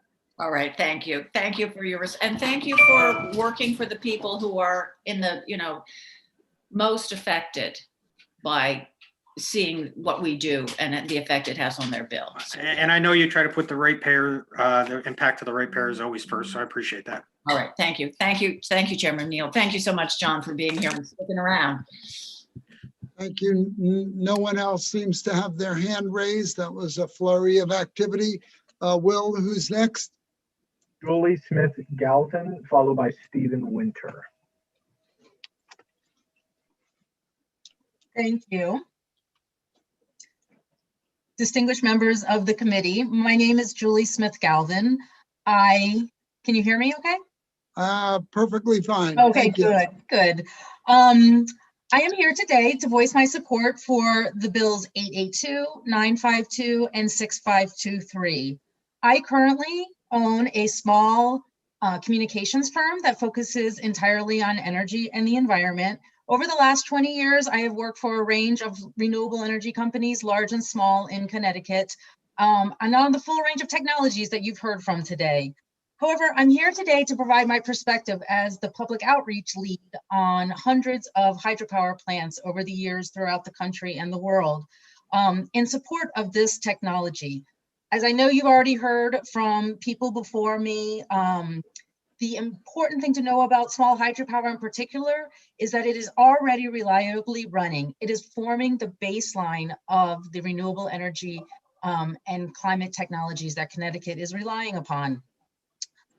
It is climate-friendly power that is scattered in rural communities and urban communities throughout Connecticut and is providing opportunities and benefits far beyond its clean power, including reservoir management, jobs, property taxes, and other social and economic benefits. The 2 points that I wanted to add to people who have spoken before me is, first, hydropower is the only federally regulated generation technology in the country. What this means is that many hydropower projects in Connecticut and beyond are currently undergoing relicensing through the Federal Energy Regulatory Commission. And what happens in relicensing is it's a long process with lots of input and lots of stakeholder input, and that's a lot of what I've done with these companies. And what happens is we end up balancing the regulatory and environmental requirements against the power. And what really needs to happen with these hydropower projects in order to keep them viable is to balance those, to make sure that the regulatory or environmental costs around things like fish ladders can be recouped so that these facilities can continue to operate and not erode the baseline for Connecticut. The second opportunity that is currently happening is a national conversation around hydropower and climate. And I really encourage Connecticut to get involved in that, to become a leader and to put hydro-specific programs in place like your neighbors. So in my written testimony, I have attached revisions to these said bills that I think really would help promote hydropower and keep that baseline secure. Thank you very much. Thank you so much, Julie. I appreciate that. Anybody have any questions? I don't see anybody's hand raised. Thank you for your patience tonight. Thank you very much for having me. Well, up next. Next is Stephen Winter, and then we're going to go to Luis. Thank you, Senator Needleman, Representative Arconti, and members of the Energy and Technology Committee. I'm grateful for the opportunity to testify before the committee. Thank you for all your time and attention to these matters and for your service to the state of Connecticut. I'm here to voice my support for SB 882, in particular the language requiring landlords to disclose potential energy costs or energy costs potential tenants. As the alder for the 21st Ward in New Haven, I have seen how the great burden of energy bills, particularly on constituents in the inner city, can affect their budgets and sometimes lead to homelessness. This bill will incentivize landlords to make investments to reduce this burden and give the transparency needed to tenants to make better rental decisions. I'm also supportive of the language for the demand response and demand response procurement. I would encourage the committee to amend the zero carbon electricity goals and to try to strengthen them. I worry that the provisions in here will still allow for a large amount of fossil fuel generation in the state to continue to support consumers in other states. As has been touched upon today, this is a regional problem, but I worry that focusing on the energy that's supplied to consumers rather than the generation here in Connecticut will not do enough to eliminate greenhouse gas emissions. I know the issue was raised about the feasibility of going completely clean to completely clean energy. And I wanted to point committee members to the report by UC Berkeley and Grid Lab, that the 2035 report, which highlights how the country and regions can get to 90% clean energy by 2035 with no new gas plants. And so in that vein, I think that this legislation could be strengthened by prohibiting development of new gas plants. And then with equity in mind, I think we need to acknowledge that this is a decisive decade for climate action, and that our decisions today will determine how our neighbors in Connecticut and across the nation and the world are impacted by climate change. And as an equity issue, similar to the pandemic, those who will be most impacted are those who will have the least means to bear the impact. As one of the wealthiest states in the wealthiest country in the world, I think we should do more and should amend the 2050 goal to require complete decarbonization of our economy. On Bill 6523, 30 seconds remaining. I've seen how the city of New Haven has been constrained, much like other municipalities, by the net metering cap. After listening to the testimony of others, I think the suggestion to remove the cap altogether and establish a tariff for PURA to establish a tariff would send a strong price signal, and that seems like the smartest adoption to speeding virtual net metering adoption. Thank you so much. Thank you, Steve. I appreciate all that. I think we all feel that transitioning to a competitive tariff on virtual net metering is the right way to go. Just, we have to get there. So 100% supportive. I don't see anybody's hands raised. Will, who do we have next? Next, we have Louis Rosado Birch, followed by James Schneider. Did you miss Amy, or she? She's at least that I've seen, she is not here. So. And I believe Amy testified already today. Oh, okay, great. Thank you. So thank you, Senator Needleman, Representative Arconti, distinguished committee members. Thanks for the opportunity to testify in support of Senate Bill 882, Senate Bill 952, House Bill 6523, and in opposition to Senate Bill 950. My name is Lou Rosado Birch, Program Director at Citizens Campaign for the Environment. We've heard it a number of times. The impacts of climate change are well documented and are evident in our communities. Don't need to spend a lot of time on that, but I am happy to elaborate on those points. We know there's no debate. Every major scientific body acknowledges the role that fossil fuels play in this crisis. In fact, Connecticut Attorney General William Tong recently filed a lawsuit against ExxonMobil for Exxon's role in suppressing sound science, confirming the relationship between fossil fuels and global warming. This demonstrates an understanding of that central role fossil fuels play in the crisis, and the state's energy priorities should reflect this reality as well. So we certainly appreciate the committee's efforts to move us in the right direction, but believe it's fair to say that we can and must do more. So specific comments on the bills.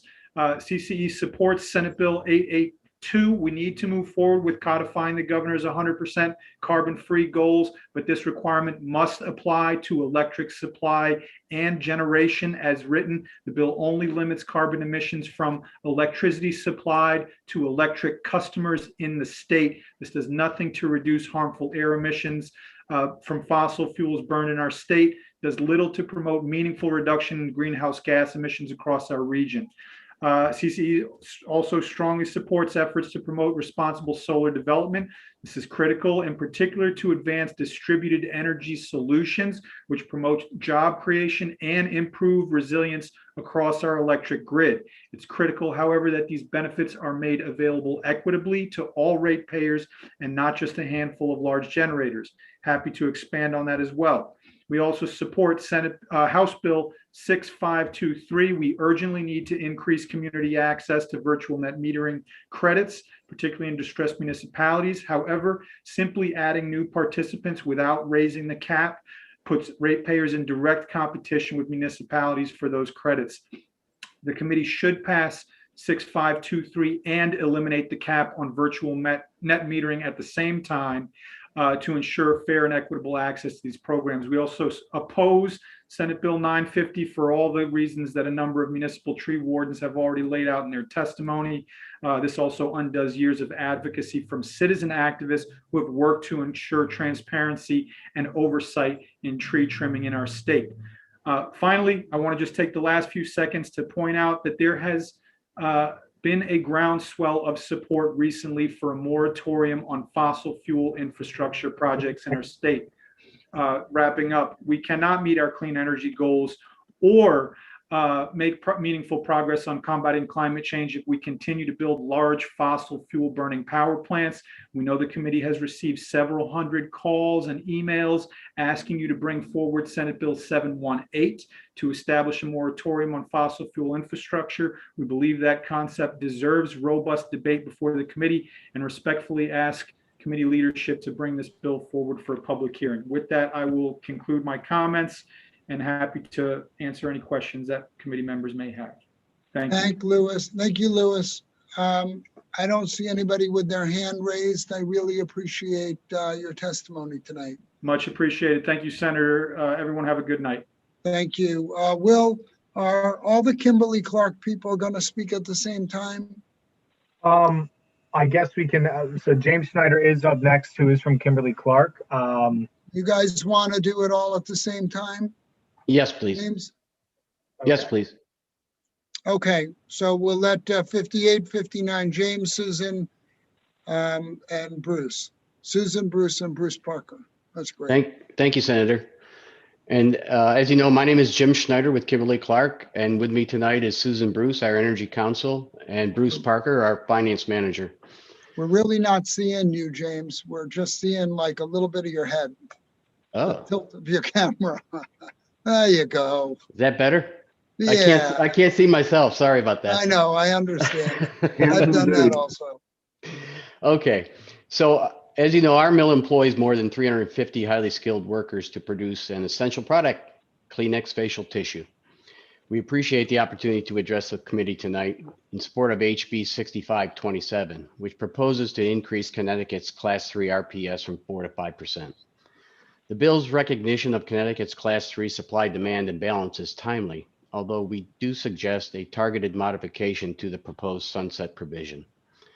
Connecticut seeks to achieve a net zero carbon electricity sector by 2040, and Casey shares Connecticut's commitment to carbon reduction, as evidenced by our investment in CHP at several mills across the country, as well as our corporate sustainability goal for a 50% reduction in GHG, both scope 1 and 2 by 2030. In fact, our new Milford CHP investment has resulted in a net annual reduction of 8,500 metric tons of GHG. Connecticut's Class 3 program has been recognized for encouraging CHP development, a capital investment characterized by high efficiency, reliability, and resilience benefits.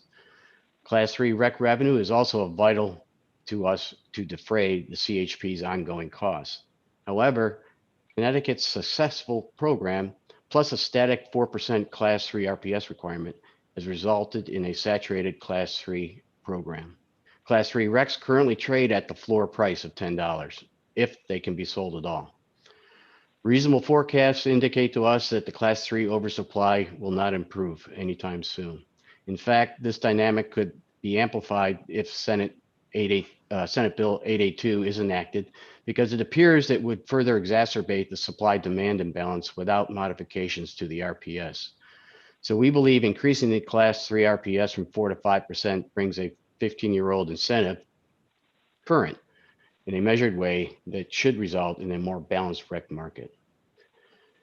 We firmly support the bill. KC does have reservations, however, about the temporary nature of the Class 3 increase for only 3 years. A temporary increase in the Class 3 requirement ignores the forward nature of Class 3 REC sales, which we also do. It also ignores a potential increase in Class 3 supply with the passage of Senate Bill 882. Temporary measures to bolster the Class 3 incentive may, in that event, fall short in the long game of economic development. 30 seconds remaining. For these reasons, KC supports the bill with an amendment that supplants the sunset provision with language authorizing DEEP to review the state's RPS and recommend to this General Assembly any adjustments if necessary based on that study's empirical findings. One thought we had in mind is maybe that would be done under the 2026 IRP process. And thank you, and we look forward to any questions. Thank you, James. Your 300 employees up there, they've been around with the company for a long time? Bruce? Yes, Senator, our 350 employees, mainly good high paying jobs. Our employees range from 22 to 70 years old. The majority of them have been with us for their generation, and we've got plenty of examples of 3 generations all working at the same time. Thank you. I only asked that question because I think it's important to understand that as we move forward, towards our goals, which we all see are important. I want to be very careful. I want to see, obviously, the company do everything it can to work within our framework.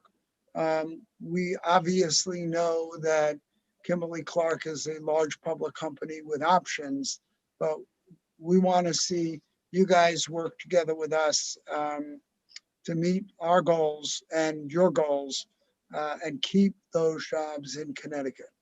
Yeah. These are the kinds of jobs, these are the range from blue collar to white collar. They're all income levels, and it's very important that that we don't lose legacy manufacturing plants in Connecticut at this point. So I appreciate that. With that, I'm going to turn it over to Rep. Buckby. Thank you, Mr. Chair. It's good to see you. I've been very quiet today. I've been trying to be very quiet here. Yes, you have. Sitting back and taking it all in. And if you notice, I had to do this because I've been seeing Representative Packard's Yankee stuff up all day. So this had to happen with the 2004 Red Sox up. That's all. So that's signed by the entire 2004 roster too, by the way, just so you know. So thank you so much for taking the time to echo what Senator Needleman said. Kimberly-Clark is such a huge part of our community in New Milford. The 350 people, how many do we know by name that are part of the community as well? So we appreciate that. And in fact, when the plant opened in the 50s, I think it was my father was in the plant when it first started before he went on to the post office. So it's been a big part of this community. And I want to make sure that we hear everything that you need to say about that. My concern is, as I'm sure yours, the sunset provision you touched on a little bit. So if that sunset provision comes through, how does that affect your class 3 RECs in selling those RECs? Well, I guess we kind of look at it from maybe describe it as a whipsaw effect, right? I mean, we sell our RECs into the future. In fact, 3 years out, 3 years forward. I'm selling RECs right now, 3 years out. So if there is uncertainty about what that market's going to look like in 3 years, i.e. a sunset, a hard sunset, I'm going to find it difficult to sell those RECs at anything above the floor if the buyers recognize that this in fact will sunset in 3 years. See what I'm saying?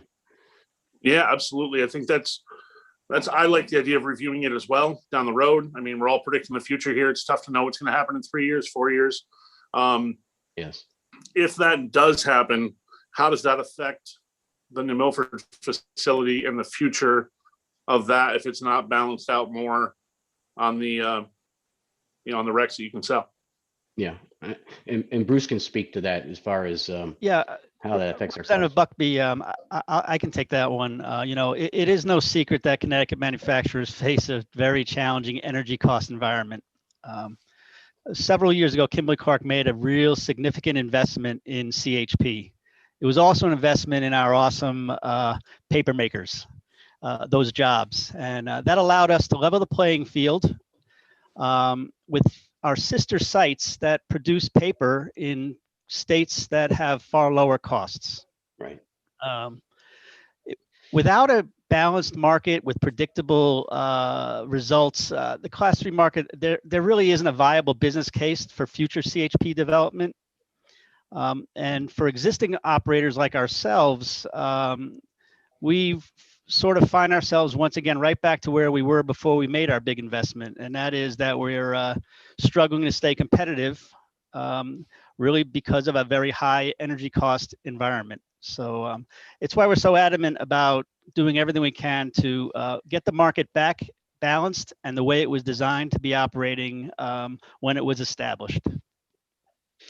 And Representative, thanks, Bruce. I mean, Representative, I would add that you may find 3 years from now, if you decide to go with a 3-year review process of sorts, that because of SB 882, you may find additional class 3 RECs being brought into the market, and DEEP may want to reconsider increasing that percentage a little more in order to keep the market balanced. I don't know what the future holds. I don't know what will happen with 882, but that's another scenario that might want to be considered here 3 years out. And another reason to, again, not try to predict the future, but review it at the time. Yeah. No, I thank you very much. As everyone on this committee should know too, this is why they're referred to not as tissues, but as Kleenex, because this is something that Connecticut should be very proud of the work that Kimberly Clark has done. And again, such a huge part of the community, and we want to be able to support you as best we can. I agree with Senator Needleman that we do need to stay on course, to stay on track to what we want to do as a state. But in the same respect, we need to make sure we're looking out for those businesses who are within, not just within Connecticut, but as I have to say, I haven't been on all day, within the best town in the USA, making Kleenex here. We need to make sure we stay on top of that to make sure you guys are happy and stay here and want to grow your business here as well. So I thank you for your testimony. I appreciate you waiting all day. I know it's been a long day for everybody here, but I appreciate you taking the time, and that's why I waited to say too much till the end of the day. I figured if I started early, then Representative Arconti would give me a hard time with his Danbury stuff, and I wouldn't be able to get through it. So, but waiting till the end of the day, I appreciate it. Thank you so much for your testimony, and Mr. Chairman, thank you for your time. Thank you, Representative Arconti. And I still set the agenda as Representative Buckby, so I wouldn't.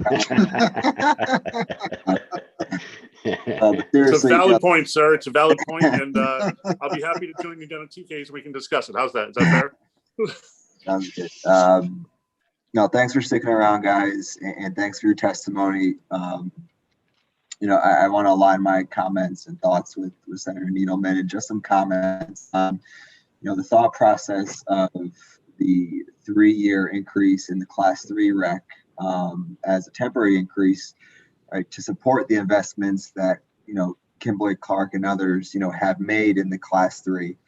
But also in that in-between time, the comprehensive energy strategy proceeding, is coming up in a year, and the temporary increase in the market, it allows DEEP to explore alternative approaches to supporting, combined heat and power for companies like yourselves. So, there's nothing saying that, if the legislature doesn't like the direction of comprehensive energy strategy, we can't revisit the Class 3 market again, further putting out into the future the increase so the Class 3 market can survive.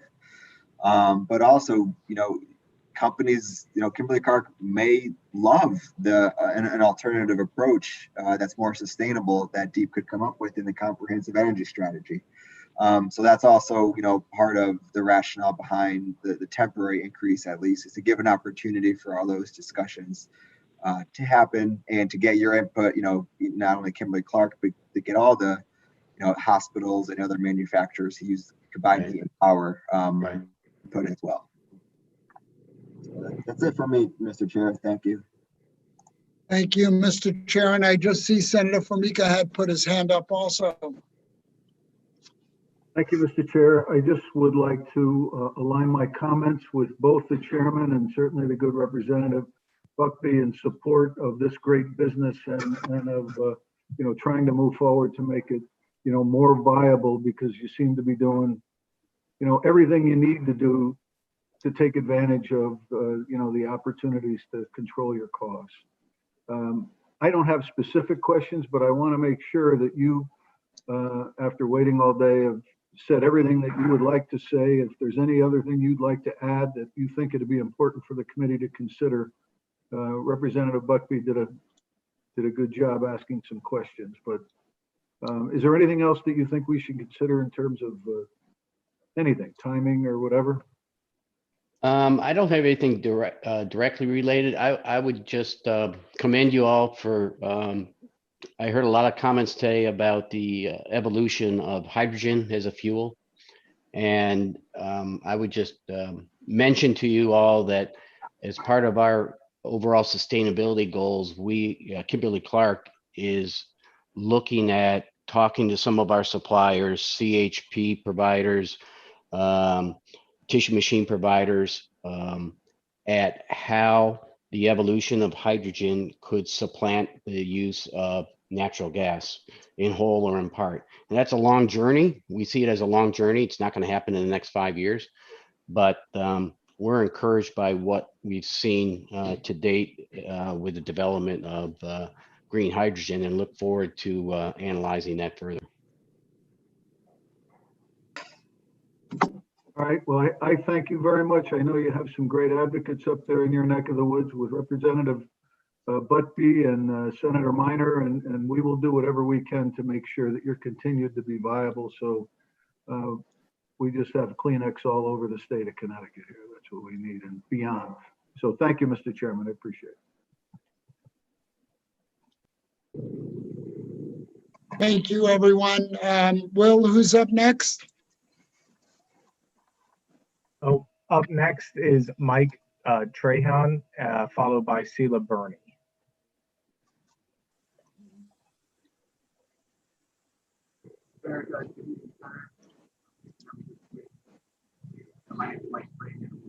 We're not hearing you well, Mike.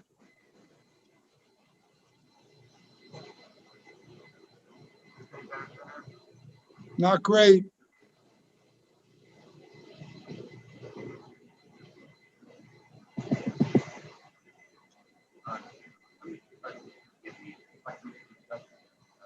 Why don't we jump to the next person and give you a chance after that, all right? All right. Next up would be Sheila Burney, but I actually think they are not here. Which And means Kevin Barber is gone? Yes, he has gone. He went earlier. Okay, great. Next would be Mary Michelle. Okay, Mary, and after we'll go back to Mike. Okay. Am I on now? You are. Okay. It's actually, why don't you call me Mikey? Because it's really Mary Michelle, and that's a mouthful. And that's how people know me. I am, I'll say good evening to you all, and thank you for your stamina. I am the spokesperson on Trees and Power for the Garden Club of New Haven, and I've been involved in these issues since 2011 and the Two Storms panel. I was part of the group that negotiated and drafted what became 16234. I've written a lengthy statement, and I hope that it helps you understand the policies behind it and how it's worked well in order to achieve reliability, protect the tree canopy within the public right-of-way, and serve to make sure that the prunings and the removals of trees serve reliability. I'm not going to summarize that. I'm going to address the comments that I've heard so far. I will note that I'm very happy to hear that the bill will not go forward. This is SB 950, sections 2 and 3, as drafted. And I would like to ask that when you have your discussions with the utilities as to how it will be redacted, that you include those of us who participated in negotiating and drafting 16234 with the utilities, so that we can address the questions and reach a mutually satisfactory agreement as we did with 16234. I'd also, that would give me an opportunity and the other members who were participants in that group to address some questions that arose for me with regard to the testimony by Mr. Carey, so that I can better understand what he thinks the changes were that made for a problem, because we don't recognize what he was talking about. I appreciate the comments by Chair Needleman and by First Selectman Knickerbocker that focused on the need to get rid of hazardous trees. That is a policy that the Garden Club of New Haven has followed for some time. That's been our policy. And I'd like to read to you the definition of a hazardous tree in 16234. A hazardous tree is any tree or part of a tree that is dead. That's something that First Selectman Knickerbocker mentioned. Extensively decayed or structurally weak, which, if it falls, would endanger utility infrastructure, facilities, or equipment. And the statute provides that within the right-of-way, the public right-of-way, the tree warden or DOT, if it determines that a tree is hazardous, no notice has to be given to the abutting property owner. The tree warden can decide that. If it's on private land within the utility protection zone, which is the main subject of this statute, the utility is required to make a reasonable effort to notify the private property owner 3 days prior to pruning or removal. It appears that the main focus of Chairman Needleman and the rest of the committee perhaps is on preventing the kinds of tree-caused outages in the major storms. And I'd like to call to your attention the fact that if you just deal with hazardous trees within the UPZ or the public right-of-way where the wires are located, you are not going to really prevent the kind of damage that occurs during major storms that cause the long power outages that we've endured. I've endured every one of them where I live. I'm sorry, that's time. Oh, sorry. So I do have studies that I can present to you that demonstrate that trees outside of the UPZ, outside of the public right-of-way, have to be removed. And that is something that I think this bill should focus on and protect private property owners' rights. But the UPZ, the pruning that happens within the UPZ is working well. There have been no mediations, no appeals to PURA. If you look at the reports that I presented in the statement, you will see that. I thank you for your attention and for staying around all this time. If you have any questions, I'd be happy to answer them. No question, just a couple of comments, Mikey. Thank you for that. It's odd to use that name, but I absolutely agree with you. There are tens of thousands of trees that are making our power grid more vulnerable, some of which are in the right of way and some of which are not. Contrary to some myths out there, they are not all kept just because people want to keep them. A lot of people who are homeowners can't afford to remove them when they're on their property. And I'm not against some kind of a program that affords people a little more help with that, because remember, we're moving like a freight train towards an all electrified future.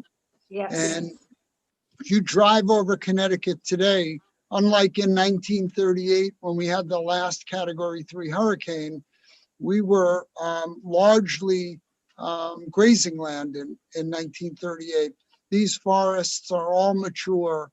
These trees are all 75 or 100 years old at this point, and they are a hazard to an electric grid that will go out more frequently. You know, if it was the once every 10 or 20 year issue, I would be less worried, because we can all put up with it once, although not if we're dependent on it for heat and transportation and normal electric usage. But it's a 50-mile-an-hour wind now. We have multiple species of trees that are dead and dying. Every day I drive around in the summer, and trees that were, perfectly healthy at the beginning of the summer are dead by the end of the summer. There's a difficult problem, and there's going to be more tree trimming, not less. I think that the smoothest path to getting that done, that works for everybody. I don't want to ride roughshod over anything, but backbone circuits, the 20% of the circuits that are really, not your trees on your cul-de-sac, but the ones that come out of transformers that feed an entire piece of town grid or multi-town grid are really dangerous. And we just can't afford that. Somebody spoke about, what about those people who have illnesses after a storm? The bottom line is, we may have trees What's the mute? at the end of 3 towns that are on one circuit, and we just need to be careful that we properly. So I'm gonna shut it down at this point. And let me shut it down. We have another. We're 2/3 of the way through the list, and we're 9 hours into it. Well, I would appreciate, there's more that I would like to say, but I would appreciate it if we could be included in the discussions, because I have some comments about that, and also some comments that I might be able to offer with regard to undergrounding, which I've studied. Anything you can submit would be very helpful. Thank you so much. Who's up next? How would I do that? Send it to the clerk Okay. of the committee. Thank you.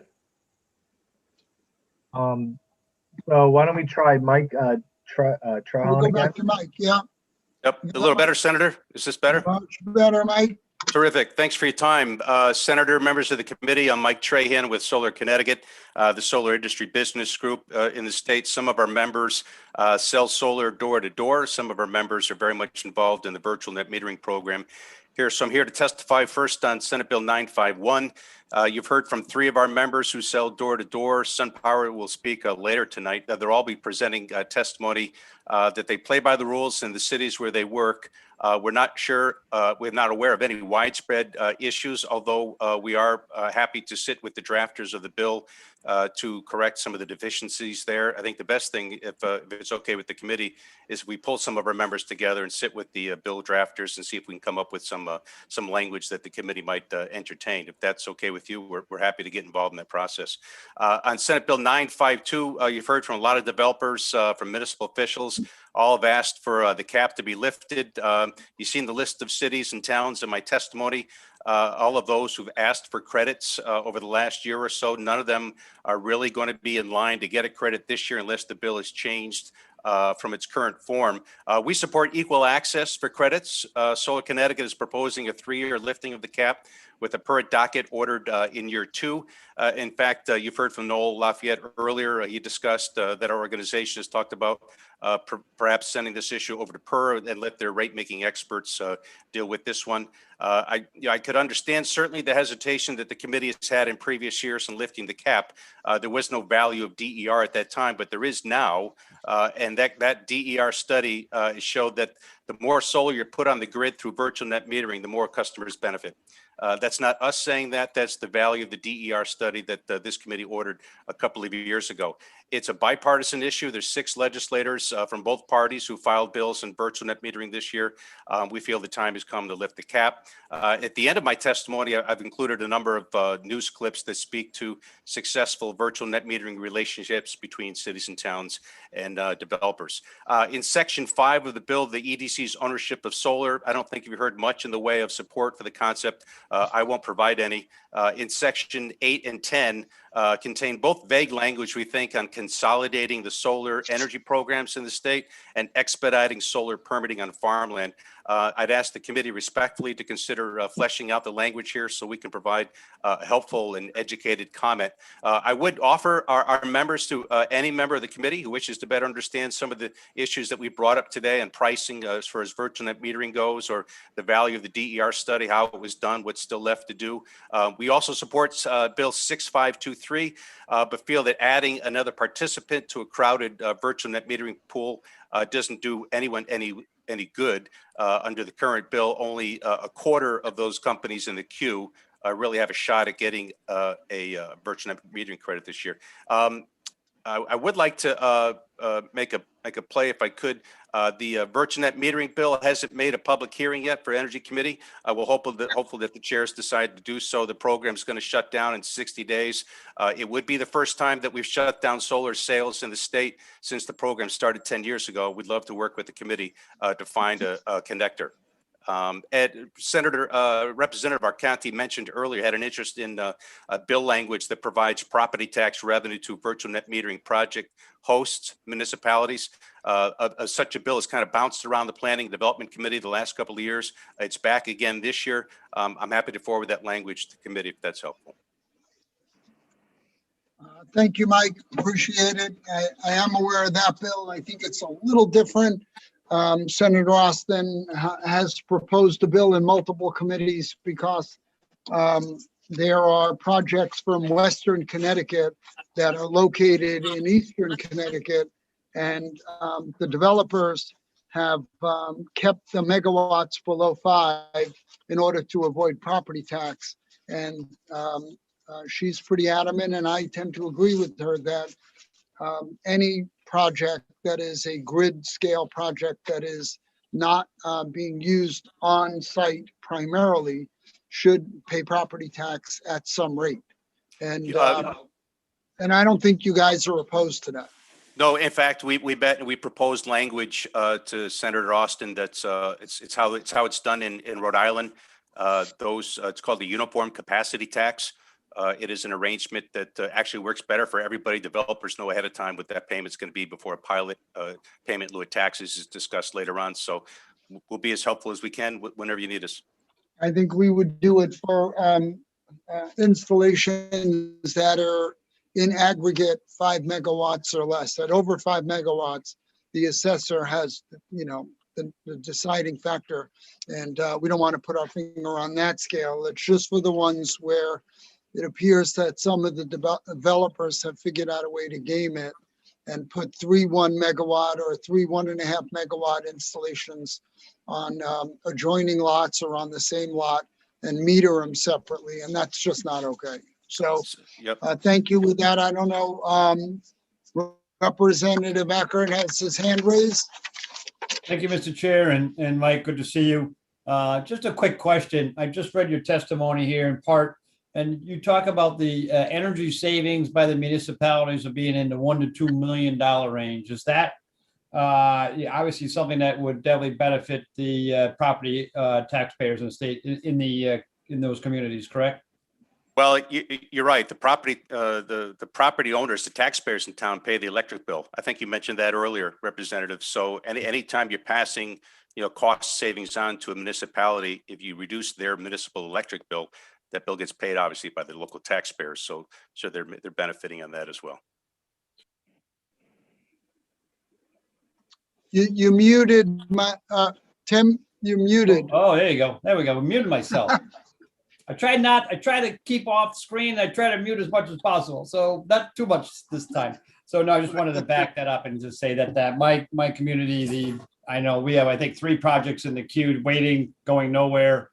And I think there's other people on this committee that have the same in their community. So continue your good efforts. And I want to thank you for your very complete testimony and the information you provided us today. You're welcome. Thank you. Thank you, Representative Aurora. Thank you, Mr. Chair, for the opportunity. Thank you, Mike, for your excellent testimony.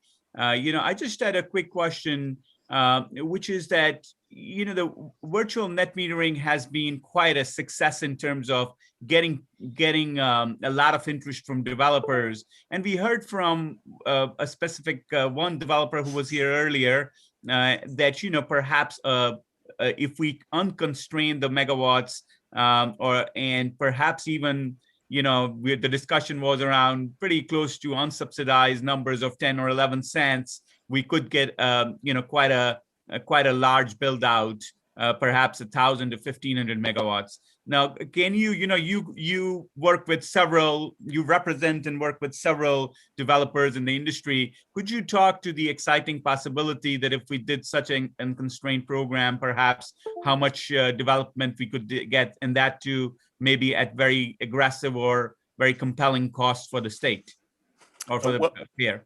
The signals being sent to developers right now, the commercial developer community, is of constrained programs, and we've lived with that for years. There's not the kind of runway there that they see that allows them to build more robust businesses, to add staff, to add crews, to start building bigger projects and becoming more successful, hiring more people and putting more solar in.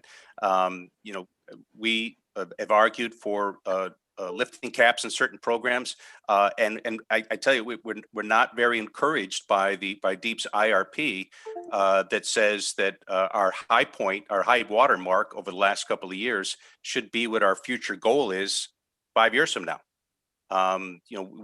We'd like a chance to let the market work. The people are here, the skilled workers are here.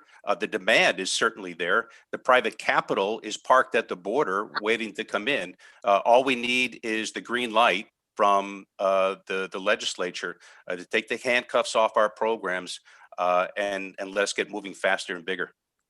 Oh, thank you very much. And would you also agree, or would you give an opinion, give your input as if we had larger programs that prices would come down more? Let's say if we were doing 1,000 a year or larger numbers, maybe we don't need to put any subsidy, because with higher volumes and scale, you do get more economies of scale. So perhaps, instead of making some 30-year programs, our objective should be to give a green light now in scale. Would you think that these prices could come down more if we increase the sizing of our industry?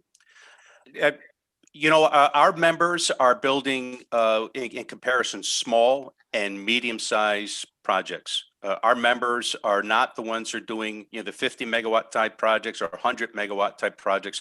Those projects are done by national companies that parachute into Connecticut and do a job and do it well in many cases, and then move on. Our members here are really doing, the 1 megawatt, 2 megawatt, inside of 10 megawatt sized projects. But there are plenty of areas to do that. And I know you've stressed, the issues, we've spoken before about incentives. Part of the way to achieve better pricing is to reduce cost by the installers, the developers' cost. Interconnection is a huge cost. And, one of the things that, and a lot has been said about the PURA chair, PURA made a terrific ruling a couple of months ago. They approved a plan that we put forth to have developers, engineers from developers sitting down with the utilities engineers and working out problems, keeping small problems small and allowing us to do work for less cost. So we can achieve the sort of scale, we can help drive prices down if some of the regulation is gotten out of the way. I really, really appreciate that input, because I think it's good for the committee and the public to hear that, solar is basically cost competitive with everything. And we may not need subsidies for a long period of time, but we do need to give them more green light and reduce regulations and impediments in their way. And I thank you for advocating for that. We're big supporters at public price at non-subsidized prices, where it's exciting to hear that you guys are the developers are nearly there. And I think I think I speak for all when we say it's very exciting to hear that you might be able to, in near term, if we give the encouragement and the signal, develop substantial amounts at unsubsidized, pretty close to 10. We're talking about 10 cents or so. Once again, thank you for your advocacy, and look forward to speaking to you more on this. Thank you, Mr. Thank you. We're ready to compete. We're ready to compete. Thank you, Representative Aurora. Representative Arcante. Yeah, thanks, Mr. Chair. Just a quick question, Mike. You guys are active participants, right? In the next docket with PURA for the C&I commercial tariff, come July. We are. The next PURA technical meeting is the 10th. We have submitted comments into that docket. A number of our members have submitted individual comments. and we're ready to get moving. I think that at the speed at which PURA is moving, I think we're going to make that January 1st deadline on the commercial side, which is very Great. No, it's important. great to hear. Really, No, because it was great to see, your associations and your members, in the last PURA decision on the residential, docket, and hoping everyone can sing Kumbaya again together on this next one. So thanks, Mr. Chair. Thank you, Mr. Chairman, and thank you, Mike. Up next, Will. Up next is going to be Senna Wazer, followed by Daniel Collins. Wazer. You had it right. Wazer is correct. Hi, Good evening, distinguished members of the Energy and Technology Committee. Thank you for allowing me to deliver my public testimony. My name is Senna Wazer, and I'm a 17-year-old climate activist from Mansfield, Connecticut, the co-director of Sunrise Connecticut, and a junior at UConn. I'm here in support of SB 882, as well as to request that amendments be made to this legislation. I'm proud that the Connecticut legislature has decided to take this important step to codify Governor Lamont's Executive Order 3. It is critical that Connecticut decrease our greenhouse gas emissions and begin the transition to a clean energy economy.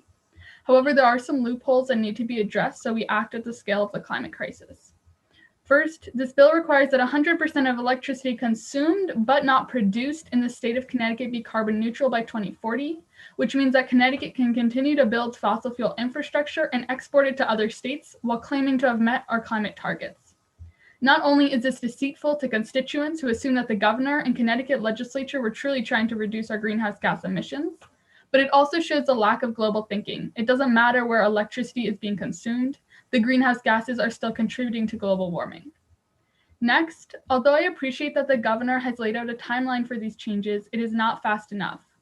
We have 9 years left to ensure that we limit global warming to 1.5 degrees Celsius, and as such, the timeline in the bill needs to be revised. We must set a target of net zero carbon dioxide emissions by 2050 to ensure that we are in line with the Intergovernmental Panel on Climate Change science. Furthermore, there's a provision in this bill that gives the DEEP Commissioner sole authority to set greenhouse gas reduction and electricity supply and generation targets. However, DEEP has not always been the best ally in the fight against climate change, and so this provision should be amended to clarify that there will be proper checks and balances in place, including a diverse oversight board. And finally, this bill should include a fossil fuel moratorium. Although some see this as a drastic job-killing measure, I'd like to debunk those myths. This is not a drastic measure. It is the least we must do to ensure that communities are safe from the climate crisis. And in terms of jobs, fossil fuels are not the way to go. For example, the proposed Killingly power plant would provide at most a couple dozen jobs, but imagine how many more we could create if we instead expanded energy efficiency and built more clean energy. I hope that you understand the urgency of climate change in your job as elected officials. I sit before you as someone who hopes to enter into public service. I believe in policy as a vessel for positive change and elected officials as the agent for that change. And so I'm asking you to be bold. Pass and support SB 882 and amend it to call for 100% of electricity consumed and produced to be carbon neutral, speed up the timeline to reflect the science, ensure that there are checks and balances on the DEEP Commissioner, and put up a moratorium on new fossil fuel infrastructure. Thank you. Thank you, Senna. And I look forward to when you are in the General Assembly telling us all how to do it correctly. We all need that. We're looking forward. I want to get some of the old guys like me and a couple of other people who look as old as dirt on the camera out of here. So I won't mention who else I'm talking about, but there are a few. I'm not seeing anybody with their hand up. So again, thank you for your patience and your commitment. You light the way. I mean that. And I'm not, that's serious. So thank you very much. Thank you. Will? Up next, we have Daniel Collins, followed by Celeste Fay. Chair Needleman, Chair Arconti, Vice Chairs, ranking members, and members of the committee. My name is Dan Collins. I'm the Director of Government Affairs for the New England Power Generators Association. We thank the committee for this opportunity to testify on SB 882. NEPCA is the trade organization that represents electric power generators that participate in New England's competitive wholesale electricity markets. Our members account for roughly 90% of the installed generating capacity in New England and really represent a variety of generating resource types. NEPCA neither supports nor opposes SB 882 and instead wants to offer a few comments on the legislation as participants in New England's competitive wholesale electricity markets. NEPCA fully agrees with Connecticut on the urgent need to address climate change. The question now, though, is what is the best path to meet the state's climate goals? NEPCA advocates for a market solution that not only targets emissions in the electricity sector, but also supports a decarbonized future that includes electrification of transportation and buildings. The competitive markets have reduced electricity supply costs for Connecticut's ratepayers, rather consumers. Wholesale energy prices have declined by 51% since 2004. The average annual wholesale electricity price in 2019 was in fact the second lowest price of its kind since the markets were fully implemented in 2003. The electricity sector has also been a leader in driving down emissions in Connecticut. Competition, along with other factors, has reduced power sector carbon emissions in Connecticut by 45% since 1990. Despite these achievements, we agree that changes to the wholesale markets are now required to help Connecticut meet its climate-related laws. Changes that leverage the cost and reliability benefits of the markets, but also account for the cost of carbon. That's the missing element right now from today's market. That's why NEPCA is pleased to join other stakeholders in ongoing regional efforts to identify wholesale market changes to better facilitate the kinds of resources Connecticut needs to meet its GHG emissions reduction mandates. A sound long-term market design would also rather value resources that can ensure reliability as the system adds more weather-dependent resources like solar and offshore wind. We just ask that you allow these regional efforts to market reforms to play out so that Connecticut can avoid additional long-term contracting, which exposes ratepayers to additional costs and risk. Just quickly, NEPCA has submitted detailed written testimony on SB 882, as well as testimony on SB 952 as well. So I'd be happy to take any questions you might have. Thank you very much. Thank you so much, Dan. I appreciate it. Does anybody have any questions for Dan? I'm not seeing anybody. I appreciate it, and we appreciate NEPCA's participation. We really do. Great. Well, thank you all. Thank you. Will? Next up, we're going to have Celeste Fay, and then we're going to go back to Stella Burney because missed her the first time. It's my bad. Great. Good evening. I'm here on behalf of Gravity Renewables in support of Bills 882, 952, and 6523 with modifications that have been submitted with our written testimony. My name is Celeste Fay, and I'm the regulatory manager at Gravity as well as a civil engineer. Gravity is an owner and operator of small hydro projects, including 3 in Connecticut, the Wirewan project in Jewett City, a borough of Griswold, Quinnebog project in Brooklyn, and the 5 Mile project in Killingly. Small hydro provides a sustainable carbon-free source of energy and is an asset to their communities. Aside from the clean electrons we provide, non-powered public benefits. Our reservoirs create waterfront property and incremental property value. We create recreational opportunities, including boating, swimming, and fishing. Our continued operations of these plants means that our dams and civil structures are maintained to the highest public safety standards as required by our federal regulators. Hydro is a long-term asset, and many of these structures have been around and generating power since before there even was an electric grid.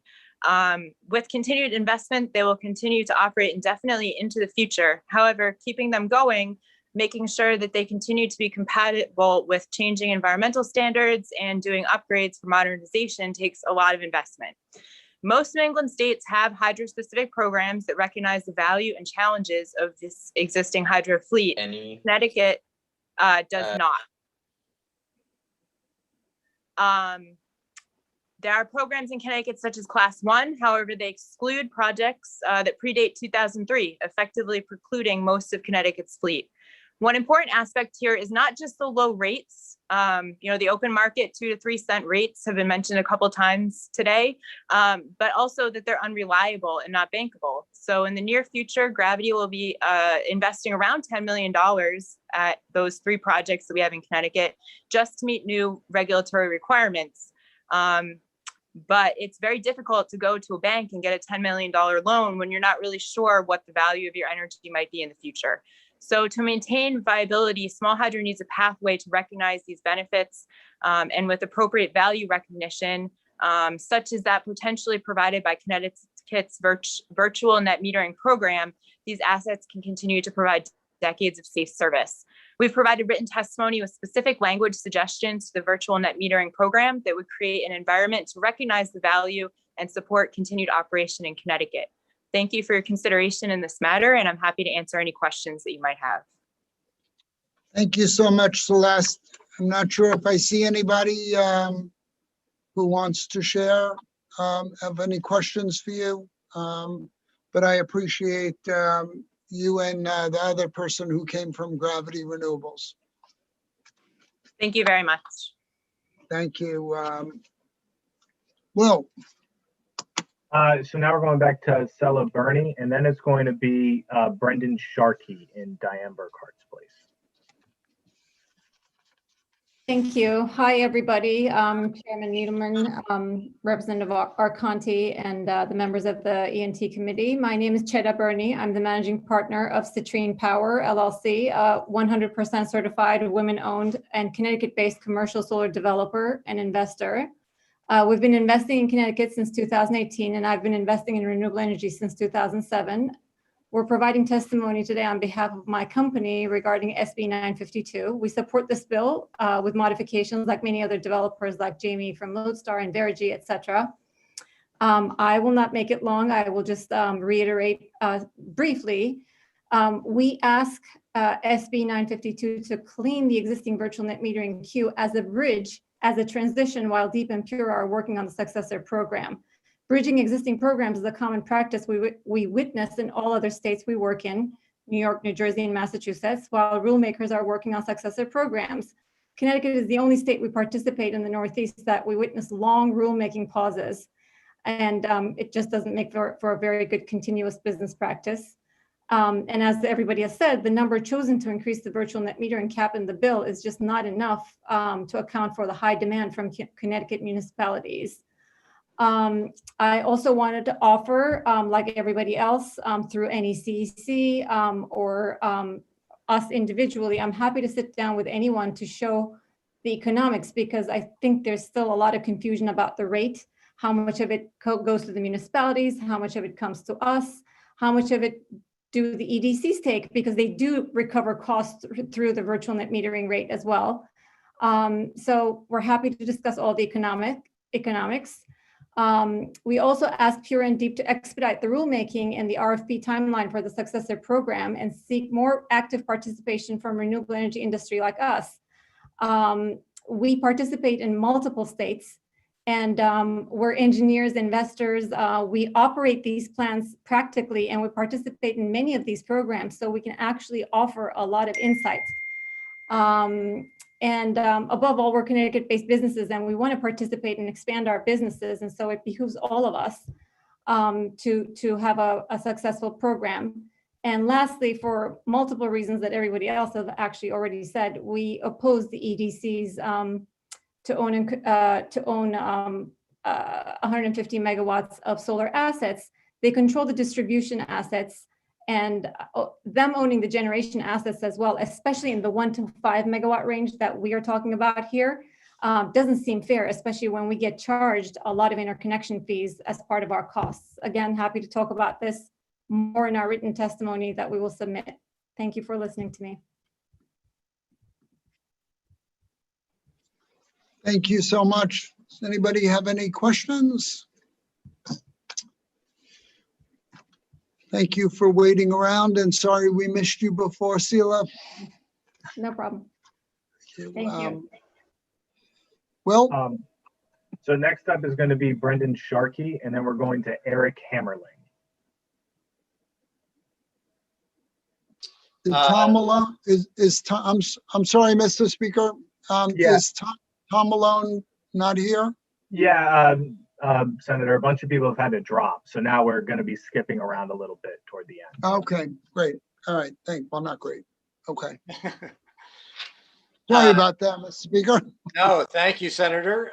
It's good to see you and Chairman Arconti and Representative Ferraro, Senator Formica. I consider myself among the grizzled old faces that you were referring to earlier, though not yet in an elected role. So I'm here on behalf of Diana Burkhart of SunPower Corporation. Diana had a personal obligation that she needed to tend to this evening. So she asked me if I could pinch hit for her. We have submitted testimony on two bills, 951 and 952. Mike Trahan referred earlier to 951 and our willingness to participate with the committee in solicitation reforms and changes that may be appropriate. And we've already begun that conversation, I think, with other interested parties, and we're happy to continue to play a role in that. With regard to Senate Bill 952, first, we really do want to applaud the committee and its leadership for coming back to the energy storage issue, which I think we all were trying to get through last year in House Bill 5351, but of course got cut off because of COVID. And as you know, the PURA has begun their docket, the REO3 docket, on energy storage, with which we are participating at some length. So it's terrific to have the statement from the legislature that it supports the future of energy storage here in Connecticut. So thank you for doing that. We also, like others tonight, have supported the increase in the cap for virtual net metering, and frankly, the elimination of the cap, even if only for a bridge purpose, to undo the queue that is currently in place and has been for several years. We do, like others, object to Section 5 of the bill of 952 that would allow our utilities to own up to 150 megawatts of solar for reasons that I think are obvious and have already been stated. And then finally, I want to echo the comments that have been made about the need for a bridge for RCIP to get us to the new tariff in January. I think, I know in conversations I've had with industry folks as well as members of the committee, that what has been sought on this issue is a consensus between the Green Bank and industry and other interested stakeholders in this issue as to what would the number be to get us to the new tariff in January. And I think the consensus from the Green Bank as well as the industry and all others is that a 35 megawatt extension of the existing authorization would pretty much get us to January. Otherwise, as you know, the RCIP program will run out of authorization approximately in May, and that will leave the industry without the ability to fund new projects for the last 7 months of the year, which is a huge gap for an industry that currently employs about 3,500 people here in Connecticut. That kind of separation and gap is not good for the markets. It's not good for job creation.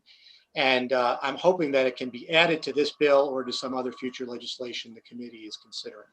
So that summarizes our testimony on this. And if you have any questions, I'm happy to field them. Thank you, sir. Anybody have any questions at this point?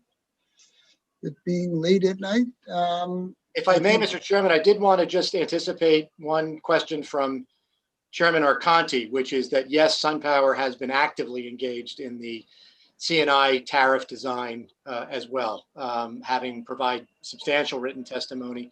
We've also conferred with Eversource in detail to develop a consensus with them, which is exactly what you were hoping would happen in terms of a kind of a kumbaya that occurred similar to what occurred with the residential. It's great. Thank you so much. Who's up next, Will? Eric Hammerling, followed by Heather. Good evening. My name is Eric Hammerling. I'm the Executive Director of the Connecticut Forest and Park Association. And on behalf of CFPA, I'm here to express our opposition to sections 2 and 3 of SB 950. In 2012, I chaired the State Vegetation Management Task Force, established in the wake of Tropical Storm Irene and the October nor'easter, to make recommendations on balancing Connecticut's dual needs for reliable electricity and to retain the many benefits that roadside trees provide to communities. After we published our task force report, I worked with representatives from UI, Eversource, and other stakeholders to develop the concepts of both the utility protection zone and an orderly permit and public notice process related to tree pruning and removals for municipalities, abutting landowners, and the EDCs to follow. This orderly public notice process in section 16-234 of the statutes has generally remained intact and worked well since that time. The balance we struck almost 10 years ago was necessary because electric utilities often view trees as a potential liability, and many municipalities and abutting landowners view these same trees as valuable community assets. Both of these strongly held views can be true based upon local circumstances, and that is exactly why it is so important to retain the balanced process with local input that exists in current law. Under the current process, municipalities give a permit to EDCs for the tree work that is proposed in their town, and EDCs have a process of informing and working with abutting landowners on the tree work that is proposed in their neighborhood. SB 950 would allow EDCs to circumvent local input from both municipal tree wardens and abutting private landowners, and in addition, would extend the reach of EDCs to prune or remove trees outside the UPZ on private land. SB 950 as written is an overreach, and it is also unnecessary. Though the existing municipal permit, through the existing municipal permit process, EDCs can propose to conduct tree pruning or removals along three-phase mains. And through the existing public notice process, EDCs can work with abutting landowners to address hazardous trees located outside the UPZ that may have potential for impacting their infrastructure. Under the current statute, EDCs also have considerable authority to remove hazardous trees within the UPZ. The existing public notice process is essential to ensure municipal and landowner input continue. So we ask you to oppose this bill that, as written, would undermine it. If the committee plans on doing additional work with stakeholders to address some of the current issues in the public process, we would be very glad to work with you. Thank you for the opportunity to testify today. Thank you so much, Eric. Does anybody have any questions? I'm not seeing anybody. Really appreciate your hanging on this long. Thank you. Good night. Good night. Good night. Next up, we got Heather, followed by Chief Oates.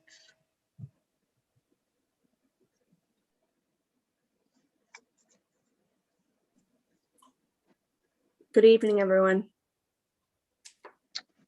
Can you hear me okay? I can, Heather.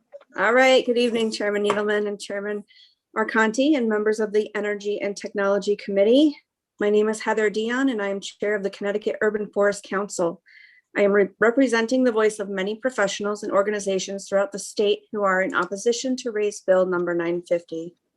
Just yesterday morning, the president of the Tree Wardens Association of Connecticut, other participating tree wardens, public works directors, leadership of the Connecticut Tree Protective Association, and leadership from the Connecticut Urban Forest Council met with representatives from Eversource to hear more about why they were proposing this bill. We understood the concerns for reliable electricity and share those concerns, but still were not comfortable supporting the proposed bill as written.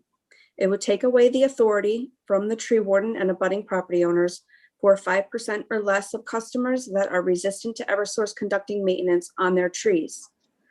Tree wardens are given care and control of municipal trees as presented in section 23-59, which states the town or borough tree warden shall have the care and control of all trees and shrubs in whole or in part within the limits of any public road or grounds and within the limits of his town or borough. This has been practiced in the state of Connecticut for 120 years and has proven to be a very effective method of managing public trees. The way trees are behaving during these intense storms are vastly unpredictable because of the droughts of 2016 to 2018 and in 2020, especially because larger trees farther back on properties that you would never expect to fail are failing and are taking out electrical lines and breaking poles. So even if that one tree that we were talking about earlier in testimony that someone doesn't want to take down is removed, there is no guarantee that service will not be interrupted. Also, with recent infestations of emerald ash borer, gypsy moth, two-line chestnut borer, and now a new introduction of spotted lanternfly, every healthy tree counts. A great solution in lieu of this bill is that the tree wardens and utilities work together, as we all generally do. The Urban Forest Council and the Tree Wardens Association of Connecticut offered to assist with education and outreach at yesterday's meeting with Eversource. Gaining the public's trust regarding the care and maintenance of publicly and privately owned trees within the utility corridor to secure undisrupted electrical service is the best approach for everyone involved and would produce the best outcomes.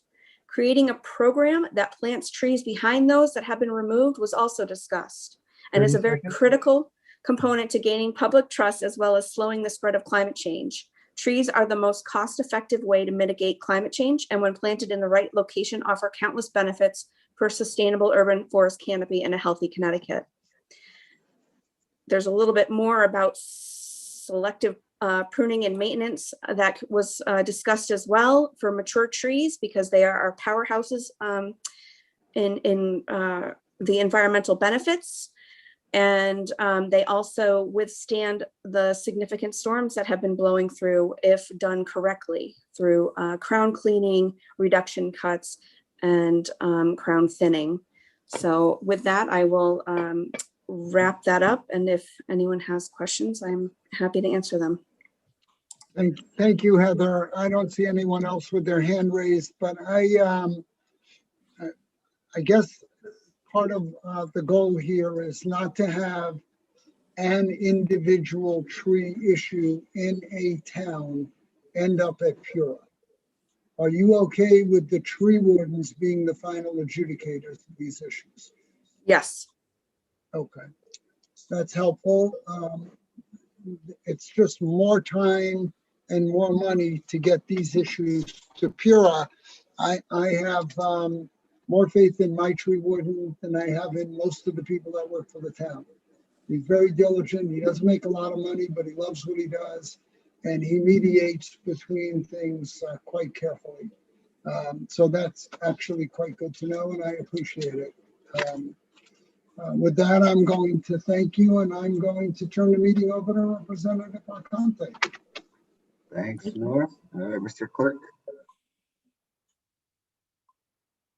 All right, sorry. The next person is Chief Oates, followed by Deputy Chief Nelson. Good evening. I'm hopeful that you can hear me, and members of the committee, chairs, vice chairs, leaders of the committee. I appreciate your sticking it out this evening and what turned out to be both very educational and a long evening. My name is John Oates. I'm the president of the Connecticut Career Fire Chiefs Association, representing the leadership of the larger fire departments across our fair state. And I appear to you this evening to provide our support for raised Bill 937 that will, we hope, address the deficiencies that we have all seen relative to utility response in recent times from storm events. We appreciate the committee putting forth this bill and would like to offer support of the bill in its entirety and emphasize a few specific things. One, the stronger commitment to planning. It was painfully obvious during the August storm and subsequent events that the planning for response did not contemplate the depth and the scope of the damage that was potentially going to occur, and that many of the utilities were underprepared for what was going to happen. We provide strong support for some matrix that would develop a pattern or a system to determine the amount and the abilities of make safe crews that are positioned throughout the state to allow communities to restore power and restore transportation circulation in their communities. We recognize that it is impossible to put a make safe crew on every street corner and multiple crews in every community. However, based on population, infrastructure, impact, damage, and need, there has to be something better than what appears to be a very sporadic, very haphazard means of assigning make safe crews to affected areas. We also strongly urge increased attention to the local liaison program. The local liaison program has become an abject failure. At one point, you received to your emergency operations center or in communication with local officials a knowledgeable, talented individual that had information, data, situational awareness, and understanding of the community's needs. Now, the experience of many communities is that is not the fact. As I shared in the written testimony, this summer, when multiple, and it was not just our community, it was multiple communities, when their staff rep was asked the location of the crews working in their town, the answer was, we don't know, you're going to have to drive around and find them. 30 seconds. That is incredibly disappointing, and there has to be a better way to organize and to support the make safe crews as they restore power in our communities. With that, I don't want to belabor the point. Our written testimony in support of the raised bill is submitted. We're willing to work through whichever avenue, whether this committee, other segments of the legislature, or PURA to lead these improvements and to implement them in our communities. I appreciate the committee's time and thank you. Thanks, Chief, and thanks for sticking with us. I don't see any questions, but thanks for bringing this before us, especially with make safe crews. Your men and women, along with police, are out on the front lines every day, especially during these storms. People rely on you and your employees the most, and we want to make sure we keep you guys safe. And I think this bill tries to address some of the issues that were discovered during the last storm. So thanks for that. I don't see any questions. Thank you, sir. Thanks, Chief. Up next, we have Deputy Chief Nelson, followed by Chris Vaughn.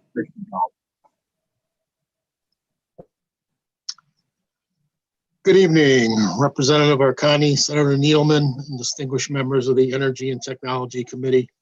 My name is Roger Nelson. I'm a Deputy Chief and Fire Marshal for the Bloomfield Center Fire District.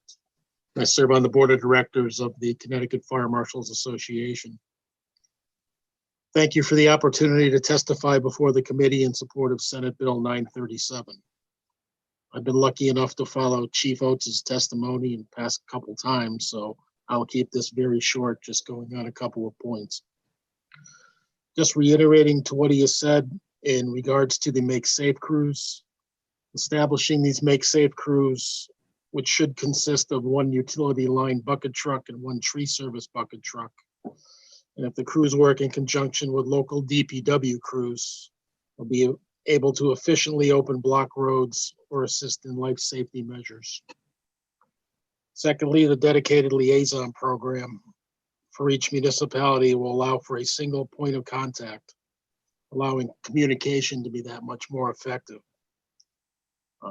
Back from Storm Sandy, I was working with the EOC and actually had a very knowledgeable liaison who we drove around for 3 days. Although the storm being such a disaster, we're able to not duplicate efforts. Her hardest point was trying to get information from Eversource herself. Connecticut Fire Marshals Association and our partners are willing to continue work with the committee and its leadership to strengthen and amend the language in this bill to help our local municipalities. We would like to thank the chairs for their support on this critical issue for local municipalities across the state. Thank you. Thanks, Roger. Thanks for your service. I don't see any questions from committee members, so thanks for your testimony. Next up, we're going to have Chris Donnelly, followed by Jeff Bishop.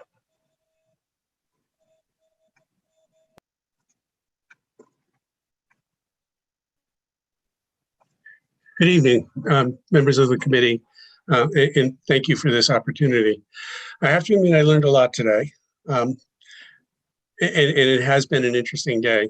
At the same time, being someone speaking so late in the day, I do not want to be redundant, and so I do want to get right to the point.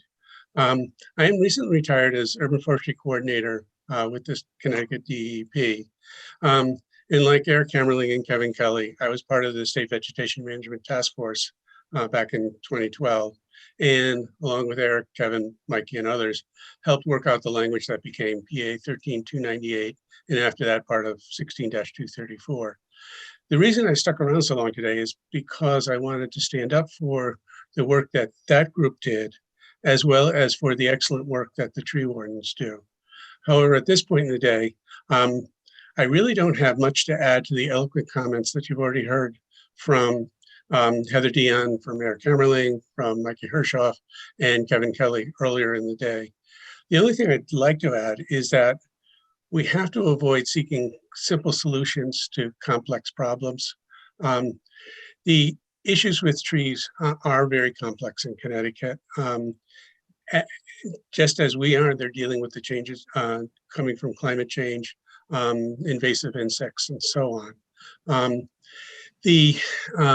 One thing I learned today is that the length of the circuit that is discussed in SB 950 is a full quarter of Eversource's circuit, so it's not an insignificant length. As I suggested, these are complex problems.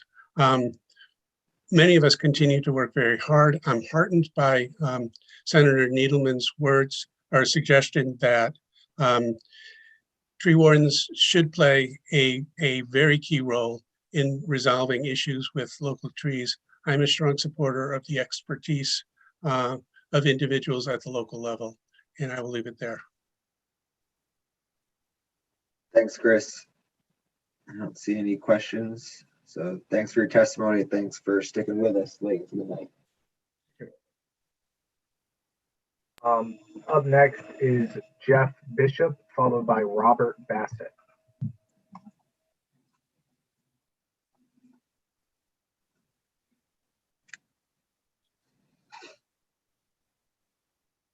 You're muted, Jeff. Can y'all hear me now? Here you go. You're live.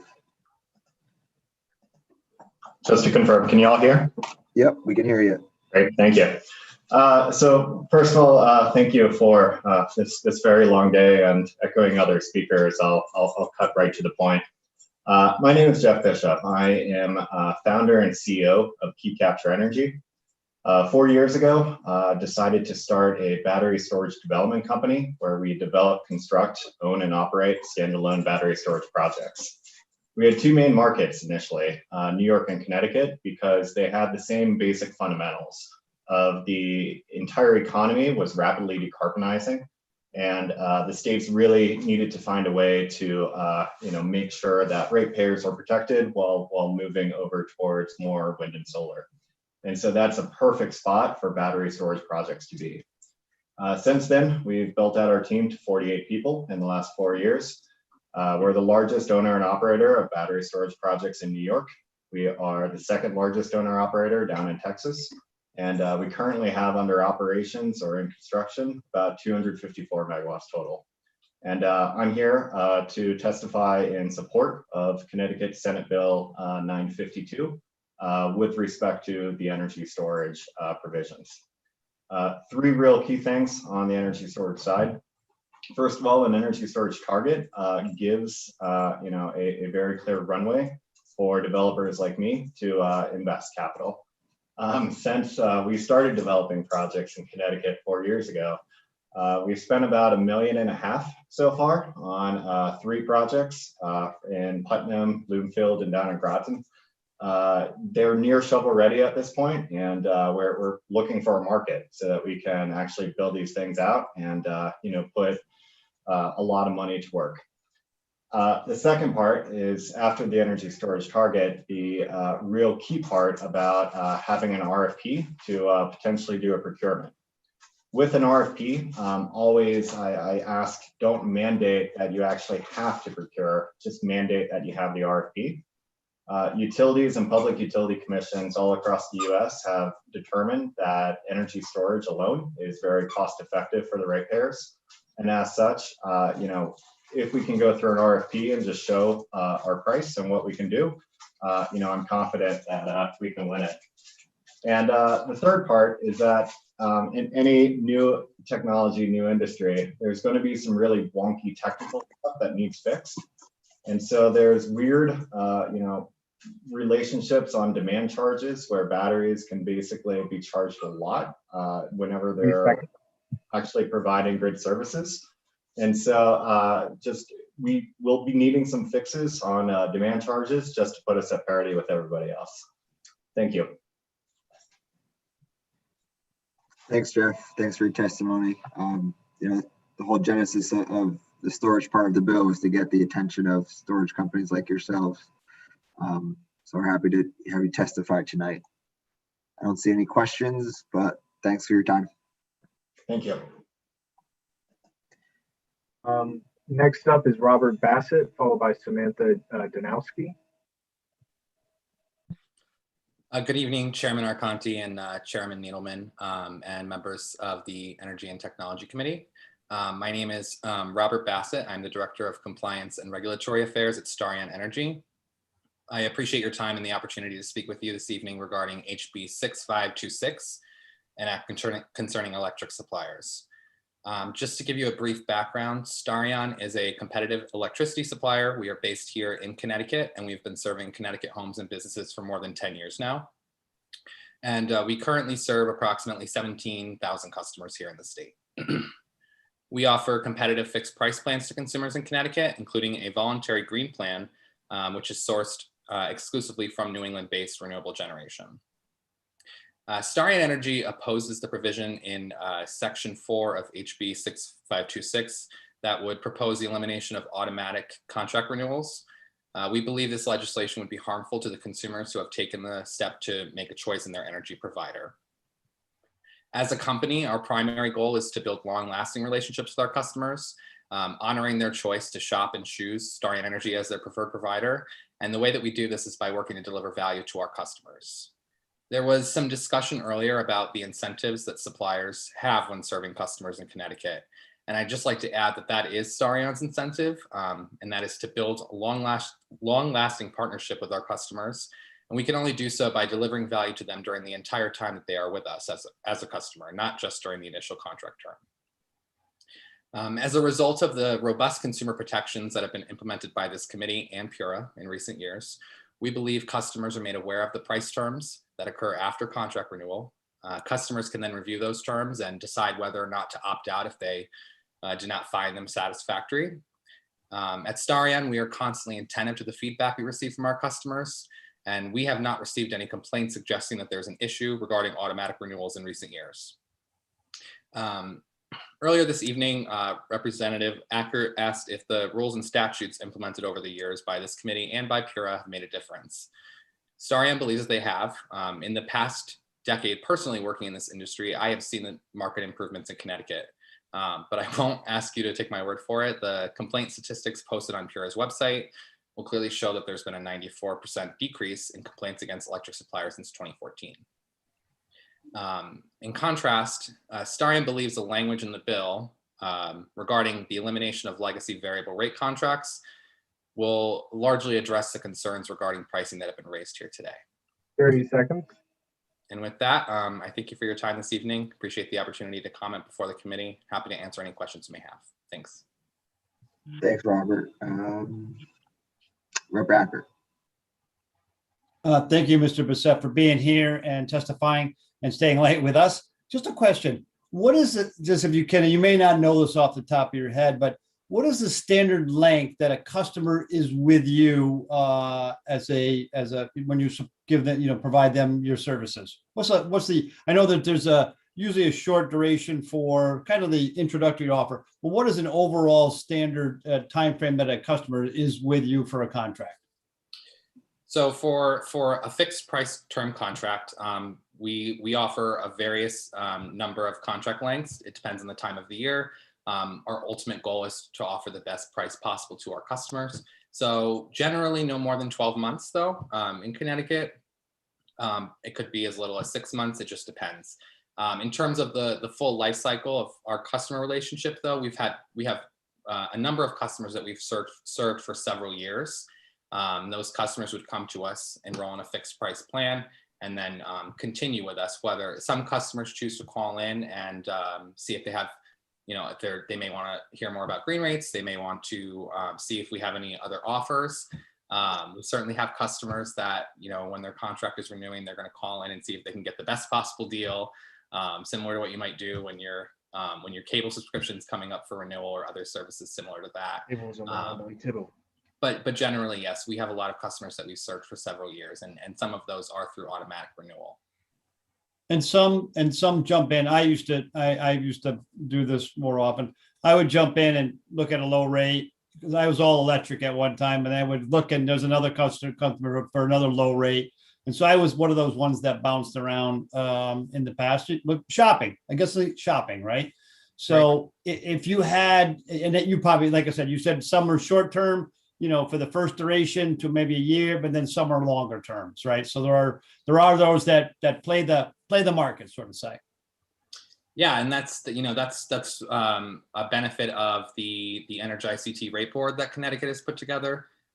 There's a lot of great information on there, and it's a great tool for customers to use to evaluate prices and switch. And there are certainly customers that like to just switch back and forth to the best deal. And we operate in a competitive market. We fully support that. But as I said earlier, one of the things that we really push is to provide value to our customers over a longer period of time. And so that's the incentive for us to ensure that upon renewal of that contract, we're giving them something that continues to deliver value to them, and not just focusing on that initial contract term and then forgetting the customer for the rest of the time. That's not our business model. You're muted, Tim. I just muted myself again. It's getting late, I guess. So thank you, Mr. Bassett. Thank you, Mr. Chairman. Thank you. Just a quick question, Robert. If you guys are, providing the value, the committee that you're providing to your customers and developing the relationships you're developing, why is having the need for them to renew on their own with you, if you're building those relationships, that important? If the better company you are, you're going to shine in a scenario like that. Sure. So in addition to striving to provide high value to all of our customers, another thing that we focus on and that we really try to differentiate ourselves in the marketplace is being as simple, straightforward, and convenient as possible to our customers. To enter into a contract with an electric supplier for a variety of reasons, there's a lot of great consumer protections in place, and those are important, and we agree with those. But to encourage or to require a customer to go through that process every single time when they're completely satisfied with the rate that we'd be offering them without having to go through that process is just an added, it takes away from the customer experience. It's an extra step the customer needs to take. We certainly have customers that do call in, and they may say, "What else do you guys have? I just got something in the mail from another company. Can you beat it?" And then during that, and in response to that, yes, we would have them go through that process to execute the new contract. But we believe the customers, as long as they're getting the information they need to understand what rates they're moving to, and they're okay with that should just be allowed to continue. It's in the interest of consumers, and many of our customers, a large portion of them are accustomed to that process over the years. Yeah, I'm not sure if a customer saving money, they're going to mind taking an extra step though. And we're really trying to avoid the scenarios that Chair Gillette, outlined earlier, of people paying. Even Representative Acker got caught up one time paying 17 cents a kilowatt hour That's, and especially in this environment, that's, that's not ideal, considering how many people are struggling out there. But more of a comment, not a question. Anyone else? Question for Robert? If I Thanks. may just briefly, I would just respectfully suggest that I completely appreciate those comments. I just believe that the provisions in the bill that would eliminate legacy variable rate contracts will likely address those concerns about. Thanks, Robert. Thank you. Mr. Clerk? Next up is Samantha Danowski, followed by Carol Christians. Good evening, Representative Arcani, Senator Needleman, and members of the committee. My name is Sam Danowski. I'm State Director of Sierra Club. On behalf of the Sierra Club and our more than 40,000 members and supporters in Connecticut, I want to thank you for the opportunity to testify today. And thank you to the committee clerk, Will, for what you are doing to make this hearing possible. Appreciation to you all. The Sierra Club is committed to solving the climate crisis with just and equitable solutions that will result in a healthy world for everyone. Science tells us that we only have a few years to drastically reduce greenhouse gases to avoid the worst impacts of climate change. A healthy, livable planet for all is the context in which I offer this testimony. Sierra Club supports Senate Bill 882 with an amendment to include all electricity generation in Connecticut in the 100% zero carbon target. As drafted, the bill only covers electricity supplied to customers in the state. By only covering the electricity supplied to electric customers, Connecticut could technically achieve the 100% goal in 2040 while still having 54 fossil fuel power plants running in the state as we do right now. As written, SB 882 would allow Connecticut to increase electric sector greenhouse gas emissions from fossil fuel power plants as long as we export the electricity to other states. We don't think this is the vision for 100% that we all expected. The Sierra Club urges modification of the bill to include electricity generated in the state in addition to supply. Consistent with that, we also support a moratorium on any new fossil fuel power plants. Given Connecticut's stated goals to decarbonize the electric grid, it simply makes no sense to continue to develop counterproductive electricity generation inconsistent with our carbon reduction goals. We have made the same recommendation and comments submitted on the draft IRP. And we support the other provisions in the bill. We also support Senate Bill 952 on energy storage. This bill is needed to help overcome existing impediments to commercial development of large-scale storage systems and to deploy storage. On House Bill 6524, we oppose this bill in its current form.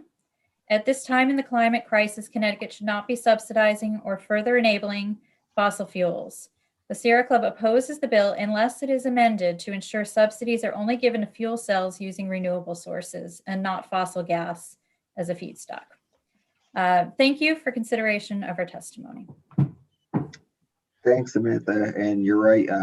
Our clerk, Will, is definitely the MVP of the committee. Even though we still have a couple more meetings, I'm already giving him the award right now. I have just a quick question on, I brought this up earlier with the Acadia Center, touching on transmission build out, the building out the superhighway and really to modernize our grid so we can implement the renewables that we want to implement on the system. So I know the Sierra Club, generally has some concerns with, I know the Northern Pass, line and our project, I believe in Maine. So just kind of want to get that perspective from your organization on, what we're going to need to do around transmission going into the next 2 decades for renewables. Yeah, we are definitely engaging with ISO New England on that. I think it depends on the transmission. The Northern Pass is intended to bring Canadian hydro through New England, and Canadian hydro is something we have pretty grave concerns about given the impact on Indigenous communities. But, I would agree there is a need to address transmission, and we're actively engaged in that process. Thanks. And I just one more thing on that the more we can focus and prioritize distributed energy generation, of course, that relieves some of those transition transmission concerns, certainly not all of them, because we do need utility scale wind and solar. Yep, agreed. And that's why it's also, I find it important that the ISO, recognize our DG resources so they can, actually see what's part of the grid. That's all from me. Rep Backer, I see he has his hand up. Thank you, Samantha, for being here. I knew you would have been stuck until it was midnight. Knowing your efforts. So there's been a lot of discussion from the small hydro plants in the state and their value that could bring would eliminate a lot of transmission lines. I mean, it would be more centralized, would be in Connecticut. So what are your thoughts on the small hydro plants? Yeah, I have to admit, I don't know a lot about this, but I know we do acquire some of our energy currently from small hydro in Connecticut. I'm not sure that it has, there's enough of it to really fill a great need. But we are using some of it now, and development of new would need to be very careful in terms of meeting environmental standards, but it has potential. Yeah, I think you're right. I think King, where's the appropriate place to put it, whatever it may be, that makes sense. But there was a lot of discussion tonight about how little they get price wise. Is amazing that it would be. Even if they got a little bit more, it would still save our ratepayers and provide a zero carbon energy source. So again, thank you for being here, and would love to hear more thoughts on that for you in the future.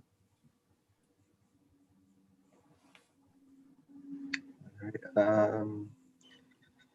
Seeing no other hands, thanks, Samantha. All right, thank you. Take care to you all. Next up, we have Carol Christensen, and that's going to be followed by Melinda Tuas.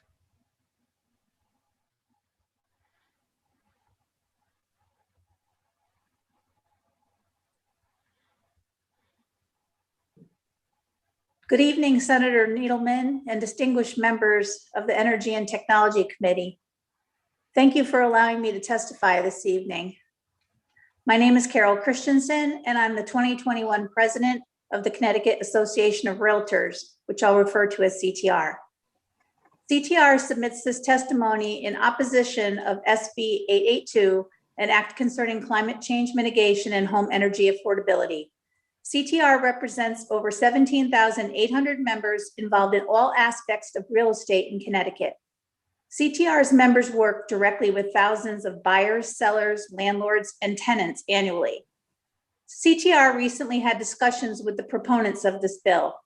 As we understand the language, sections 3 and 4 of SB 882 require property owners listing homes for sale or lease to provide prospective buyers and tenants with either a home energy label, which is a number generated during a home energy audit that summarizes the property's energy efficiency, or the last 12 months of energy bills. DEP would be charged with creating regulations to administer this new standard. The legislation also creates certain fines to be placed upon a landlord or property seller for non-compliance.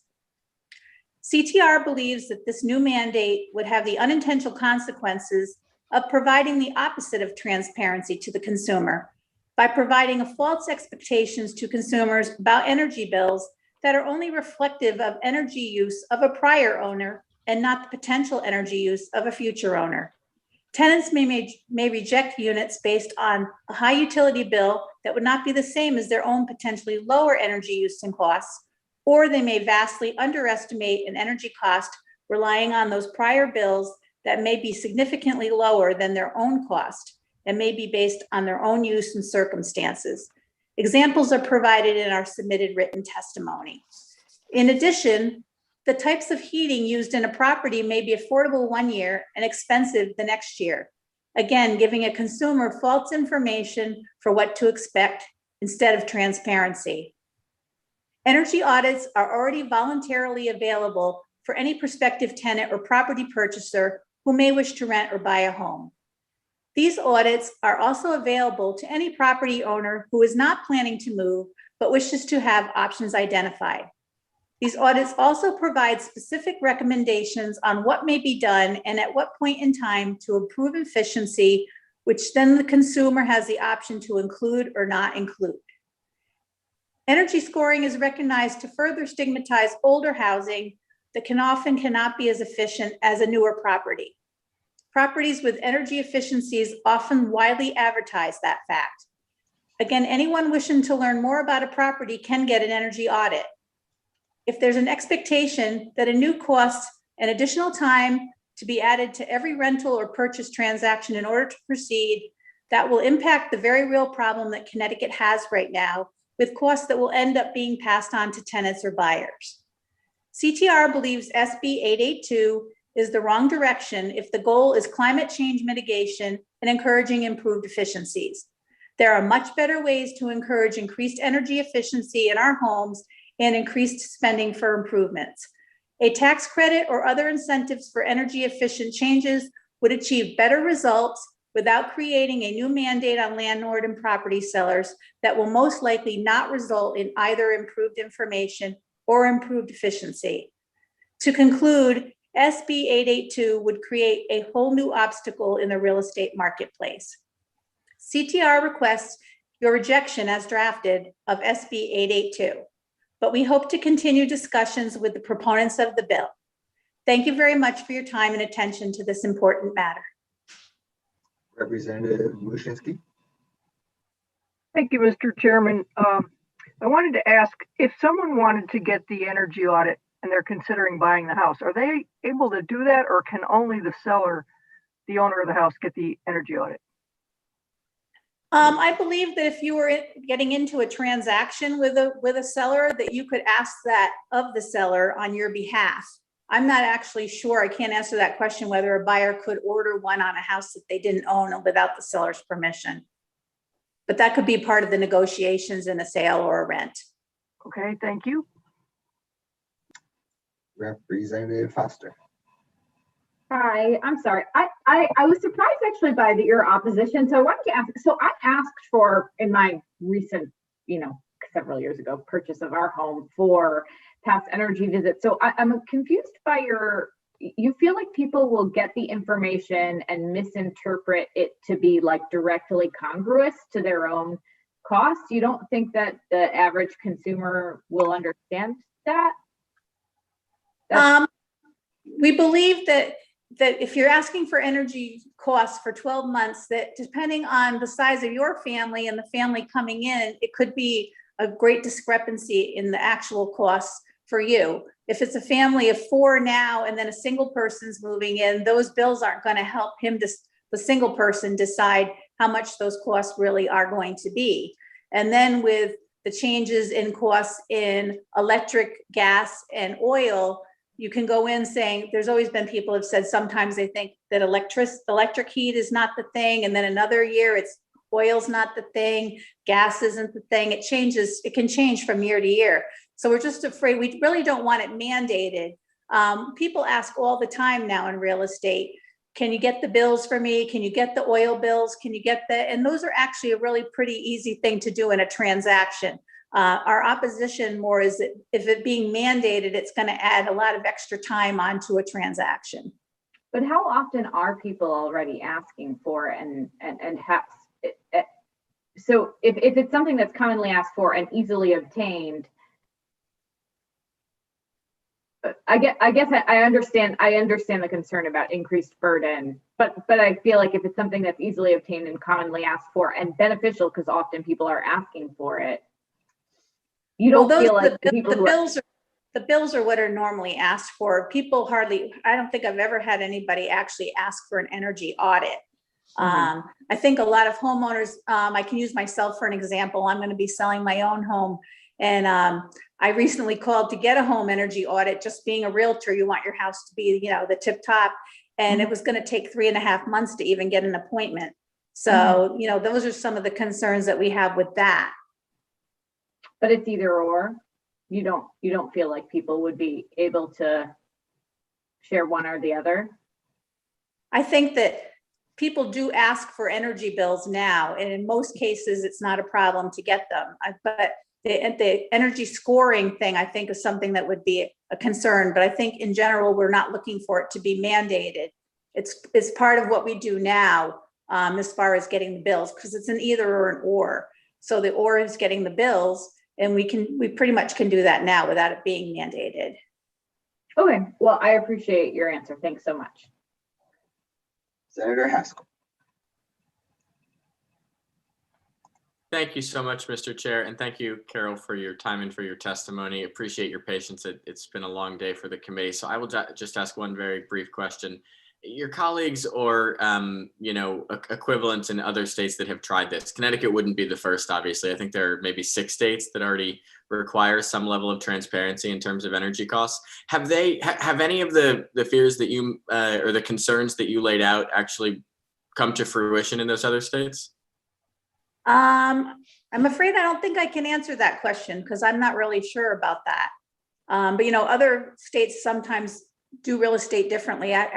Even in Connecticut, we have one end of the state does it different than the other end of the state does. So, but I can't answer that question for you, unfortunately.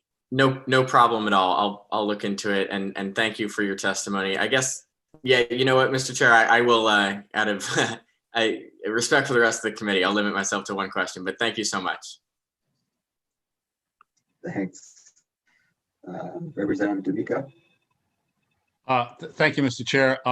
Believe it or not, the good senator just anticipated my question. I was curious to know how this worked out in other states because it was represented earlier, much earlier in today's hearing, that other states, I think New York was referenced, have been doing this for a long time. And I'm, along with Senator Haskell, I'd be curious to know how it works out there as well. But so I guess we all have some homework to do. So thank you. Thank you. Representative Meskers, then Acker. Thank you, Carol. Thank you, Mr. Chair, David, for your forbearance here. It's getting late. God knows we've been here all day. Carol, I'm conflicted on the regulation because I understand the regulation could create friction and problems in the sale of the house. And I'm not sure what the availability of energy audits, and when we look at a time frame right now, like COVID, when everybody wanted to move to the state in about 2 weeks, I'm not sure how quickly those energy audits get done. But I would suggest maybe what would be helpful is in consultation with your membership. Look, if I sold my house tomorrow and someone told me I had to assemble my water bill, my gas bill, and my electric bill, I'd kick the real estate agent and I'd curse and I'd go online and I'd print them out in about 10 minutes. So I think we need to think about what's achievable and what's acceptable and what's doable. I think, and I understand the issue that an energy audit is probably better in some level than an energy expense, because the audit tells you the quality of the house, and the energy bill only could tell you, as a Representative Ackert said, tell you how many people are in the house or how many times they're using the washing machine or dryer. So if you've got 8 people versus 2 people, you'll get different energy bills. But I think it's a decent baseline for heating a house and looking at certain things. So I think we'll have to think as a committee, but I would suggest that it would be good to have interactive a comment from your group about where you think it goes too far becomes a hurdle for timing for the closing of a house. And I understand your concern, okay? But thank you. Thank you. Representative Acker. Oh, thank you, Mr. Chair, and good. Thank you for being here. I had brought up the concerns earlier, way earlier, like probably at 11 o'clock, to Commissioner Dykes, that everybody's habits are a little bit different. And I think right now, with living in a home now and working in the home, your energy costs are higher. I brought it up. I have a relatively decent sized house and 1 person in it. So as opposed to a family of 5 living in the home. So I brought that up. I do agree with Representative Foster's that opportunity to ask the question, though, rather than mandate it. I think that she brought up a good point. As a consumer, we should be able to ask that. And granted, I know it's not going to be on a list, but I think there's should some kind of a balance. And I always have a concern of the mandate, but we did mandate to a housing market a few years back that they must have working smoke and CO detectors in the house, right?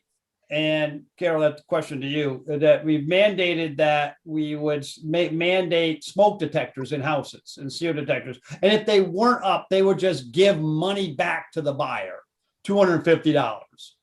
We're doing the same thing with this. If you looked at this legislation, it says that you either provide this or you give us $1,000. So if you weren't able to maybe get the bills in a certain amount of time or care to offer that information, we out in this area have oil heat, right? A lot of us have oil heat, and I'm in the Coventry area, and you may not be able to get a yearly value of oil. It's just hard to do that, so they may just say, oh, forget it, I'm giving $1,000 back. And so it's a loss to the seller of the house. So those are some of the concerns that if you even want to comment on, but those are some of the concerns I have on those sections. And similar to the rental section, I could see in a rental area, when you have electric heat, somebody goes in, all of a sudden they go into the rental heat and they find out the electric heat in the winter is the same value as the rent that month. So I could see some issues there, but I think we need to come up with a balance on this though, rather than a strict out mandate.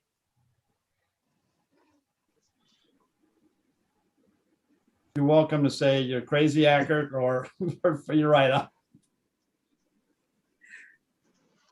Well, I thank you for your thoughts.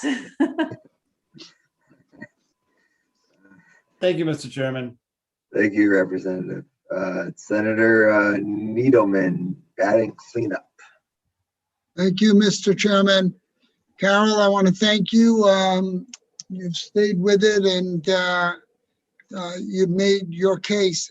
I want to remind everybody on this call, in this meeting, at this hearing, I don't even know what it is anymore, that there is a chasm of difference between renters and buyers, and their needs are very, very different. Their incomes are very, very different. Their ability to ask more sophisticated questions is very, very different. I'm not going to give you, my opinion is we don't want to create a bureaucratic nightmare, but we have a problem that needs to be solved. More on the side of the renters than on the side of the buyers, but we have a problem. We have a bill from the governor. It is one of his major priorities. I suggest that the industry sit down, have a serious conversation amongst their own members and come up with a solution. If you don't like the solution that the governor and DEEP have proposed, please come back to the table with a solution. We are ready, willing, and able to have a conversation with you about it.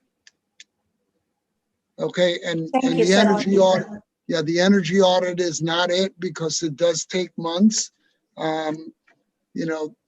What kind of disclosures could go along that maybe are not exactly the total, the sum total of all the bills, but what type of heat, what age boiler, what type of hot water, things that actually happen in most residential sales disclosures. There's a lot of that information there. You just have to read it and you're going to get a exam. Most renters do not have that luxury. And those are the people who get really hurt by exactly the problem that we and that the governor are trying to fix. Nobody wants to rent an apartment for $1,000 a month and find out that for 3 months, their heating bill or electric bill is $1,000 a month. That's being blindsided and it's not okay. So we need to figure out something. Thank you, Mr. Chairman, and thank you, Carol. Thank you. And no other questions. Thank you, Carol.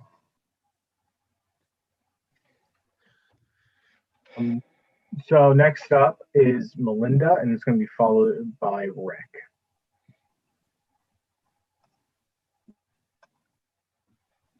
Hello. Thank you to the entire committee, and especially thanks to Will, who has been so incredibly helpful to me all day today. I'm going to probably shorten my testimony because some of it's already been said. But basically, I'm here to support SB 882 with the changes that others have also called for, that to count all the emissions produced in Connecticut toward our goal of a carbon-free grid by 2040, and to establish a moratorium on new gas power plant construction. And I just wanted to talk a little bit about gas. So-called natural gas is another name for methane, a very potent greenhouse gas that is the second most damaging greenhouse gas emitted by human activity behind CO2. And methane leaks at every stage of the process, from the wellhead to final use. The Sierra Club actually did a survey of incredible number of leaks in Hartford, and I'm sure they're in every city in Connecticut and town. According to experts like Tony Ingraffia and Robert Howarth of Cornell University, methane is 100 times worse for the climate, molecule for molecule, than carbon dioxide in the first 10 years after release, because it dissipates quicker than CO2 in the atmosphere. But leakage rates make it worse for the climate than emissions from coal or oil. And so to call it a bridge fuel and to say it's okay to build, frack gas power plants year after year in Connecticut is really, it's not acceptable. Especially since the Intergovernmental Panel on Climate Change has said we have now less than 10 years until 2050 before we are headed to irreversible climate change. So I think that that's something that's really, really key in this. I think we do need to count all the emissions, and I think we need to stop building the power plants that are creating these emissions, or we're really in big trouble. I also just wanted to say the issue of doing the what was just the conversation that just happened with the previous speaker.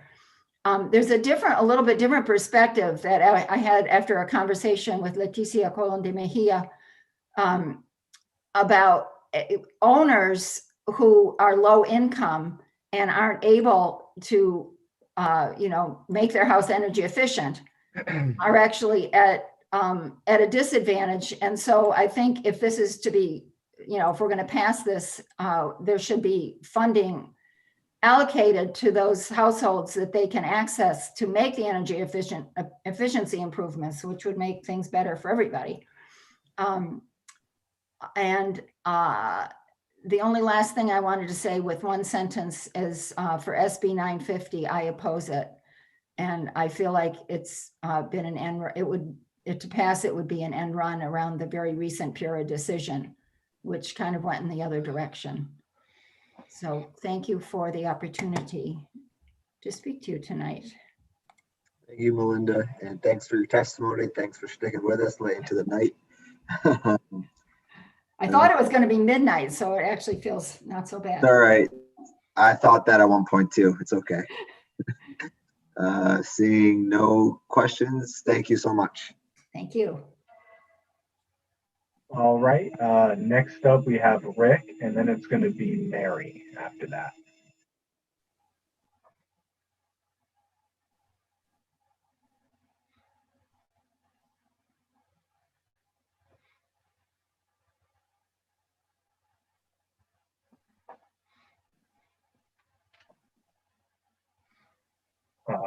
Rick, are you there?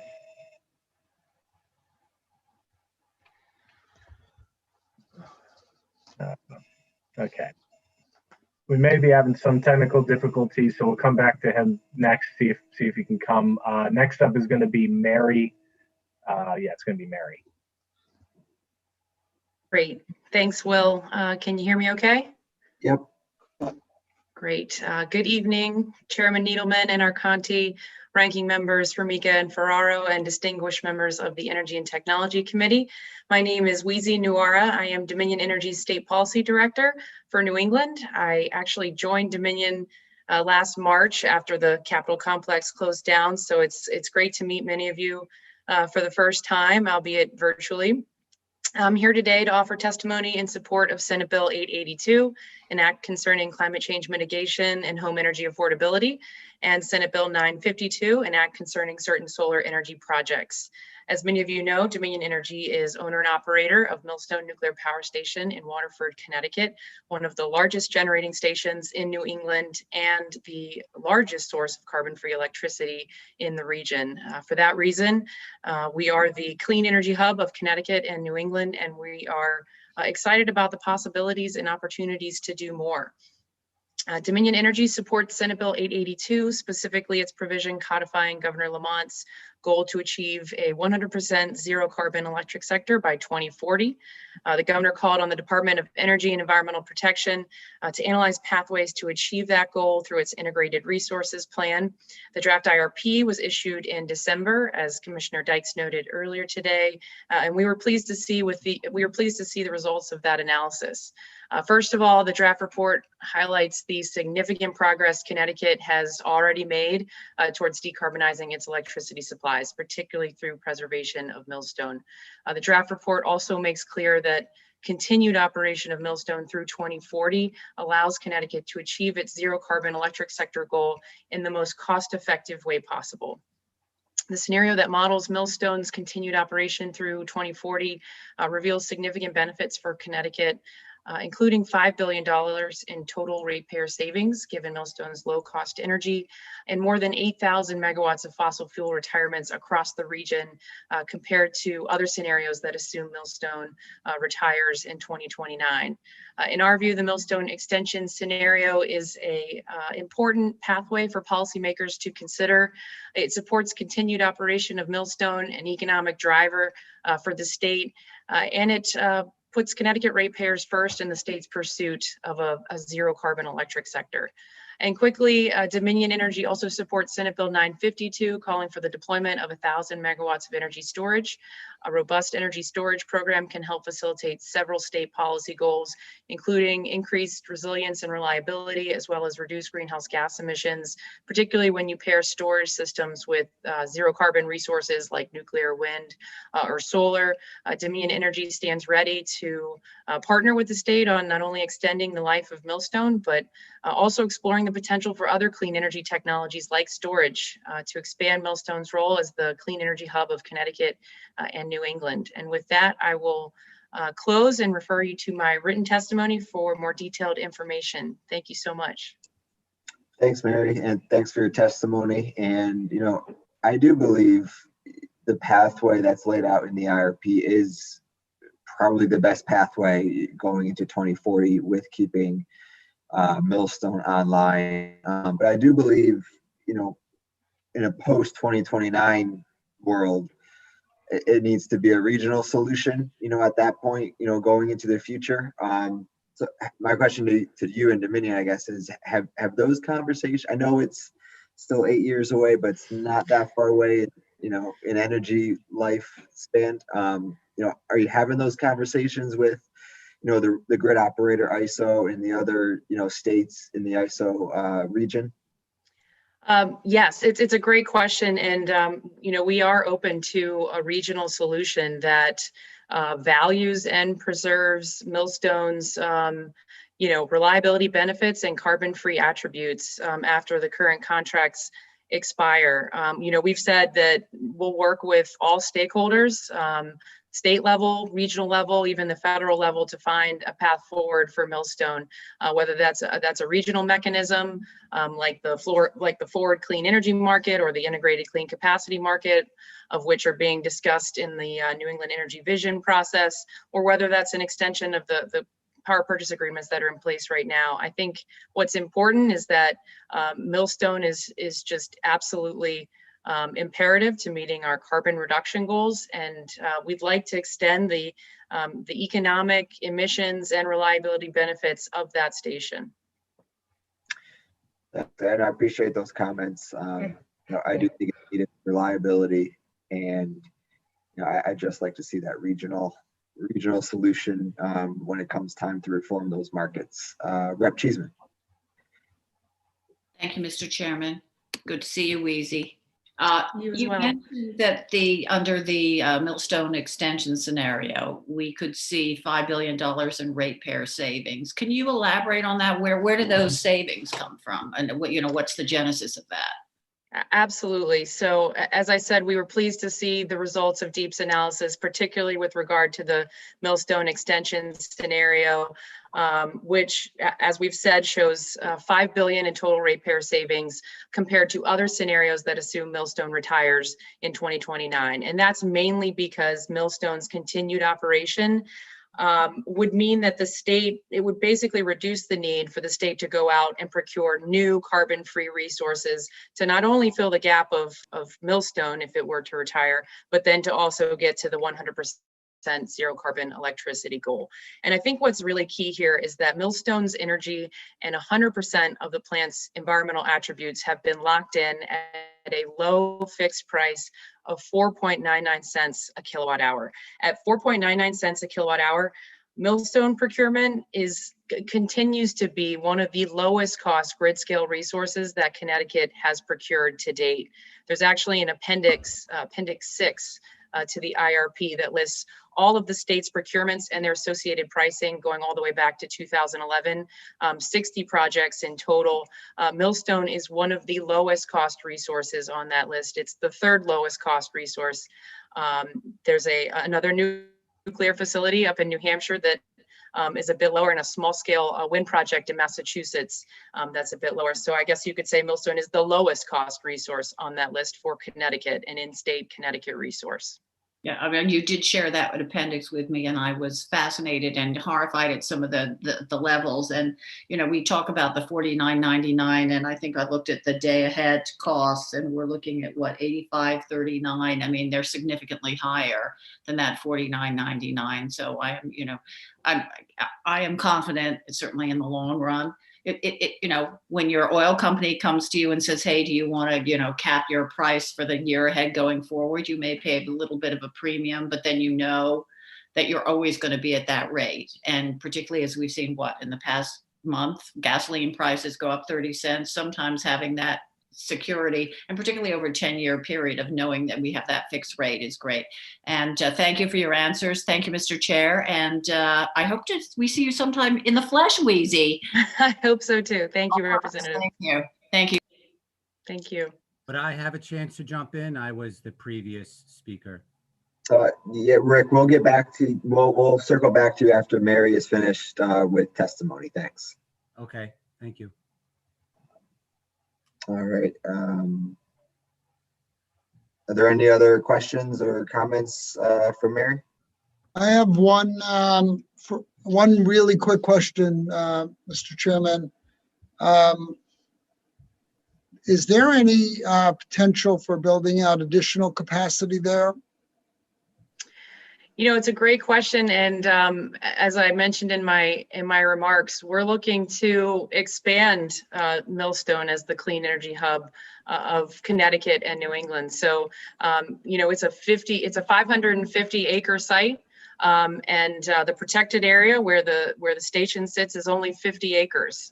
So we've got a lot of land to work with for maybe solar and storage. Maybe the production of hydrogen one day. It could be the location for the interconnection of offshore wind. We see a lot of possibilities at the nuclear site, particularly given the fact that it's right there sitting on the robust 345 kV system, the kV transmission system. So we have the space to do more at that site, and we're interested in doing that. Okay, great. Thank you. Thank you. All right, seeing no one else with their hand raised. Thanks, Mary. Thank you. I'm gonna go back to Rick now, and then after Rick, we're gonna have Carrie. Hi, my name is Rick Fadman. And can you guys hear me? Yep. I'd like to speak in support of Bill 882, 952, and 6523. So I'll be brief. I realize everyone's very tired. But basically, I'm one of the very, very few owner-operated small hydroelectric plants in Connecticut. I believe there's less than 5 of us. And I own and operate Sandy Hook Hydro, which is in Sandy Hook Center in the suburb of Newtown, which is about 112 kilowatts. So I realize we're smaller, but we do manufacture clean renewable energy and we do have class 1 credits. What I'd like to point out is that I love renewable energy. And the only reason that Sandy Hook Hydro is still running is because I've been subsidizing it with my own money for the last 5 years. It's been running since 2005, but for the last 5 years, because of the rate 980 rates, we have been losing money every year. As an example, I put in my written testimony for year 2020, running all year long with no mechanical breakdowns, we only grossed $5,500 and our insurance was $7,500. And that doesn't include any rents or utilities. So I have another plan up in East Hartford, Connecticut that is 171 kilowatts, and I would like to bring that online. But Bill 882 would much help us in making it a profitable enterprise instead of just a big hobby going wrong. On a side note, I also like to support Bill 952.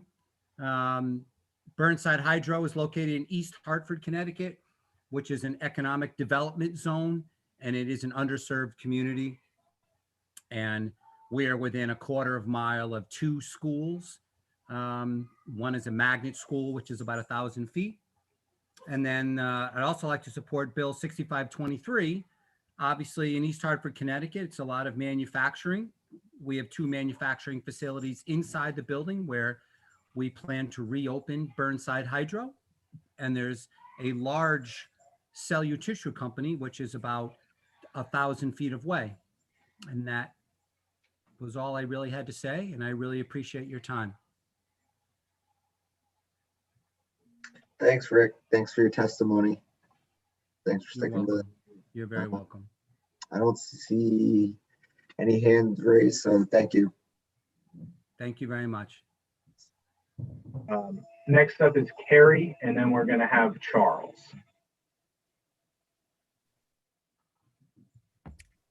Hello, thank you for the opportunity to present testimony tonight. I'm Carrie Lynch, Climate and Policy Manager at the Nature Conservancy, the Connecticut chapter.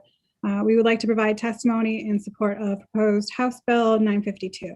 So in the interest of time, we would like to acknowledge and support PURA Chair Gillette's comments on the bill, particularly sections 1, 2, and 3, which deal with energy storage.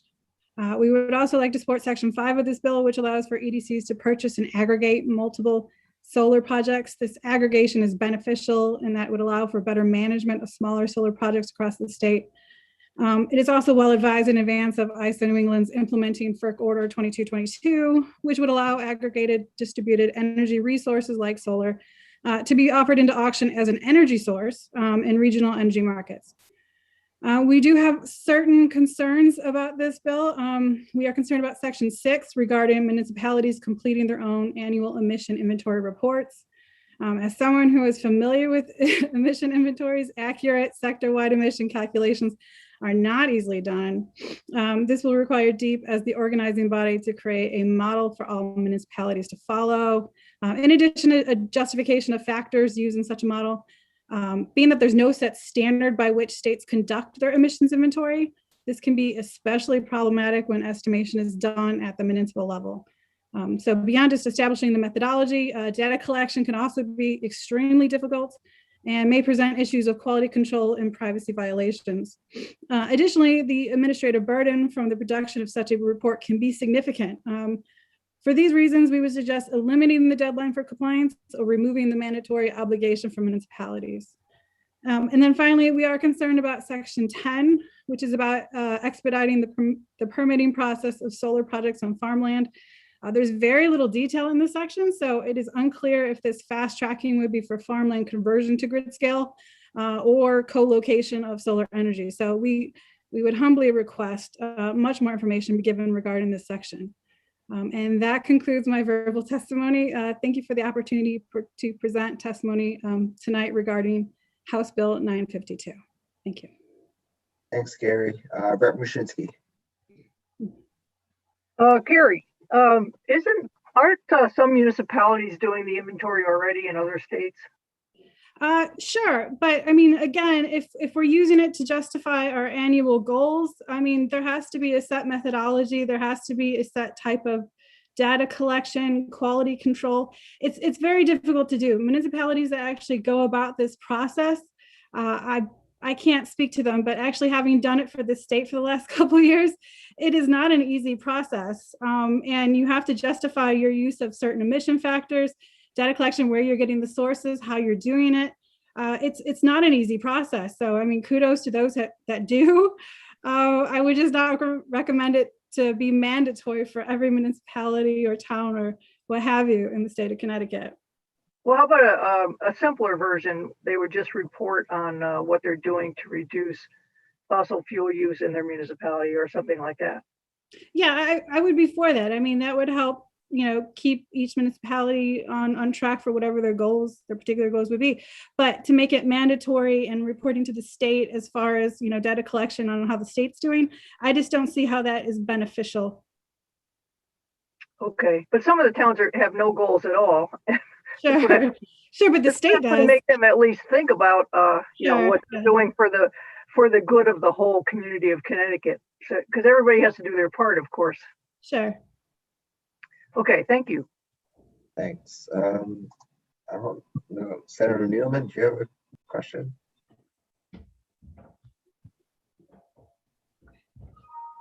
No. They got rid of text a little too late. Seeing nobody else, thanks, Gary. Okay, next up we have Charles, and then I believe that'll be followed by Thomas.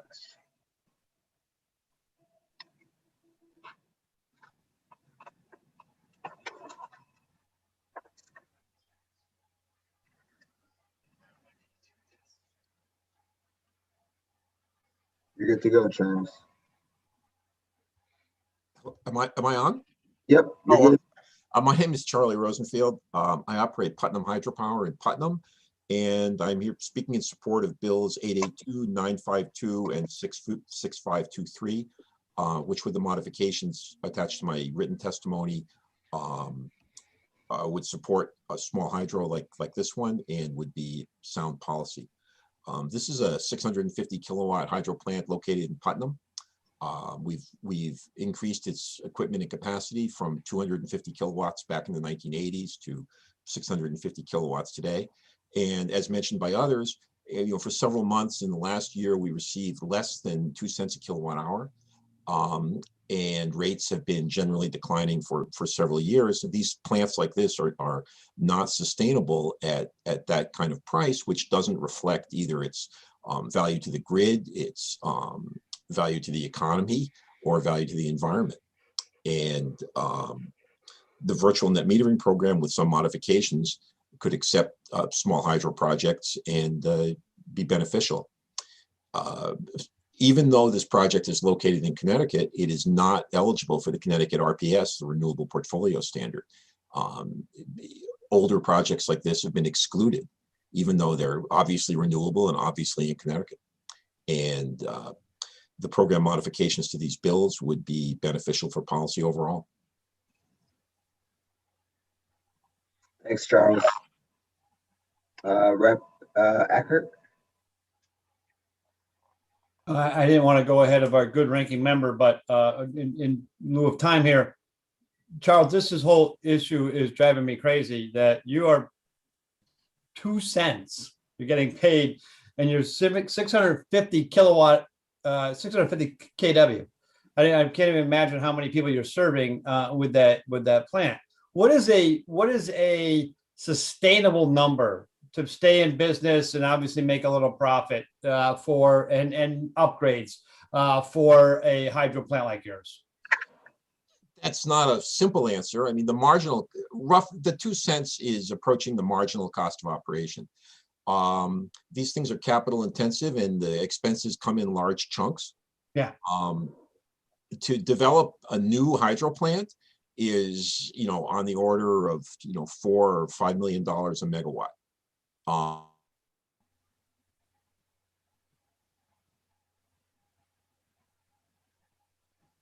think you froze.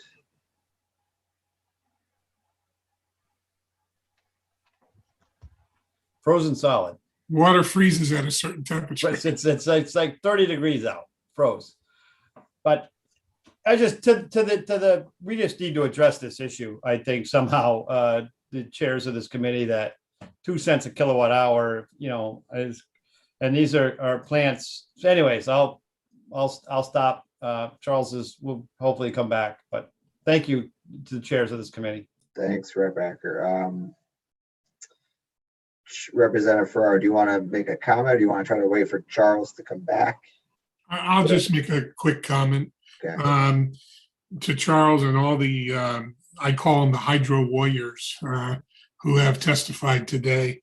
I'm just kind of sitting here all day long listening to all the sacrifices that they've made and how they pushed forward with so little revenue coming in.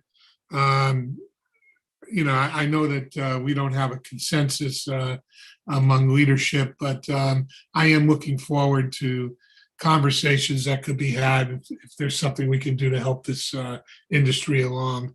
They are Connecticut bred, they are carbon free, and it's if there's something we can do, it would really be, I'd like to be part of that conversation.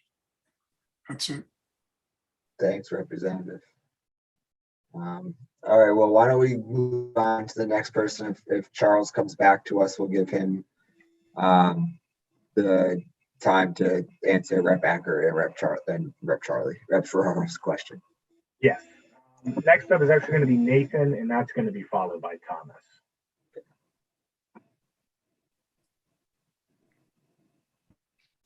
Hey, thank you for hanging in for such a long evening, and it's a pleasure to be here. So, dear committee chairs, ranking members, and members of E&T, I am Nathan Froling, Director of External Affairs for the Nature Conservancy, and it was good to hear Carrie a few moments ago.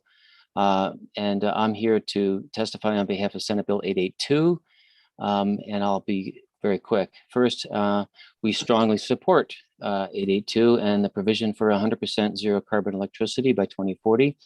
We all know how critical that is to getting to our climate change goals. We also underscore, as others have today, the importance of bringing electric generation to zero carbon into the picture along with consumption. But we would also say that our first priority is passing 882.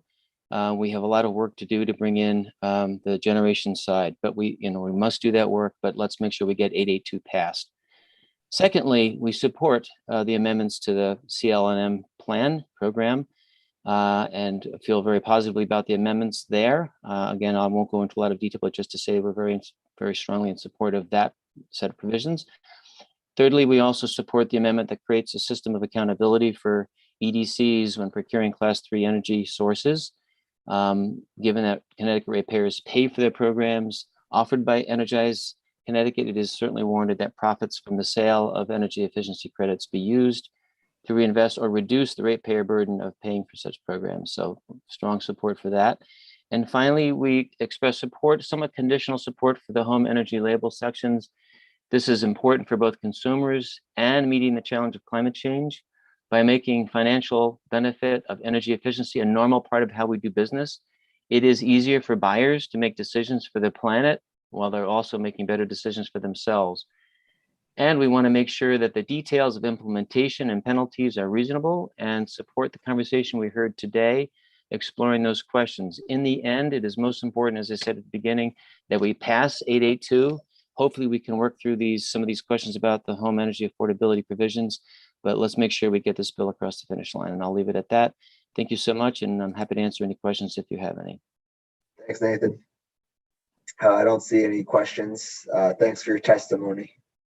Again, thank you for your perseverance tonight and the good work you're doing. Thank you. Next up, we have Thomas, and that is going to be followed by Patrick.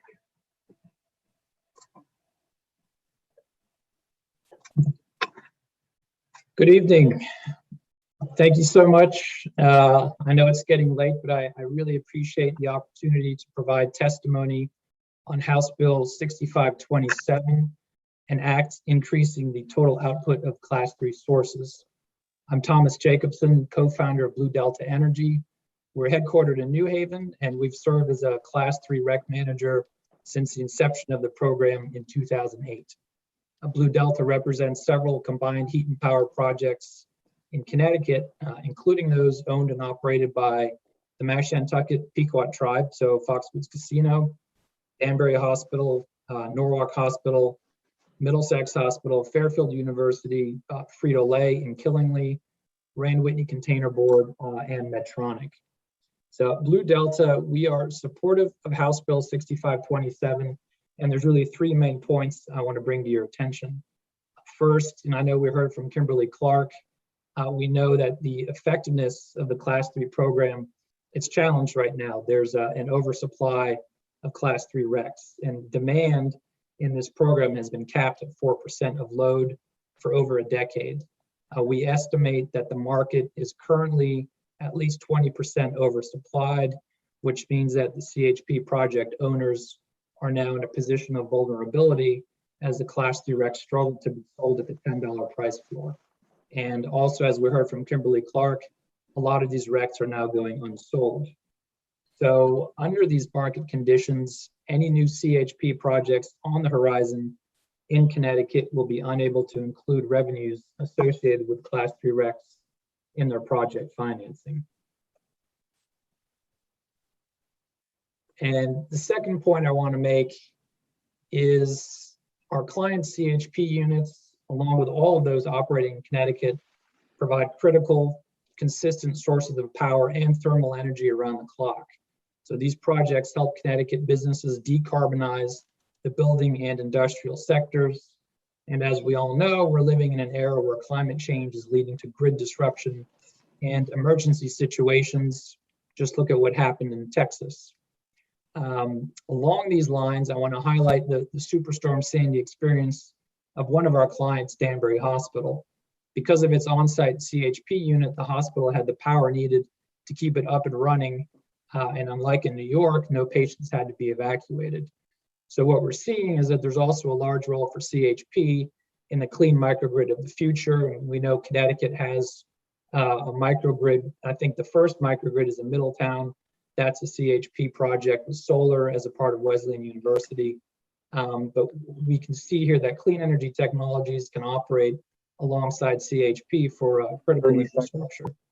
I would add that we should remember the increasing role of renewable natural gas from anaerobic digestion and other sources as a feedstock for CHP. And the last point I want to make is a nuance of the Class 3 program. The majority of CHP projects have to remit 25% of the RECs to the Conservation and Load Management Fund. Each quarter, the Connecticut Energy Efficiency Fund conducts an auction for the sale of these RECs, and those proceeds are used to help finance clean energy projects in Connecticut.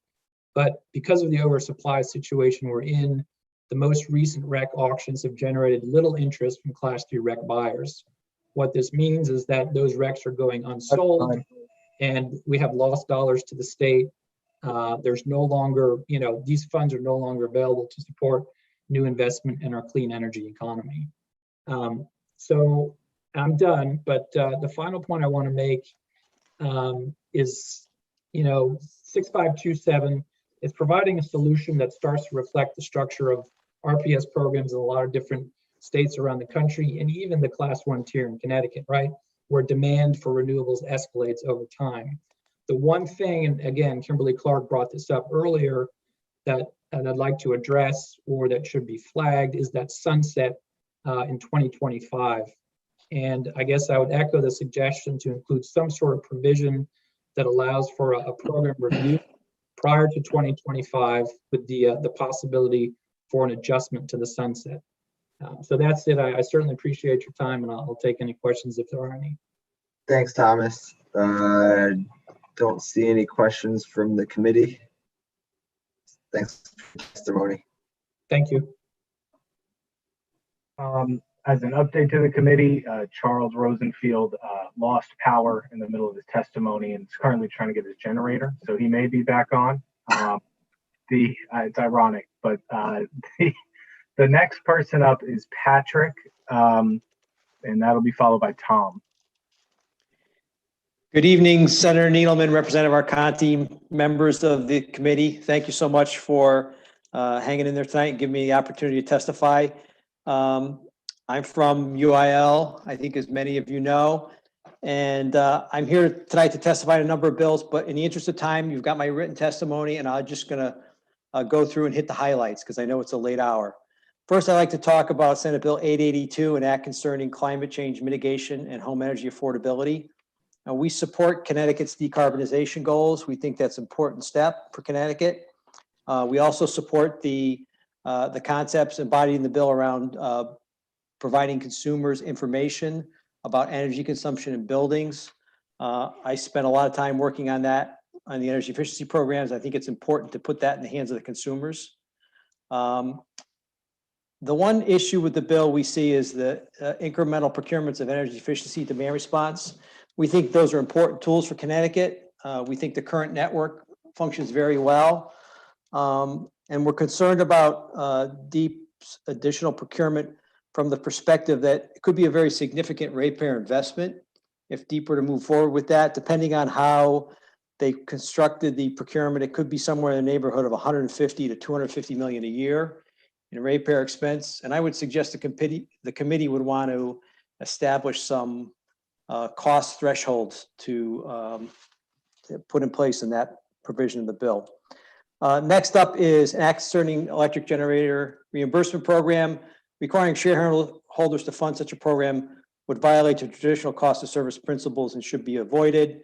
We're concerned that some of our income eligible population would be renters, wouldn't be able to take advantage of the program. And we would also be concerned about the cost if it were a ratepayer expense. Next up is Senate Bill 937, an act concerning emergency response planning. We currently have an ERP at UI, and we follow the ERP religiously during a storm event, and has many details in the plan that lay out how we would staff and how we would respond to a storm event. And I think some of those different levels based on the weather, the different tiers we have, might align well with some of the provisions of the bill around, particularly around the staffing requirements, and maybe link those staffing requirements to the Category 3 hurricane, so we didn't have high staffing levels for a smaller storm. We also support the provisions around telecommunications providers. We recently had a situation where we were blamed by the media for an extended outage, and it was actually a telecommunications outage. Next up is Senate Bill 950. We understand the impact on trees in our community, and we look forward to the committee helping us find the right balance between vegetation management and maintaining reliable electric service. And next, I'd like to comment on Senate Bill 952, House Bill 6523, and House Bill 6527. Embodied in those bills are many renewable energy programs. And we think that there's significant amount of ratepayer costs embodied in those. And I would encourage the committee to examine those costs and strike a balance between advancing clean energy goals and the ratepayer impacts of those programs. And last, 6524, an act concerning new fuel cell electricity generation. We've got some specific suggestions how we might make that bill better, but we support that bill. And thank you. I'd be happy to answer any questions you might have. Thanks, Pat. Could you, when you said the potential impact on the demand response, what sort of, I don't want to say handcuffs, but what sort of barriers would you put up on the procurement authority to avoid? Well, I think my suggestion would be perhaps, I think it's important for the committee and all these bills where we say we're going to do, a higher cap on solar, a higher cap, we're going to do battery storage, we're going to do a procurement of energy efficiency renewables. It might be good for the committee to say, well, we think there should be no more than whatever the appropriate dollar level is per year to be expended on that program, as opposed to say we're going to do this many megawatts. We heard earlier that it would be better to not, we currently do VNM in dollars, and we heard earlier testimony saying it'd be much more efficient to do it in megawatts. And I think that's I think the successor program is going to be measured in megawatts. I don't know if I Correct. want to go back to dollars. Yeah, I guess my point though is I think that's, I've heard Chairman Gillette today talk about some of the repair public policy costs that we face. And I think it's an important role for the committee to at least set the public policy for what the appropriate investments are for renewable energies, whether it's dollar amounts or quantities, but to really understand what the ratepayer impacts are, because so many times we see people question the public policy costs on customer bills. And I think it would be important for the committee to understand, at least, even if there were megawatt limits, to at least have some sense of what the dollar amounts at play were here before the committee approved these incremental programs. Okay. Any other questions for Pat? Seeing none. Thanks, Pat. Thank you so much. Next up is Tom Swan, and I think after that it's William. Good evening. Senator Needleman, Representative Arcani. I've got to give also a shout out to my state rep, Representative Acker. You all are putting in a long day and we appreciate it. I have submitted written testimony, so I'll try to be quick and maybe add a bit to it though. We support Senate Bill 882, an act concerning climate change mitigation and home energy affordability, with several caveats. One, we're worried that this is a step back from the governor's executive order number 3 in terms of not covering both generation and supply. And we're hoping that that's a clerical error and not something intentional.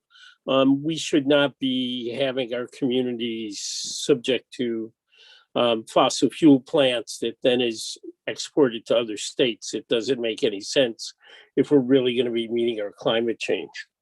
We also think we need to do better in terms of bringing the benefits of renewable energy and efficiency programs to low to moderate income residents of Connecticut, especially renters. And some of the stuff that's in here in terms of disclosure of energy use and all makes a lot of sense to us, and we think it's good. Efficiency needs to be at the center of us meeting our long-term climate change goals. And many of these residents have been paying into these programs for years and not benefiting from them. We strongly support the act concerning electric suppliers. Despite your all best efforts in terms of reining in some of the abusive practices, we continue to see that happen on a regular basis. And when people in the that have chose to use third-party suppliers, even though it's a smaller number, paid $34 million more than people on standard offer, that causes us a great deal of concern. We also are really concerned about the 25,000 families that are legacy to the project of automatic renewals. And we appreciate the fact that you were eliminating that within this program this year. We oppose 6527, an act concerning output of class 3 resources. It's not something that we should be expanding if we're going to be meeting our climate change goals. I also do want to talk some about 952, which was not in my written comments. We support the storage and net metering aspects of this. We have real concerns about giving the EDCs the ability to do more solar programs and everything, in large part because of just how poorly they've been doing things over the last few years, and giving them more to do. We're not convinced that giving them more is going to have them do anything better. So thank you. I'll get off and have a great night, and really appreciate how hard you all are working. Thanks, Tom. I do apologize. I missed the part. Which bill did you say the typo was? You thought the typo was? I'm not saying it is. I'm saying that 882, the fact that we're just talking about supply and not supply and generation, seems to be a significant step back from the governor's executive order. I said, I hope it's just a clerical error and not something intentional in terms of saying that we can still have fossil fuel plants burning and running in Connecticut, but as long as we're theoretically buying the energy from other places, or we could be shipping that fossil fuels to other states, as long as we produce 100% renewable in Connecticut or import it in, it just doesn't make sense. Okay, I got you. Thanks for that clarification. Rep. Haggard? Thank you, Mr. Chair, and thank you, Tom, for being here tonight and staying late. I know you're diligent in your efforts, and I want to agree with you. I brought up that question earlier about, the fact that we're trying to go, without, fossil fuels being, our energy supply not being fueled by fossil fuels, but it's imported, not self-generation in the state. So that is why I've been talking a little bit about the hydro stuff, and I agree with that. I don't want to sell to my constituents the fact that if we're trying to go in this direction, that we say that we're going to 100% energy use from non-fossil fuels, it's typically energy imported. So, and that's what I wanted to make sure that we clarified. And you brought that point up also, that we have these plants in Connecticut that may be fossil fuel, but and I also want to thank you for your point on energy efficiency. The number one way that we can reduce energy costs is to promote and drive energy efficiency, especially in these low income rental units, that we look to save money that typically gets money from the LIHEAP programs, and federal dollars that we put into that. So I want to thank you for bringing that attention to us also. Thank you. Thank you, Mr. Chair. Thank you, Tom. Thanks, Rep. I don't see any more hands up, so thanks, Tom. Thank you. Bye. And with that, unless there's any last minute additions, the last person to testify will be William Marion. All right, William, bring it home. Thanks, guys. I hope everybody can hear me. Thank you, Chairman Needleman and Chairman Arconti, for having me on tonight to reinforce my submitted testimony in support of bills 882, 952, and 6523. Specifically, I'm here for the small hydro operators as one of their vendors. I own and operate Leopard Nutmeg, which is an electric motor and generator repair facility in Bloomfield, Connecticut. It's a veteran-owned small business, and we've been in operation in Connecticut for over 50 years. And one of our niches is the hydro generation market.